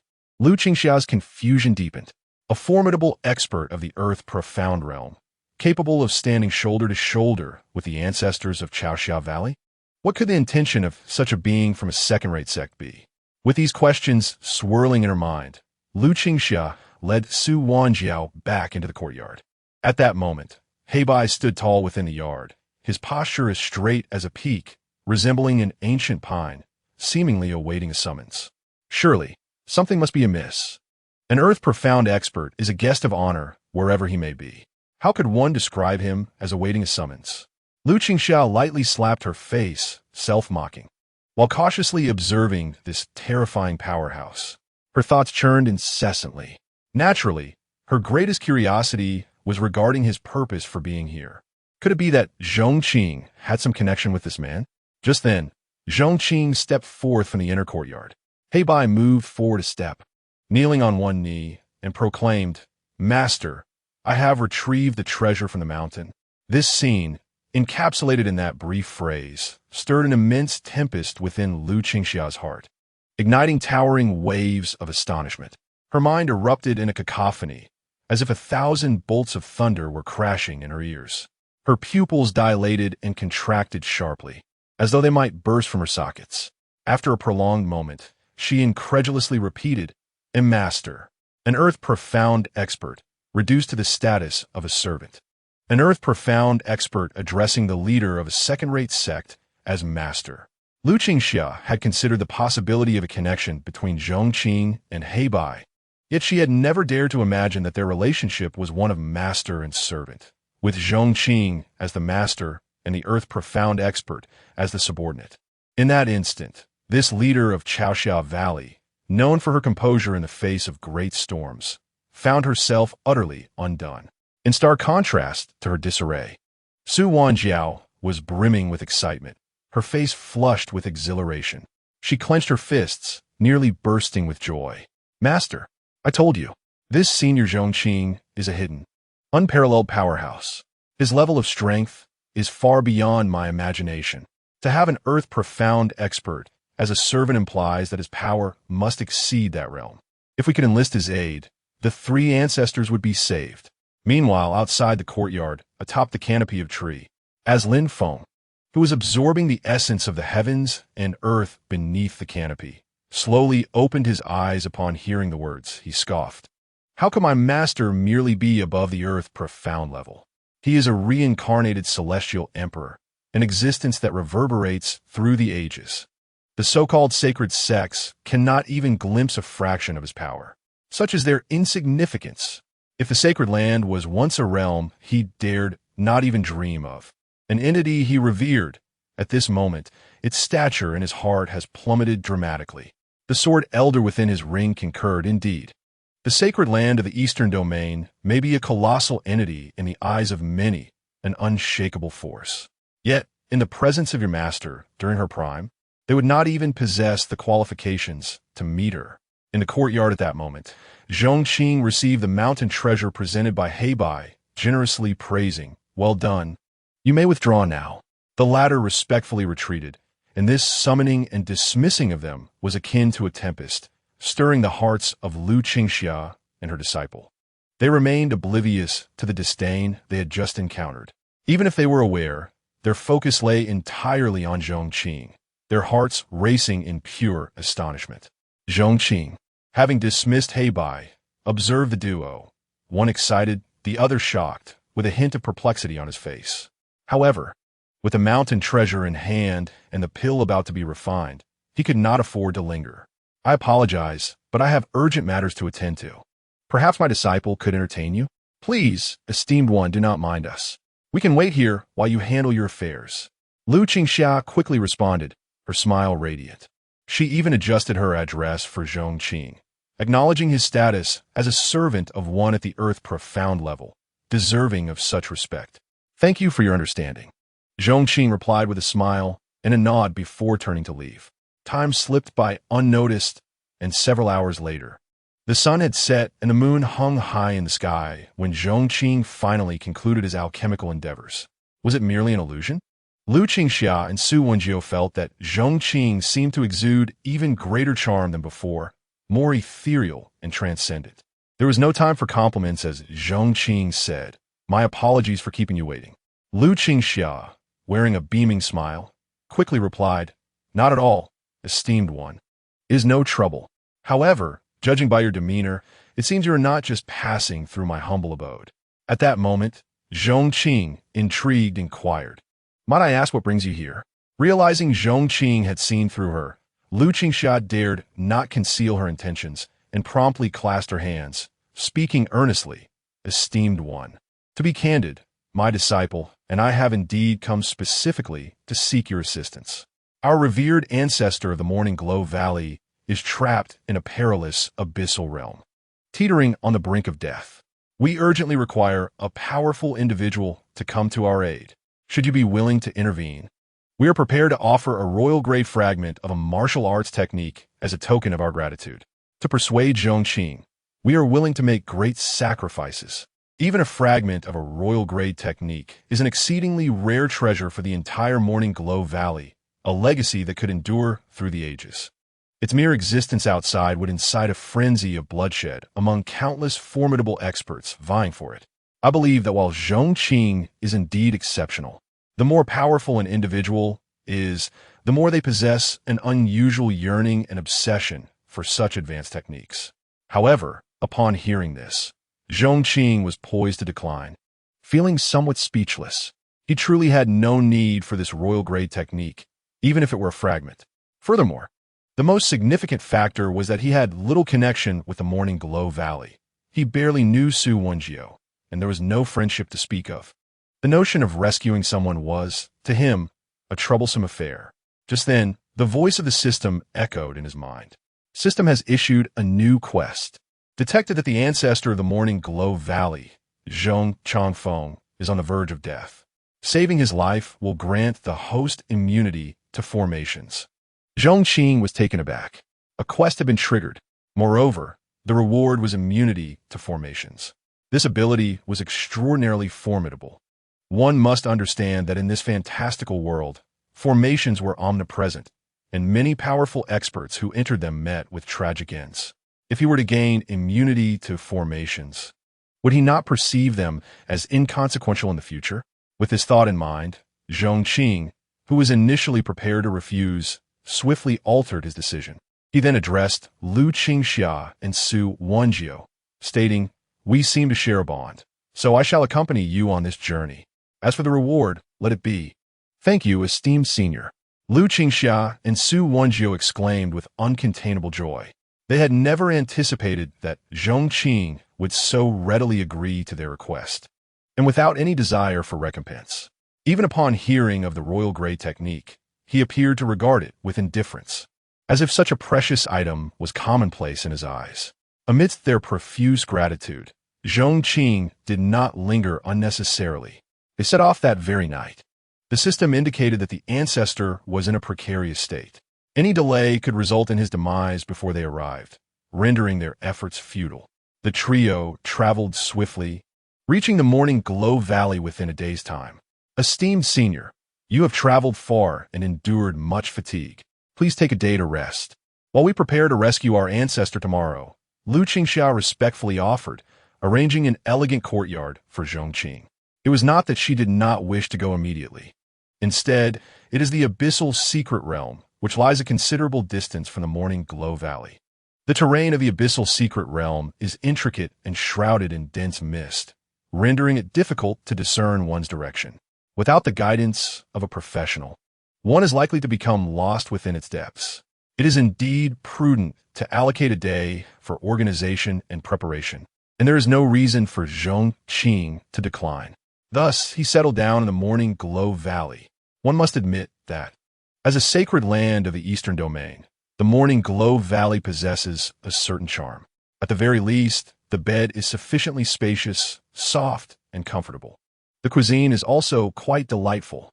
Whether it flies in the sky, runs on the ground, or swims in the water, there's an abundance of delicacies to savor. Each dish is a treasure, infused with rich spiritual energy and exquisite flavor. After indulging in a refreshing slumber and a satisfying meal, Zhong Qing began to explore the Morning Glow Valley, eager to behold the scenery of this sacred sect. From a distance, the mountains stand like a roaring white tiger, imposing and grand, exuding an ancient majesty. Upon closer inspection, the waters surge and swirl, reminiscent of an enraged dragon in its prime. The land is adorned with spiritual fruits and gardens, and medicinal herbs are plentiful. A mere glimpse reveals the profound heritage and stature of this sacred sect, far surpassing that of the likes of the Pingjiang Sect. Zhong Qing traversed a high mountain and leaped over several ridges, arriving before a cascading waterfall. The waterfall rushes violently, sending forth waves that soar several feet high, forming a tranquil pool below. The surface of the water is thickly enveloped in spiritual energy, ethereal and misty, imparting a sense of serene beauty. Captivated by the landscape, Zhong Qing paused to observe, overwhelmed by the desire to compose a poem. However, after a prolonged moment of contemplation, he could only muster the words impressive and extraordinary. After 9 years of compulsory education, 3 years of intensive preparation for college entrance exams, and 4 years of university life, he found that he had nearly forgotten all he had learned. Was this what one might call a solitary pursuit of knowledge? Zhong Qing felt a twinge of disappointment. Fortunately, he dismissed the notion of poetry for good. Throughout it all, he had never truly considered himself a cultured individual. At that moment, amidst the ethereal mist, a woman approached him. She was in her prime, clad in an elegant long gown, adorned with jade at her waist, and wielding a purple-blue longsword. Her features were striking, and her demeanor exuded grace, making her a vision of beauty that instantly captured attention. The woman was named Lin Yuexia, a true disciple of the Morning Glow Valley. Within this sacred sect, the disciples are classified into various ranks: outer disciples, entry disciples, inner disciples, true disciples, and holy maidens. True disciples are regarded as the elite of the sect, poised to become its future pillars of strength. Upon seeing Zhong Qing, Lin Yuexia furrowed her brows. "Who are you under?" she inquired. This flying immortal pool is a crucial site of the sect, accessible only to true disciples or those possessing the sect leader's token. "I have not seen you before, so I presume you are not a true disciple of any peak. Do you possess a token?" Her demeanor was elevated, her words laced with an air of inquiry and the inherent pride of a true disciple. Zhong Qing was momentarily taken aback, as he had forgotten. "This place is not like my own territory. It is governed by numerous rules and taboos. My lady, I am not a native of the Morning Mist Valley and was unaware of such regulations here. I apologize for any offense caused and shall take my leave." It is said that one should adhere to local customs. In the domain of the host, it is wise to follow their conventions. This is not an act of cowardice, but rather a demonstration of the etiquette and refinement that a civilized person ought to possess. However, as he attempted to depart, the young woman would not allow it. Upon learning that Zhong Qing was not a disciple of the Morning Mist Valley, she bristled with indignation like a startled hedgehog. "You rogue, daring to intrude upon such sacred grounds without a token of permission? You have violated the sanctity of our esteemed domain. If you're sensible, bind your hands and suppress your cultivation, and accompany me to the law enforcement hall to confess your transgressions. Otherwise, my sword is not blind." Though Lin Yuexia could not discern Zhong Qing's cultivation level, she reasoned that someone so youthful could hardly possess significant prowess. Capturing an intruder in such a revered place would surely bring her considerable merit. At that moment, Zhong Qing appeared to her as a point of achievement. Observing her demeanor, Zhong Qing furrowed his brow. "My lady, I am not a thief, but rather a guest invited by your sect leader." Yet, this declaration elicited derisive laughter from Lin Yuexia. "Who is our sect leader?" "An individual of extraordinary skill and unparalleled status, revered by many. Do take a moment to consider your own standing. With a face like that of scoundrel, you are nothing but a nameless wretch. You dare claim to have been invited by our illustrious leader? How utterly ludicrous!" These words ignited a flame of anger within Zhong Qing. It was undeniable that he bore some fault, yet her aggressive demeanor, attacking his character without restraint, was simply excessive. "My lady, one should leave a line of retreat for future encounters. I advise you to temper your words.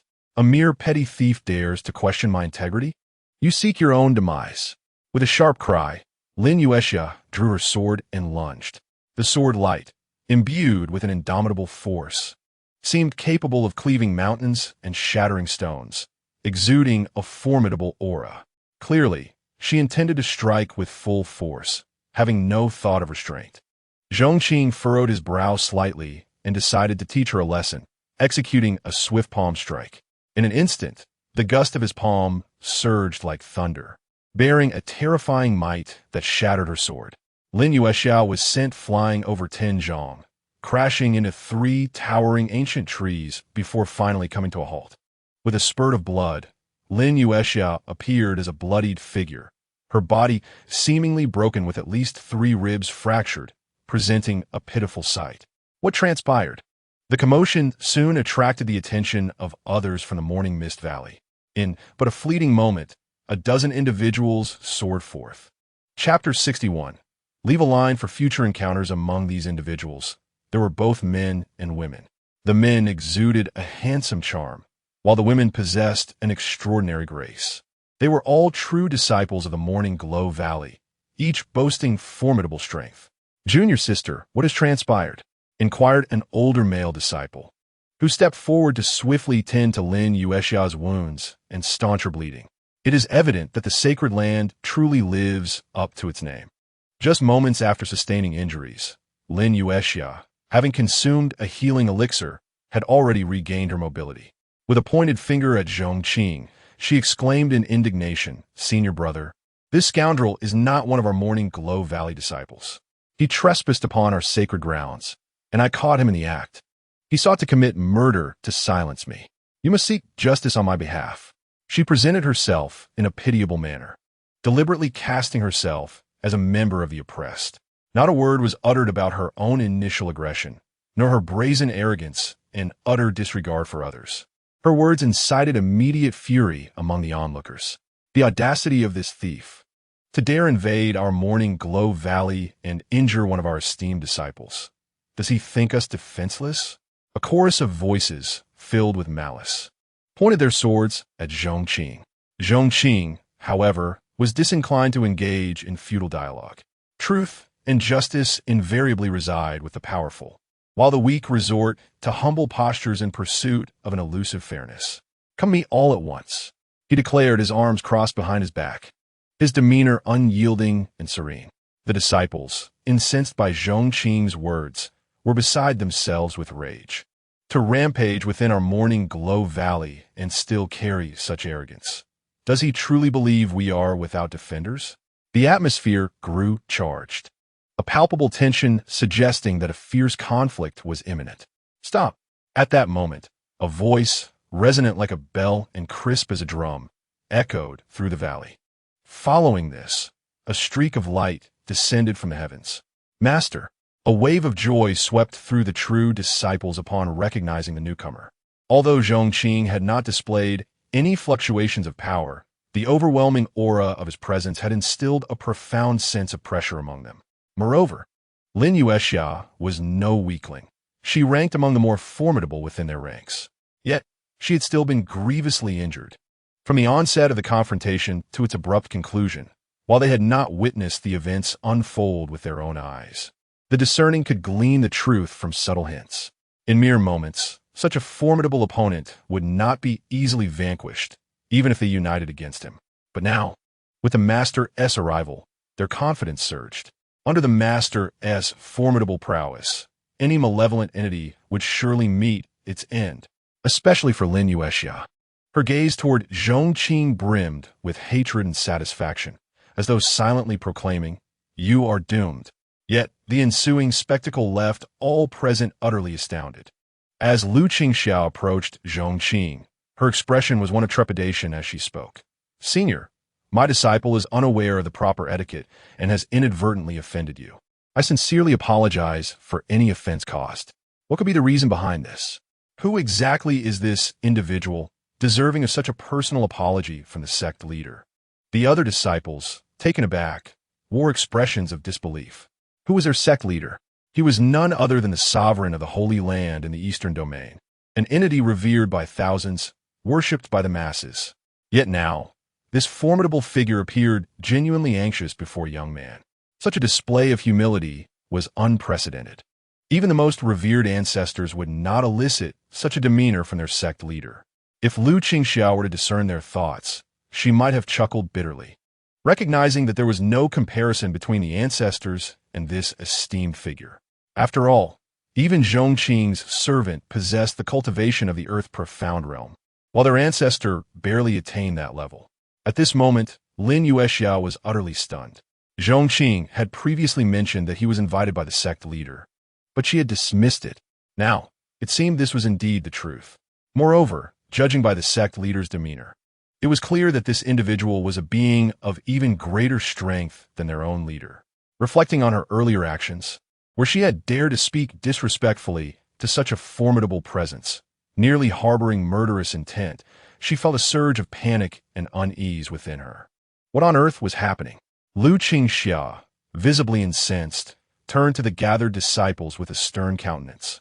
The disciples exchanged anxious glances, trembling under Lu Qingxia's serious gaze, ultimately directing their attention towards Lin Yuexia. The latter's face turned ashen at once. The weight of their gazes felt like an insurmountable burden, suffocating her. Yet she understood that some matters could not be resolved through evasion. As her thoughts raced, she immediately knelt before Lu Qingxia, weeping profusely. "Sect leader, the fault lies entirely with me. I mistook this esteemed senior for an intruder seeking to violate the sanctity of the Holy Land. In my desire to protect our sect, I attempted to subdue him first. All the blame rests upon me, and I implore you to forgive me, considering my sincere intentions for the sect." She portrayed a poignant image of vulnerability and helplessness, her innate beauty compelling one to comfort her. At this moment, Lin Yuexiao recognized that debating who was right or wrong would be an exceedingly foolish endeavor. In the realm of cultivation, strength reigns supreme. Offending someone of such stature was indeed a grave misstep. Thus, she chose to admit her fault, feigning innocence and vulnerability. With her status as a true disciple, there was a strong possibility that the sect leader would raise the rod high, but let it fall gently. This maneuver she had attempted on numerous occasions, proving to be infallible each time. However, she underestimated the esteemed position that Zhong Qing held in Lu Qingxia's heart. Upon hearing Lin Yuexiao's revelation that Zhong Qing had been assaulted, Lu Qingxiao's expression darkened to an alarming degree. Zhong Qing was summoned to rescue the three ancestors of Chaoxia Valley. Now, a mere true disciple dared to provoke turmoil atop the revered ground. The matter had not even been resolved, and she had nearly suffered a grave offense. Should Zhong Qing's wrath be ignited, it would not merely be a matter of rescue. The very existence of Chaoxia Valley could be in jeopardy. This thought only intensified her fury. She turned to Lin Yuexiao with icy disdain and declared, effective immediately, "I revoke your status as a true disciple and sentence you to contemplate your misdeeds in solitary confinement for a century." Typically, the sect leader would impose punishment upon disciples with a semblance of legitimacy, adhering to sect rules and judicial procedures, striving to ensure that the punished would accept their fate willingly. Yet, Lu Qingxiao was so enraged at this moment that she eschewed all legalities, delivering a final verdict without hesitation. The moment this sentence was pronounced, a collective gasp echoed among the true disciples. Lin Yuexia, as if her spine had been yanked from her body, collapsed to the ground. Her status as a true disciple had afforded her a lofty position, granting her countless privileges and power, but it had also earned her many adversaries. Once this title was stripped away, her former enemies would undoubtedly swarm like sharks drawn to blood. With her current cultivation level, she believed herself unafraid, for though she held disdain for many, she had only offended those she could overpower. Yet the contemplation of her misdeeds was indeed a place of punishment. Many who entered that realm succumbed to malevolent energies. Regressing in strength, the longer one lingered, the more severe the degradation of power. A century of solitary contemplation was sufficient to ruin her cultivation entirely. Together, these two punishments were far more cruel than a mere execution. At that moment, Zhong Qing's earlier words echoed incessantly in her ears. "Leave a thread of mercy in your dealings, for you may meet again in the future." Regrettably, she had failed to heed them. An overwhelming tide of remorse engulfed her heart, rendering her sorrow profound. Had she been able to absorb even a single word of wisdom prior, she might not have faced such a dire fate. Chapter 62. The abyssal secret realm. Lin Yuexiao's predicament could only be regarded as a minor interlude in Zhong Qing's life. On the journey of existence, one inevitably encounters a myriad of individuals. Her entrance and exit were akin to the gentle ripples stirred upon a lake by the wind. Once the breeze subsided, nothing remained. Thus, Zhong Qing was naturally unconcerned by such trivialities. Time swiftly passed, and soon a day had elapsed. The rising sun heralded rebirth and vitality. Lu Qingxia was in high spirits. Although a slight unpleasantness had transpired the day before, it was fortunate that Zhong Qing bore no ill will regarding the incident. She perceived hope for the salvation of the three ancestors through Zhong Qing. Early in the morning, a group of senior leaders gathered to welcome Zhong Qing, embarking together on a mission to rescue the three ancestors of Chaoxia Valley. After a brief exchange of pleasantries, they set forth with great determination. An elder led the way, with Zhong Qing standing among them, accompanied by Lu Qingxia and Su Wenjiu. Several high-ranking members of Chaoxia Valley, unaware of Zhong Qing's true identity, exchanged glances and communicated discreetly, questioning the capabilities of this seemingly youthful external aid. Has he truly reached the age of 18? Can someone like him genuinely rescue the three ancestors? One elder expressed doubt, recalling that due to Zhong Qing, the sect leader had imposed a severe punishment on a true disciple the previous day. Yet, to have received the sect leader's invitation and such esteemed treatment surely indicated extraordinary talents. We can only hope so. If anything were to happen to the three ancestors, The ancestors would surely express their wrath, a burden none could bear. The group traveled swiftly, covering thousands of miles daily, and as dusk approached, they finally arrived at the abyssal secret realm. In this world dominated by cultivation, countless opportunities and fortuitous encounters await. Secret realms are one such manifestation. The birth of a secret realm may result from the endeavors of predecessors or emerge through natural evolution. Within these realms lie myriad opportunities. Whether in the form of unique paradises or miraculous elixirs, secret techniques, and divine weapons. Each secret realm is a testament to fortune's creation. Yet, fortune and misfortune are intertwined. Opportunities and dangers often exist in direct proportion. For every secret realm left by predecessors, corresponding arrangements and trials are established. Those who succeed in overcoming these trials may inherit legacies and enjoy the fruits of creation, while those who fail may meet their demise. Such occurrences are commonplace in the cultivation community. The abyssal secret realm possesses unique characteristics. Here, the term secret realm is not used in a specific sense, but rather in a general context. To trace the origins of this secret realm is a lengthy tale. At the confluence of the eastern and southern regions lies an expansive abyss, vast and boundless, seemingly without end. Its formation remains shrouded in mystery. Some claim it resulted from divine conflicts that rent a hole in the continent, creating this unique locale. Others speak of an emperor who cast a spear, piercing a deity from the heavens, leading to the deity's fall and a curse uttered before its demise, thus forming the abyss. Consequently, this place is often referred to as the Land of Curses. Numerous versions abound, each steeped in myth and legend, yet the true circumstances are lost to time. It is enigmatic, unfathomable, and majestic, filled with endless possibilities due to its very nature of the unknown.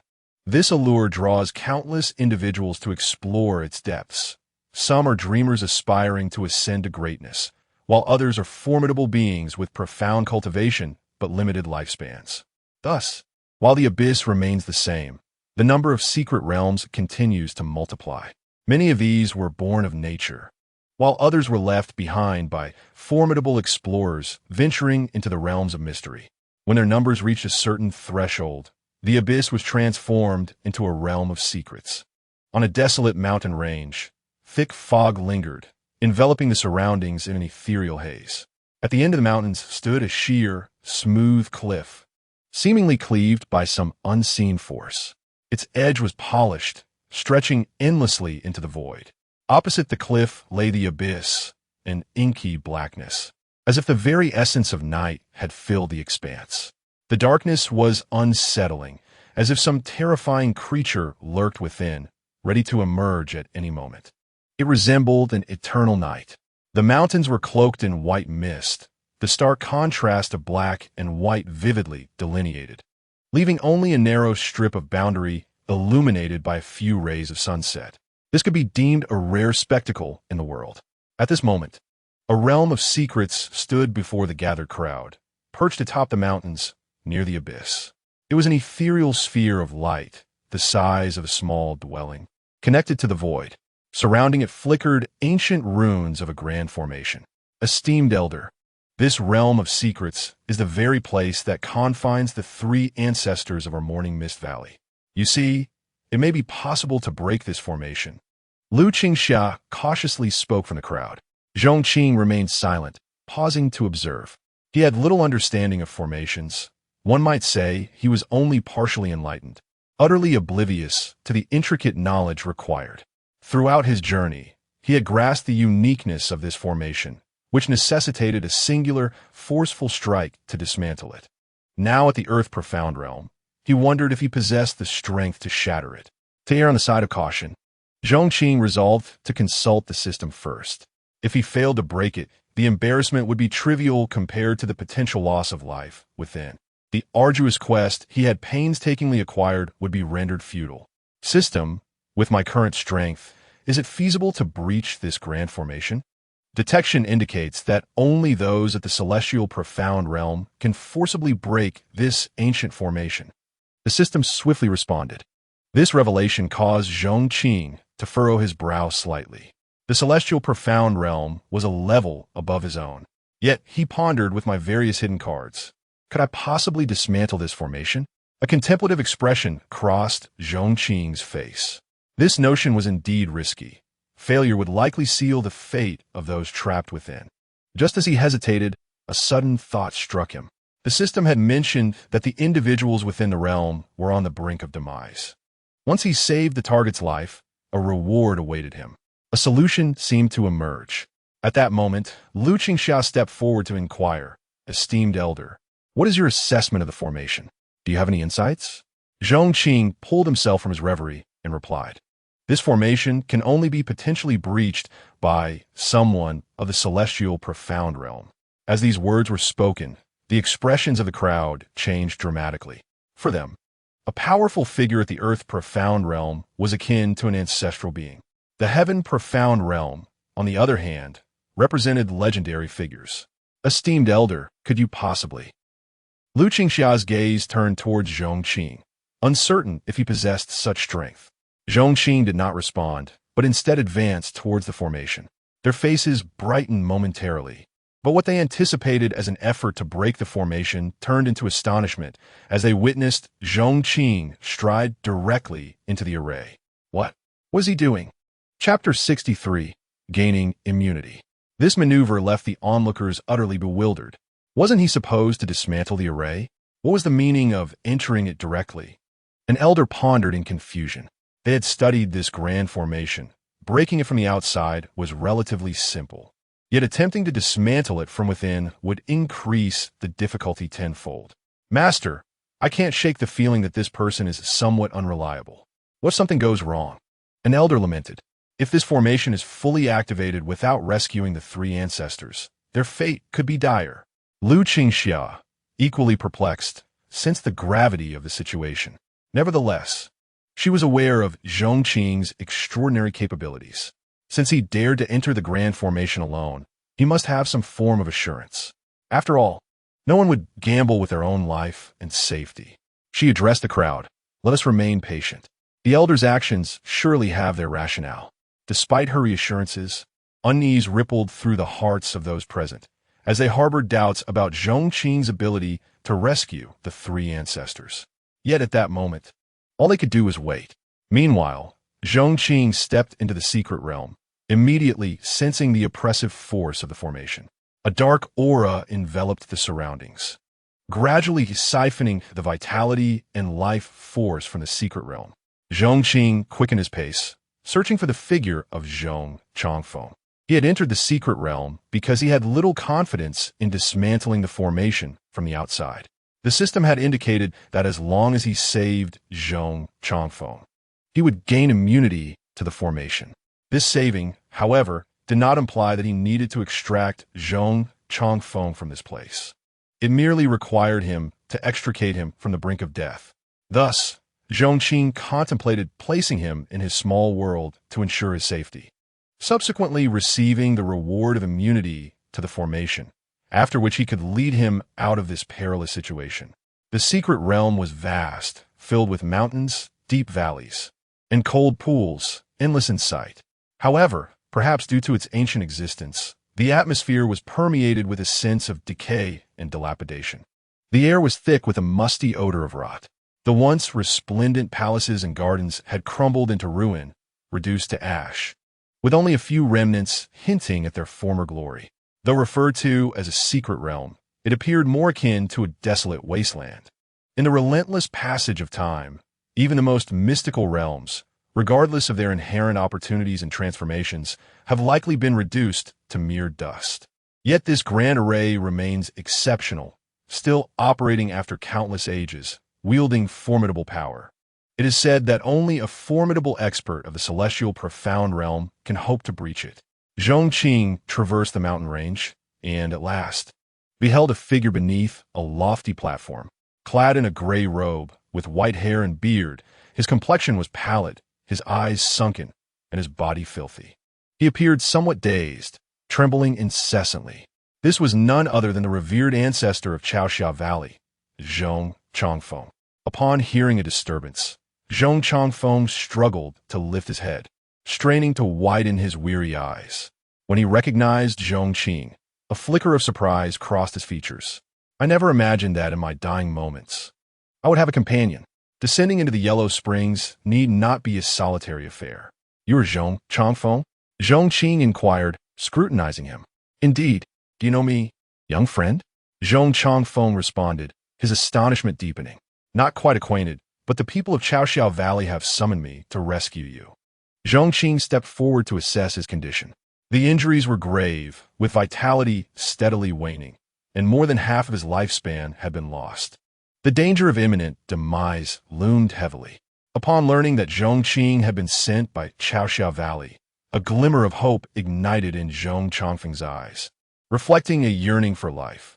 However, this spark quickly dimmed. You have entered this place yourself. How can you possibly save me?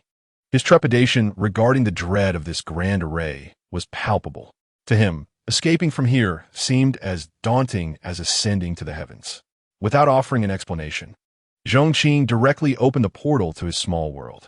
In an instant, what had felt like an abyss of despair transformed for Zhong Changfeng as he beheld the small world. His eyes nearly bulged in astonishment. A small world, he exclaimed. Though his cultivation talent was lacking, as one of the revered ancestors of Chaoxiao Valley, his understanding was profound. He was acutely aware of the immense significance of small world. Typically, only the most elite forces possess such realms, hidden families or ancient clans. A small world can serve as the very foundation of a power, the cornerstone of an immortal force. Now, witnessing Zhong Qing carry a small world with him, how could he not be astonished? Who was this extraordinary individual? As Zhong Changfeng's thoughts raced, Zhong Qing had already ushered him into the small world. Your condition is dire. Rest here for a while, and I shall soon take you out. Had Zhong Qing uttered these words earlier, Zhong Changfeng would have found them utterly implausible. After all, the terror of this grand array had rendered the entire Chaoxiao Valley powerless against it. Yet now, Zhong Qing had transformed in his eyes, becoming a figure of incomparable significance. A person capable of carrying a small world could not be an ordinary individual. He felt an intense intuition that the other party could indeed lead him away from this place. For a moment, Zhong Changfeng's heart was in turmoil, nearly moved to tears. He had been trapped here for several years, each day resembling a term of imprisonment, each moment fraught with endless torment. At last, the prospect of escape appeared on the horizon. Grateful to his benefactor, Zhong Changfeng found himself at a loss for words, overwhelmed with gratitude for Zhong Qing's noble actions.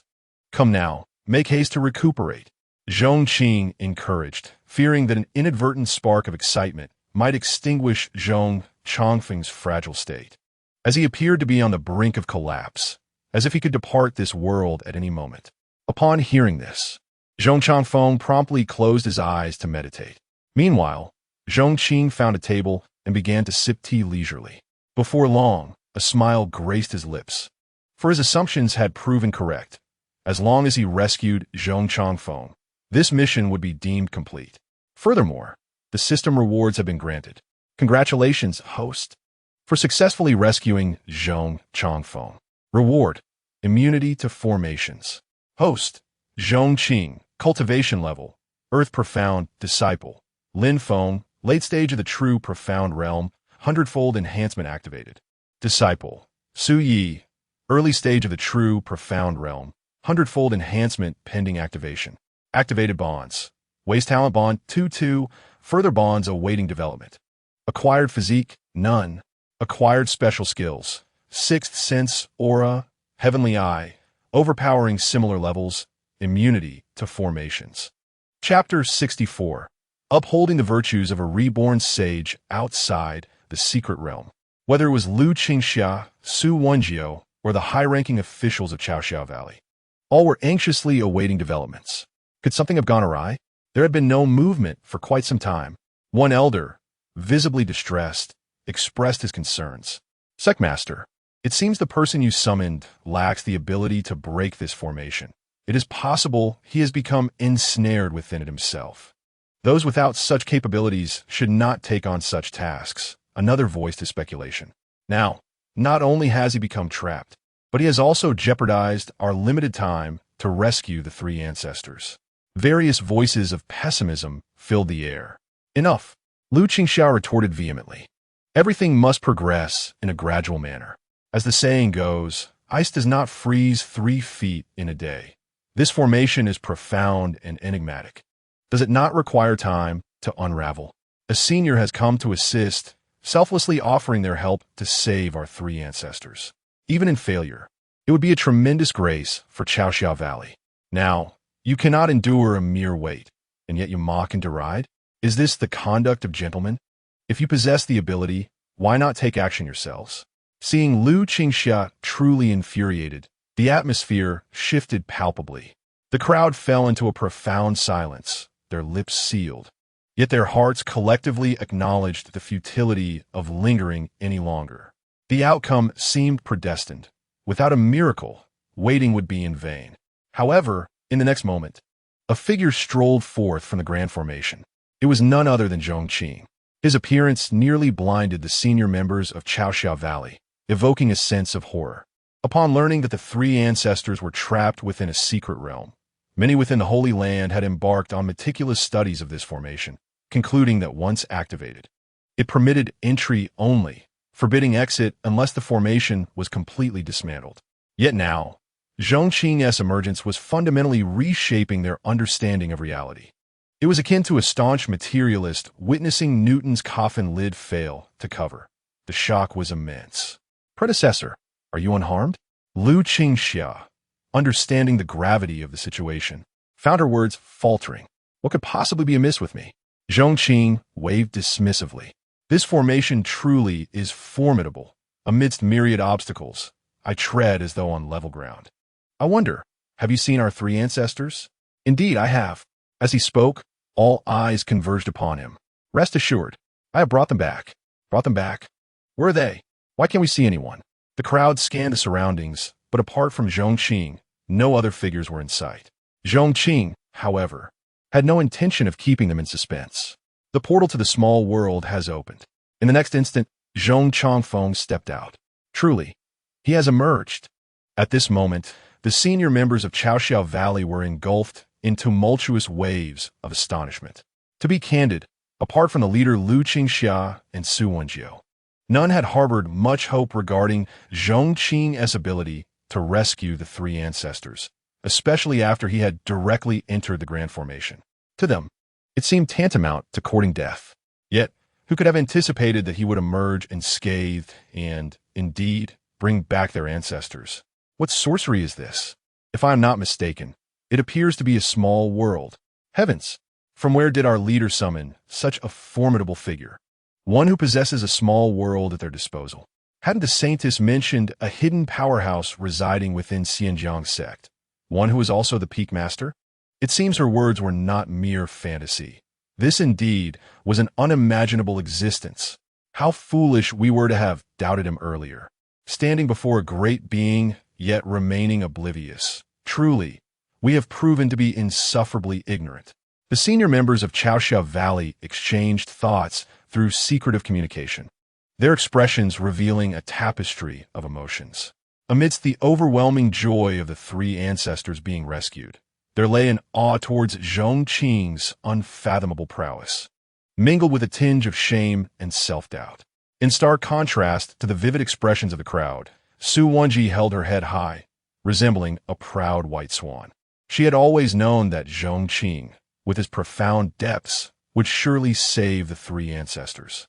The myriad of events now served as undeniable proof of his words. This was indeed an extraordinary achievement. As for Lu Qingxia, although she endeavored to maintain her authoritative demeanor as the sect leader, the upward curve of her lips betrayed her satisfaction. When she first invited Zhong Qing, positioning him as the key to rescuing the three ancestors, she faced considerable opposition from the higher-ups.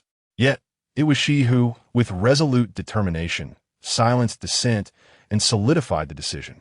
In retrospect, this outcome undoubtedly bolstered her authority. Henceforth, her voice as the sect leader would ascend to a new echelon. In the gathering, everyone harbored their own thoughts. Undoubtedly, the most elated among them was Zhong Chongfeng. He had prepared himself for death, never anticipating that amidst the seemingly insurmountable obstacles, a glimmer of hope would emerge through Zhong Qing's appearance, granting him a second chance at life. At that moment, Zhong Changfeng appeared significantly more vibrant than when Zhong Qing first encountered him. His gaze towards Zhong Qing brimmed with gratitude. "Benefactor, please allow me to host you at Chaoxiao Valley for a few days, so I may extend my hospitality." Upon hearing this, Lu Qingxia interjected earnestly, "Senior, we are indebted to you during this time.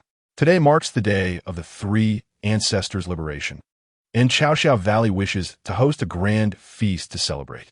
Might you honor us with your presence at the banquet?" The senior members looked on with eager anticipation, hoping for Zhong Qing's acceptance. Previously unaware of his formidable strength, they now yearned to cultivate a favorable relationship with him. However, Zhong Qing declined the invitation. "I appreciate your kind intentions, but I shall not attend the banquet. With worldly matters resolved, it is time for me to return. Until we meet again." As he spoke, Zhong Qing transformed into a stream of light, gracefully soaring into the sky. Truly a venerable figure, free-spirited and at ease. Lu Qingxia sighed, her eyes now reflecting a hint of admiration. She had intended to seize this opportunity to bestow upon him the royal-level cultivation technique. Although Zhong Qing had expressed disinterest, she felt compelled to offer it nonetheless. To her surprise, he remained utterly indifferent to such treasures, requesting nothing in return throughout the entire ordeal. Such disposition indeed befits the character of a saint reborn. Chapter 65. The specialty of the sacred land. As the crowd watched Zhong Qing depart, there was a prolonged silence before someone finally reacted. "Ancestor, are you unscathed?"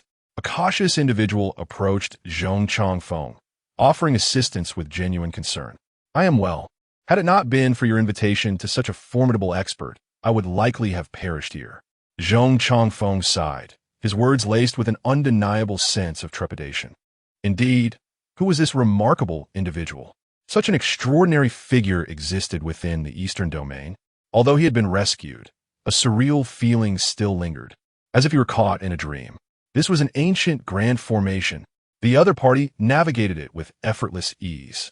Moreover, he carried with him a miniature world. The skills displayed in a fleeting moment of panic rendered him awestruck. It was difficult to fathom the true extent of this person's power and foundation. Three ancestors. This individual is the leader of the Mufu Peak of the Pingjiang Sect, Lu Qingxia replied, reclaiming her gaze.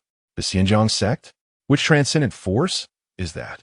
Clearly, Zhong Changfeng was not well versed in the powers of the Eastern Domain, having never even heard of the Pingjiang Sect. Three ancestors. The Pingjiang Sect is not a transcendent force. At best, it is a second-rate sect, remarked one elder, his expression peculiar. "Second-rate? You cannot be serious. A second-rate sect could produce such an extraordinary existence? Three ancestors. I assure you, there is no mistake. This senior indeed hails from the Pingjiang Sect." Su Wenjiu held the most authority on this matter, as she had been the first among those present to know Zhong Qing and had the longest interaction with him. "If that is the case," Zhong Changfeng mused, stroking his chin, "we must engage more frequently with the Pingjiang Sect in the future. By the way, have you prepared adequate rewards for our benefactor's intervention? One must never owe a debt of gratitude to such an individual." Lu Qingxia smiled wryly. "I previously offered a royal-level fragment of a cultivation technique, but this senior refused it. Is that so?"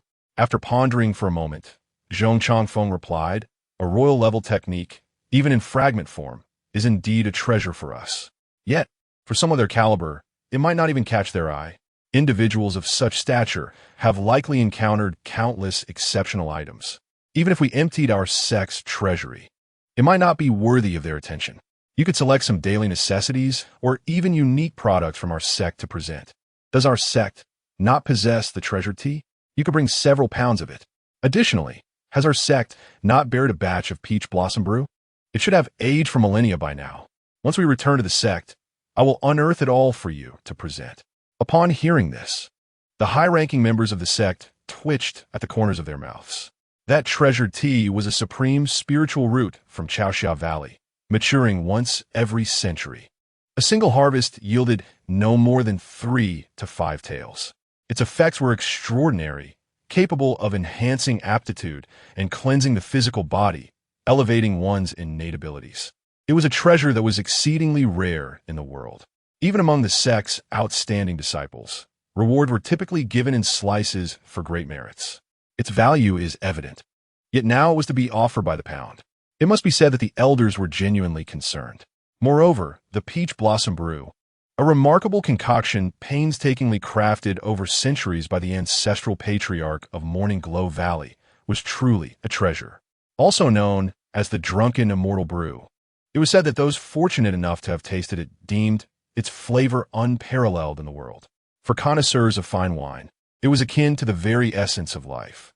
One could only imagine the sorrow the patriarch might feel upon discovering that his cherished brew was given away.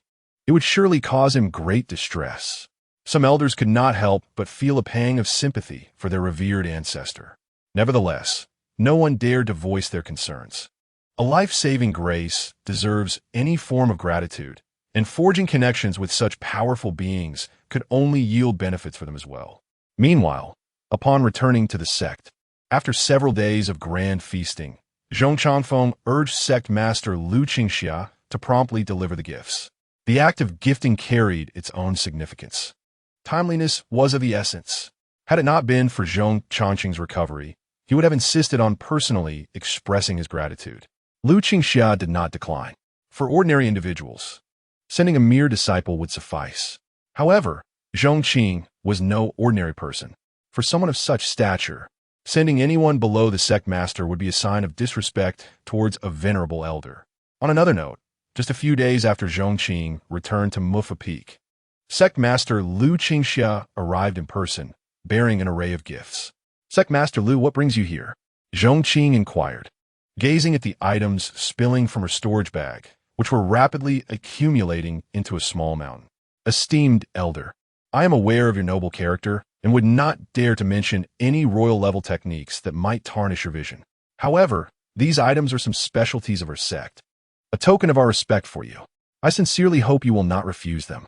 With such words spoken, Zhong Qing understood that to decline further would be to slap her in the face. But is this truly just a token of gratitude, rather than a significant offering? Very well, I shall accept them. By the way, esteemed elder, this is the sect master token of Morning Glow Valley. The bearer of this token is granted the same respect as the sect master and possesses the authority to command all disciples of our sect. While you are above worldly concerns, there are inevitably some unworthy individuals who may sully your vision. We at Morning Glow Valley pride ourselves on our influence in the Eastern domain. This token is sufficient to deter any such petty individuals from disturbing your peace. At that moment, Lu Qingxia presented another token.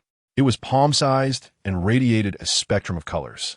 Inscribed on its reverse were the 3 characters from Morning Glow Valley, accompanied by the sacred map of the valley. The front bore the 2 characters of the sect master, appearing neither entirely golden nor wooden, with ethereal light swirling around it, exuding an extraordinary aura.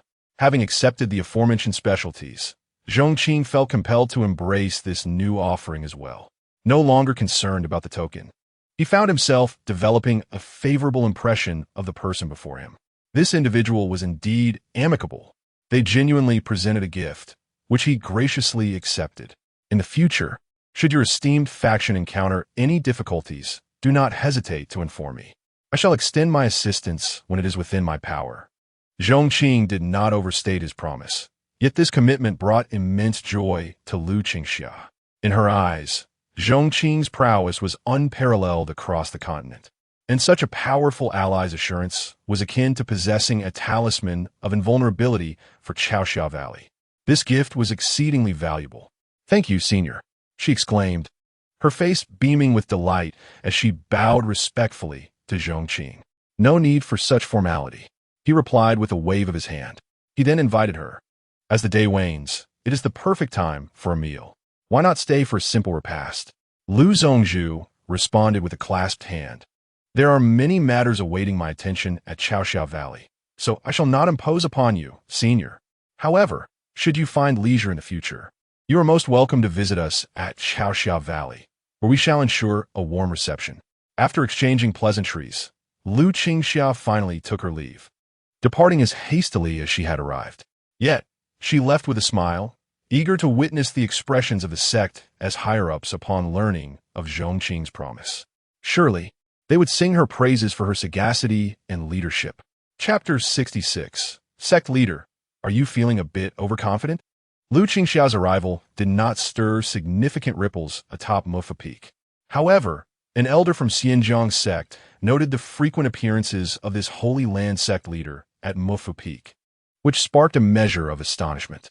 When he relayed this information to Xianyuan Hong, the latter remained unfazed, responding, "What is there to be surprised about? She is merely a sect leader of a holy land." In his mind, Zhong Qing was the reincarnation of an immortal emperor. What does it mean to be an immortal emperor? It signifies a being who reigns supreme, unmatched in heaven and earth, an existence that conquers all foes. The immortal emperor epitomizes invincibility. He firmly believed that under Zhong Qing's guidance, Pingjiang Sect was destined for meteoric ascent. Perhaps in the future, his name would also achieve renown alongside the rise of Pingjiang Sect.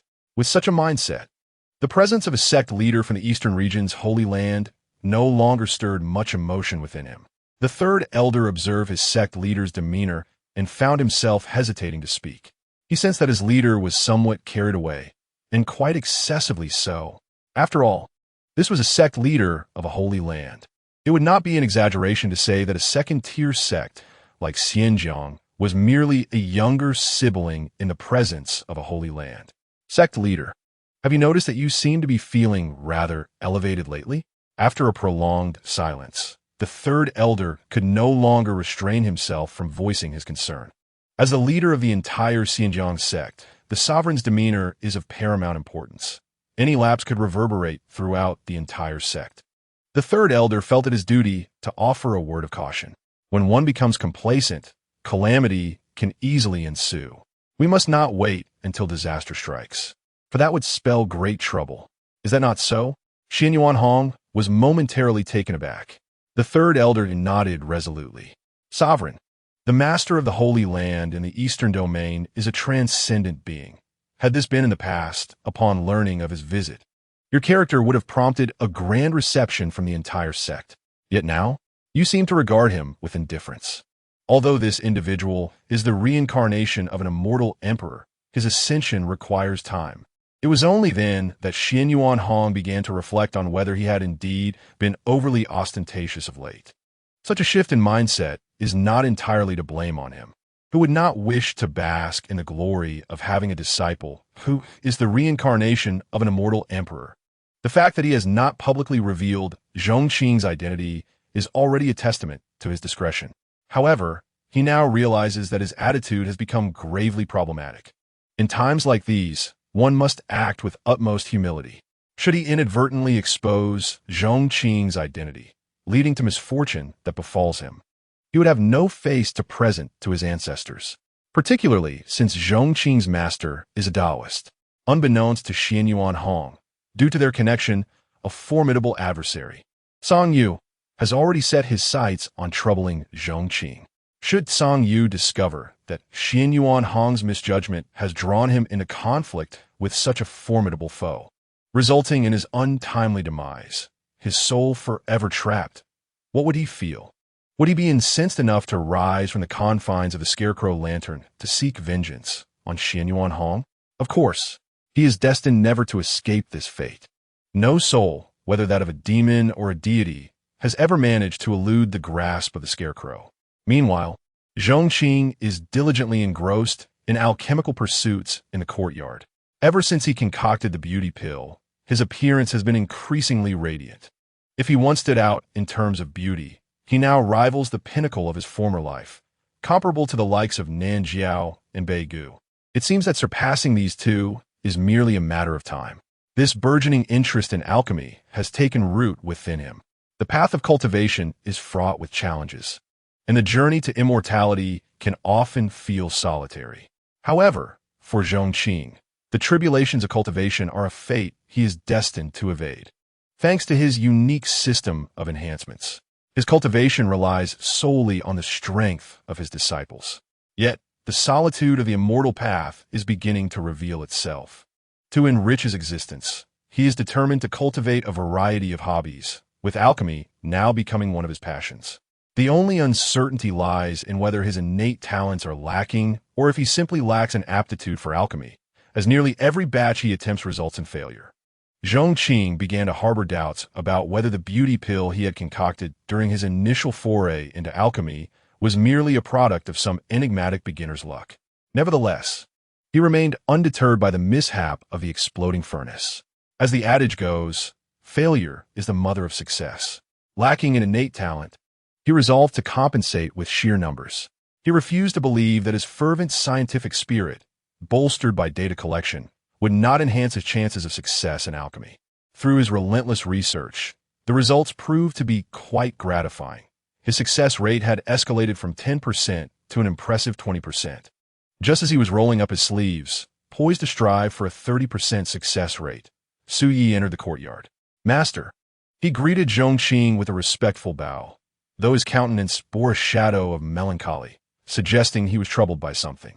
Zhong Qing sensed the weight of his thoughts and gently inquired, "Is there something you wish for me to assist you with?" Su Yi stood rooted in place, struggling to articulate his concerns. Zhong Qing refrained from pressing him, patiently waiting for him to disclose his intent. This young man, indeed, had endured a life of hardship.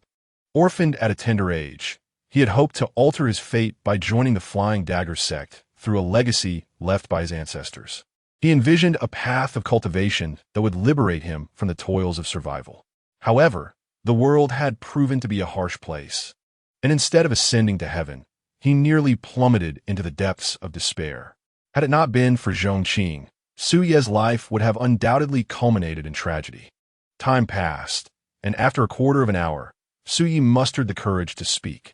"Master, I implore you, aid me in slaying the Grand Elder of the Flying Dagger sect." The mere mention of the Grand Elder ignited a fierce hatred within Su Ye's eyes.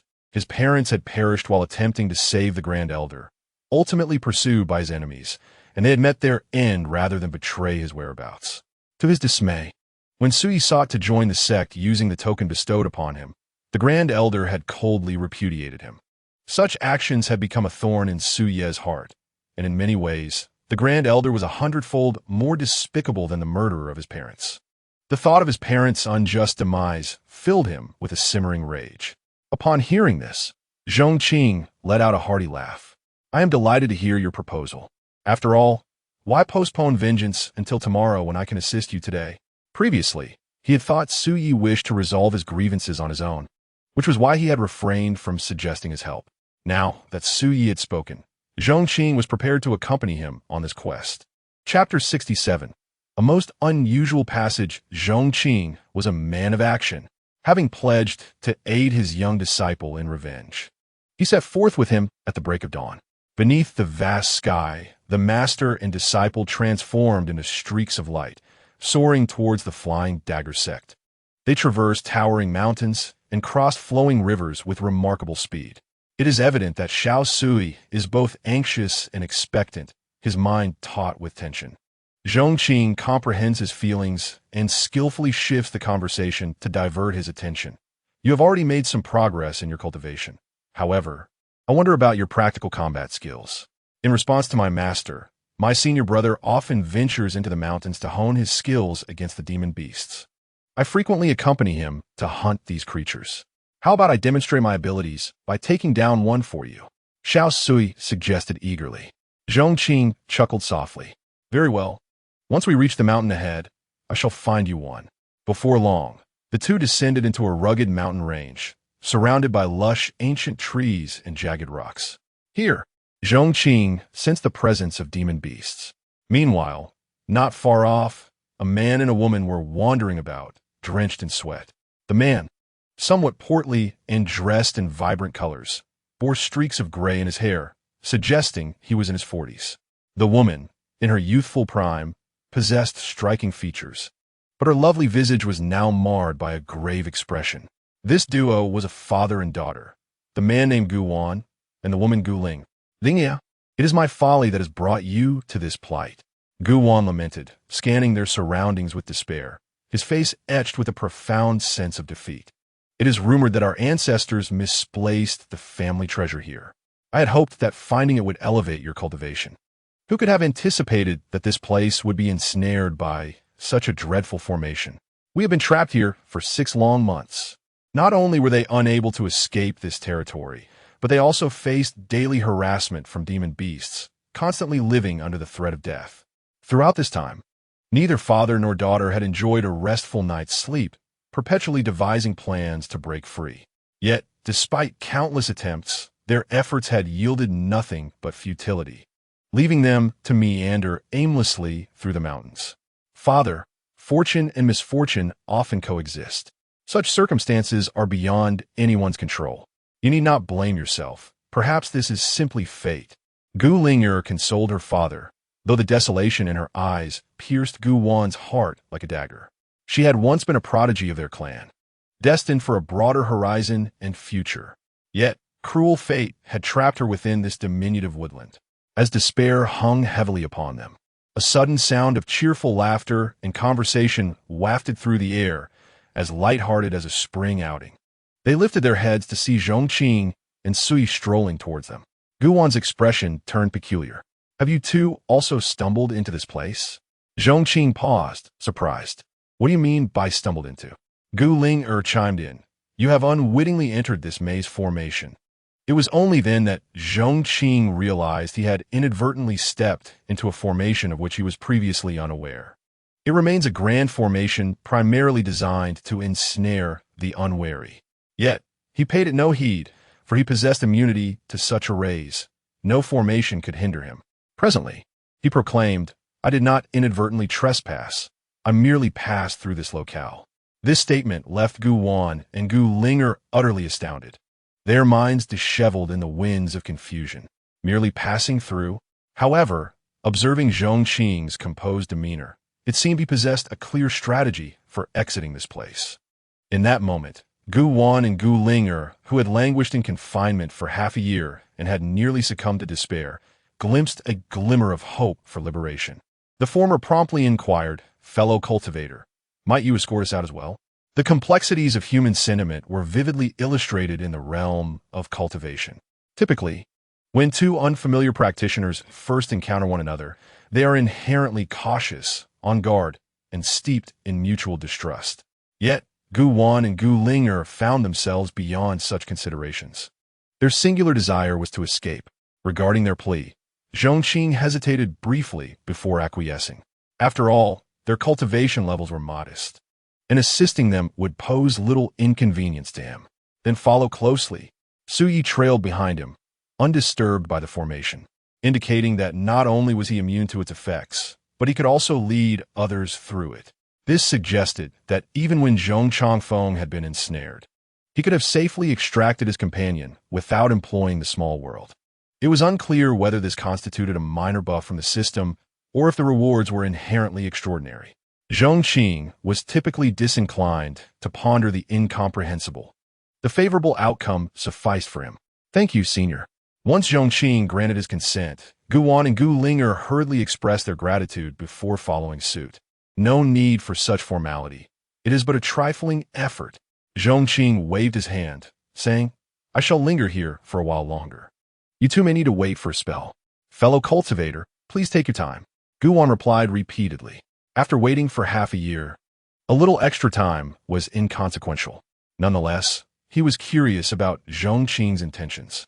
Soon enough, his curiosity was satiated. After walking a short distance, Zhong Qing surveyed his surroundings, a smile curving his lips. Found you. With his words, a fearsome roar echoed through the air, reverberating like thunder, shaking the very forest. The expressions of the father and daughter shifted dramatically. A two-headed demon ape. This creature, a mid-stage beast of the Chun Xian realm, possessed immense strength and formidable prowess, capable of overwhelming 99% of its human counterparts. Since the moment the father and daughter had stumbled into this formation, the two-headed demon ape had been their harbinger of doom. They had encountered it several times, and each confrontation had plunged them into life-and-death scenarios. Exhausting countless trump cards and depleting their reserves, They had narrowly escaped with their lives from this fearsome beast. It can be said that this demon beast has become a harbinger of misfortune for them. Disciple, I entrust this to you. Zhong Qing relinquished the battlefield to Su Yi. Very well, master, watch me. Young Su Yi stepped forward, his gaze intensely fixed upon the two-headed demon ape. Fellow cultivator, this beast possesses terrifying strength. Being at the mid-stage of the Chunxian realm, it is said that there is strength in numbers. Why don't we join forces? Guan said, beads of sweat forming on his forehead. In his eyes, Su Yi appeared too young, hardly larger than a grasshopper. Even if he had trained since birth, how could he possibly defeat such a fearsome creature? Zhong Qing, unfazed, replied, no need for concern. We will merely observe from the sidelines. Chapter 68. The true purpose is to kill. The two-headed demon ape stood nearly 10 feet tall, its massive frame crowned with heads the size of millstones, adorned with a thick coat of black fur. Its robust body seemed forged from steel. The aura it exuded was formidable and utterly terrifying.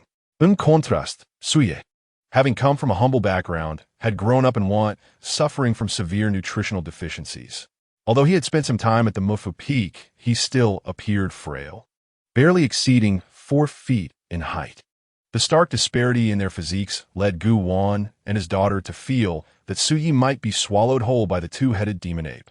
Yet, Zhong Qing had allowed such a diminutive figure to confront this formidable beast alone. For a moment, both father and daughter were gripped by anxiety for Su Yi. Roar! The two-headed demon ape sensed Su Yi's provocation and let out a furious roar, charging directly at him. Its colossal body, imbued with overwhelming power, seemed capable of shattering mountains. The terrifying demonic energy emanated from it, causing the very void to tremble. Not only was its strength fierce, but its speed was astonishing, like a tempest or flash of lightning. In the face of the approaching two-headed demon ape, Su Yi bent low and dashed forward like a cheetah. In an instant, the two were locked in combat. Boom!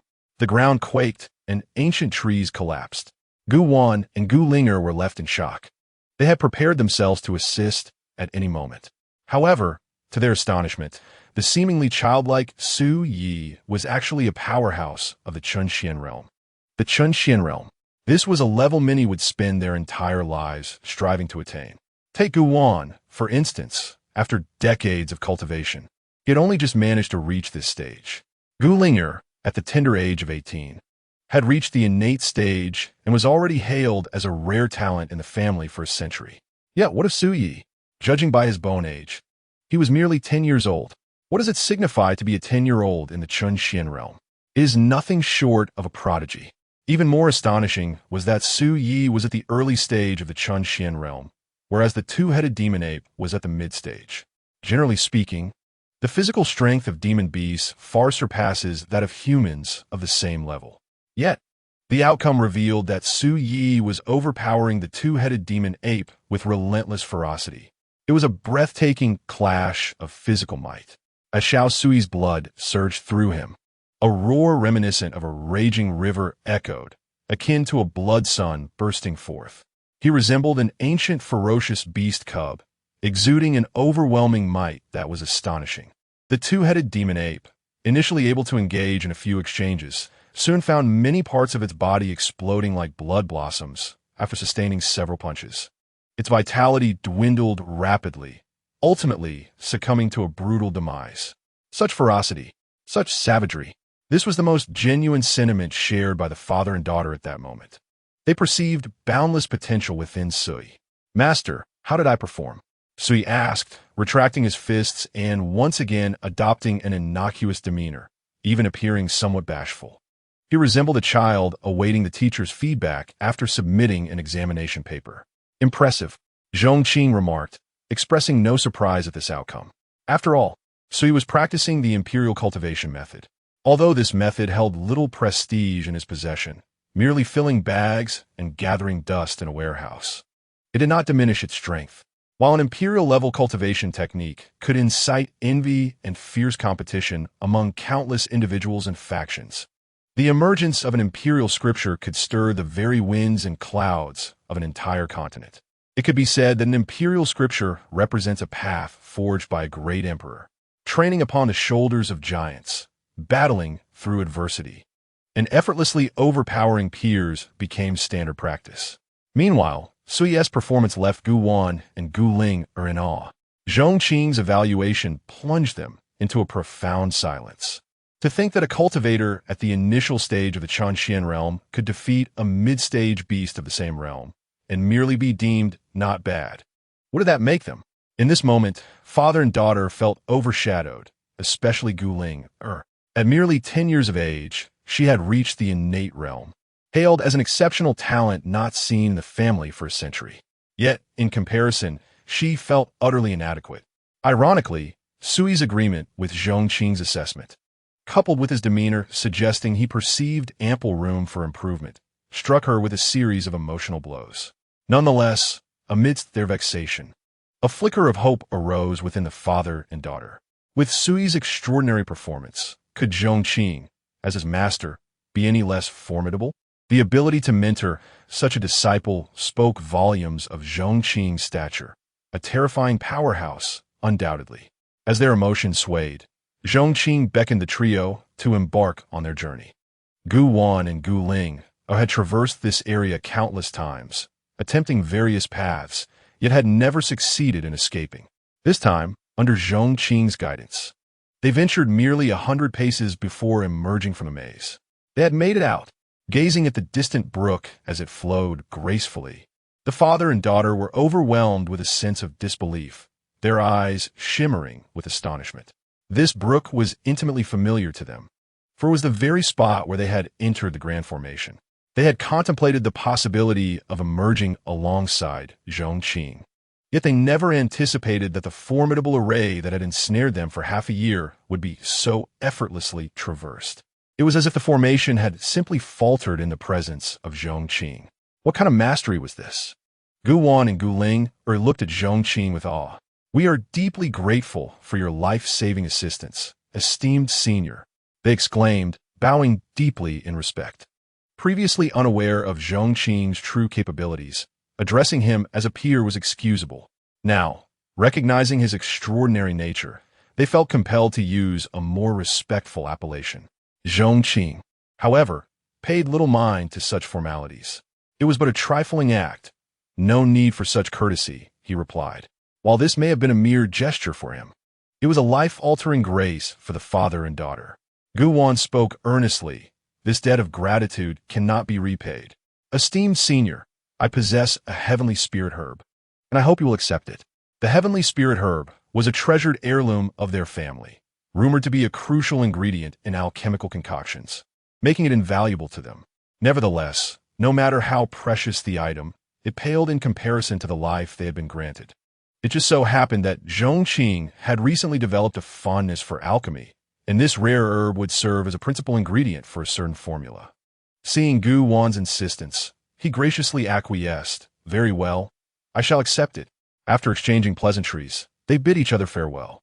For Zhong Qing, this encounter was merely a fleeting interlude in his journey, quickly relegated to the recesses of his mind. His true purpose for this expedition was to take a life. Chapter 69. My arrival here to take a life. As night descended, the moon shone brightly in the sky, surrounded by a tapestry of twinkling stars. The ethereal glow of the moonlight intertwined with the flickering candle flames, illuminating the entirety of the Flying Knife Sect. As a premier force in the Eastern Domain, the might and heritage of the Flying Knife Sect were not to be underestimated. One could observe the elders of the law enforcement hall patrolling the surroundings with their disciples, while on the back mountain, a peak master instructed his closed-door disciples. Within the secret chambers, formidable cultivators engaged in secluded meditation, striving to ascend to the pinnacle of power. The entire Flying Knife Sect exuded an air of flourishing vitality and strength. Yet, in the next moment, whether it was the patrolling elders, the instructing peak masters, or the high-ranking members in seclusion, they all seemed to sense something amiss. They turned their gazes toward the main hall of the Flying Knife Sect, where, unbeknownst to them, two figures, a large and a small, had appeared. The larger figure, no more than 18 years of age, donned a simple green robe, with long black hair cascading casually down to his waist. exuding an aura of relaxed nonchalance, yet his presence was profoundly transcendent. In flowing robes, tall and handsome, they resembled celestial beings descending to the mortal realm. The youth exuded an air of restrained energy, yet within him resided a surging vitality and vigor, akin to an ancient, formidable creature in its infancy, remarkably extraordinary. These two individuals were none other than Zhong Qing and Su Yi. With a series of whooshes slicing through the air, numerous esteemed elders and peak masters of the Flying Knife Sect arrived in unison. These two have dared to intrude upon our Flying Knife Sect under the cover of night. What could their intentions possibly be? Boomed an elder in a voice resonant as thunder. Were they mere commoners, such a demeanor would not have been afforded to them. They would have been seized immediately. However, the Flying Knife Sect was no ordinary sect. The entire establishment was under the protection of a formidable defensive array, which contained records of all sect members. Should any external foe breach its sanctity, the array would be triggered, potentially leading to their annihilation, or at the very least, an alarm being raised. Yet, these two had managed to appear in the grand hall of the Flying Knife Sect without a sound, exuding calm and composure, even as they found themselves surrounded by the sect's upper echelons. Their transcendent aura was undeniable. Any onlooker could perceive their extraordinary nature. Thus, the elders refrained from immediate aggression, opting instead to discern the purpose of the visitors. Under the moonlit night, Zhong Qing stood with his hands clasped behind his back, unwavering amidst the scrutinizing and grave gazes of the elders. He spoke softly, "The moon shines beautifully tonight. I have come to take a life." What audacity! Upon hearing this, the elders of the Flying Knife Sect erupted in indignation. "You are so brazen as to disregard our sect. Do you not fear our wrath?" One remarked with a dark expression. The Flying Knife Sect was a formidable entity within the Eastern Domain, and to have someone declare their intent to commit murder before them was utterly outrageous. Such insolence suggested they were not to be trifled with. And if word of this spread, how could the sect maintain its standing in the Eastern Domain? Thus, some nearly succumbed to the urge to retaliate immediately.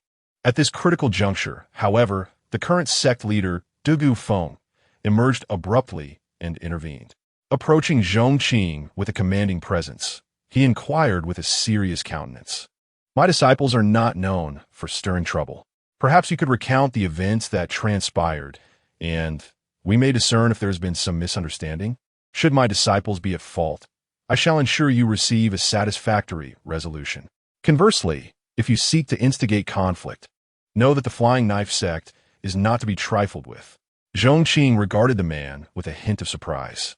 He had not anticipated encountering someone so reasonable in these times, a rarity indeed. He had expected to forge a path through with brute force. "Very well. Since you wish to discuss reason, I shall indulge you. Is the Grand Elder of the Flying Knife Sect present?" His gaze swept across the assembly. At last, an elderly man with white hair stepped forward, his expression one of pride. "I am the Grand Elder of the Flying Knife Sect. What counsel do you seek?" He directed his gaze at the child beside Zhong Qing. "Do you still remember this child?" Zhong Qing pulled Su Yi to the forefront, looking down upon the Grand Elder. Upon first glance, the Grand Elder felt a flicker of familiarity with Su Yi. After careful consideration, he comprehended the child's identity. "You are the offspring of those commoners." As he spoke, his gaze shifted to Zhong Qing, his countenance darkening as though it could drip with malice. "So, you have come here to seek justice for this insignificant ant?" Hearing the terms offspring and ant hurled at them, Zhong Qing's murderous intent surged to an unprecedented height. Yet, he refrained from immediate outburst, instead letting out a mocking laugh. "What a Grand Elder you are! You were gravely wounded and on the brink of death, saved by the parents of Su Yi. They provided you refuge and a chance to breathe. Yet, when your enemies came knocking, they chose to remain silent, to protect your whereabouts, and were brutally slain. Only their lone offspring remained, holding the flying knife order you bestowed, intending to seek asylum with the Flying Knife Sect. Who would have thought you would cast them aside like refuse to blood mad, seeking to take their life? Is this how you repay the kindness of your saviors?" Upon hearing this, the Grand Elder scoffed. The dwelling of that pair of commoners falls within the jurisdiction of my Flying Knife sect. Their protection by my sect naturally comes with the expectation of sacrifice when necessary. 2 worthless lives exchanged for my safety is their fortune from 3 lifetimes of cultivation. Zhong Qing was left incredulous. The depths of one man's shamelessness seemed limited. Yet the Grand Elder's ignorance shattered his worldview. He could not fathom how such audacity could exist in the world. At that moment, the Grand Elder suddenly smacked his forehead in realization. I recall now. You are the one who disrupted my disciple recruitment ceremony at the Flying Knife Sect. The one who stole my disciples and thwarted my endeavors. With this revelation, the Grand Elder, who had previously harbored some trepidation towards Zhong Qing, instantly adopted a domineering demeanor.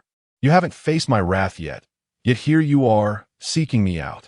Truly, you tread the path to heaven unbidden while recklessly barging through the gates of hell. I am aware of the formidable strength of that red-haired old ghost. The youth of today are indeed remarkable. Relying on a bit of power, you dare intrude upon my Flying Knife sect. Do you think we lack powerful practitioners of the Moon Profound Realm? Unluckily for you, I am precisely at the Moon Profound Realm. Moreover, I am even more powerful than that red-haired old ghost. As he spoke, his aura erupted forth. The unique might of a Moon Profound Realm expert manifesting in an overwhelming display. A terrifying pressure enveloped the heavens and shook the very skies. However, in the next moment, a colossal hand moved, gripping the Grand Elder's throat, abruptly halting his rising momentum. Chapter 70. What? Do you have any objections? In an instant, the previously arrogant and defiant Grand Elder's expression transformed dramatically. His face flushed crimson with shock. Your strength? He exclaimed, utterly astonished. He had never anticipated that Zhong Qing's power could be so formidable. As his own aura reached its zenith, he attempted to act.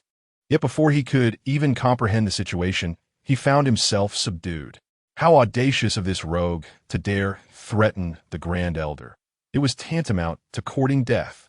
The sudden turn of events unfolded so rapidly that they were all left in disbelief, as Zhong Qing swiftly overpowered the Grand Elder. In a heartbeat, the senior figure sprang into action. Zhong Qing's gaze fell upon the leader of the Flying Knife sect, whose countenance was far from pleasant, yet he refrained from intervening. A cold smile curled on Zhong Qing's lips as he gained a clearer understanding of the Flying Knife sect's true nature. Initially, their words had been so appealing, promising that should the fault lie with the sect, they would provide him with a satisfactory resolution. But what was the outcome? When it came to their Grand Elder, they feigned ignorance, as if their prior assurances had been nothing more than empty rhetoric. Indeed, strength is the cornerstone of all. The hearts of those in power are tainted. Relying on their promises is as futile as expecting a sow to climb a tree. Fortunately, Zhong Qing never placed his hopes in others. He preferred to seek justice through his own means. Thunder rumbled ominously in the void. An overwhelming aura of malevolence descended upon them. At least a dozen high-ranking members of the Flying Knife sect launched their attacks simultaneously, unleashing their full strength without restraint. The terrifying power reverberated through the air. Confident in their numbers, they believed they could shatter even a mountain. However, with a mere press of his hand, Zhong Qing, as if wielding the hand of a deity, effortlessly dismantled their multitude of assaults, sending 10 or more figures flying. Blood gushed forth, staining the sky in a vivid crimson, a sight that was both shocking and gruesome. How is this possible? In that moment, countless individuals felt their scalps tingle, their perception of Zhong Qing's might evolving anew. They were aware of his exceptional nature, capable of disregarding the formidable defenses of the Flying Knife sect and storming their great hall. Yet, they could never have fathomed his prowess to be of such magnitude. With a single strike, he had vanquished over 10 high-ranking members of the sect, individuals who were either esteemed elders or peak masters, each capable of instilling fear across vast territories. Yet, before Zhong Qing, they fell with such astonishing ease, not even afforded a glimmer of a counterattack. The Grand Elder, in particular, felt his heart race. As if gripped by an unseen hand, he stood frozen in place. Zhong Qing grasped the Grand Elder's neck with one hand, his gaze sweeping across the gathered assembly. Today, I seek justice for my disciple. Who stands in favor? Who stands against?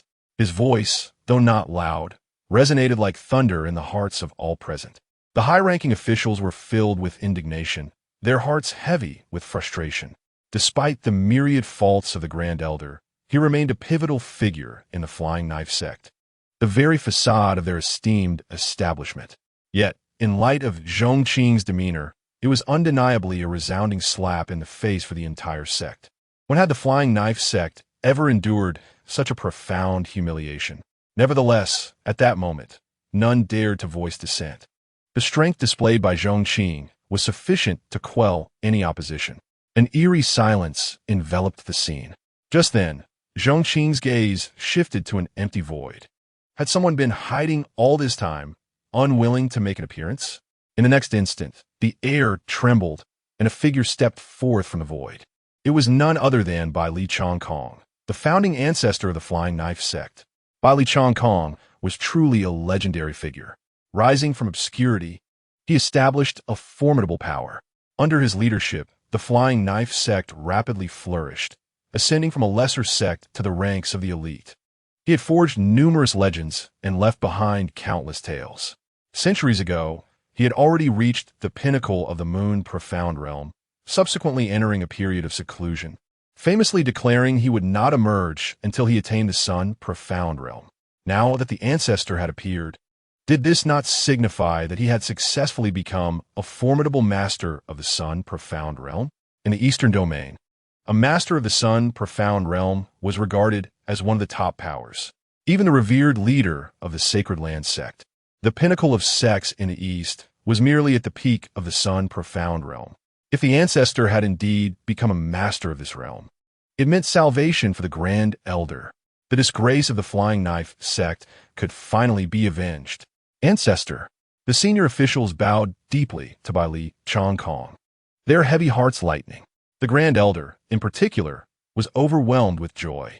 The ancestor had arrived. He was saved.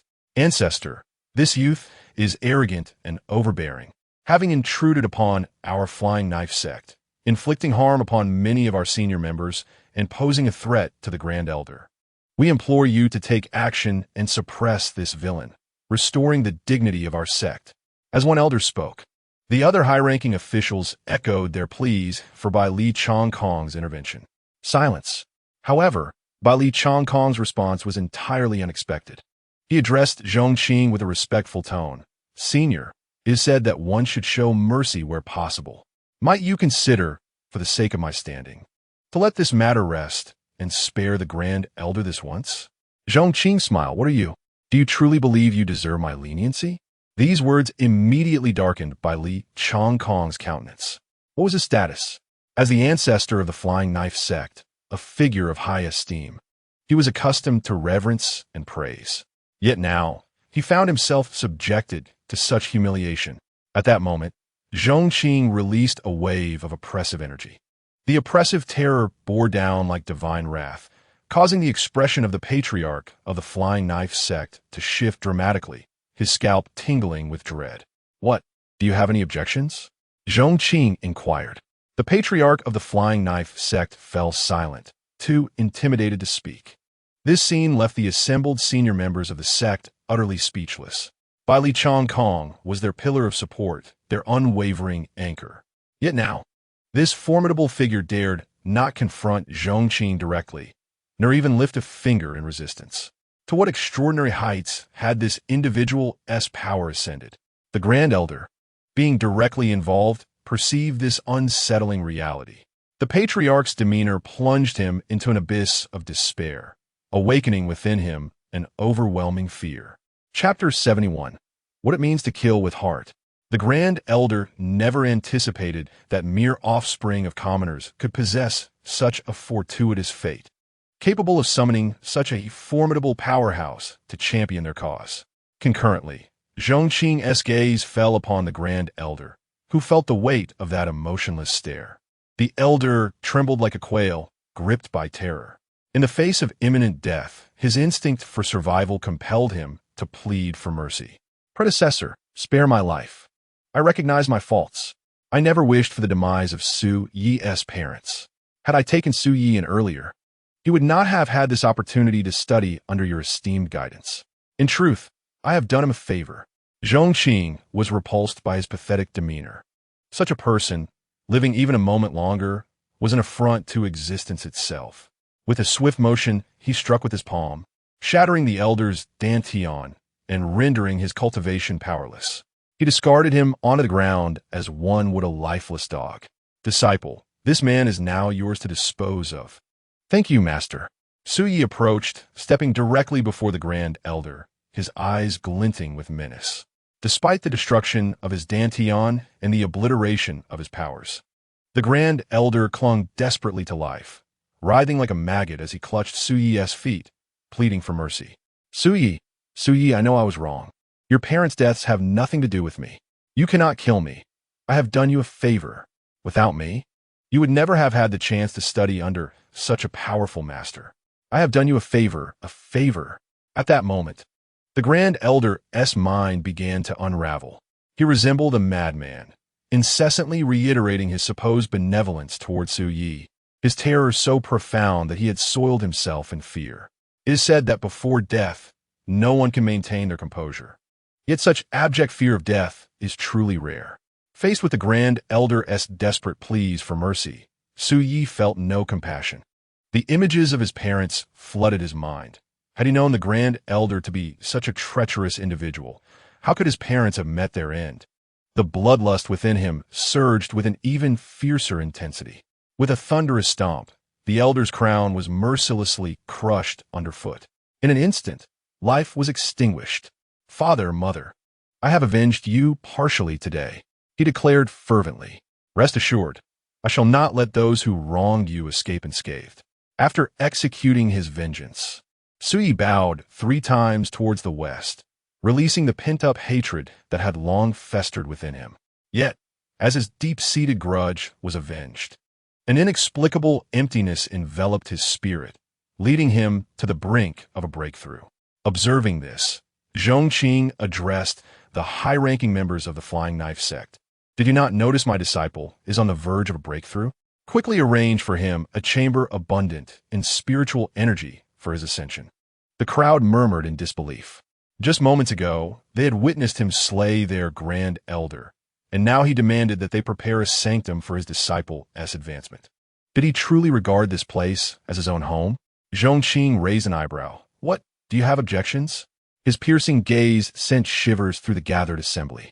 No. I shall make the arrangements immediately. The sect leader, Du Gu Feng, felt an overwhelming sense of frustration. This was the epitome of psychological warfare. However, the circumstances were overwhelming. In the face of absolute power, despite their myriad grievances, all they could do was submit. By the way, do arrange a place for me to stay, Zhong Qing added. I traveled thousands of miles to slay your Grand Elder. I am weary and shall rest here for the night until my disciple breaks through. At this declaration, the eyes of the attendees reddened with indignation. It seemed he truly believed this was his home. Yet, the circumstances compelled Du Gu Feng to acquiesce, grinding his teeth in silent resentment. Zhong Qing's demeanor stemmed from his utter distaste for the people of the Flying Knife Sect. He was unbothered by returning the favor in kind. Moreover, Su Yi genuinely required a space rich in spiritual energy for his breakthrough. While he could place him in his own small world for cultivation, the system's reward of a miniature realm was still in its nascent stage. Despite its various wonders, the overall spiritual energy was insufficient to support Su Yi's ascension. That night would prove to be anything but tranquil for the Flying Knife Sect. High-ranking members stood vigil outside the chamber, guarding Su Yi. Since the sect's inception, had anyone ever warranted such attention for a breakthrough? Yet now, an adversary had achieved this. Furthermore, each member was acutely aware of the stakes, fearing a misstep that might provoke Zhong Qing's wrath. The tension was palpable, driving them to the brink of madness. The following morning, Zhong Qing awoke, stretching lazily as he rose from the sect leader's quarters.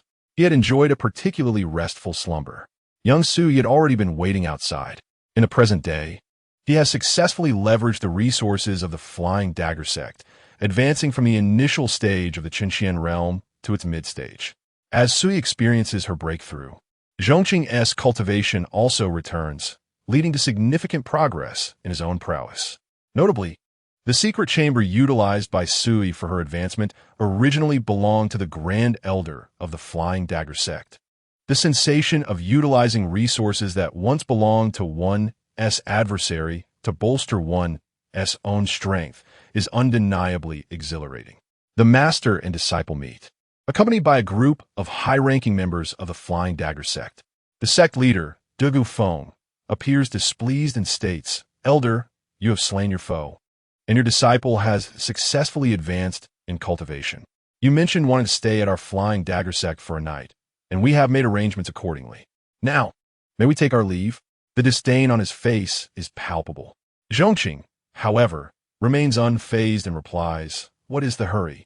Is it not a meal prepared for guests at such an early hour?" This act, though not physically harmful, carries a strong insult. The high-ranking members' faces flush with anger, silently seething while refraining from expressing their fury. Someone, prepare a sumptuous feast for the elder. Dugu Feng closes his eyes in resignation, hoping to swiftly dispatch this calamity. Before long, a lavish spread is laid before them. Zhong Qing, unhurried as if in his own domain, leisurely cleanses himself, then invites Sui to sit, commencing a breakfast exclusive to the master and disciple. While the members of the Flying Dagger Sect watch with green faces, the two take an extended time to satisfy their appetites. Just when everyone anticipates Zhong Qing's departure, he surprises them by producing a tea set, brewing a pot of tea, and savoring it. Once the rich flavors dissipate, he rises, leisurely escorting Sui away. As they stroll away at their own pace, an elder grits his teeth, blood oozing from the corners of his mouth.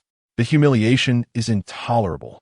How can this individual insult our sect so brazenly, and do we simply let slide? The shame within him is profound, and such frustration cannot be washed away, even with all the waters of the world. What then? Another elder interjects, his gaze somber. If we do not let it go, what course of action do you propose?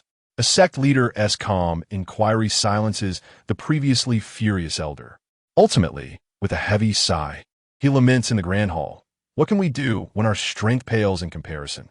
Upon uttering these words, a wave of sorrow envelopes the hall. Chapter 72. The audacity to intercept my spiritual herb. The sun blazes in the sky. A clear day stretches for miles. A gentle breeze rustles the grass and trees in the mountains. Amidst the vast mountain range, a grand hall rises majestically, built into the mountainside, exuding an ancient and resplendent aura. This is the Wuji sect. On the vast expanse of the eastern domain, formidable figures abound, and powers flourish like rain. Yet, the true paragons of supremacy undoubtedly reside within the 5 sacred sections.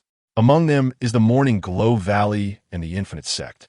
Within a courtyard, 2 elders, one clad in black and the other in white, were engaged in a discourse over tea. These 2 individuals possessed distinct characteristics. The elder in black, named Shi Xiaotian, bore black hair and white beard, while the elder in white, known as Wu Yu, sported a white beard and black hair. They were respectively the 8th and 7th elders of the Infinite Sect, revered as the Black and White Elders. Old White, in the realm of alchemy, we stand among the foremost in the entire Eastern domain. I intend to concoct a celestial restoration pill to transcend my limits and attain the esteemed title of Pill King. Would you lend me your assistance?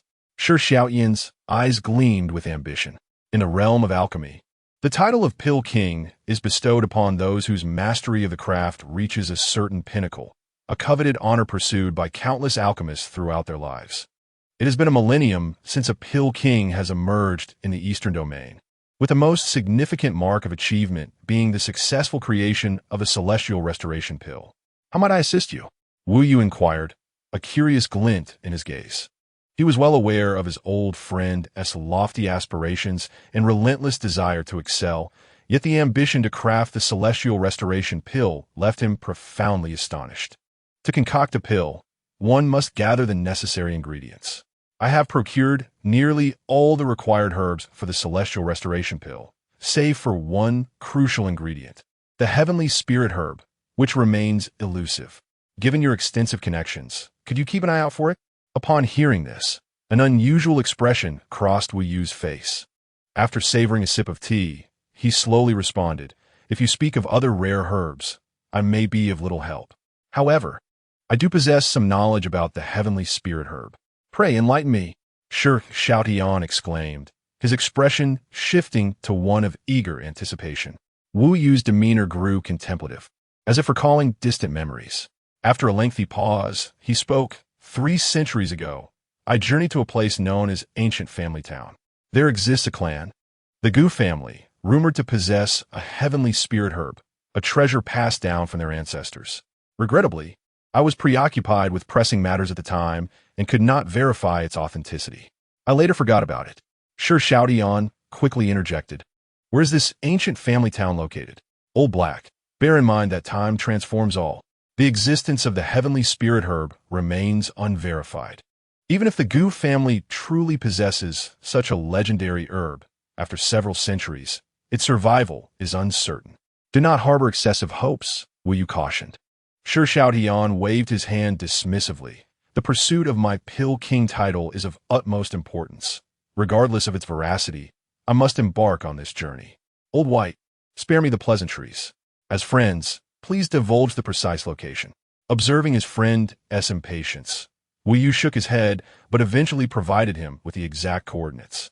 Upon receiving the information, Shi Xiaotian felt an irresistible urge to set forth without delay. Old Bai, you may savor your drink at your own pace. I shall take my leave first. With that, he transformed into a streak of light, heading straight for Gujia Town. The Gujia Town, as mentioned by Wu Yu, has undergone 3 centuries of transformation and has now evolved into a bustling city, home to over 1 million inhabitants. Within this ancient city resides a powerful faction known as the Gu family. The Gu family holds a prominent status within the city, with their patriarch being an exceptional master of the Chenxian realm, often celebrated as the foremost expert in the ancient city. This esteemed master, Guan, was fortuitously saved by Zhong Qing. At this moment, the Gu family mansion was hosting a grand banquet lasting 3 days. Although Gu Wan and his daughter had narrowly escaped death, there was little cause for celebration. Amidst laughter and merriment, as they indulged in fine wine and exquisite dishes, a flash of light suddenly streaked across the sky, transforming into a figure that abruptly halted above the grand hall of the Gu family. This figure was none other than Shi Xiaotian, who had come from the Wujizong. Individuals from the sect hold a transcendent status in the realm of mortal cities, especially those of the elder rank from a sacred sect. The aura exuding from Shi Xiaotian was profound and imposing, instantly silencing the once lively atmosphere. Standing majestically in mid-air with arms crossed, he gazed down upon the gathered crowd and proclaimed, I am the 8th elder of Wujizong. It has come to my attention that the Gu family possesses a legendary spiritual herb known as the Tianling grass. Is this true? His voice, resonant like a thunderclap, reverberated throughout the hall, sending a shiver through the hearts of those present. Gu Wan, the patriarch, suppressed his astonishment and cautiously responded, Esteemed elder, having traveled such a distance, would you not grace us by joining for a drink, allowing us to extend our humble hospitality? For them, Wujizong represented a colossal entity, and the 8th elder held a formidable reputation. It was said that he was exceedingly domineering and capricious. A slight annoyance could lead to dire consequences. In response to Gu Wan's invitation, Shi Xiaotian waved his hand dismissively, arrogantly stating, There is no need for drinks. I simply wish to ascertain whether your Gu family possesses the Tianling grass. Gu Wan, noting the elder's unwavering determination to acquire the Tianling grass, internally lamented. With great effort, he replied, Esteemed elder, indeed, our ancestors have bequeathed such a spiritual herb. This revelation sparked a glimmer of excitement in Shi Xiaotian's eyes, causing his breath to quicken. Might you grant me the favor of lending the Tianling grass for my use? This request was utterly contemptible. The notion of borrowing a spiritual herb was ludicrous. Was it not akin to a meat bun thrown to a dog, certain to yield no return? Moreover, A venerable elder of a sacred sect could easily bestow upon the Gu family immense benefits, propelling them to new heights with merely a hint of generosity. To ask for such a favor without offering anything in return was, in truth, more reprehensible than outright theft, for at least theft is an explicit act of appropriation. His demeanor resembled that of someone who, after committing theft, insists that it is a privilege for you to have been robbed by him. The repugnance is beyond description. Unfortunately, the individual in question, both in strength and background, is not someone that the Gu family, a mere minor clan, could afford to provoke. Although Gu Wan was seething with anger, he dared not reveal even a hint of it. Instead, he spoke with trepidation. "Senior, not long ago, I found myself in a life-threatening predicament, and by the grace of a remarkable individual, I was rescued. In gratitude, I gifted this celestial spirit herb to someone." What? This declaration incited a furious rage in Shi Xiaotian. In an instant, he descended from the heights, his hand like an iron claw, seizing Gu Wan by the throat. "How could you possibly give away such a precious item? To whom did you bestow it?" His eyes blazed with anger, as though Gu Wan had relinquished something of his own. The sudden turn of events caused a palpable tension among all present. Gu Wan's face turned ashen, his eyes rolling back in distress. Gu Linger, filled with both anger and urgency, could only shout helplessly, "Senior, the recipient of the celestial spirit herb is one named Zhong Qing." "Who is Zhong Qing? Where does he reside? What is his status? Does he dare to intercept my spiritual medicine?" Shi Xiaotian fixed his piercing gaze upon Gu Linger. Under his scrutiny, she felt as if she were facing not an elder of a sacred land, but a terrifying beast. Trembling with fear and concern for her father's safety, she gritted her teeth and replied, "I do not know the identity of Senior Zhong Qing, only that he has a disciple named Su Yi. I have disclosed all that I know, and I implore you, Senior, to spare my father's life." "Oof." With a disdainful snort, Shi Xiaotian flung Gu Wan aside as if discarding refuse. Having obtained the information he sought, he did not linger and transformed into a streak of light, soaring away. In his eyes, the Gu family was no more significant than ants, unworthy of even a fleeting glance, aside from the celestial spirit herb. What was once a lively banquet was rendered utterly defunct by Shi Xiaotian's intrusion. As the guests dispersed, Gu Wan's state of distress began to ease somewhat. He looked at Gu Linger, his expression filled with sorrow. "Linger, that Senior Zhong Qing is our savior. How could you so recklessly reveal his identity? We would appear as ungrateful wretches. Father, the 8th elder of Wuji sect, is coming with a fierce intent, vowing not to cease until he achieves his goals. If we do not divert his attention, the annihilation of our Gu family may be but a thought away. How could I stand idly by, watching you face danger?" Gu Wan's expression was conflicted. "While your reasoning is sound, should this lead to calamity for that esteemed senior, we would indeed be held responsible for our grave misjudgment." Gu Linger's countenance grew grim. She was well aware that her actions could bring great peril to Zhong Qing, yet she could not bear the thought of watching her father perish before her eyes. All she could do now was pray for Zhong Qing, hoping that fortune would favor the righteous. If the adversary were to come seeking retribution, she could only sacrifice herself to quell their wrath. Yet, a glimmer of hope stirred within her heart. The extraordinary prowess exhibited by Zhong Qing might just hold the potential for victory. Chapter 73. The source of the old spicy noodles. The influence of the Wujizong is remarkably formidable, its reach extending across the vast seas and encompassing a significant portion of the Eastern territories. As the 8th elder of the Wujizong, Shi Xiaotian's status as a Dan Master is exceedingly exalted, granting him considerable authority within the sect. Under his command, information regarding Zhong Qing was swiftly laid before him. In the world, many bear the name Zhong Qing. However, only one is associated with a disciple named Su Yi, and that is the Pingjiang Sect. Within the Grand Hall, Shi Xiaotian scrutinized the information regarding Zhong Qing's affiliation with the Pingjiang Sect, letting out a derisive chuckle. A mere peak master of second-rate sect daring to intercept my opportunity, utterly unaware of the peril they court.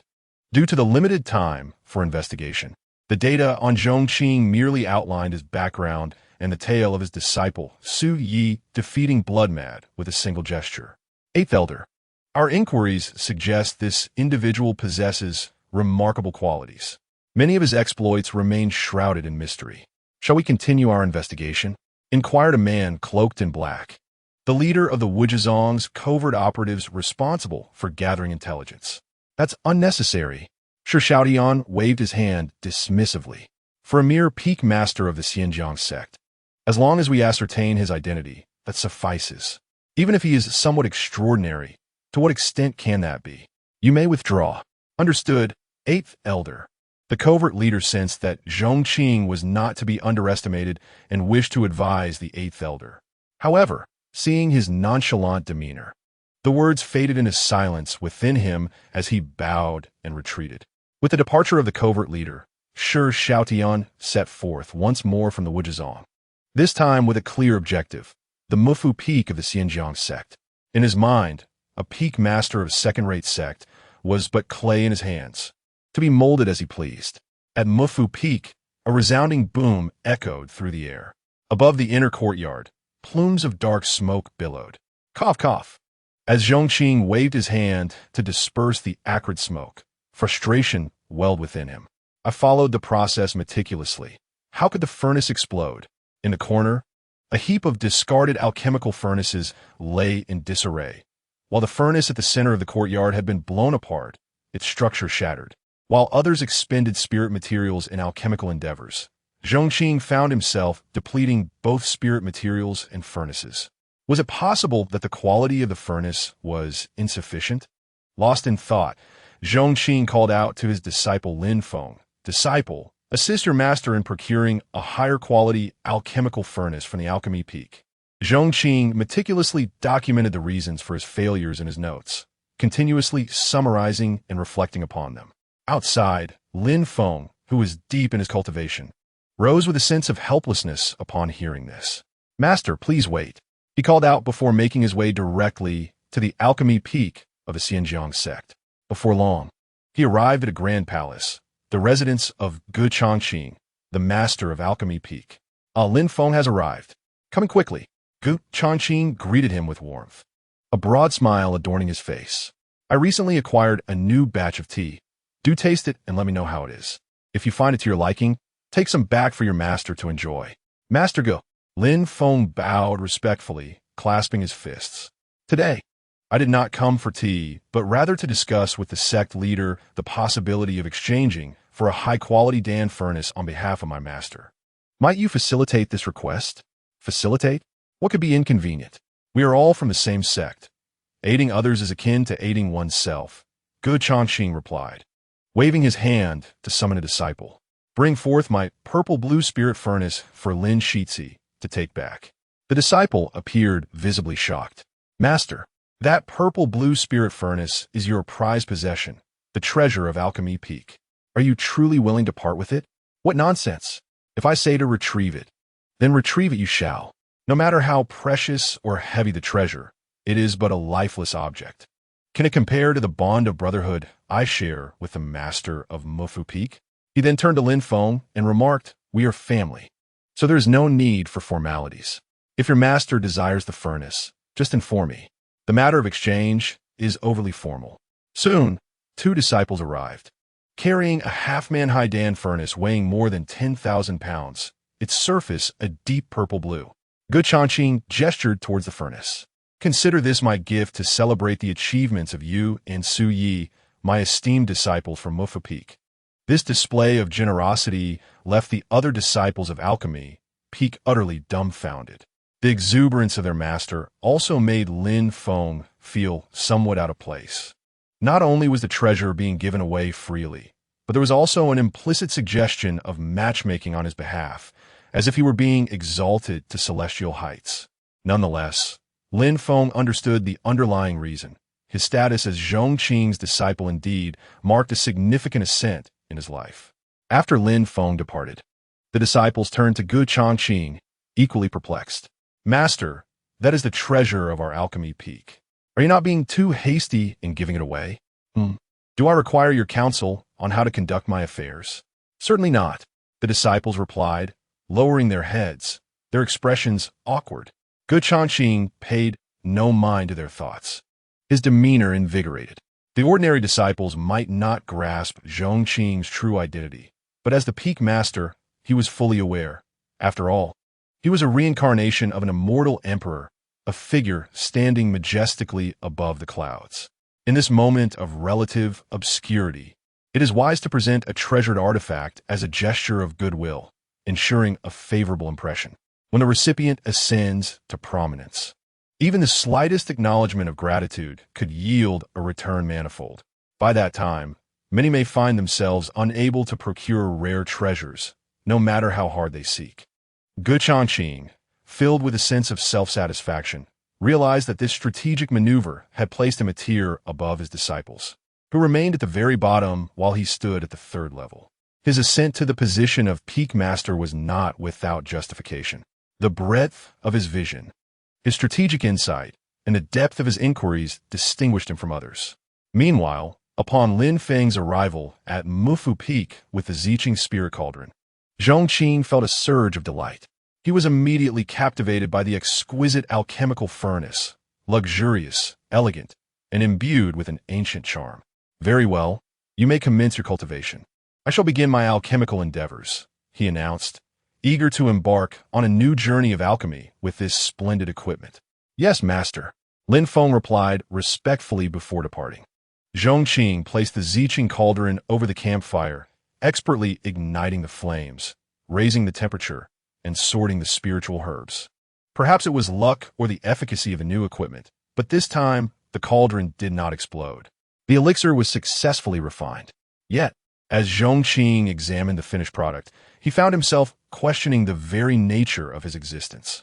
Was this truly an elixir? He had never witnessed a pig run. Yet he was no stranger to the taste of pork. He had heard that many alchemists produced elixirs that were fragrant, smooth, and enticing, exuding a compelling aura that made one yearn to partake. In stark contrast, his creation appeared mottled and lumpy, with a dull yellow hue. Far from aromatic, it bore an unpleasant burnt scent. Zhong Qing stared at it for a considerable time, contemplating discarding it as waste. Yet he hesitated, unwilling to part with something he had painstakingly crafted. To abandon it without understanding its potential seemed a wasteful folly. Perhaps his method of alchemy diverged fundamentally from the mainstream. And who could say he might not be pioneering a new path in the art of alchemy? With this thought, he decided to preserve his creation, bestowing upon it a distinctive and fitting name, Lump Elixir. However, the uncertainty of its efficacy left Zhong Qing feeling restless. At that moment, from the heavens above, a streak of light surged forth, radiating a formidable presence unique to the powerful. The air quaked with its approach. The luminescent figure descended rapidly, materializing above the small courtyard. It was none other than Shi Xiaotian, who surveyed the surroundings before his gaze settled upon Zhong Qing. You are none other than the esteemed Master Zhong Qing of the Mufu Peak. With arms crossed and a proud demeanor, he stood tall, reminiscent of a deity gazing down upon the insignificant mortals of the earthly realm. That gaze made Zhong Qing feel exceedingly uncomfortable. Who are you? He inquired, lifting his head to meet Shi Xiaotian's gaze, his brow slightly furrowed. I ask you, are you the Master Zhong Qing of Mufu Peak? Shi Xiaotian's tone grew increasingly severe, his voice echoing like thunder within the courtyard. Zhong Qing's expression darkened. What audacity! Who dares speak to me in such a manner? He was perplexed. His Mufu Peak had been peaceful, so where did this old fool come from? How dare you? I am an elder of the sacred land. You presume to converse with me in such a disrespectful way? Are you courting death? If you are wise, promptly surrender the heavenly spirit grass. I may choose to overlook your insolence. Otherwise, you shall learn the true might of the sacred land and the wrath of the powerful. As he spoke, his aura surged violently, seemingly intent on instilling fear and compelling Zhong Qing to kneel before him. However, this display only ignited Zhong Qing's fury. Without uttering another word, he unleashed a powerful palm strike. Shi Xiaotian, caught off guard, was knocked unconscious. Just before losing consciousness, he vaguely heard a mumbled remark. I was just pondering where to find a little white mouse for my alchemical experiments, and here you are, delivered right to my doorstep. Chapter 74. Zhong Qing's little white mouse. When Shi Xiaotian regained consciousness, he was beset by a splitting headache, as if his head had been struck by a meteor. After a considerable pause, he posed a rather philosophical question. Who am I? Where am I? What am I to do? Another quarter of an hour passed before he finally clarified his thoughts. I am the 8th elder of the sacred land. I have come to the Pingjiang Sect in search of the heavenly spirit grass. Yet it seems I have fallen victim to a malicious plot. It was evident that Zhong Qing had acted with such swiftness that Shi Xiaotian had not even registered the attack before being rendered unconscious. He lifted his gaze to survey his surroundings. This was a quaint courtyard, meticulously arranged. At its center stood an imposing alchemical furnace. In front of the furnace, there was a well, and to its right were 2 jujube trees. Adjacent to the courtyard was a fenced area, within which a pig was penned, lending an air of rustic charm akin to that of a farmer's homestead. Ah, you are awake. At that moment, Zhong Qing emerged from the inner courtyard, cradling a collection of spiritual herbs. Upon seeing Shi Xiaotian bound to a tree, he chuckled. Despite being a prisoner, Shi Xiaotian's inherent pride shone through. Release me at once. I am an elder of the sacred land. The wrath of the Wujizong is not something a mere Pingjiang Sect can withstand. Do not invite calamity upon your sect. He glared defiantly, his tone imbued with arrogance, exuding an air of superiority. Yet, Zhong Qing maintained his smile. Come, consume this elixir. He produced a lump of concocted medicine and, without a moment's hesitation, forced it into Shi Xiaotian's mouth. The latter's pupils dilated, and upon witnessing the strange object in Zhong Qing's hand, he felt an upheaval in his stomach. Gritting his teeth, he retorted, You dare call this a medicinal pill? As a formidable alchemist, he had encountered countless prescriptions and potions, ranging from the exquisitely pure to the utterly inferior. However, he had never before seen such an irregular, lump-like concoction, its peculiar shape, mottled with spots and an overall yellow hue, bore an uncanny resemblance to excrement. When one likens alchemy to excrement, it is merely metaphorical. Yet, Zhong Qing had unequivocally produced a lump resembling it. A gentleman may be slain, but not humiliated. You dare to insult me thus? Shi Xiaotian resisted fiercely, vowing never to yield. However, when Zhong Qing's fist struck his abdomen, he found himself rendered utterly helpless, akin to a limp shrimp. What necessity is there for this? Simply cooperate with me. In a swift motion, Zhong Qing thrust the medicinal pill into Shi Xiaotian's mouth. The effects of the elixir were explosive. No sooner had he swallowed it than his body began to convulse. Foam escaped his lips, his eyes rolled back, and his stomach churned violently, while a rash erupted across his face. This should not be. Zhong Qing furrowed his brow. All the ingredients were reputedly beneficial to the human body. How could they yield such adverse effects? Pray tell, are you allergic to the elixir? In Zhong Qing's understanding, only an allergy could account for the onset of such symptoms. At that moment, Shi Xiaotian was infuriated to the brink of cursing. As a seasoned alchemist, his skills, while not unrivaled, held considerable esteem within the Eastern domain. To be asked if he was allergic to medicinal pills was as absurd as inquiring whether fish could swim. Noting his lack of cooperation, Zhong Qing could not help but insist, You would do well to articulate your reactions, so I may refine the formula. Otherwise, I shall have to test each component systematically. Shi Xiaotian's response was a hoarse, desperate roar. You had best not allow me to escape. Otherwise, I shall ensure your entire lineage faces annihilation, leaving no trace behind. His gaze burned with fury, a murderous intent erupting like a dormant volcano, escalating exponentially. For Shi Xiaotian, he was a revered elder of the sacred land, with extraordinary means, formidable strength, and a profound background. His mastery of alchemy is truly unparalleled. A person of his caliber naturally commands respect and admiration wherever he goes. When has he ever endured such a humiliating disgrace or suffered such a significant loss?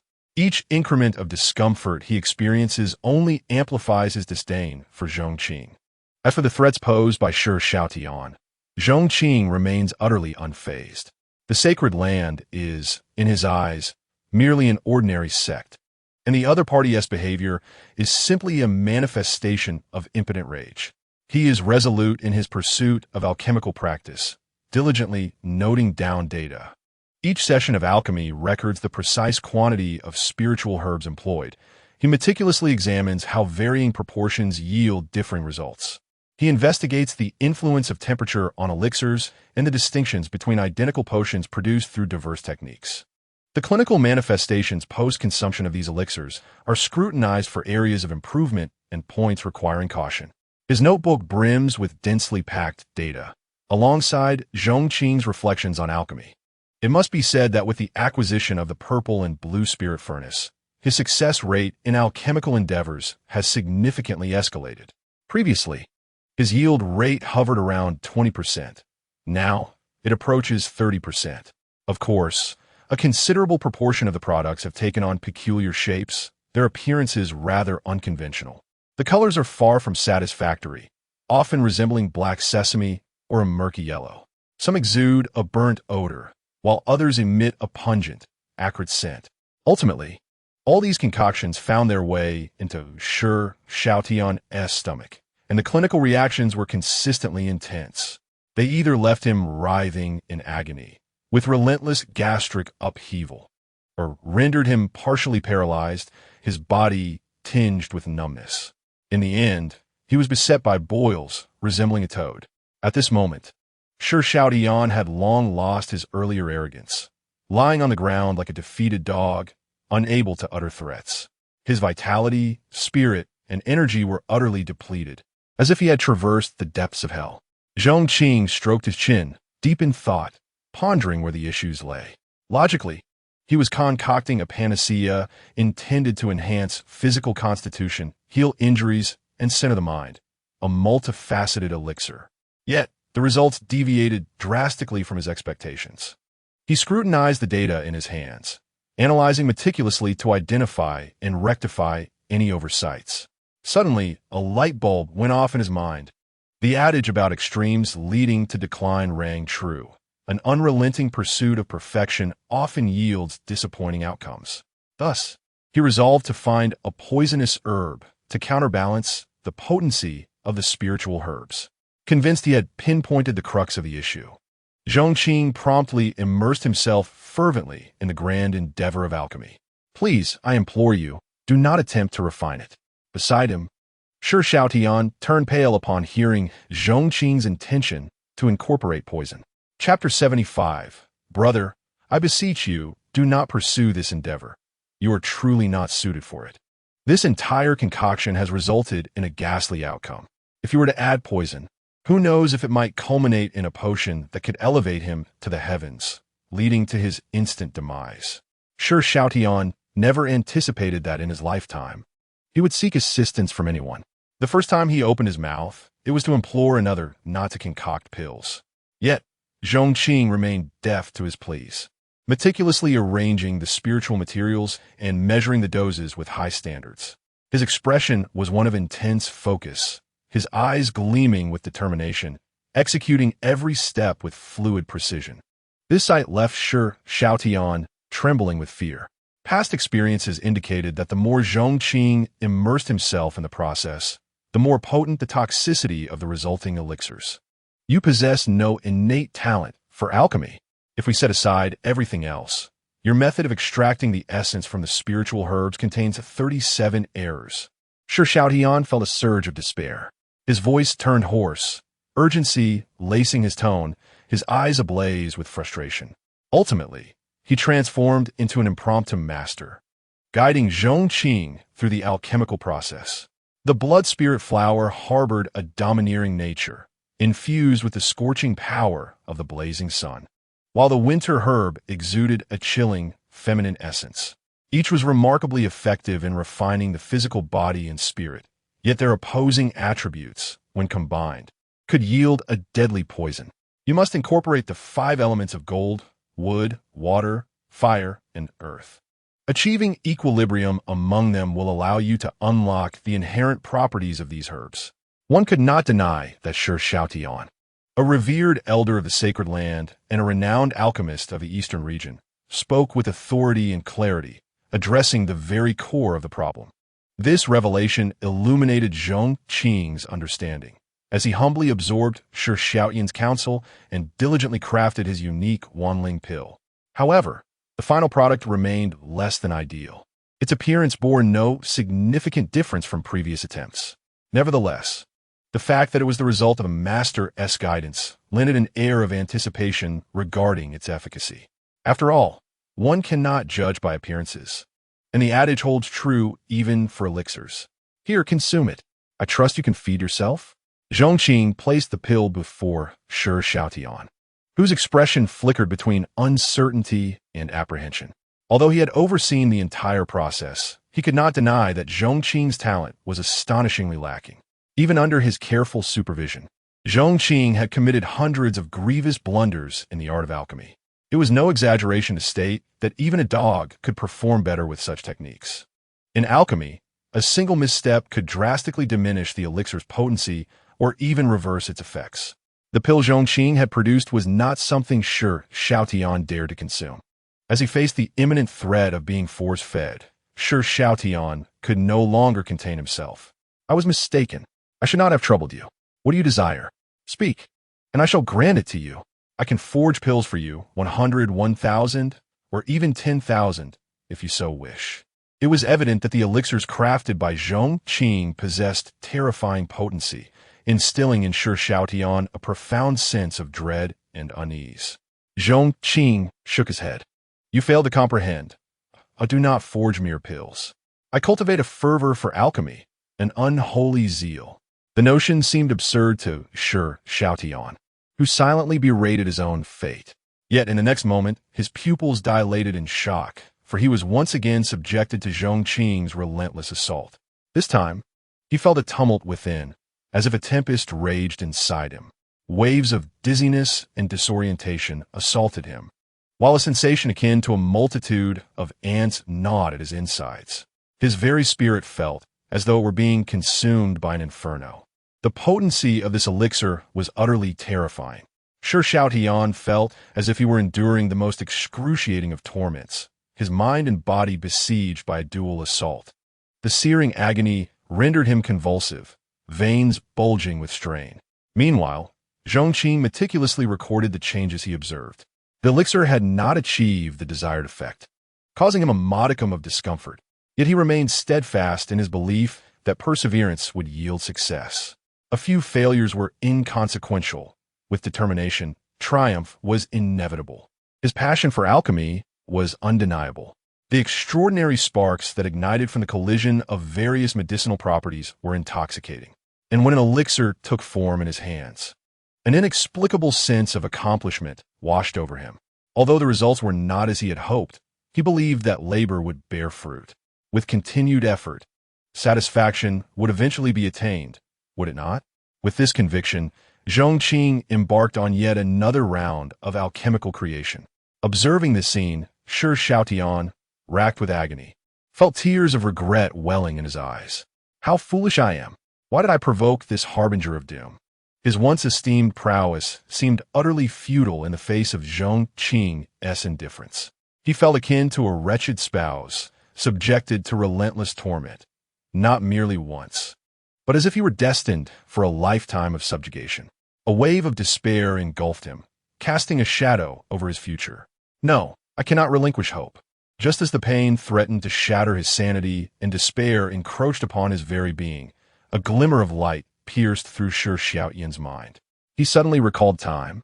Years prior, when he had triumphed over a friend in a game of chess, winning a precious artifact, the boundary-breaking communication talisman. This talisman was no ordinary means of communication. It could breach any barrier and transmit messages silently across vast distances. As long as the news of my confinement here reaches back, considering my bond with Lao Bai, he will undoubtedly devise a means to rescue me. It is even highly probable that he will come with the higher-ups of our sect to effect my liberation. Once the senior members arrive, not only will I be freed, but I may also have the opportunity to redeem my honor. The mere thought of such a scenario caused Shi Xiaoyan's eyes to glisten with fervor. The seeds of vengeance sprouted wildly within his heart, akin to rampant weeds. Under the luminous moon, with stars adorning the night sky like precious gems, Shi Xiaotian, having endured a day of poisoning, finally found a moment to breathe.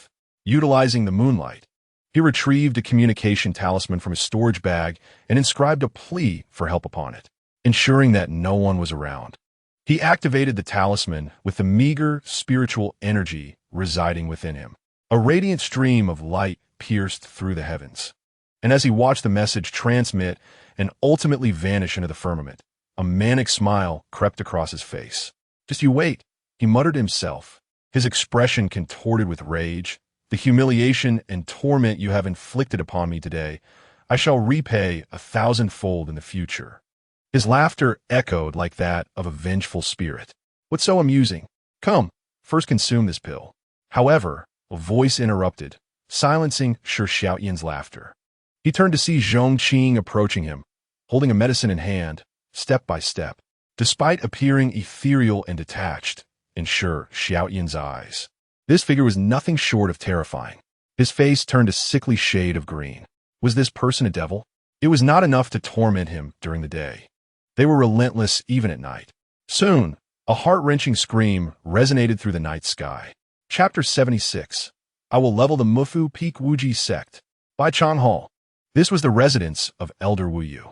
Within the Grand Hall, Wu Yu scrutinized the letter in his hand, which contained the message transmitted by Shi Xiaotian's talisman.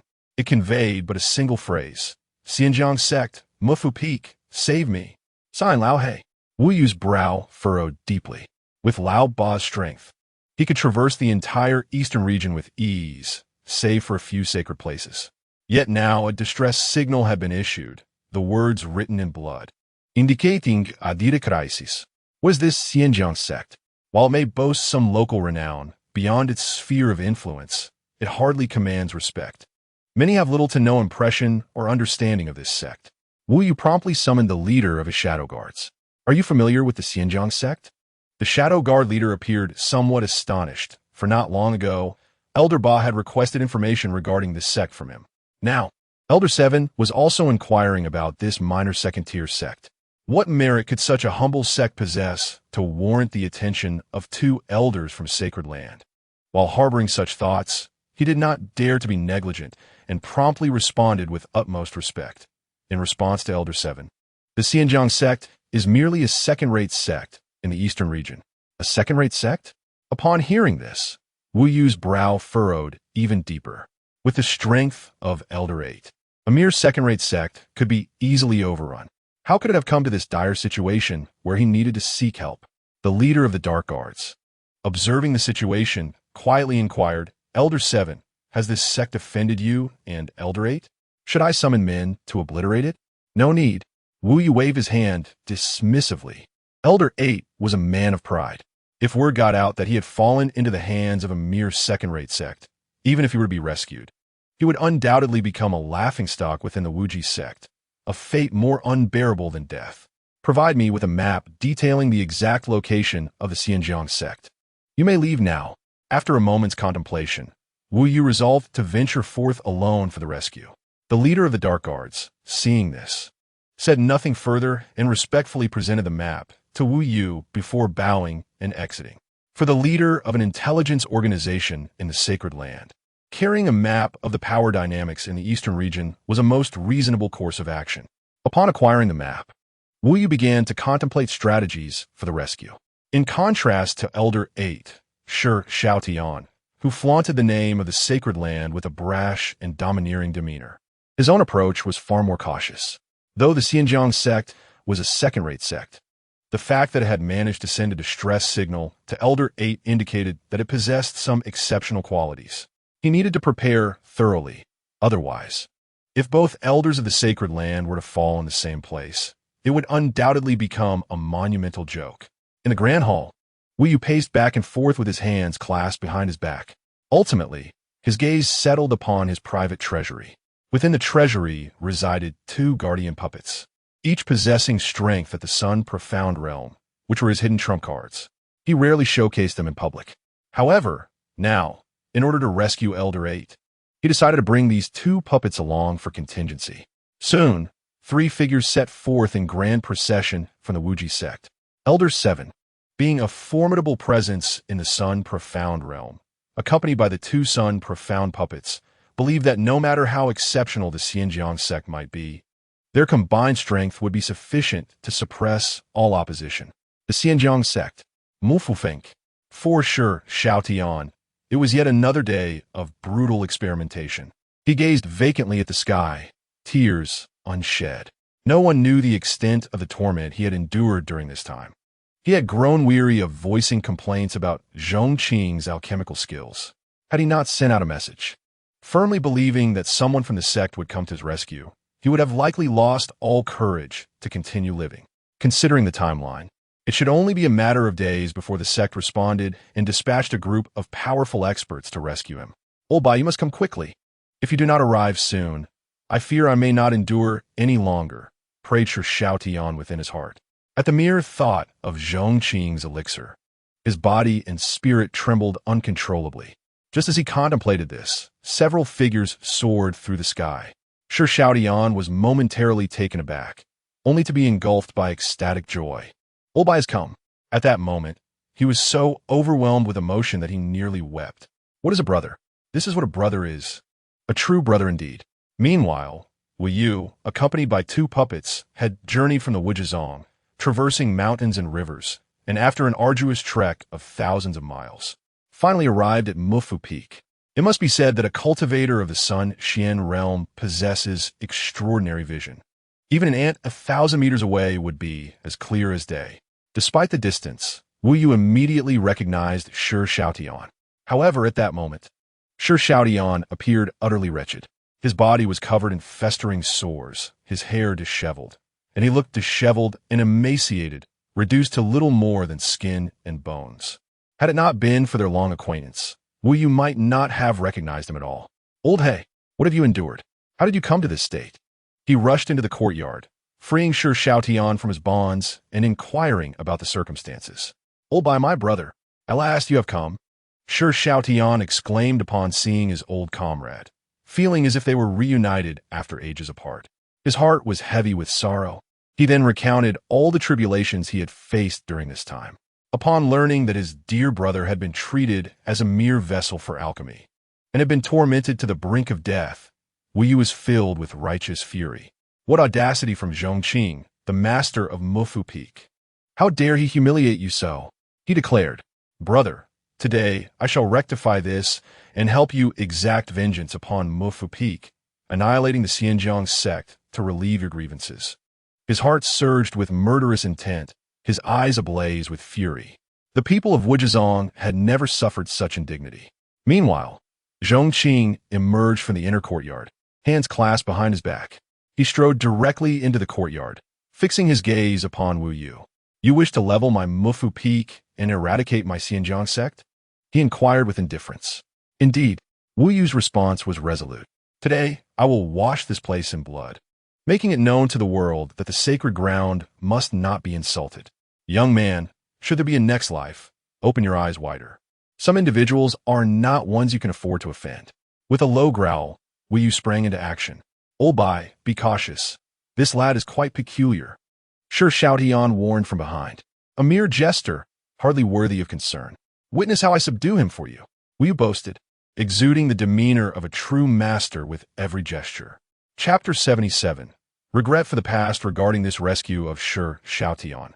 Wu Yu could not have taken it lightly, deploying two formidable Sun Xian realm puppets. However, upon witnessing the youthfulness of Zhong Qing, he realized that he had been overly cautious. Lao He had been excessively careless, finding himself in a predicament at the hands of this brash young man. Given Zhong Qing's 18 years of bone age, he did not believe that a direct confrontation would put Lao He at an advantage. Crushing him would be as effortless as a mere flick of a finger. Thus, he immediately extended a finger, adopting a condescending demeanor to exert pressure on Zhong Qing. A single finger from a practitioner of the Sun Profound realm possesses the power to pierce through mountains and tear apart rivers. Truly terrifying. In the face of this formidable strike, Zhong Qing responded with a light palm gesture. In an instant, Wu Yu, who had previously exuded an air of authority befitting a grandmaster, was sent crashing to the ground. This scene stirred immense turmoil within Shi Xiaotian. How could he be so powerful? The last time he faced Zhong Qing, he hadn't even grasped what transpired before he was knocked unconscious. This time, he observed everything with clarity. Even Lao Bai, who was of comparable strength within the Sun Profound realm and possessed an overall superiority, was rendered utterly defenseless against Zhong Qing. With a single move, he was laid low as if ancient structures were being effortlessly toppled. In the courtyard, Wu Yu spat blood in great heaves, his gaze towards Zhong Qing filled with trepidation. He was indeed a formidable practitioner of the Sun Profound realm, ranking among the notable powers in the Eastern domain. Yet, in the presence of Zhong Qing, he could not withstand even a single strike. At this moment, Wu Yu's heart was filled with a mix of sorrow and indignation, stemming from the leadership of the Pingjiang Sect's shadow guards. What were these shadowy figures doing? With such an overwhelmingly powerful figure stationed within their sect, their intelligence assessments reduced it to a mere second-rate sect. This was utterly absurd. Meanwhile, the leader of the shadow guards, Wu Lai, felt an inexplicable chill run down his spine. "Who is speaking my name?" he murmured, a hint of confusion etched across his features. As the leader of the shadow guards, his status was inherently clandestine, and coupled with his low-profile demeanor, only a handful truly knew him. Recently, he had only interacted with Elder Qi and Elder Ba. Could it be that Elder Qi had successfully reached the Pingjiang Sect, completed his tasks, and was returning to reward him for his contributions? It must be Elder Qi who was mentioning him, he thought, and his instincts proved remarkably accurate. However, the gap between reality and imagination was vast. Elder Qi did not seek to reward him. Rather, he intended to eliminate him. At Mu Fu Peak, within the courtyard, Zhong Qing's single move had completely stripped Wu Yu of his combat capability, shattering his pride and arrogance. Although Wu Yu was alarmed, he had not entirely relinquished hope for resistance. He still possessed trump cards, two puppets of the Sun Profound realm. At this juncture, he had entirely abandoned the notion of annihilating the Pingjiang Sect and leveling the shogunate peak. His sole wish was for the two puppets to hold back Zhong Qing for a moment, granting him and Shi Xiaotian a chance to escape. With a surge of will, he commanded the two puppets to launch an assault on Zhong Qing, and the 2D UN realm puppets sprang into action immediately. However, before they could unleash the formidable power expected of their realm, Zhong Qing merely waved his hand, conjuring a gust of wind that obliterated the two puppets into mere fragments. This turn of events left Wu Yu utterly stunned. These were 2D UN realm puppets. Even a slaughter of swine would take some time, wouldn't it? His understanding of Zhong Qing's might escalated to an entirely new level. As the sun dipped below the horizon, Zhong Qing strolled towards Wu Yu, lifting him effortlessly as one might a chick. Just when he was pondering where to find another little white mouse, Yu arrived at the perfect moment. As he spoke, he glanced back at Shi Xiaotian and remarked, "Xiaotian, well done. If you have any other friends or family, feel free to summon them as well." Upon hearing this, Wu Yu's eyes widened in disbelief. It was hard to interpret this statement without assuming that Shi Xiaotian and Zhong Qing had conspired together to lure him here. As for Shi Xiaotian, he felt as though he might split apart. It seemed that the savior he had summoned was, in Zhong Qing's eyes, merely another little white mouse for experimentation, much like himself. In that instance, he found himself at a loss for words to express his current feelings. Thus, Wu Yu became the second subject in Zhong Qing's experiments atop Shogunate Peak. To ascertain whether the issue lay with the pills he had concocted or if Shi Xiaotian had an adverse reaction to them, Zhong Qing even stayed up late that night to prepare another batch of pills. Unsurprisingly, this new batch was still in a lump form. Yet, reality often falls short of expectations.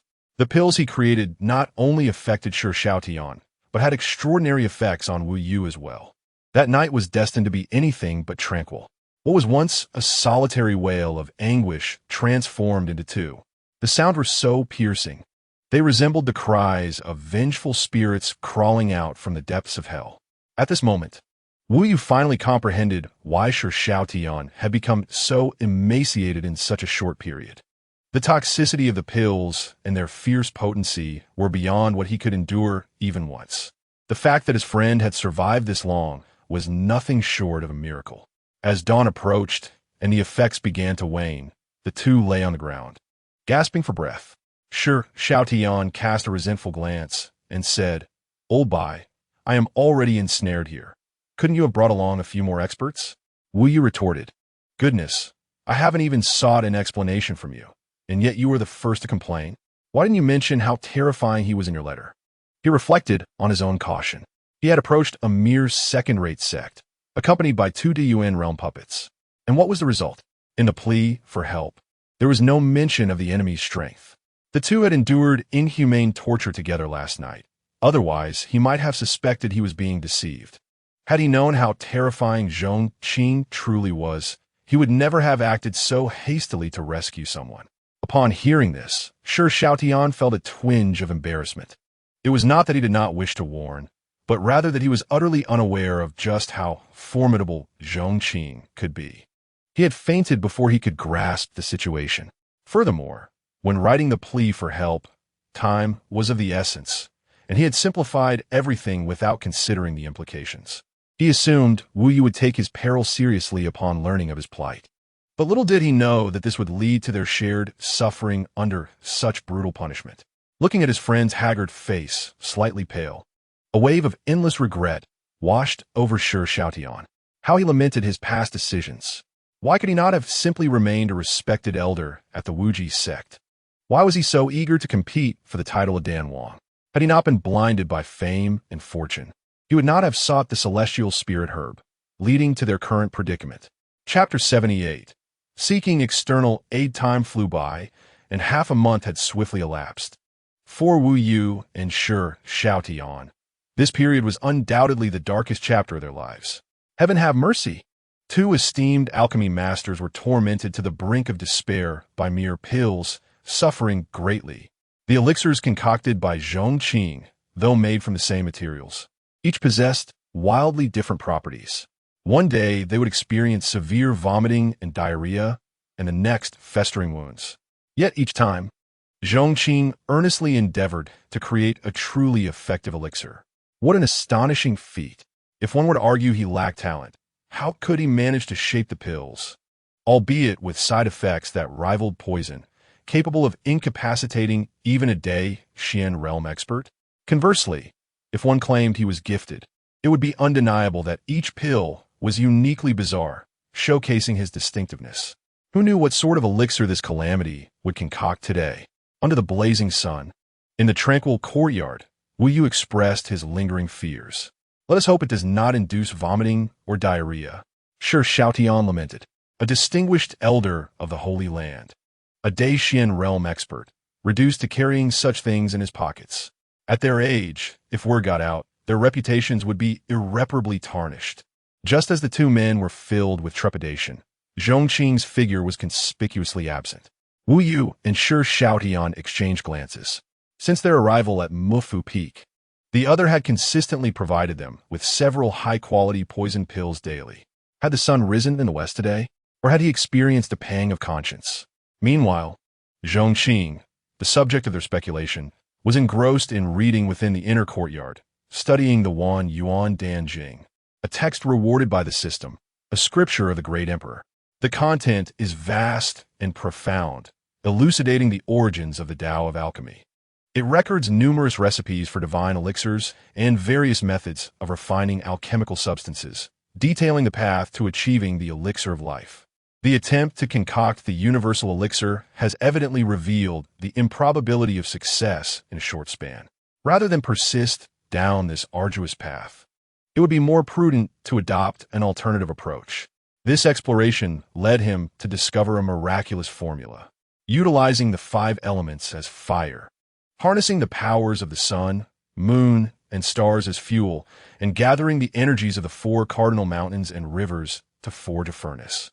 One can employ the secret method of heaven and earth to seize the essence of the universe, thus creating the perfect foundation-building elixir. Should one consume this elixir before the age of 16, they may forge an impeccable Tao foundation. Once this perfect foundation is established, The speed of cultivation will soar at an astonishing rate, rivaling that of the ancient sacred bodies. This formula ignited a fervent passion within Zhong Qing. Currently, his two disciples have undergone a hundredfold enhancement in their training, yielding an exponential return for him. Their cultivation speed is undeniably rapid. However, should their progress increase significantly from this foundation, he would be soaring, as if transcending the very fabric of space. In matters of cultivation speed, naturally, the faster, the better. No one would ever complain about their advancement being too swift.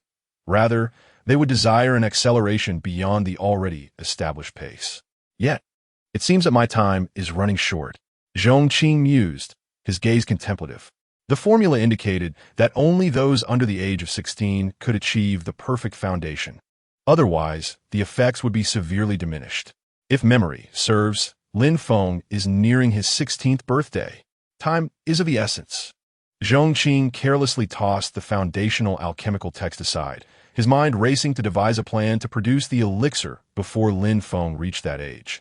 However, he soon realized that relying solely on his own abilities, he would be incapable of concocting the elixir within this time frame. Not to mention, the secret method of harnessing heaven and earth demanded an extensive reservoir of alchemical knowledge. Without a substantial foundation in the art of alchemy, mastering this secret method in a short period would be utterly impossible. Although Zhong Qing had demonstrated a considerable passion for alchemy during this time, he remained, after all, a novice in this field. Faced with the future of his disciples, he could not afford to squander time experimenting with alchemy. It appears that I must seek external assistance. His gaze drifted outside, and upon spotting Wu Yu and Shi Xiaotian, he was momentarily taken aback. Were they not the perfect candidates? He immediately rose and made his way outside. In the inner courtyard, Wu Yu and Shi Xiaotian found themselves bound and helpless beneath a jujube tree. Upon seeing Zhong Qing's figure, their expressions turned grim. Today, it seemed, they could not escape a dire fate. Ah, well, it is what it is. Whether one stretches out their neck or withdraws, the outcome remains the same. They might as well display some fortitude. The two unconsciously straightened their backs, resembling warriors preparing for battle, awaiting the inevitable clash. At that moment, Zhong Qing had approached them.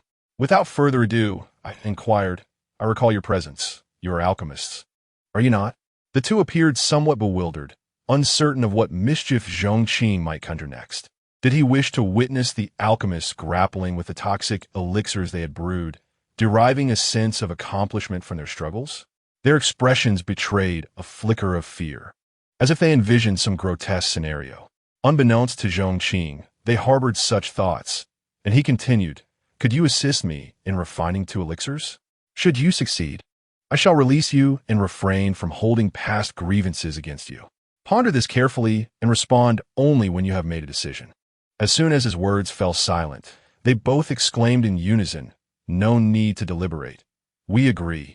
O heavens! O earth!" At last, they were accorded the treatment befitting true alchemists. Given their stature, they were accustomed to being the center of attention, the subjects of countless appeals for assistance in concocting elixirs. Yet here, Zhong Qing had ensnared them, showing them no special favor due to their rank, but rather treating them as mere tools. Now at last, the moment had arrived for them to showcase their true prowess. They were ready to demonstrate to Zhong Qing what it truly meant to be an alchemist. Upon hearing their eager agreement, Zhong Qing felt a twinge of unease. After all, this matter was crucial to the future path of his apprentice. "Are you certain you can succeed? Would you like to review the formula first?" If such words had emerged from another's lips, Wu Yu and Shi Xiaotian would have scoffed incredulously. It would have been an absurd jest. Throughout the eastern region, their mastery in the art of alchemy was unparalleled. If they could not concoct a particular elixir together, then none in the eastern region could dare claim they could. This was the confidence and pride that came with being among the finest alchemists in the eastern region. However, when it came to Zhong Qing, the situation was markedly different. Their lives were, after all, in his hands. Thus, though they felt a twinge of dissatisfaction, Wu Yu suppressed his irritation and replied, "Rest assured, allow us to peruse the formula. We shall reveal to you the true essence of the eastern region's foremost alchemists." In that moment, They felt as though they had returned to their domain, reclaiming the glory that belonged to alchemists. The two of them resolved to impart a lesson to Zhong Qing, to enlighten him on the true nature of alchemy, and to expose the inferiority of his previous concoctions. Chapter 79. What terrifying formula is this? In the courtyard, upon witnessing the confidence of the two, Zhong Qing chose to remain silent. He lifted their restrictions and then retreated, presenting them with the foundational alchemical scriptures. First, examine this formula for the perfect foundation pill. Once you have reviewed it, come find me. With that, he leisurely returned to his chamber and brewed himself a cup of tea. The tea leaves were delivered from the morning Glow Valley. Undoubtedly, their flavor is truly exceptional, with a lingering aftertaste that delights the palate. A cup each day invigorates the spirit and sharpens the mind. Meanwhile, Wu Yu and Shi Xiaotian initially paid little heed to the matter, for in their eyes, Zhong Qing's alchemical skills were rather rudimentary. Any disciple under their tutelage could easily surpass him in the art of alchemy by countless degrees. It is undeniable that Zhong Qing possesses formidable strength. Yet in the realm of alchemy, there are the titans, while he is merely a novice, not even on the same tier. To label him as a fledgling in the alchemical world would be an insult to true novices. What value could a formula presented so carelessly by such a person hold? However, upon a mere glance, both were struck dumb by the contents of the formula.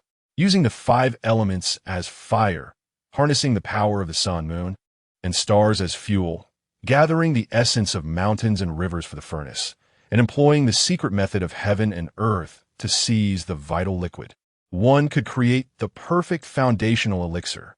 One extraordinary formula is this. The initial outline alone sent waves of astonishment through their hearts. This type of formula was unprecedented and unseen.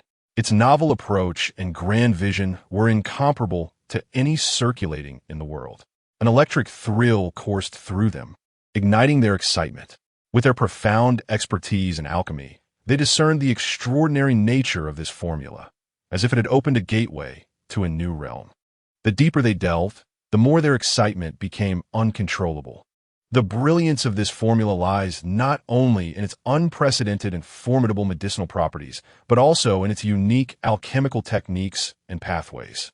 Many alchemists prefer to extract the properties of spiritual herbs through the use of earthly fire, which is the most common and widely practiced method.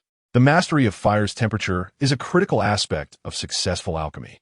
Yet, beyond the fiery method, only seasoned alchemists are aware of the existence of a water-based technique. As elders of the sacred ground, they consider themselves among the most powerful alchemists in the Eastern domain. They not only master the fiery method, but also the aqueous one, and can even fuse both techniques into one. This is the source of their pride and the foundation of their supremacy. Now, this alchemical method in the formula introduces not only the water and fire techniques, but also the methods of metal, wood, and earth, collectively known as the 5-element alchemy. Each method holds immeasurable value, serving as a foundation for alchemists to ascend higher and further. It is a treasure that could be passed down through generations. Concerning 5-element alchemy, they had only heard whispers of it in ancient texts. It was said that this method had long been lost to the annals of history. Never did they expect to behold its true form in the present day. It could be said that the 5-line alchemy method, if disseminated, would undoubtedly incite countless alchemists to frenzy. Yet, this is not the most precious element within the alchemical formula. The true treasure lies in the recorded secret arts of heaven and earth, the pathway to concocting elixirs. It is apparent that by thoroughly comprehending and assimilating the knowledge inscribed on this formula, their achievements in the realm of alchemy would soar to unprecedented heights. Initially, they believed that being imprisoned by Zhong Qing and enduring daily tortures constituted the darkest period of their lives. However, they have now come to realize the profound meaning behind the adage. When heaven is about to assign a great task to a person, it must first temper their resolve, labor their muscles and bones, starve their bodies, and expose them to hardships, thus fostering their will and enhancing their abilities. After the storm, there's always a rainbow. This is undeniably a fortuitous opportunity of cosmic proportions. Oh, this book is so thick Surely the latter sections cannot all be alchemical formulas, can they? Sure Xiaotian trembled with excitement, his hands shaking so vigorously that even his beard quivered. Upon hearing this, Wu Yu also felt a jolt of anticipation. If this tome, nearly a foot thick, contained nothing but formulas in its latter sections, what could possibly be the true worth of the entire volume? A curiosity akin to a cat's clawing at one's heart began to gnaw at them, observing that Zhong Qing was leisurely sipping tea in the courtyard. Oblivious to their presence, Wu Yu whispered, "Shall we take a peek at the latter sections? Just a quick look?" This suggestion resonated deeply with Sure Xiaotian, and the two eagerly began to peruse the subsequent chapters. Revitalizing Elixir, Life Creation Elixir, Ascension Elixir. After only 3 pages, their eyes widened in astonishment. Their chests heaved, and their blood surged with excitement. Each section detailed an ancient formula, long lost to time, each possessing unique and miraculous effects. In terms of value, they were certainly comparable to the perfect foundation pill, if not surpassing it. The two dared not delve further. Each formula was an invaluable treasure, and having browsed through a few, they had already breached a significant taboo. If they were to read through the entirety, they might risk dire consequences. With great difficulty, they shifted their gaze from the alchemical canon. Exchanging a determined glance, they resolutely made their way towards the small courtyard. Before long, they stood before Zhong Qing. He took a gentle sip of fragrant tea and inquired, "So, what do you think? Can you concoct them?" Wu Yu and Sure Xiaotian took a deep breath. At this moment, as they gazed upon Zhong Qing, they were utterly awestruck. Not only was his prowess beyond their reach, but the formulas he possessed were exquisite beyond compare. Such formulas, not only within the Eastern domain but throughout the world, would surely incite envy and ambition among countless elite alchemists, compelling them to take action. Originally, the two intended to showcase their skills before Zhong Qing, wishing to reveal to him the grandeur of the foremost alchemists of the Eastern domain. However, they soon realized that the true fool had been themselves. "Senior, this alchemical formula is profoundly intricate, presenting a significant challenge for us. Yet, we humbly request the opportunity to attempt it," Wu Yu said softly. For an alchemist, the sight of such an exquisite formula without the chance to attempt its creation is indeed excruciating. His prior confidence had dissipated, replaced by an attitude of exceptional respect. Addressing Zhong Qing as senior and bowing low, Zhong Qing immediately perceived the stark reversal in their demeanor. "Pray tell me honestly, what are the odds of successfully concocting this elixir within 10 days? 10 days? The time constraint weighed heavily on Wu Yu and Sure Xiaotian. Nevertheless, they gritted their teeth and provided an answer. 70%. This figure was the result of their repeated calculations. 70%?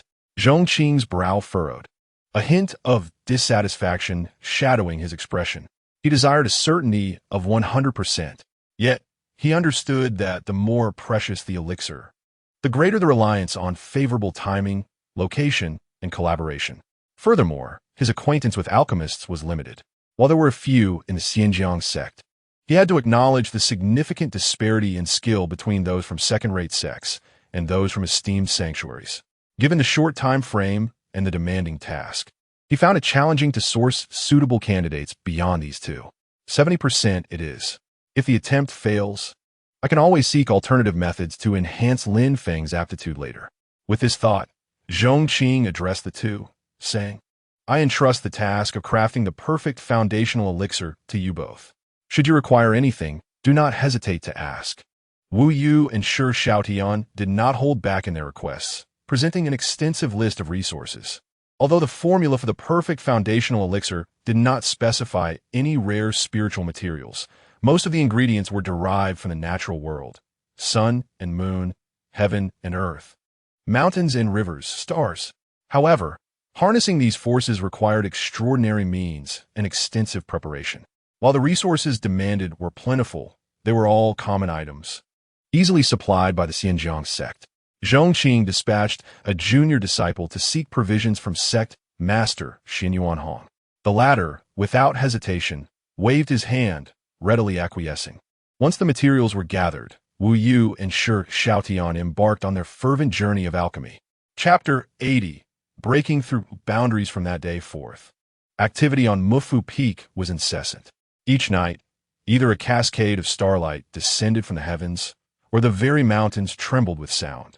Dimly, one could perceive radiant flashes of light, divine brilliance flickering, as spiritual energy surged forth from the depths of the earth.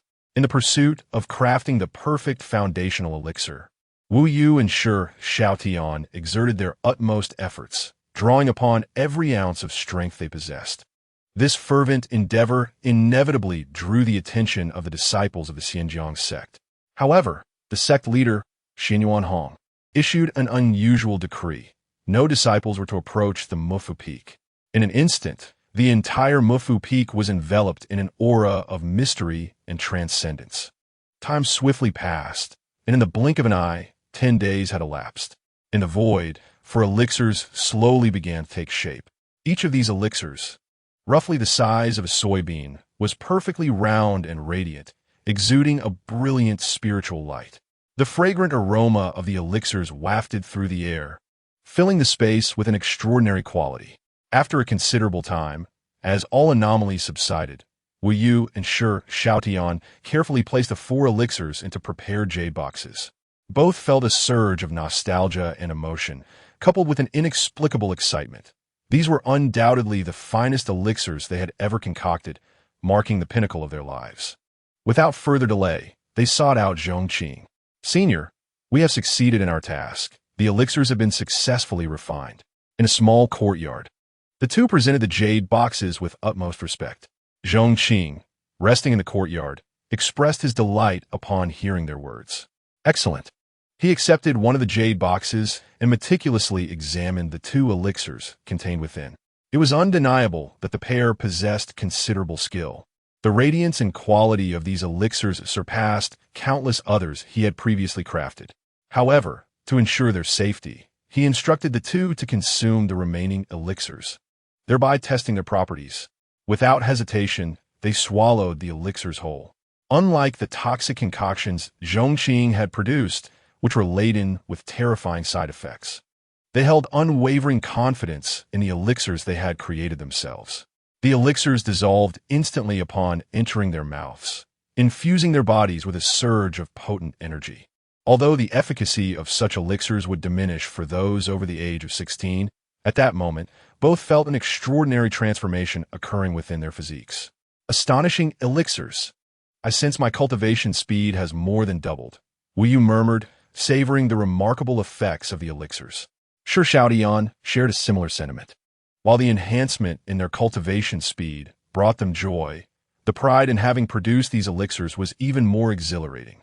After a considerable duration, once they had fully assimilated the elixir's energy, they both stood and expressed their gratitude to Zhong Qing. "Thank you, Senior, for the elixirs." Regardless of Zhong Qing's motivations, they had indeed experienced immense fortune and serendipity. Their gratitude was genuine and heartfelt. "Why thank me? I merely required you to test the elixirs to confirm their safety." Zhong Qing observed that the 2 individuals exhibited no unusual reactions after consuming the elixir. He waved his hand dismissively, instructing them to depart. "Remember, do not provoke me again in the future." Leaving Mufu Peak had once been a cherished dream for Wu Yu and Shi Xiaotian. However, when the opportunity arose for Zhong Qing to permit their departure, they hesitated. "Senior, may we not leave?" they implored in unison, reluctant to part ways. Zhong Qing chuckled. "What is this? Have you become addicted to being mere test subjects? You are not residents of Mufu Peak, so why linger here? Be gone." Thus, Wu Yu and Shi Xiaotian were scolded and expelled by Zhong Qing. As they departed, they turned back multiple times, their eyes reflecting deep sorrow, as if bidding farewell to beloved friends and family. This display left Zhong Qing speechless, yet he remained unconcerned.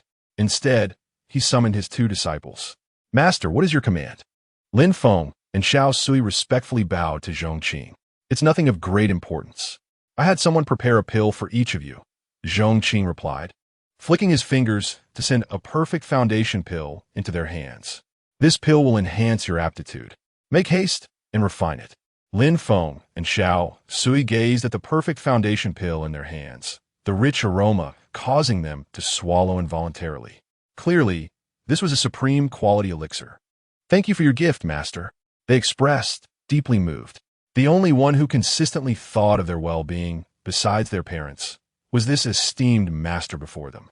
"All right, find a place to refine it," Zhong Qing said, stifling a yawn, indicating his fatigue. Lin Feng and Xiao Sui, recognizing their master's weariness, bowed once more and exited the courtyard. Each sought a quiet spot to begin refining the perfect foundation pill. This elixir was particularly effective for those under the age of 16. Even Wu Yu and Shi Xiaotian, aged hundreds of years, could still expect to double their cultivation speed. After consuming the pills, Lin Feng and Xiao Sui revealed the true miraculous nature of the elixir. Their cultivation speed surged by at least tenfold. Lin Feng, who had already reached the later stage of the Changxian realm, progressed to the peak of the Changxian realm within a few days of cultivation. Now merely a step away from breaking through to the Xingxian realm, it was evident that he would soon become a formidable Xingxian practitioner. Xiao Sui, too, made remarkable strides, advancing from the early stage to the mid-stage of the Changxian realm. If news of their cultivation speed were spread, it would undoubtedly astonish many. Naturally, the greatest beneficiary of their accelerated progress was Zhong Qing. The effects of their cultivation, multiplied 1,000-fold, had already become exceedingly remarkable for him. Now, upon the foundation of a tenfold enhancement, a remarkable breakthrough was achieved. Zhong Qing, who was expected to take some time to ascend, instantly transcended to the heavenly profound realm. He opened his attributes panel. Host, Zhong Qing, cultivation, heavenly profound realm, disciple. Lin Feng, complete perfection in the true profound realm, hundredfold amplification activated, disciple. Su Yi, mid-true profound realm, hundredfold amplification activated, activated bonds. Waste material bond 2-2, further bonds yet to be developed. Acquired physique, none acquired special skills. Sixth sense aura, heavenly eye, peerless overpowering, personal miniature world. In the Eastern domain, the heavenly profound realm is regarded as legendary. Even the ancestors of sacred sects possess only the earth profound realm cultivation. Thus, at this moment, Zhong Qing truly earned the right to look down upon an entire domain with detachment. The breakthrough in cultivation stirred profound excitement within Zhong Qing. Indeed, a life enhanced by external aids requires no explanation. Upon correctly utilizing the cheat, his cultivation skyrocketed. At this rate, in just a few years, the heights of his achievements remain unfathomable, even to Zhong Qing himself. Chapter 81. The resignation of two elders. While Zhong Qing was exhilarated, far away, someone was consumed by distress. Wu Yu, the seventh elder of the Wuji sect, returned to the sect and found himself unable to relish anything. He felt utterly listless, like a mere shell of a person. His mind was preoccupied with several precious alchemy formulas. For an alchemist, a superior formula possesses an irresistible allure. Atome, an inch thick, undoubtedly contains countless formulas. The torment of wanting something yet being unable to grasp it is indescribable. On this day, within the white constant hall, Wu Yu suddenly rose from his bed, his disheveled white hair tousled. With reddened eyes, he gazed out the window. Finally, as if resolving upon a decision, he strode out of his room, making his way to the Wuji sect's lord's palace, the Wuji Hall. The lord of the Wuji Hall, named Ouyang Hao, is a robust and imposing middle-aged man. At this moment, he was seated upon the grand throne, attending to sect affairs.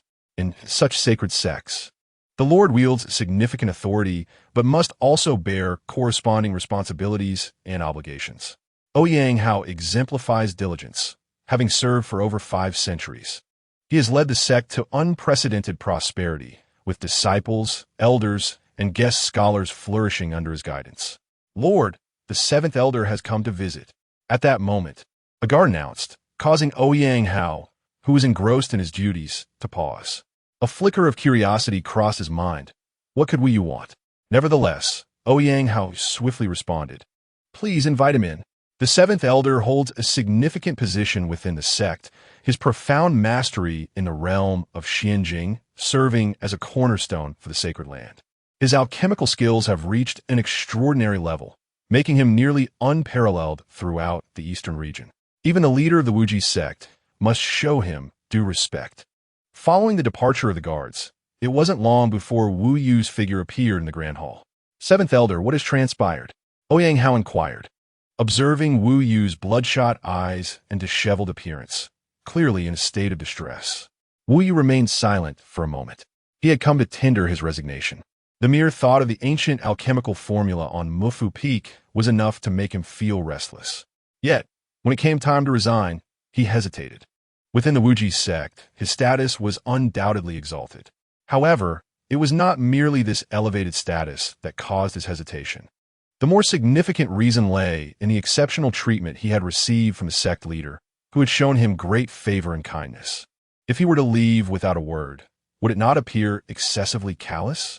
Nevertheless, this moment of doubt quickly transformed into resolve. The truth remains that people strive to ascend while water flows downward, an eternal principle. The allure of the Dan Yuan Dao Jing in Zhong Qing's possession was irresistibly captivating to him, even pivotal to his future path. The pursuit of the Tao transcends mere human sentiments. It is not akin to social niceties or banquets. Indeed, many forsake their humanity and sever desires in their quest for enlightenment. He was simply pursuing his own path. With this in mind, he spoke with solemnity, sect leader. I wish to resign. The words took Ouyang Hao by surprise. Seventh Elder, what is the reason for this? Wu Yu hesitated again. He could hardly confess that he sought to join a second-rate sect, the Pingjiang Sect. Such a rationale would likely be met with disbelief.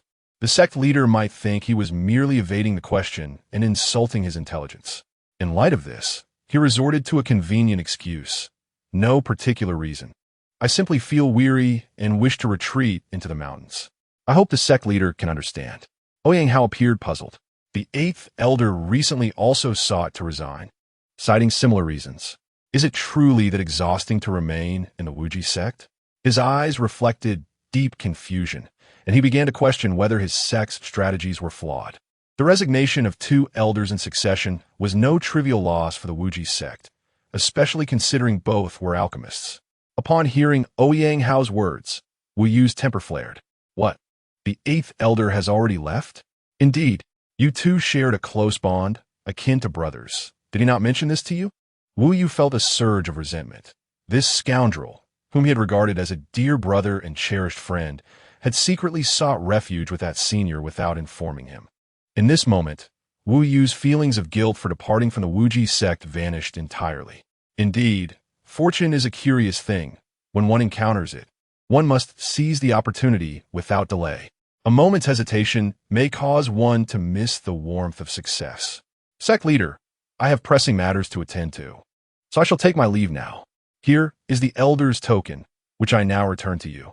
Rest assured, I shall visit again when time permits.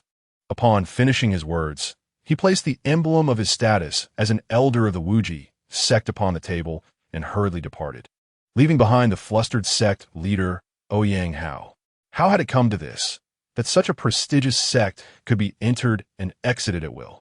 Even resignations were conducted so casually. He contemplated sending someone to stop him, but ultimately decided against it. After all, both the seventh and eighth elders were rare talents. When it comes to such individuals, one must treat them differently from ordinary folk. Rather than forcibly retaining them, it would be wiser to graciously allow their departure, thus preserving goodwill and fostering a bond. In the future, should he require their assistance, this goodwill might earn him some favor. With this thought, Ouyang Hao's mood lightened considerably. He also pondered whether it was time to enhance the benefits for the higher echelons of the sect. If two elders were to depart in a single day, even the foundations of a prestigious sect might struggle to withstand such a loss of talent. Setting aside the implications of Wu Yu and Xiaotian's resignations on the Wuji sect, let us follow these two, who, upon leaving, hastened directly to the Pingjiang Sect.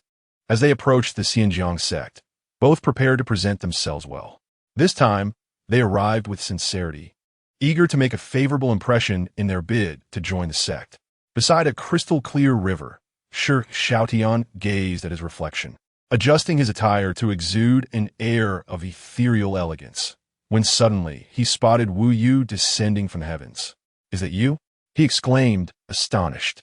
He had not anticipated encountering his old friend in this place. "You rascal! I considered you a brother, a cherished comrade. Yet you leave the Wuji sect to join the Pingjiang Sect without a word. How treacherous of you!" Wu Yu teased, his words laced with mockery. Shi Xiaoyan's face flushed with a hint of shame. He knew his actions were indeed less than honorable. However, he quickly regained his composure. He had rushed to the Pingjiang Sect immediately after leaving his own, and now Wu Yu had followed close behind. This indicated they had shared a similar train of thought. In an instant, his embarrassment faded, and he retorted, "Aren't you the same? I find it hard to believe you didn't think to call out to me as you departed." Thus, the two individuals, once as close as brothers, began to exchange barbs and mock each other. In the end, it was Wu Yu who called for a truce first. "Well, isn't it true that we both aspire to join the esteemed elder? One more or one less makes no difference. Why not travel together, providing mutual support along the way?" This sentiment was indeed commendable. The two resumed their facade of amicable brothers, yet secretly they each harbored ulterior motives. Having a companion would be advantageous. Should the elder choose only one disciple and set forth trials, they could unearth each other's secrets to highlight their own merits. As for brotherhood, its greatest purpose seems to be exploited during such times. In Chapter 82, concerning the outer sect disciples over 700 years old, these two seemingly cordial individuals, after meticulous preparation, set off with hidden agendas. They arrived once more at Mufu Peak, where they encountered Zhong Qing. "Esteemed elder," they both respectfully bowed deeply. "What brings you here again?" Zhong Qing inquired, reclining on a swing beneath the jujube tree in the courtyard, his expression one of surprise. At this moment, Wu Yu took the initiative to speak. "Elder, upon returning, I found myself deeply nostalgic for life at Mufu Peak, to the point that I lost my appetite for both tea and food. Therefore, I have decisively left the Wujizong, wishing to join you at Mufu Peak. I humbly request your acceptance. I am willing to serve as your test subject for alchemical experiments, contributing my modest efforts to your path of refining elixirs." For the sake of the alchemical formulae in the Dan Yuan Dao Jing, Wu Yu was determined, even willing to endure what had once been a living nightmare, akin to purgatory. Upon hearing this, Zhong Qing was somewhat moved. He indeed required assistance in his alchemical pursuits, someone to assist and test the potions. Meanwhile, Shi Xiaoyan grew anxious. At this moment, Lao Bai had gained the upper hand. If he did not act soon, he might find himself without any reward. Thus he said, "Esteemed elder, I was previously thoughtless and offended you. Yet, you not only bore no grudge, but also allowed me to leave, granting me a chance for redemption. Such magnanimity commands respect and fills me with shame. My admiration for you flows like a vast river, relentless and unyielding, akin to the overflowing Yellow River, unstoppable. I wish to follow you, learning your selfless virtues. From now on, I, Shi Xiaoyan, shall steadfastly heed your guidance. If you bid me go east, I shall not venture west. If you instruct me to chase dogs, I shall not pursue chickens. The potions that Lao Bai dares not test, I shall volunteer for. Those he is willing to try, I implore you to allocate double the doses to me. In short, I would willingly sacrifice my all for you, without regrets or hesitation. I humbly beseech your acceptance." Upon hearing these words, Wu Yu's eyes widened in astonishment, pointing at Shi Xiaoyan, utterly speechless. After years of companionship, he remained oblivious to the fact that the other party's skill and flattery had reached an astonishing level of expertise. In stark contrast, his own rhetoric appeared rather rudimentary. How utterly unimpressive! Observing the antics of these two, Zhong Qing found it difficult to suppress a chuckle.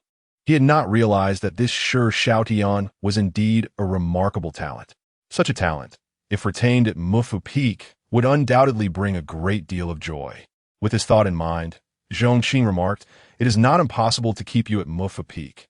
However, in comparison to your exalted elder positions at the sacred land, what Mufu Peak can offer you is merely the status of outer sect disciples. I suggest you ponder this. For two formidable practitioners at the Daishian realm to settle for the status of outer sect disciples seemed a bit of a waste of their talents. Yet it was inappropriate for them to be inner sect disciples, as those were reserved for his direct apprentices. Furthermore, within a peak, the role of elder could only be established once a certain number of disciples was reached, a long-standing unwritten rule of the sect. Thus, the only status Zhong Qing could genuinely offer was that of outer sect disciples, and there was no need for further deliberation. However, Wu Yu and Shi Xiaotian spoke in unison, promptly expressing their stance. If they were truly so concerned about status and position, they would not have renounced their esteemed elder roles in the Wuji sect. To remain at Mufu Peak, they would willingly accept any position, even that of servants or slaves. In comparison, becoming outer sect disciples at Mufu Peak was already far superior to their expectations. Since that is the case, you may proceed to the registration office for sect disciples, Zhong Qing stated, fully aware of their true intentions. Yet, he remained indifferent. It was merely a tome of emperor-level alchemical texts. He possessed an entire warehouse of such literature. Should they prove satisfactory in their future conduct, allowing them access to a mere book would be of little consequence. At the Pingjiang Sect, the registration office served as the official record-keeping location for disciple enrollment. This place could be deemed the most leisurely position within the entire sect, aside from the bustling activity every 5 years during disciple recruitment. The rest of the time, it was so idle that one could practically grow fat from inactivity. It was a favored position for many within the sect. The office's management was not fixed, but rotated among the elders of each peak, with a tenure of 10 years before change occurred. The current overseer was Elder Tong Yuwei from the Alchemy Peak. Within the serene pavilion, Elder Tong Yuwei was reclining on the counter, indulging in a brief nap. The entrance of two figures startled him. These two were none other than Wu Yu and Shi Xiaotian, who had come asking for directions. Tong Yuwei stifled a great yawn, forcing his weary body upright, and, still bleary-eyed, began to inquire, names? Ages? Which peak do you wish to join? What type of discipleship? As he spoke, he swiftly flipped through the registration ledger. Evidently, in this realm of endeavor, they exhibit considerable proficiency. Wu Yu, aged 743, and Shi Xiaotian, aged 721, both declared their fundamental identities as outer disciples of the Mufu Peak. This discourse left Tong Yuwei in a state of bewilderment. Initially, he paid little heed. After all, outer disciples were not particularly remarkable. He had overseen the induction of nearly 800 outer disciples himself.